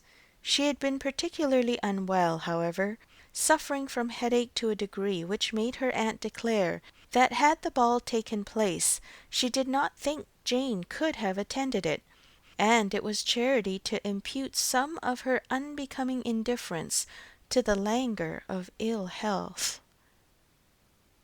End of Volume 2, Chapter 12. Volume 2, Chapter 13. Emma continued to entertain no doubt of her being in love. Her ideas only varied as to the how much. At first she thought it was a good deal, and afterwards but little. She had great pleasure in hearing Frank Churchill talked of, and, for his sake, greater pleasure than ever in seeing Mr. and Mrs. Weston. She was very often thinking of him, and quite impatient for a letter, that she might know how he was. How were his spirits? How was his aunt?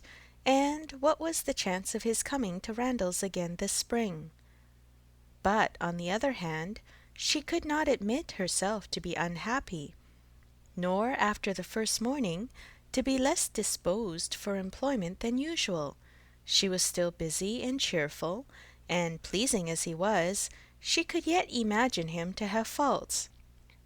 And farther, though thinking of him so much, and, as she sat drawing or working, forming 1,000 amusing schemes for the progress and close of their attachment, fancying interesting dialogues, and inventing elegant letters, the conclusion of every imaginary declaration on his side was that she refused him.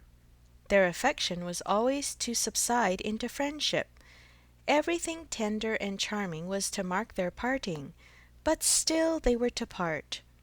When she became sensible of this, it struck her that she could not be very much in love, for in spite of her previous and fixed determination never to quit her father, never to marry, a strong attachment certainly must produce more of a struggle than she could foresee in her own feelings.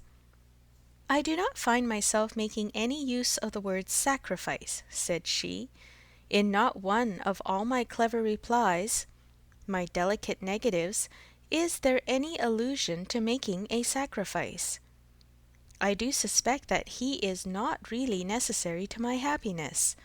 So much the better. I certainly will not persuade myself to feel more than I do. I am quite enough in love. I should be sorry to be more." Upon the whole, she was equally contented with her view of his feelings. He is undoubtedly very much in love. Everything denotes it. Very much in love indeed. And when he comes again, if his affection continue, I will be on my guard not to encourage it. It would be most inexcusable to do otherwise, as my own mind is quite made up. Not that I imagine he can think I have been encouraging him hitherto. No, if he had believed me at all to share his feelings, he would not have been so wretched. Could he have thought himself encouraged, his looks and language at parting would have been different. Still, however, I must be on my guard. This is in the supposition of his attachment continuing what it is now, but I do not know that I expect it will. I do not look upon him to be quite that sort of man. I do not altogether build upon his steadiness or constancy. His feelings are warm, but I can imagine them rather changeable. Every consideration of the subject, in short, makes me thankful that my happiness is not more deeply involved. I shall do very well again after a little while, and then it will be a good thing over. For they say everybody is in love once in their lives, and I shall have been let off easily. When his letter to Mrs. Weston arrived, Emma had the perusal of it, and she read it with a degree of pleasure and admiration, which made her at first shake her head over her own sensations, and think she had undervalued their strength. It was a long, well-written letter, giving the particulars of his journey and of his feelings, expressing all the affection, gratitude, and respect which was natural and honorable, and describing everything exterior and local that could be supposed attractive, with spirit and precision. No suspicious flourishes now of apology or concern. It was the language of real feeling towards Mrs. Weston, and the transition from Highbury to Enscombe, the contrast between the places in some of the first blessings of social life, was just enough to touch on to show how keenly it was felt, and how much more might have been said but for the restraints of propriety. The charm of her own name was not wanting. Miss Woodhouse appeared more than once, and never without a something of pleasing connection, either a compliment to her taste, or remembrance of what she had said, and in the very last time of its meeting her eye, unadorned as it was by any such broad wreath of gallantry, she yet could discern the effect of her influence and acknowledge the greatest compliment perhaps of all conveyed. Compressed into the very lowest vacant corner were these words: "I had not a spare moment on Tuesday, as you know, for Miss Woodhouse's beautiful little friend. Pray make my excuses, and add yours to her." This Emma could not doubt was all for herself. Harriet was remembered only from being her friend.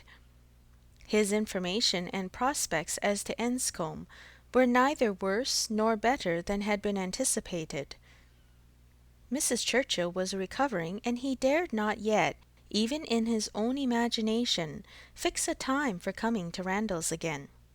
Gratifying, however, and stimulative as was the letter in the material part, its sentiments she yet found, when it was folded up and returned to Mrs. Weston, that it had not added any lasting warmth, that she could still do without the writer, and that he must learn to do without her. Her intentions were unchanged. Her resolution of refusal only grew more interesting by the addition of a scheme for his subsequent consolation and happiness. His recollection of Harriet, and the words which clothed it, the beautiful little friend, suggested to her the idea of Harriet's succeeding her in his affections. Was it possible? No. Harriet undoubtedly was greatly his inferior in understanding, but he had been very much struck with the loveliness of her face, and the warm simplicity of her manner, and all the probabilities of circumstance and connection were in her favour. For Harriet it would be advantageous and delightful indeed. "I must not dwell upon it," said she. "I must not think of it. I know the danger of indulging such speculations, but stranger things have happened, and when we cease to care for each other as we do now, it will be the means of confirming us in that sort of true disinterested friendship which I can already look forward to with pleasure." It was well to have a comfort in store on Harriet's behalf, though it might be wise to let the fancy touch it seldom, for evil in that quarter was at hand. As Frank Churchill's arrival had succeeded Mr. Elton's engagement in the conversation of Highbury, as the latest interest had entirely borne down the first, so now upon Frank Churchill's disappearance, Mr. Elton's concerns were assuming the most irresistible form. His wedding day was named. He would soon be among them again. Mr. Elton and his bride. There was hardly time to talk over the first letter from Enscombe before Mr. Elton and his bride was in everybody's mouth, and Frank Churchill was forgotten. Emma grew sick at the sound.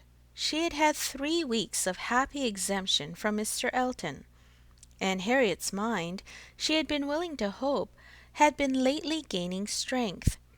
With Mr. Weston's ball in view at least, there had been a great deal of insensibility to other things, but it was now too evident that she had not attained such a state of composure as could stand against the actual approach, new carriage, bell ringing, and all. Poor Harriet was in a flutter of spirits which required all the reasonings and soothings and attentions of every kind that Emma could give. Emma felt that she could not do too much for her, and Harriet had a right to all her ingenuity and all her patience. But it was heavy work to be forever convincing without producing any effect, forever agreed to, without being able to make their opinions the same. Harriet listened submissively, and said it was very true. It was just as Miss Woodhouse described. It was not worth while to think about them, and she would not think about them any longer. But no change of subject could have failed, and the next half-hour saw her as anxious and restless about the Eltons as before. At last Emma attacked her on another ground. "Your allowing yourself to be so occupied and so unhappy about Mr. Elton's marrying Harriet is the strongest reproach you can make me. You could not give me a greater reproof for the mistake I fell into. It was all my doing, I know. I have not forgiven it, I assure you. Deceived myself, I did very miserably deceive you, and it will be a painful reflection to me forever. Do not imagine me in danger of forgetting it." Harriet felt too much to utter more than a few words of eager exclamation. Emma continued, "I have not said, exert yourself, Harriet, for my sake. Think less, talk less of Mr. Elton for my sake, because for your own sake, rather, I would wish it to be done, for the sake of what is more important than my comfort, a habit of self-command in you, a consideration of what is your duty, an attention to propriety, an endeavour to avoid the suspicions of others, to save your health and credit, and restore your tranquillity. These are the motives which I have been pressing on you. They are very important, and sorry I am that you cannot feel them sufficiently to act upon them. My being saved from pain is a very secondary consideration. I want you to save yourself from greater pain. Perhaps I may sometimes have felt that Harriet would not forget what was due, or rather what would be kind by me." This appeal to her affections did more than all the rest. The idea of wanting gratitude and consideration for Miss Woodhouse, whom she really loved extremely, made her wretched for a while, and when the violence of grief was comforted away, still remained powerful enough to prompt to what was right, and support her in it very tolerably. "You, who have been the best friend I ever had in my life, what gratitude to you! Nobody is equal to you. I care for nobody as I do for you. Oh, Miss Woodhouse, how ungrateful I have been!" Such expressions, assisted as they were by everything that look and manner could do, made Emma feel that she had never loved Harriet so well, nor valued her affection so highly before. "There is no charm equal to tenderness of heart," said she afterwards to herself. "There is nothing to be compared to it. Warmth and tenderness of heart, with an affectionate open manner, will beat all the clearness of head in the world for attraction. I am sure it will. It is tenderness of heart which makes my dear father so generally beloved, which gives Isabella all her popularity. I have it not, but I know how to prize and respect it. Harriet is my superior in all the charm and all the felicity it gives. Dear Harriet, I would not change you for the clearest headed, longest sighted, best judging female breathing. Oh, the coldness of Jane Fairfax! Harriet is worth 100 such, and for a wife, a sensible man's wife, it is invaluable. I mention no names, but happy the man who changes Emma for Harriet. End of chapter 13. Volume 2, Chapter 14. Mrs. Elton was first seen at church, but though devotion might be interrupted, curiosity could not be satisfied by a bride in a pew, and it must be left for the visits in form, which were then to be paid, to settle whether she were very pretty indeed, or only rather pretty, or not pretty at all. Emma had feelings, less of curiosity than of pride or propriety, to make her resolve on not being the last to pay her respects, and she made a point of Harriet's going with her, that the worst of the business might be gone through as soon as possible. She could not enter the house again, could not be in the same room to which she had with such vain artifice retreated 3 months ago, to lace up her boot, without recollecting. 1,000 vexatious thoughts would occur, compliments, charades, and horrible blunders, and it was not to be supposed that poor Harriet should not be recollecting too, but she behaved very well, and was only rather pale and silent. The visit was of course short, and there was so much embarrassment and occupation of mind to shorten it, that Emma would not allow herself entirely to form an opinion of the lady, and on no account to give one, beyond the nothing meaning terms of being elegantly dressed and very pleasing. She did not really like her. She would not be in a hurry to find fault, but she suspected that there was no elegance. Ease, but not elegance. She was almost sure that for a young woman, a stranger, a bride, there was too much ease.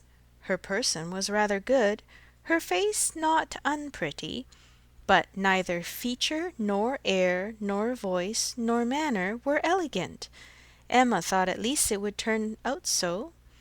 As for Mr. Elton, his manners did not appear, but no, she would not permit a hasty or a witty word from herself about his manners.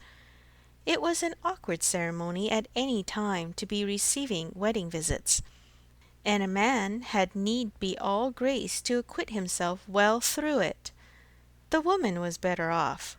She might have the assistance of fine clothes, and the privilege of bashfulness, but the man had only his good sense to depend on, and when she considered how peculiarly unlucky poor Mr. Elton was in being in the same room at once with the woman he had just married, the woman he had wanted to marry, and the woman whom he had been expected to marry, she must allow him to have the right to look a little wise, and to be as much affectedly, and as little really easy could be. "Well, Miss Woodhouse," said Harriet, when they had quitted the house, and after waiting in vain for her friend to begin. "Well, Miss Woodhouse," with a gentle sigh, "what do you think of her? Is not she very charming?" There was a little hesitation in Emma's answer. "Oh, yes, yes, a very pleasing young woman. I think her beautiful, quite beautiful. Very nicely dressed, indeed, a remarkably elegant gown. I am not at all surprised that he should have fallen in love. Oh, no, there is nothing to surprise one at all. A pretty fortune, and she came in his way." "I dare say," returned Harriet, sighing again, "I dare say she was very much attached to him." "Perhaps she might, but it is not every man's fate to marry the woman who loves him best. Miss Hawkins perhaps wanted a home, and thought this the best offer she was likely to have." "Yes," said Harriet earnestly, "and well she might. Nobody could ever have a better. Well, I wish them happy with all my heart. And now, Miss Woodhouse, I do not think I shall mind seeing them again. He is just as superior as ever, but being married, you know, it is quite a different thing. No, indeed, Miss Woodhouse, you need not be afraid. I can sit and admire him now without any great misery. To know that he has not thrown himself away is such a comfort. She does seem a charming young woman, just what he deserves. Happy creature! He called her Augusta. How delightful!" When the visit was returned, Emma made up her mind. She could then see more and judge better. From Harriet's happening not to be at Hartfield, and her father's being present to engage Mr. Elton, she had a quarter of an hour of the lady's conversation to herself, and could composedly attend to her.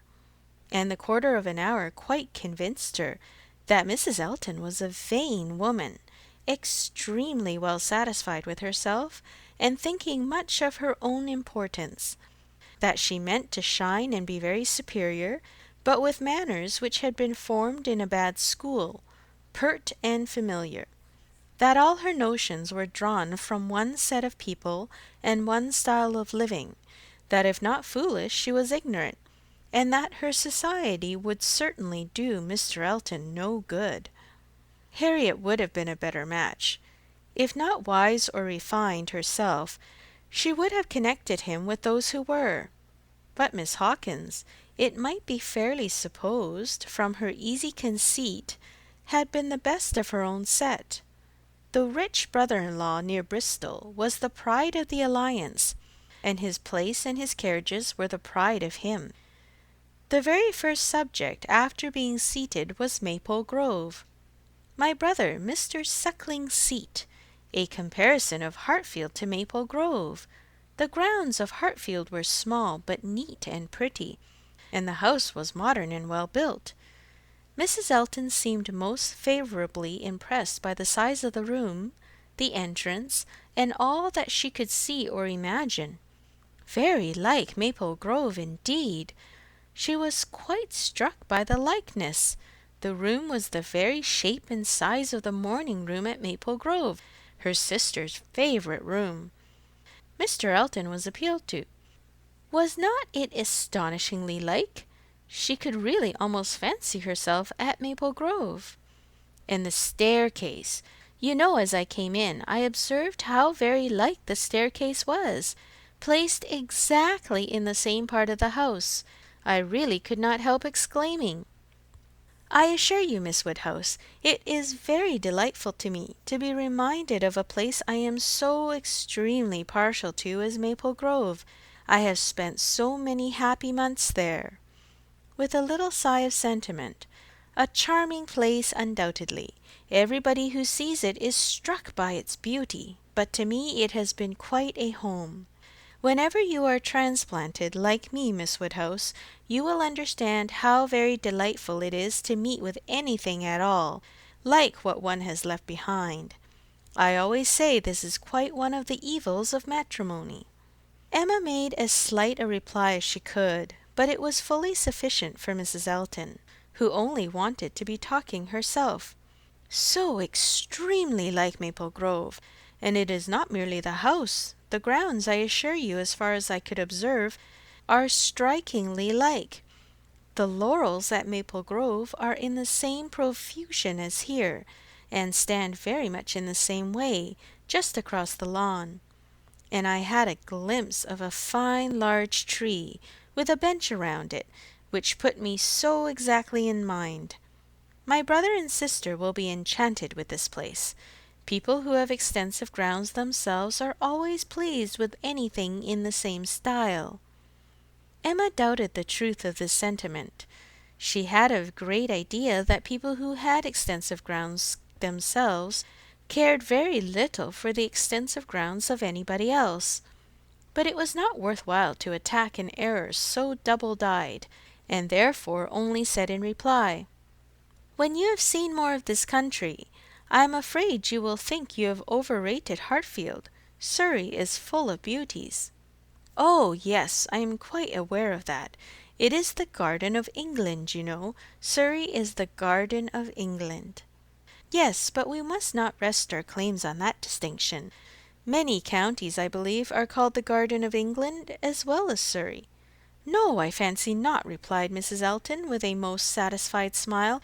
"I never heard any county but Surrey called it." Emma was silenced. "My brother and sister have promised us a visit in the spring or summer at farthest," continued Mrs. Elton, "and that will be our time for exploring. While they are with us we shall explore a great deal, I dare say. They will have their barouche landau, of course, which holds four perfectly, and therefore, without saying anything of our carriage, we should be able to explore the different beauties extremely well. They would hardly come in their chaise, I think, at that season of the year? Indeed, when the time draws on, I shall decidedly recommend their bringing the barouche landau. It will be so very much preferable. When people come into a beautiful country of this sort, you know, Miss Woodhouse, one naturally wishes them to see as much as possible. And Mr. Suckling is extremely fond of exploring. We explored to King's Weston twice last summer, in that way most delightfully, just after their first having the barouche landau. You have many parties of that kind here, I suppose, Miss Woodhouse, every summer? No, not immediately here.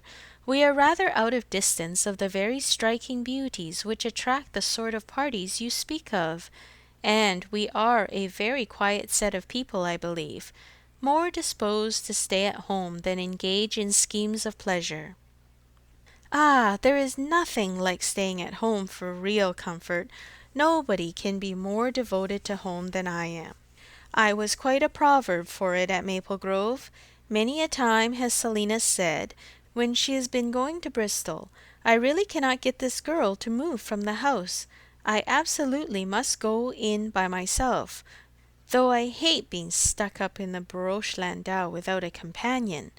But Augusta, I believe, with her own good will, would never stir beyond the parking paling. Many a time has she said so, and yet I am no advocate for entire seclusion. I think, on the contrary, when people shut themselves up entirely from society, it is a very bad thing, and that it is much more advisable to mix in the world in a proper degree, without living in it either too much or too little. I perfectly understand your situation, however, Miss Woodhouse," looking towards Mr. Woodhouse. "Your father's state of health must be a great drawback. Why does he not try Bath? Indeed he should. Let me recommend Bath to you. I assure you I have no doubt of its doing Mr. Woodhouse good." "My father tried it more than once, formerly, but without receiving any benefit.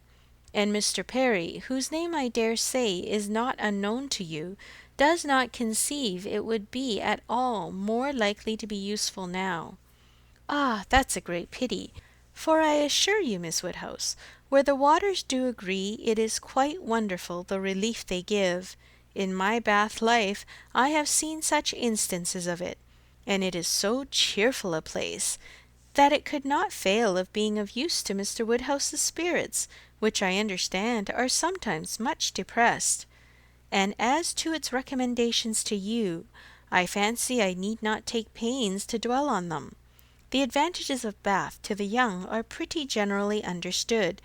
It would be a charming introduction for you, who have lived so secluded a life, and I could immediately secure you some of the best society in the place. A line from me would bring you a little host of acquaintance, and my particular friend, Mrs. Partridge, the lady I have always resided with when in Bath, would be most happy to show you any attentions, and would be the very person for you to go into public with." It was as much as Emma could bear without being impolite. The idea of her being indebted to Mrs. Elton for what was called an introduction, of her going into public under the auspices of a friend of Mrs. Elton's, probably some vulgar dashing widow, who with the help of a boarder just made a shift to live. The dignity of Miss Woodhouse of Hartfield was sunk indeed. She restrained herself, however, from any of the reproofs she could have given, and only thanked Mrs. Elton coolly, but their going to Bath was quite out of the question, and she was not perfectly convinced that the place might suit her better than her father, and then, to prevent farther outrage and indignation, changed the subject directly. "I do not ask whether you are musical, Mrs. Elton. Upon these occasions a lady's character generally precedes her, and Highbury has long known that you are a superior performer." "Oh, no, indeed. I must protest against any such idea. A superior performer! Very far from it, I assure you. Consider from how partial a quarter your information came. I am dotingly fond of music, passionately fond, and my friends say I am not entirely devoid of taste. But as to anything else, upon my honour, my performance is mediocre to the last degree. You, Miss Woodhouse, I well know, played delightfully. I assure you it has been the greatest satisfaction, comfort, and delight to me to hear what a musical society I am got into. I absolutely cannot do without music. It is a necessity of life to me, and having always been used to a very musical society, both at Maple Grove and in Bath, it would have been a most serious sacrifice. I honestly said as much to Mr. Elton when he was speaking of my future home, and expressing his fears lest the retirement of it should be disagreeable, and the inferiority of the house too, knowing what I had been accustomed to. Of course he was not wholly without apprehension. When he was speaking of it in that way, I honestly said that the world I could give up, parties, balls, plays, for I had no fear of retirement. Blessed with so many resources within myself, the world was not necessary to me. I could do very well without it. To those who had no resources it was a different thing, but my resources made me quite independent, and as to smaller sized rooms than I had been used to, I really could not give it a thought. I hoped I was perfectly equal to any sacrifice of that description. Certainly I had been accustomed to every luxury at Maple Grove, but I did assure him that 2 carriages were not necessary to my happiness, nor were spacious apartments. But, said I, to be quite honest, I do not think I can live without something of a musical society. I condition for nothing else, but without music life would be a blank to me. We cannot suppose, said Emma, smiling, that Mr. Elton would hesitate to assure you of there being a very musical society in Highbury, and I hope you will not find he has outstepped the truth more than may be pardoned, in consideration of the motive. No, indeed, I have no doubts at all on that head. I am delighted to find myself in such a circle. I hope we shall have many sweet little concerts together. I think, Miss Woodhouse, you and I must establish a musical club, and have regular weekly meetings at your house or ours. Will not it be a good plan? If we exert ourselves, I think we shall not be long in want of allies. Something of that nature would be particularly desirable for me, as an inducement to keep me in practice. For married women, you know, there is a sad story against them in general. They are but too apt to give up music. But you, who are so extremely fond of it, there can be no danger. I should hope not, but really when I look around among my acquaintance, I tremble. Selina has entirely given up music, never touches the instrument, though she played sweetly, and the same may be said of Mrs. Jeffreys, Clara Partridge, that was, and of the 2 Millmans, now Mrs. Bird and Mrs. James Cooper, and of more than I can enumerate. Upon my word, it is enough to put one in a fright. I used to be quite angry with Selina, but really I begin now to comprehend that a married woman has many things to call her attention. I believe I was half an hour this morning shut up with my housekeeper. But everything of that kind, said Emma, will soon be in so regular a train. Well, said Mrs. Elton, laughing, we shall see. Emma, finding her so determined upon neglecting her music, had nothing more to say, and after a moment's pause Mrs. Elton chose another subject. We have been calling at Randalls, said she, and found them both at home, and very pleasant people they seem to be. I like them extremely. Mr. Weston seems an excellent creature, quite a first-rate favourite with me already, I assure you, and she appears so truly good, there is something so motherly and kind-hearted about her, that it wins upon one directly. She was your governess, I think? Emma was almost too much astonished to answer, but Mrs. Elton hardly waited for the affirmative before she went on. Having understood as much, I was rather astonished to find her so very ladylike. but she is really quite the gentlewoman." "Mrs. Weston's manners," said Emma, "were always particularly good. Their propriety, simplicity, and elegance would make them the safest model for any young woman." "And who do you think came in while we were there?" Emma was quite at a loss. The tone implied some old acquaintance, and how could she possibly guess? "Knightley," continued Mrs. Elton. "Knightley himself. Was not it lucky? For not being within when he called the other day, I had never seen him before, and of course, as so particular a friend of Mr. Elton's, I had a great curiosity. My friend Knightley had been so often mentioned that I was really impatient to see him, and I must do my caro sposo the justice to say that he need not be ashamed of his friend. Knightley is quite the gentleman. I like him very much. Decidedly, I think, a very gentlemanlike man." Happily, it was now time to be gone. They were off, and Emma could breathe. "Insufferable woman!" was her immediate exclamation. "Worse than I had supposed. Absolutely insufferable! Knightley! I could not have believed it. Knightley! Never seen him in her life before, and call him Knightley, and discover that he is a gentleman! A little upstart vulgar being, with her Mr. Elton, and her caro sposo, and her resources, and all her airs of pert pretension and underbred finery, actually to discover that Mr. Knightley is a gentleman! I doubt whether he will return the compliment and discover her to be a lady. I could not have believed it, and to propose that she and I should unite to form a musical club! One would fancy we were bosom friends. And Mrs. Weston! Astonished that the person who had brought me up should be a gentlewoman. Worse and worse. I never met with her equal. Much beyond my hopes. Harriet is disgraced by any comparison. Oh, what would Frank Churchill say to her, if he were here? How angry and how diverted he would be! Ah, there I am, thinking of him directly. Always the first person to be thought of. How I catch myself out! Frank Churchill comes as regularly into my mind." All this ran so glibly through her thoughts, that by the time her father had arranged himself, after the bustle of the Eltons' departure, and was ready to speak, she was very tolerably capable of attending. "Well, my dear," he deliberately began, "considering we never saw her before, she seems a very pretty sort of young lady, and I dare say she was very much pleased with you.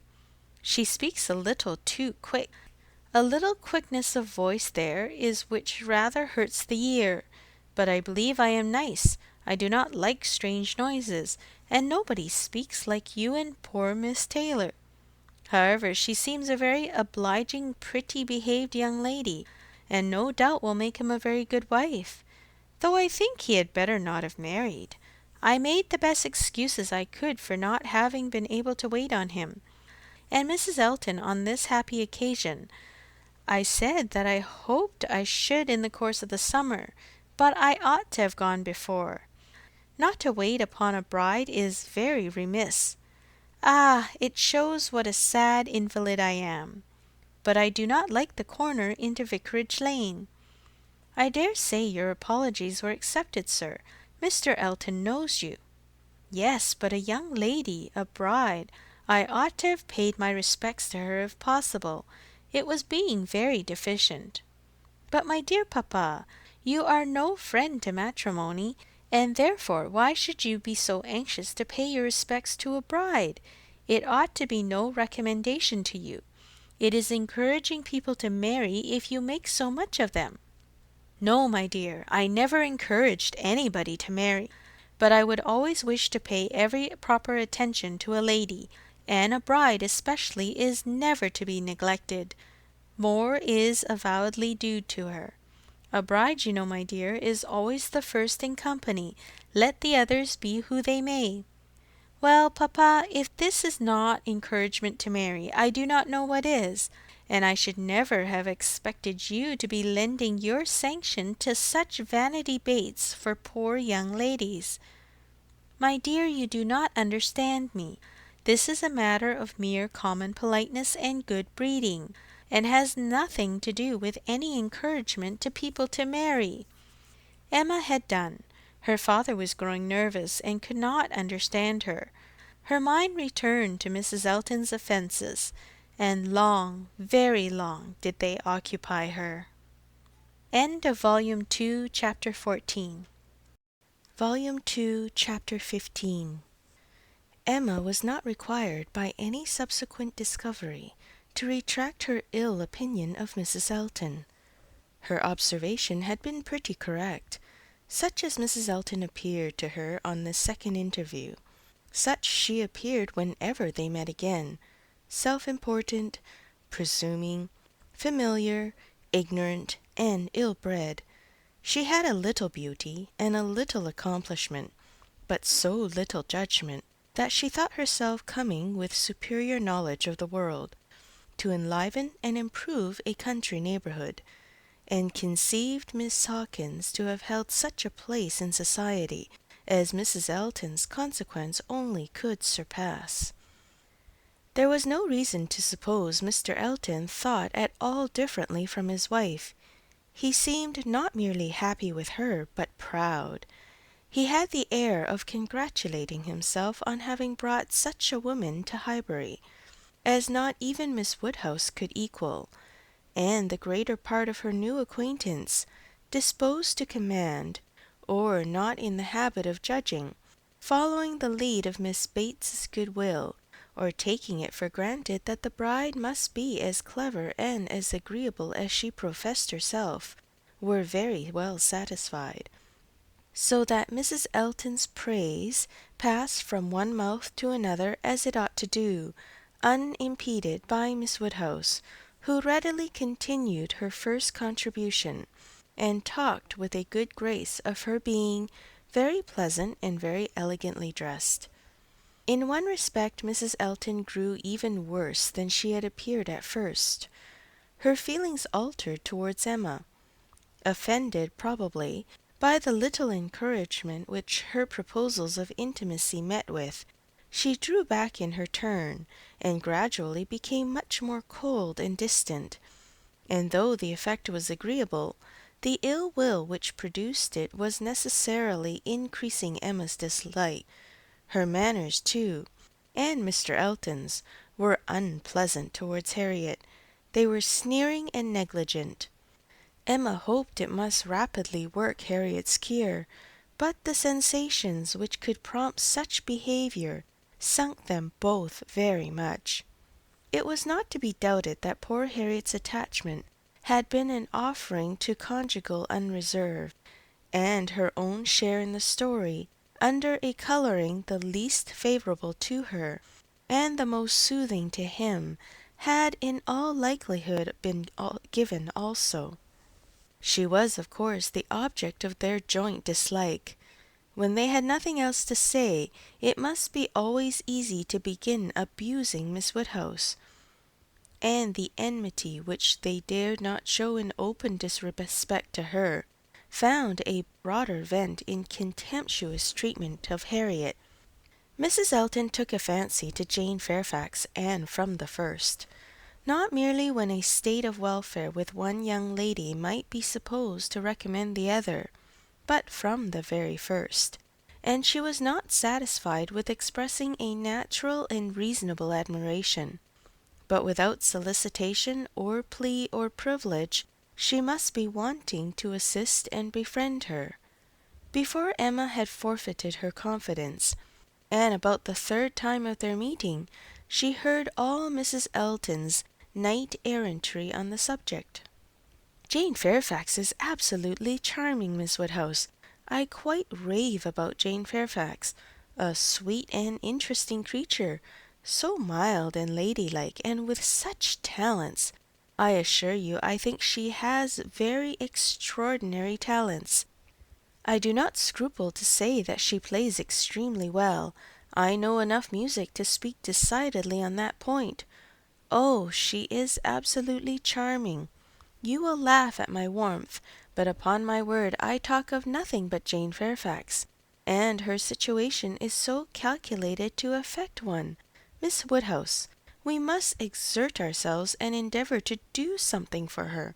We must bring her forward.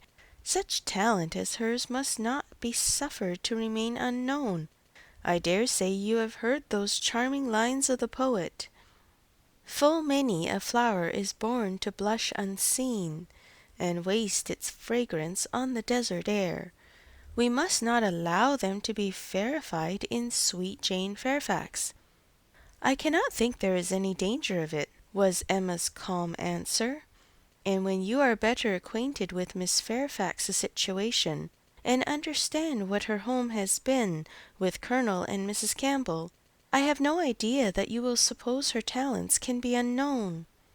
"Oh, but dear Miss Woodhouse, she is now in such retirement, such obscurity, so thrown away. Whatever advantages she may have enjoyed with Campbells are so palpably at an end. And I think she feels it. I am sure she does.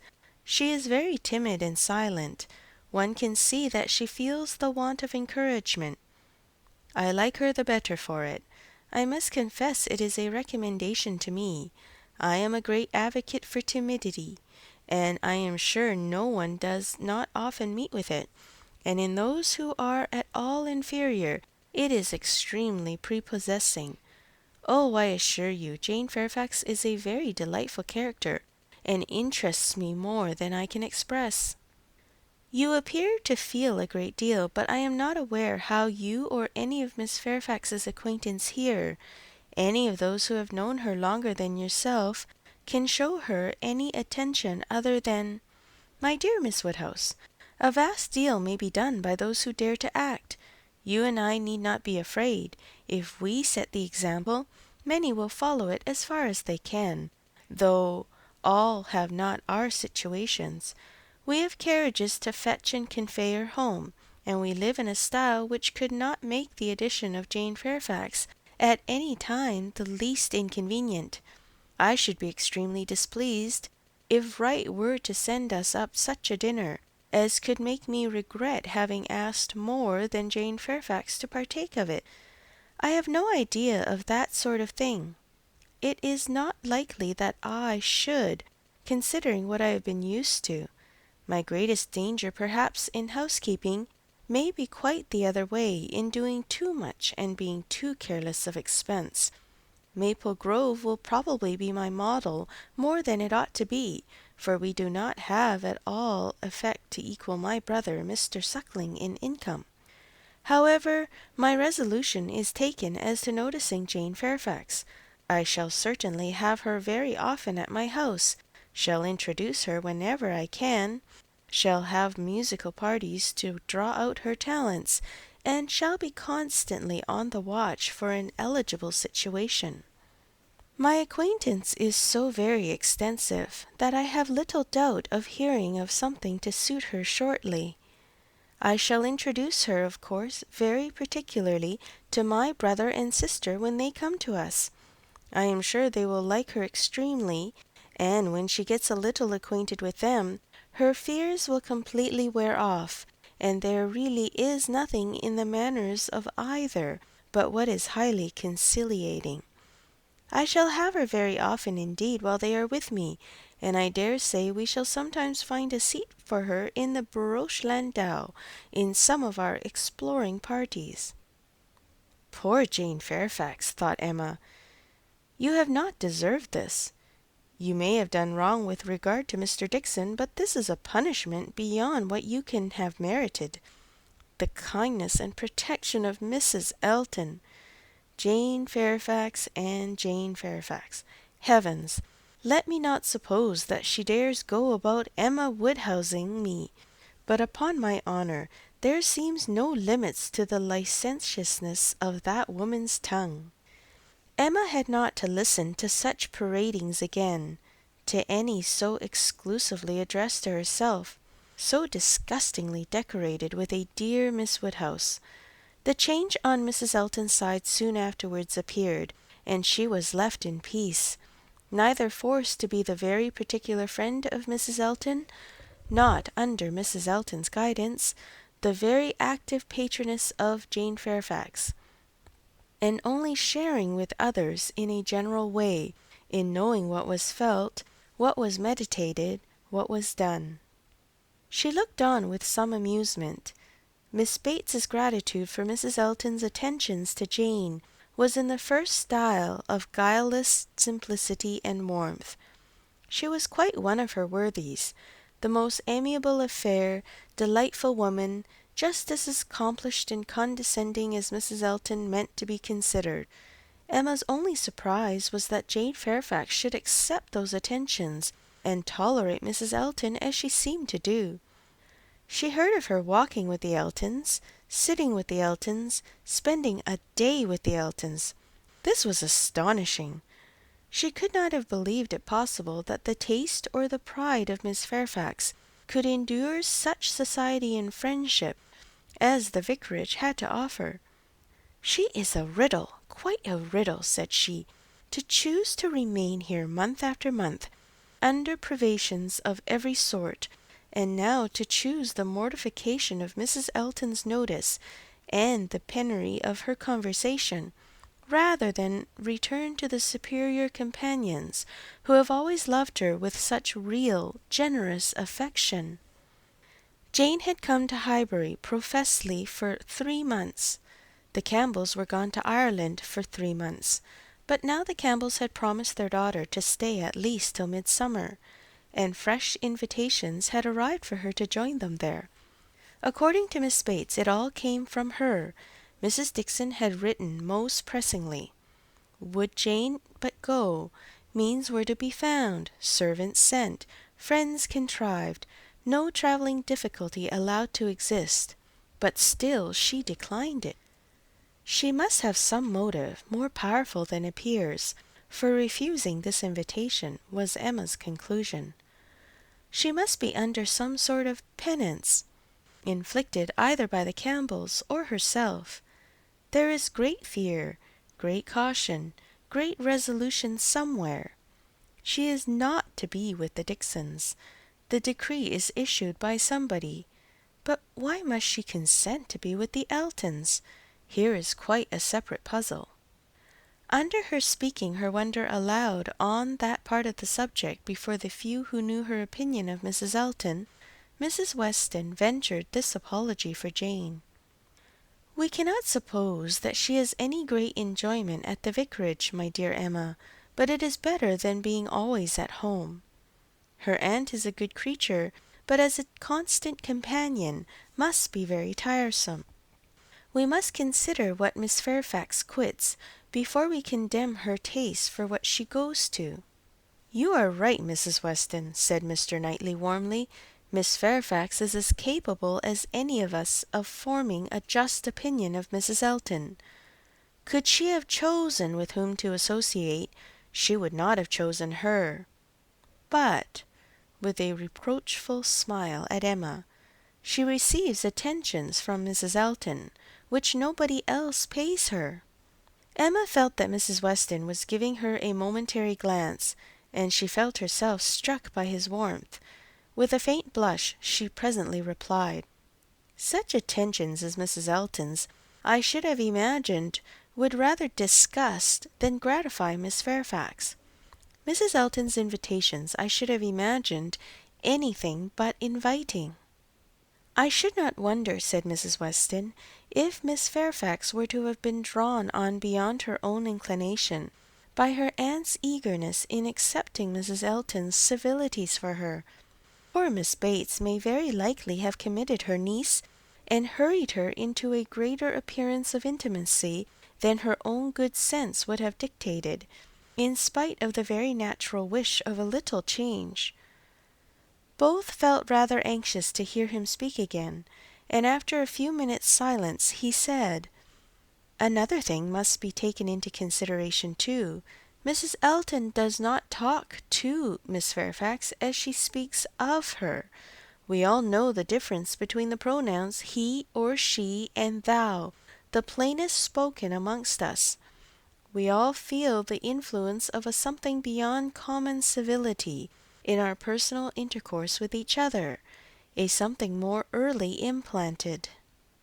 We cannot give anybody the disagreeable hints that we may have been very full of the hour before. We feel things differently. And besides the operation of this, as a general principle, you may be sure that Miss Fairfax awes Mrs. Elton by her superiority both of mind and manner, and that face to face Mrs. Elton treats her with all the respect which she has a claim to. Such a woman as Jane Fairfax probably never fell in Mrs. Elton's way before, and no degree of vanity can prevent her acknowledging her own comparative littleness in action, if not in consciousness. "I know how highly you think of Jane Fairfax," said Emma. Little Henry was in her thoughts, and a mixture of alarm and delicacy made her irresolute what else to say. "Yes," he replied, "anybody may know how highly I think of her." "And yet," said Emma, beginning hastily with an arch look, but soon stopping, it was better, however, to know the worst at once, she hurried on, "and yet, perhaps, you may hardly be aware yourself how highly it is. The extent of your admiration may take you by surprise some day or other." Mr. Knightley was hard at work upon the lower buttons of his thick leather gaiters, and either the exertion of getting them together or some other cause brought the colour into his face as he answered, "Oh, are you there? But you are miserably behindhand. Mr. Cole gave me a hint of it 6 weeks ago." He stopped. Emma felt her foot pressed by Mrs. Weston, and did not herself know what to think. In a moment he went on, "That will never be, however, I can assure you. Miss Fairfax, I dare say, would not have me if I were to ask her, and I am very sure I shall never ask her." Emma returned her friend's pressure with interest, and was pleased enough to exclaim, "You are not vain, Mr. Knightley, I will say that for you." He seemed hardly to hear her. He was thoughtful, and in a manner which showed him not pleased, soon afterwards said, "So you have been settling that I should marry Jane Fairfax?" "No, indeed, I have not. You have scolded me too much for matchmaking for me to presume to take such a liberty with you. What I said just now meant nothing. One says those sort of things, of course, without any idea of a serious meaning. Oh, no, upon my word, I have not the smallest wish for your marrying Jane Fairfax, or Jane anybody.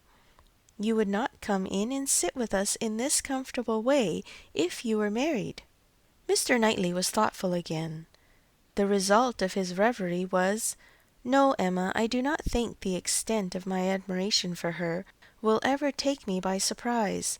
I never had a thought of her in that way, I assure you." And soon afterwards, "Jane Fairfax is a very charming young woman, but not even Jane Fairfax is perfect. She has a fault. She has not the open temper which a man would wish for in a wife." Emma could not but rejoice to hear that she had a fault. "Well," said she, "and you soon silenced Mr. Cole, I suppose?" "Yes, very soon. He gave me a quiet hint. I told him he was mistaken. He asked my pardon and said no more. Cole does not want to be wiser or wittier than his neighbours." "In that respect, how unlike dear Mrs. Weston, who wants to be wiser and wittier than all the world! I wonder how she speaks of the Coles, what she calls them. How can she find any appellation for them deep enough in familiar vulgarity? She calls you Knightley. What can she do for Mr. Cole? And so I am not to be surprised that Jane Fairfax accepts her civilities and consents to be with her. Mrs. Weston, your argument weighs most with me. I can much more readily enter into the temptation of getting away from Miss Bates than I can believe in the triumph of Miss Fairfax's mind over Mrs. Elton. I have no faith in Mrs. Elton's acknowledging herself the inferior in thought, word, or deed, or in her being under any restraint beyond her own scanty rule of good breeding. I cannot imagine that she will be continually insulting her visitor with praise, encouragement, and offers of service, that she will not be continually detailing her magnificent intentions, from the procuring her a permanent situation to the including her in those delightful exploring parties which are to take place in the barouche landau. Jane Fairfax has feelings, said Mr. Knightley. I do not accuse her of want of feeling. Her sensibilities, I suspect, are strong, and her temper excellent in its power of forbearance, patience, self-control, but it wants openness. She is reserved, more reserved, I think, than she used to be, and I love an open temper. No, till Cole alluded to my supposed attachment, it had never entered my head. I saw Jane Fairfax and conversed with her, with admiration and pleasure always, but with no thought beyond. Well, Mrs. Weston, said Emma triumphantly, when he left them, what do you say now to Mr. Knightley's marrying Jane Fairfax? Why, really, dear Emma, I say that he is so very much occupied by the idea of not being in love with her, that I should not wonder if it were to end in his being so at last.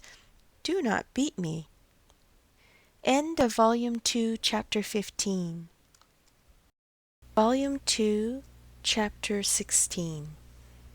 Everybody in and about Highbury who had ever visited Mr. Elton was disposed to pay him attention on his marriage. Dinner parties and evening parties were made for him and his lady, and invitations flowed in so fast that she had soon the pleasure of apprehending they were never to have a disengaged day. I see how it is, said she. I see what a life I am to lead among you. Upon my word, we shall be absolutely dissipated. We really seem quite the fashion.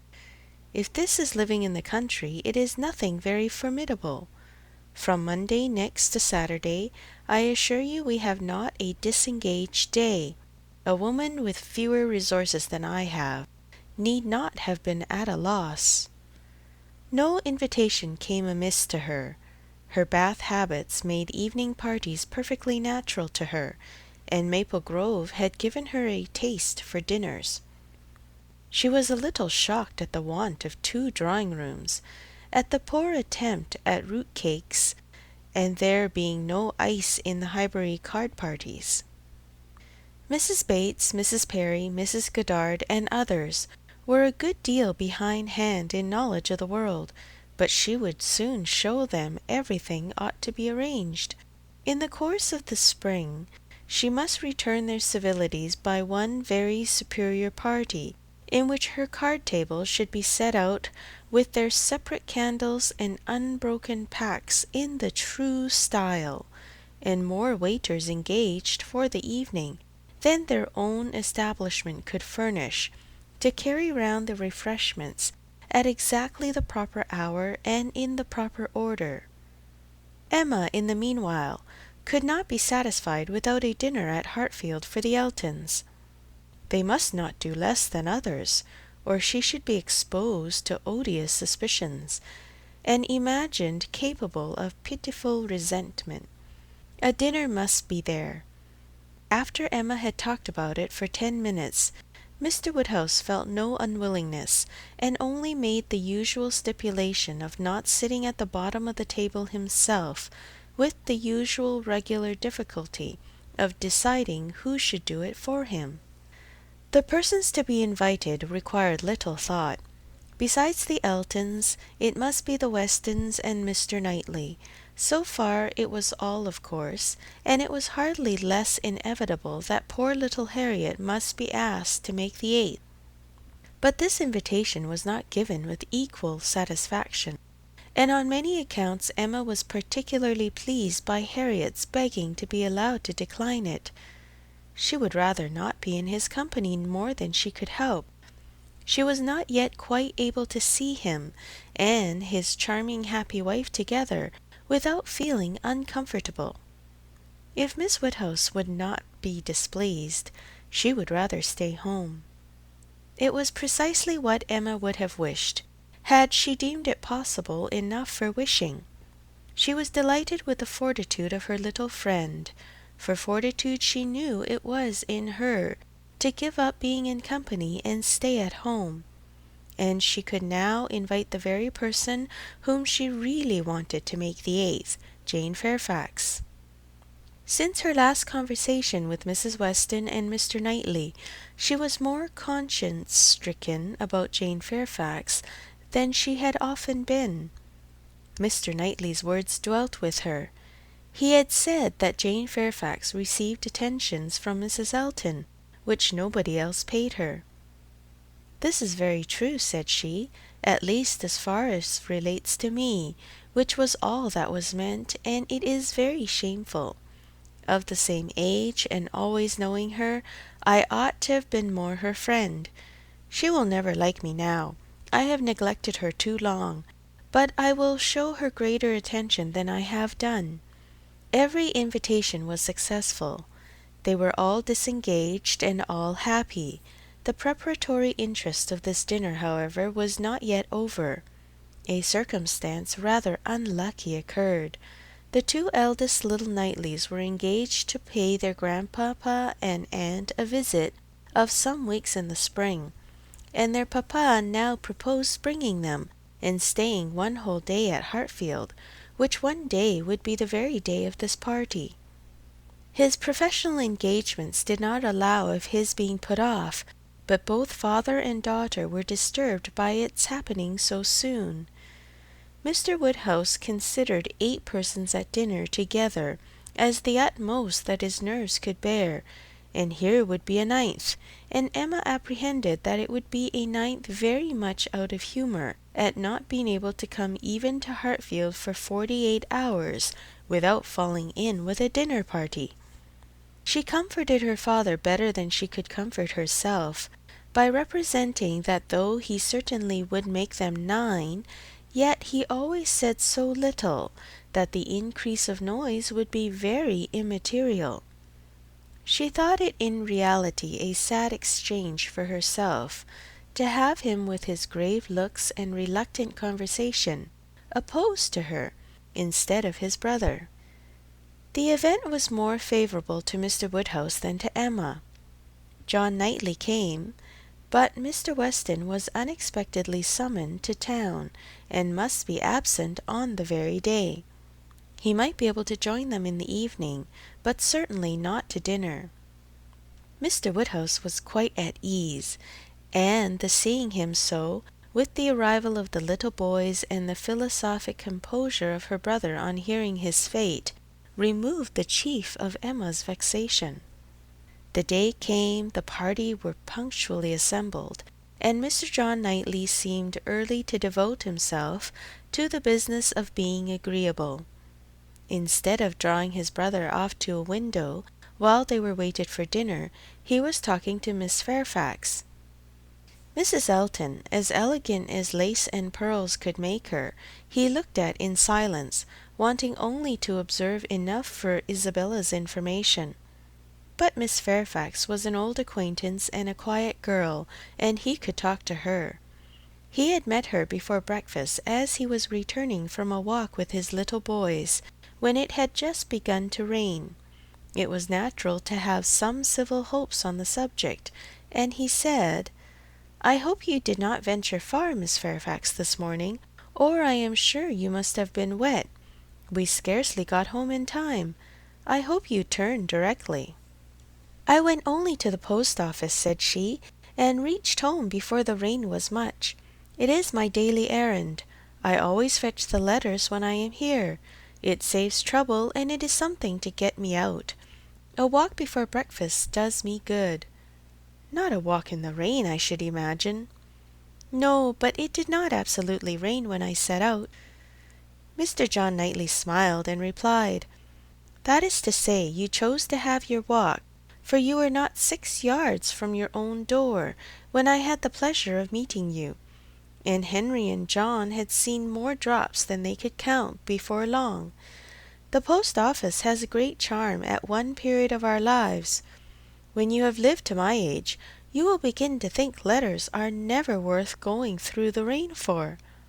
There was a little blush, and then this answer: "I must not hope to be ever situated as you are, in the midst of every dearest connection, and therefore I cannot expect that simply growing older should make me indifferent about letters." Indifferent! No, no. I never conceived you could become indifferent. Letters are no matter of indifference. They are generally a very positive curse. You are speaking of letters of business. Mine are letters of friendship. I have often thought them the worst of the two, replied he coolly. Business, you know, may bring money, but friendship hardly ever does. Ah, you are not serious now. I know Mr. John Knightley too well. I am very sure he understands the value of friendship as well as anybody. I can easily believe that letters are very little to you, much less than to me. But it is not your being 10 years older than myself which makes the difference. It is not age, but situation. You have everybody dearest to you always at hand. I probably never shall again, and therefore till I have outlived all my affections, a post office, I think, must always have power to draw me out, in worse weather than to-day. When I talked of your being altered by time, by the progress of years, said John Knightley, I meant to imply the change of situation which time usually brings. I consider one as including the other. Time will generally lessen the interest of every attachment, not within the daily circle. But that is not the change I had in view for you. As an old friend, you will allow me to hope, Miss Fairfax, that 10 years hence you may have as many concentrated objects as I have. It was kindly said, and very far from giving offence. A pleasant thank you seemed meant to laugh it off, but a blush, a quivering lip, a tear in the eye, showed that it was felt beyond a laugh. Her attention was now claimed by Mr. Woodhouse, who being, according to his custom on such occasions, making the circle of his guests, and paying his particular compliments to the ladies, was ending with her, and with all his mildest urbanity said, "I am very sorry to hear, Miss Fairfax, of your being out this morning in the rain. Young ladies should take care of themselves. Young ladies are delicate plants.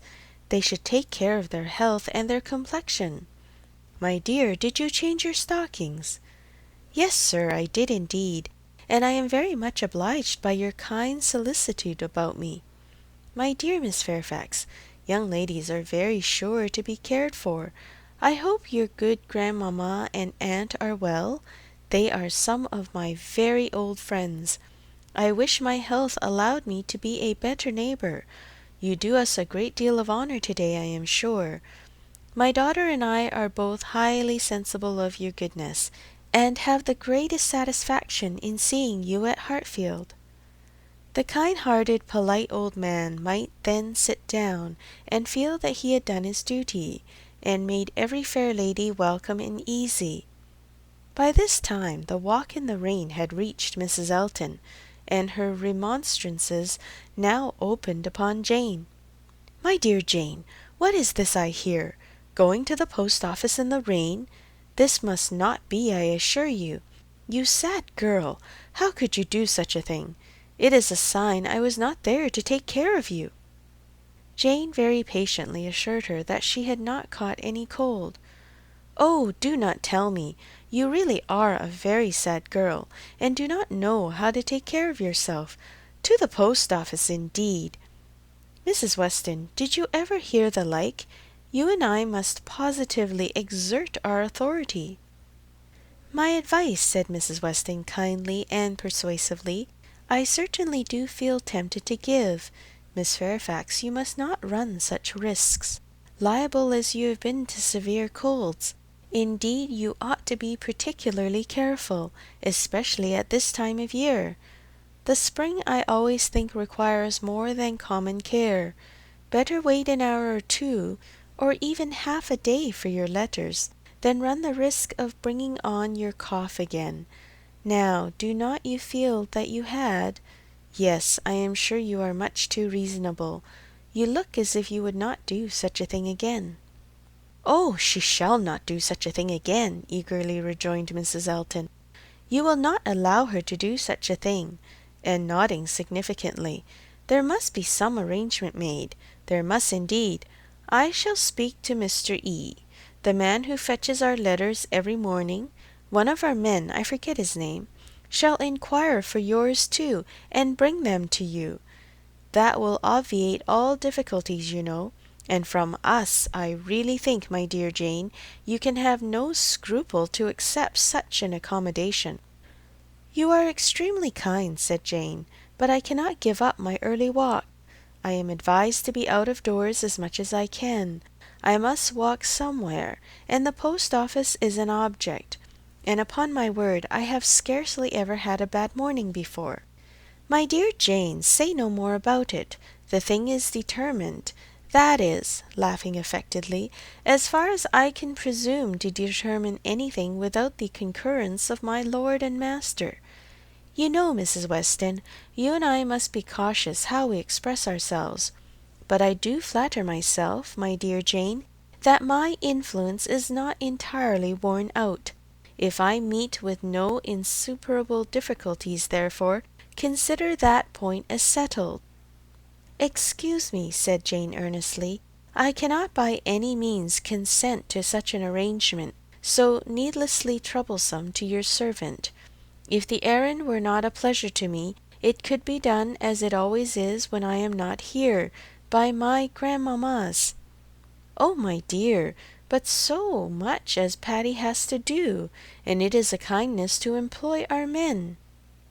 Jane looked as if she did not mean to be conquered, but instead of answering, she began speaking again to Mr. John Knightley. "The post office is a wonderful establishment," said she. "The regularity and dispatch of it, if one thinks of all that it has to do, and all that it does so well, it is really astonishing." "It is certainly very well regulated." "So seldom that any negligence or blunder appears, so seldom that a letter, among the thousands that are constantly passing about the kingdom, is even carried wrong, and not one in a million, I suppose, actually lost. And when one considers the variety of hands, and of bad hands too, that are to be deciphered, it increases the wonder. The clerks grow expert from habit. They must begin with some quickness of sight and hand, and exercise improves them. If you want any farther explanation," continued he, smiling, "they are paid for it. That is the key to a great deal of capacity. The public pays and must be served well." The varieties of handwriting were farther talked of, and the usual observations made. "I have heard it asserted," said John Knightley, "that the same sort of handwriting often prevails in the family, and where the same master teaches, it is natural enough. But for that reason I should imagine the likeness must be chiefly confined to the females, for boys have very little teaching after an early age, and scramble into any hand they can get. Isabella and Emma, I think, do write very much alike. I have not always known their writing apart." "Yes," said his brother hesitatingly, "there is a likeness. I know what you mean, but Emma's hand is the strongest."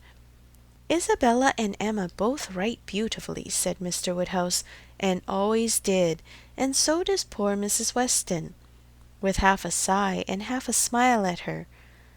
"I never saw any gentleman's handwriting," Emma began, looking also at Mrs. Weston, but stopped on perceiving that Mrs. Weston was attending to some one else, and the pause gave her time to reflect. "Now, how am I going to introduce him? Am I unequal to speaking his name at once before all these people? Is it necessary for me to use any roundabout phrase? Your Yorkshire friend? Your correspondent in Yorkshire? That would be the way, I suppose, if I were very bad. No, I can pronounce his name without the smallest distress. I certainly get better and better now for it." Mrs. Weston was disengaged, and Emma began again. Mr. Frank Churchill writes one of the best gentleman's hands I ever saw." "I do not admire it," said Mr. Knightley. "It is too small, wants strength. It is like a woman's writing." This was not submitted to by either lady. They vindicated him against the base aspersion. No, it by no means wanted strength. It was not a large hand, but very clear and certainly strong. Had not Mrs. Weston any letter about her to produce? No, she had heard from him very lately, but having answered the letter, had put it away. "If we were in the other room," said Emma, "if I had my writing desk, I am sure I could produce a specimen. I have a note of his. Do you not remember, Mrs. Weston, employing him to write for you one day?" "He chose to say he was employed." "Well, well, I have that note, and can show it after dinner to convince Mr. Knightley." "Oh, when a gallant young man like Mr. Frank Churchill," said Mr. Knightley dryly, "writes to a fair lady like Miss Woodhouse, he will of course put forth his best." Dinner was on the table. Mrs. Elton, before she could be spoken to, was ready, and before Mr. Woodhouse had reached her with his request to be allowed to hand her into the dining-room parlour, was saying, "Must I go first? I really am ashamed of always leading the way." Jane's solicitude about fetching her letters had not escaped Emma. She had heard and seen it all, and felt some curiosity to know whether the wet walk of this morning had produced any. She suspected that it had, that it would not have been so resolutely encountered but in full expectation of hearing from someone very dear, and that it had not been in vain. She thought there was an air of greater happiness than usual, a glow both of complexion and spirits. She could have made an inquiry or two as to the expedition and the expense of the Irish mails. It was at her tongue's end, but she abstained. She was quite determined not to utter a word that should hurt Jane Fairfax's feelings, and they followed the other ladies out of the room arm in arm, with an appearance of goodwill highly becoming to the beauty and grace of each. End of Volume 2, Chapter 16. Volume 2, Chapter 17. When the ladies returned to the drawing-room after dinner, Emma found it hardly possible to prevent their making two distinct parties. With so much perseverance in judging and behaving ill, did Mrs. Elton engross Jane Fairfax and slight herself. She and Mrs. Weston were obliged to be almost always either talking together or silent together. Mrs. Elton left them no choice. If Jane repressed her for a little time, she soon began again, and though much that passed between them was in a half-whisper, especially on Mrs. Elton's side, there was no avoiding a knowledge of their principal subjects.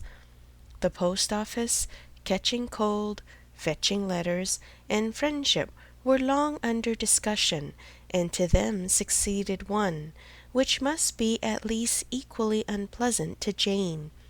Inquiries whether she had yet heard of any situation likely to suit her, and professions of Mrs. Elton's meditated activity.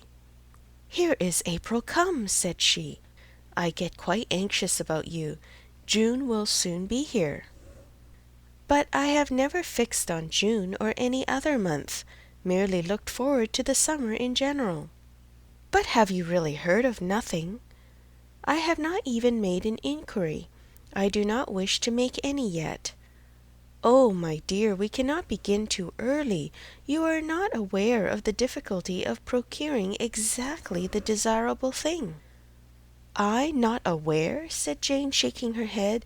"Dear Mrs. Elton, who can have thought of it as I have done?" "But you have not seen so much of the world as I have. You do not know how many candidates there are for the first situations. I saw a vast deal of that in the neighbourhood round Maple Grove. A cousin of Mr. Suckling, Mrs. Bragg, had such an infinity of applications. Everybody was anxious to be in her family, for she moves in the first circle.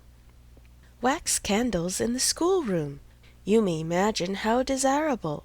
Of all houses in the kingdom, Mrs. Bragg's is the one I would most wish to see you in." "Colonel and Mrs. Campbell are to be in town again by midsummer," said Jane. "I must spend some time with them. I am sure they will want it. Afterwards I may probably be glad to dispose of myself, but I would not wish you to take the trouble of making inquiries at present." "Trouble! Ay, I know your scruples. You are afraid of giving me trouble. But I assure you, my dear Jane, the Campbells can hardly be more interested about you than I am. I shall write to Mrs. Partridge in a day or two, and shall give her a strict charge to be on the lookout for anything eligible." "Thank you, but I would rather you did not mention the subject to her till the time draws nearer. I do not wish to be giving anybody trouble." "But, my dear child, the time is drawing near. Here is April, and June, or say even July, is very near, with such business to accomplish before us. Your inexperience really amuses me.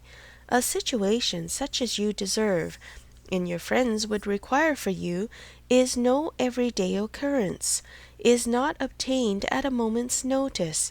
Indeed, indeed, we must begin inquiring directly. Excuse me, ma'am, but this is by no means my intention. I make no inquiry myself, and should be sorry to have any made by my friends. When I am quite determined as to the time, I am not at all afraid of being long unemployed. There are places in town, offices, where inquiry would soon produce something. Offices for the sale, not quite of human flesh, but of human intellect." "Oh, my dear, human flesh! You quite shock me. If you mean a fling at the slave trade, I assure you Mr. Suckling was always rather a friend to the abolition." "I do not mean I was not thinking of the slave trade," replied Jane. "Governess trade, I assure you, was all that I had in view. Widely different, certainly, as to the guilt of those who carry it on, but as to the greater misery of the victims, I do not know where it lies. But I only mean to say that there are advertising offices, and that by applying to them I should have no doubt of very soon meeting with something that would do." "Something that would do," repeated Mrs. Elton. "Ay, that may suit your humble ideas of yourself. I know what a modest creature you are, but it will not satisfy your friends to have you taking up anything that may offer any inferior, commonplace situation, in a family not moving in a certain circle, or able to command the elegancies of life." "You are very obliging, but as to all that I am very indifferent. It would be no object to me to be with the rich. My mortifications, I think, would only be the greater. I should suffer more from comparison. A gentleman's family is all that I should consider for." I know you, I know you. You would take up with anything. But I shall be a little more nice, and I am sure the good Campbells will be quite on my side. With your superior talents, you have a right to move in the first circle.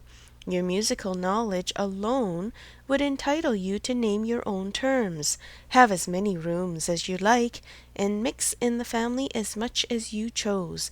That is, I do not know if you knew the harp. You might do all that, I am very sure, but you sing as well as play. Yes, I really believe you might, even without the harp, stipulate for what you chose, and you must and shall be delightfully, honourably, and comfortably settled before the Campbells, or I have any rest." "You may well class the delight, the honour, and the comfort of such a situation," said Jane. "They are pretty sure to be equal. However, I am very serious in not wishing anything to be attempted at present for me. I am exceedingly obliged to you, Mrs. Elton. I am obliged to anybody who feels for me. But I am quite serious in wishing nothing to be done till the summer. For 2 or 3 months longer I shall remain where I am, and as I am." "And I am quite serious too, I assure you," replied Mrs. Elton gaily. in resolving to be always on the watch, and employing my friends to watch also, that nothing really unexceptionable may pass us." In this style she ran on, never thoroughly stopped by anything till Mr. Woodhouse came into the room. Her vanity had then a change of object, and Emma heard her saying in the same half whisper to Jane, "Here comes this dear old beau of mine, I protest. Only think of his gallantry in coming away before the other men. What a dear creature he is! I assure you I like him excessively. I admire all that quaint old-fashioned politeness. It is much more to my taste than modern ease. Modern ease often disgusts me. But this good old Mr. Woodhouse, I wish you had heard his gallant speeches to me at dinner. Oh, I assure you I began to think my caro sposo would be absolutely jealous. I fancy I am rather a favourite. He took notice of my gown. How do you like it? Selina's choice. Handsome, I think, but I do not know whether it is not over-trimmed. I have the greatest dislike to the idea of being over-trimmed. Quite a horror of finery. I must put on a few ornaments now, because it is expected of me. A bride, you know, must appear like a bride, but my natural taste is all for simplicity. A simple style of dress is so infinitely preferable to finery. But I am quite in the minority, I believe. Few people seem to value simplicity of dress. Show and finery are everything. I have some notion of putting such a trimming as this to my white and silver poplin. Do you think it will look well?" The whole party were but just reassembled in the drawing-room when Mr. Weston made his appearance among them. He had returned to a late dinner, and walked to Hartfield just as soon as it was over. He had been too much expected by the best judges for surprise, but there was great joy. Mr. Woodhouse was almost as glad to see him now as he would have been sorry to see him before. John Knightley only was in mute astonishment that a man who might have spent his evening quietly at home after a day of business in London should set off again and walk half a mile to another man's house for the sake of being in mixed company till bedtime, of finishing his day in the efforts of civility and the noise of numbers, was a circumstance to strike him deeply. A man who had been in motion since 8 o'clock in the morning, and might now have been still, who had been long talking, and might have been silent, who had been in more than one crowd, and might have been alone. Such a man, to quit the tranquillity and independence of his own fireside, and on the evening of a cold, sleety April day, rush out again into the world! Could he, by a touch of his finger, have instantly taken back his wife, there would have been a motive, but his coming would probably prolong rather than break up the party. John Knightley looked at him with amazement, then shrugged his shoulders and said, "I could not have believed it even of him." Mr. Weston, meanwhile, perfectly unsuspicious of the indignation he was exciting, happy and cheerful as usual, and with all the right of being principal talker which a day spent anywhere from home confers, was making himself agreeable among the rest, and having satisfied the inquiries of his wife as to his dinner, convinced her that none of all her careful directions to the servants had been forgotten, and spread abroad what public news he had heard was proceeding to a family communication, which, though principally addressed to Mrs. Weston, he had not the smallest doubt of being highly interesting to everybody in the room. He gave her a letter. It was from Frank, and to herself he had met with it in his way, and had taken the liberty of opening. read it," said he. "It will give you pleasure. Only a few lines. Will not take you long. Read it to Emma." The two ladies looked it over together, and he sat smiling and talking to them the whole time, in a voice a little subdued, but very audible to everybody. "Well, he is coming, you see. good news, I think. Well, what do you say to it? I always told you he would be here again soon, did I not? Anne, my dear, did not I always tell you so? And you would not believe me. In town next week, you see, at the latest, I dare say, for she is as impatient as the black gentleman when anything is to be done. Most likely they will be there tomorrow or Saturday. As to her illness, all nothing, of course. But it is an excellent thing to have Frank among us again, so near as town. They will stay a good while when they do come, and he will be half his time with us. This is precisely what I wanted. Well, pretty good news, is not it? Have you finished it? Has Emma read it all? Put it up, put it up. We will have a good talk about it some other time, but it will not do now. I shall only just mention the circumstance to the others in a common way. Mrs. Weston was most comfortably pleased on the occasion. Her looks and words had nothing to restrain them. She was happy. She knew she was happy, and she knew she ought to be happy. Her congratulations were warm and open, but Emma could not speak so fluently. She was a little occupied in weighing her own feelings, and trying to understand the degree of her agitation, which she thought was considerable. Mr. Weston, however, too eager to be very observant, too communicative to want others to talk, was very well satisfied with what she did say, and soon moved away to make the rest of his friends happy by a partial communication of what the whole room must have overheard already. It was well that he took everybody's joy for granted, or he might not have thought either Mr. Woodhouse or Mr. Knightley particularly delighted. They were the first entitled, after Mrs. Weston and Emma, to be made happy. From them he would have proceeded to Miss Fairfax, but she was so deep in conversation with John Knightley that it would have been too positive an interruption, and finding himself close to Mrs. Elton, and her attention disengaged, he necessarily began on the subject with her. End of Volume 2, Chapter 17. Volume 2, Chapter 18. I hope I shall soon have the pleasure of introducing my son to you, said Mr. Weston. Mrs. Elton, very willing to suppose a particular compliment intended her by such a hope, smiled most graciously. You have heard of a certain Frank Churchill, I presume, he continued, and know him to be my son, though he does not bear my name. Oh, yes, and I shall be very happy in his acquaintance. I am sure Mr. Elton will lose no time in calling on him, and we shall both have great pleasure in seeing him at the vicarage. You are very obliging. Frank will be extremely happy, I am sure. He is to be in town next week, if not sooner.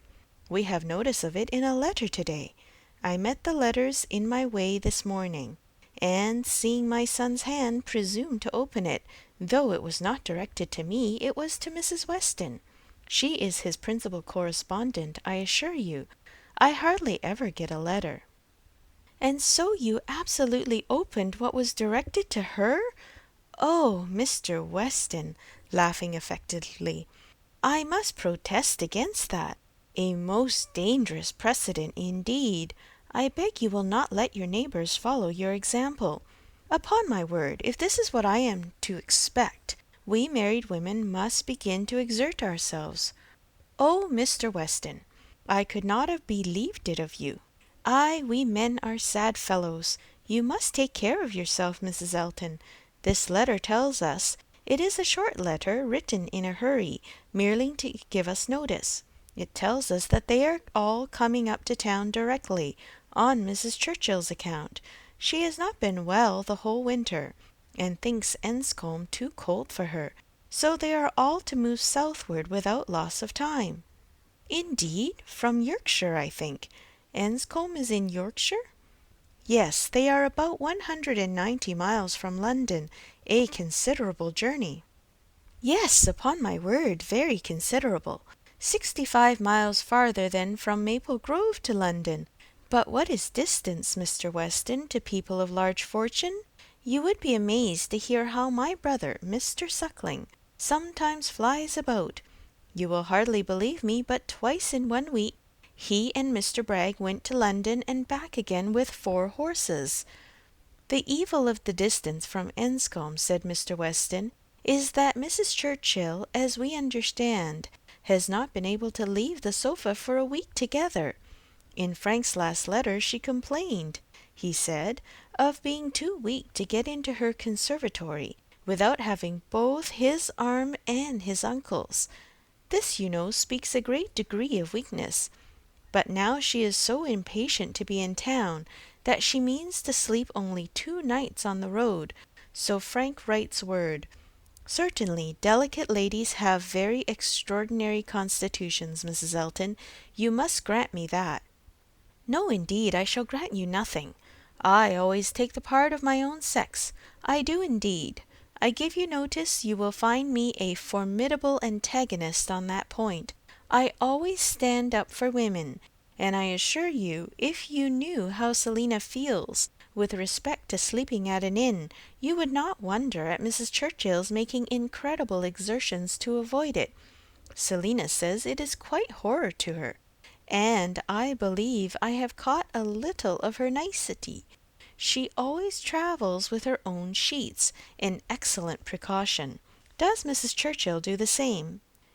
Depend on it, Mrs. Churchill does everything that any other fine lady ever did. Mrs. Churchill will not be second to any lady in the land for— Mrs. Elton eagerly interposed with, "Oh, Mr. Weston, do not mistake me. Selina is no fine lady, I assure you. Do not run away with such an idea." "Is not she? Then she is no rule for Mrs. Churchill, who is as thoroughly a fine lady as anybody ever beheld." Mrs. Elton began to think she had been wrong in disclaiming so warmly.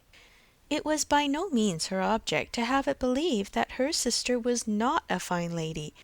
Perhaps there was this want of spirit in the pretence of it, and she considering in what way she had best retract, when Mr. Weston went on.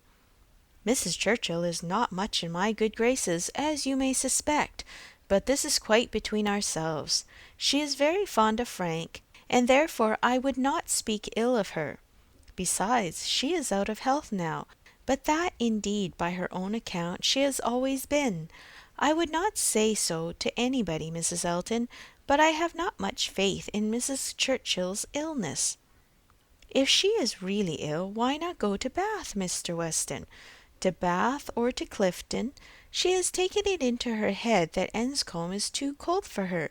The fact is, I suppose, that she is tired of Enscombe. She has now been a longer time stationary there than ever was before, and she wants to change. It is a retired place, a fine place, but very retired." "Ay, like Maple Grove, I dare say.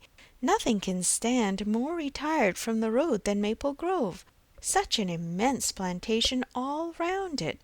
You seem shut out from everything, in the most complete retirement. And Mrs. Churchill probably has not health or spirit like Selina to enjoy that sort of seclusion. Or perhaps she may not have resources enough in herself to be qualified for a country life. I always say a woman cannot have too many resources, and I feel very thankful that I have so many myself as to be quite independent of society. Frank was here in February for a fortnight." "So I remember to have heard. He will find an addition to the society of Highbury when he comes again, that is, if I may presume to call myself an addition. But perhaps he may never have heard of there being such a creature in the world." This was too loud a call for a compliment to be passed by, and Mr. Weston, with a very good grace, immediately exclaimed, "My dear madam, nobody but yourself could imagine such a thing possible. Not heard of you! I believe Mrs. Weston's letters lately have been full of very little else than Mrs. Elton." He had done his duty, and could return to his son.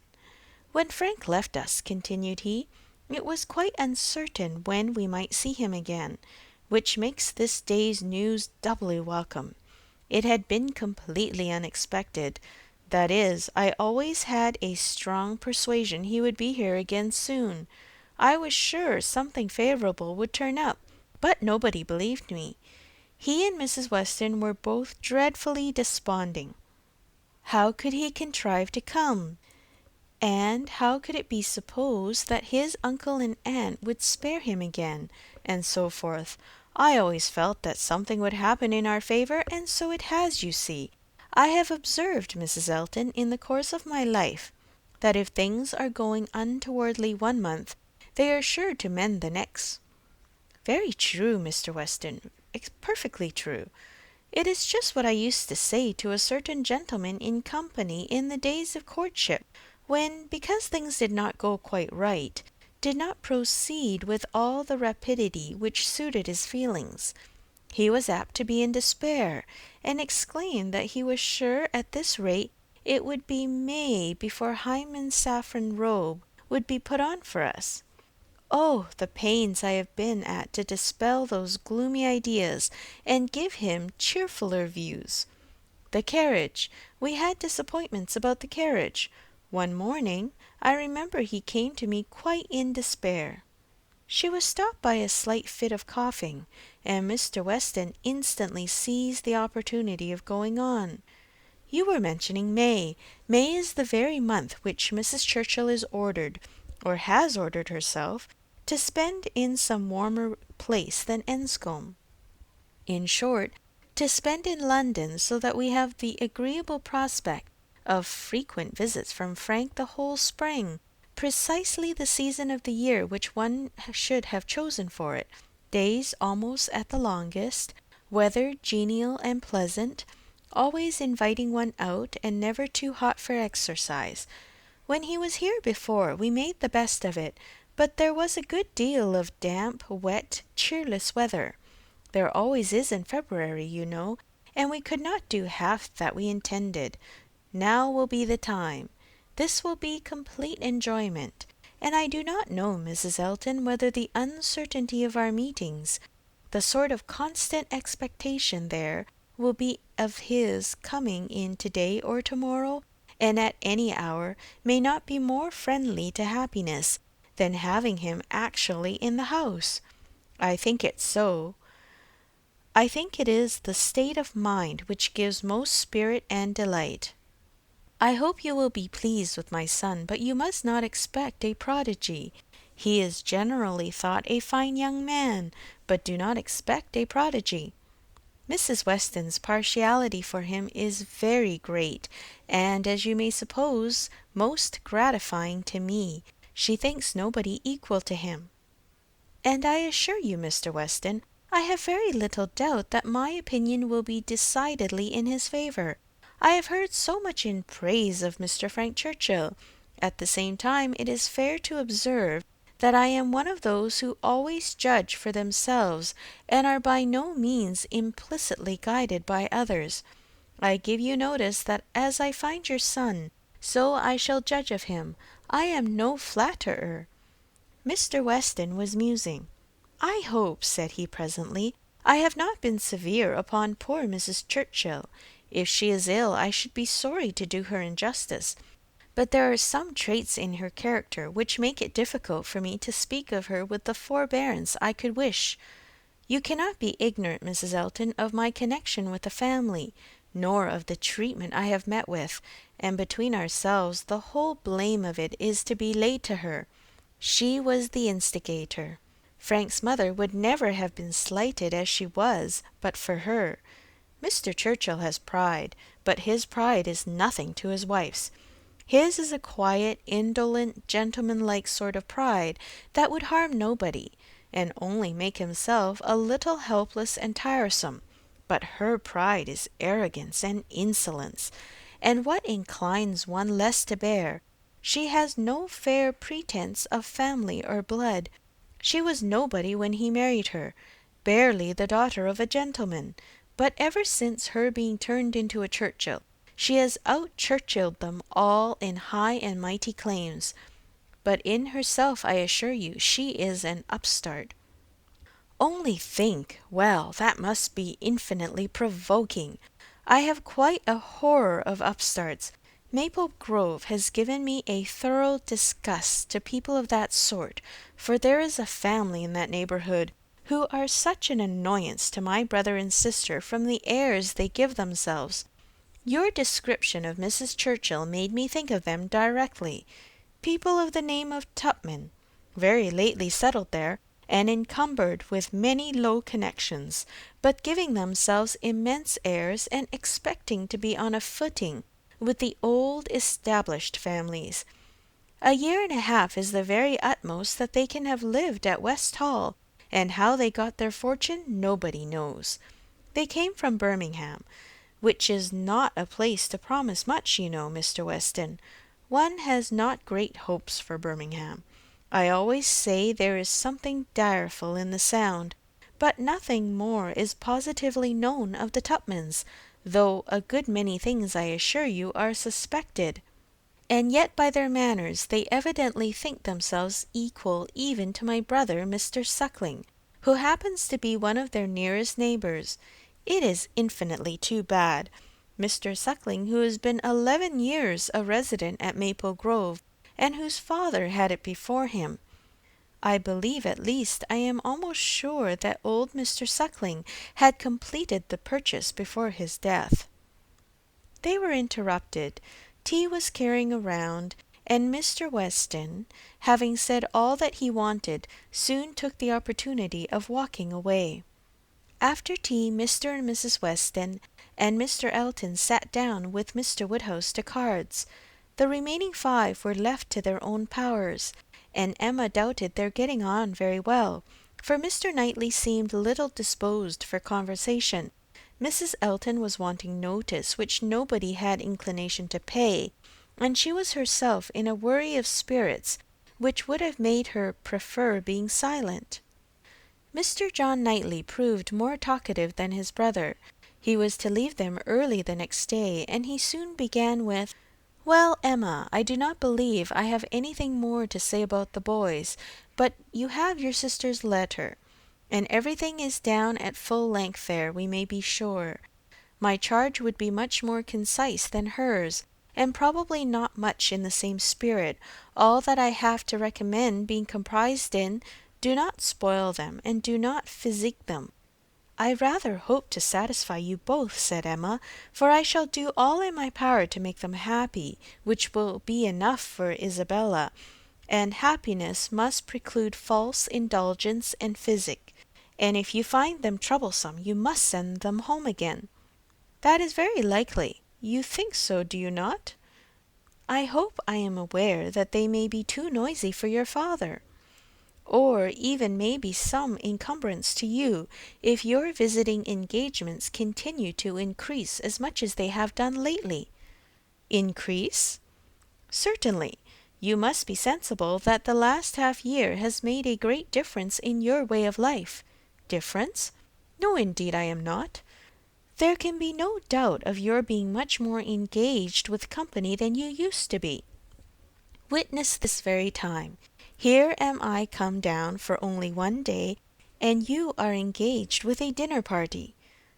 When did it happen before, or anything like it? Your neighbourhood is increasing, and you mix more with it. A little while ago, every letter to Isabella brought an account of fresh gaieties, dinners at Mr. Cole's, or balls at the Crown.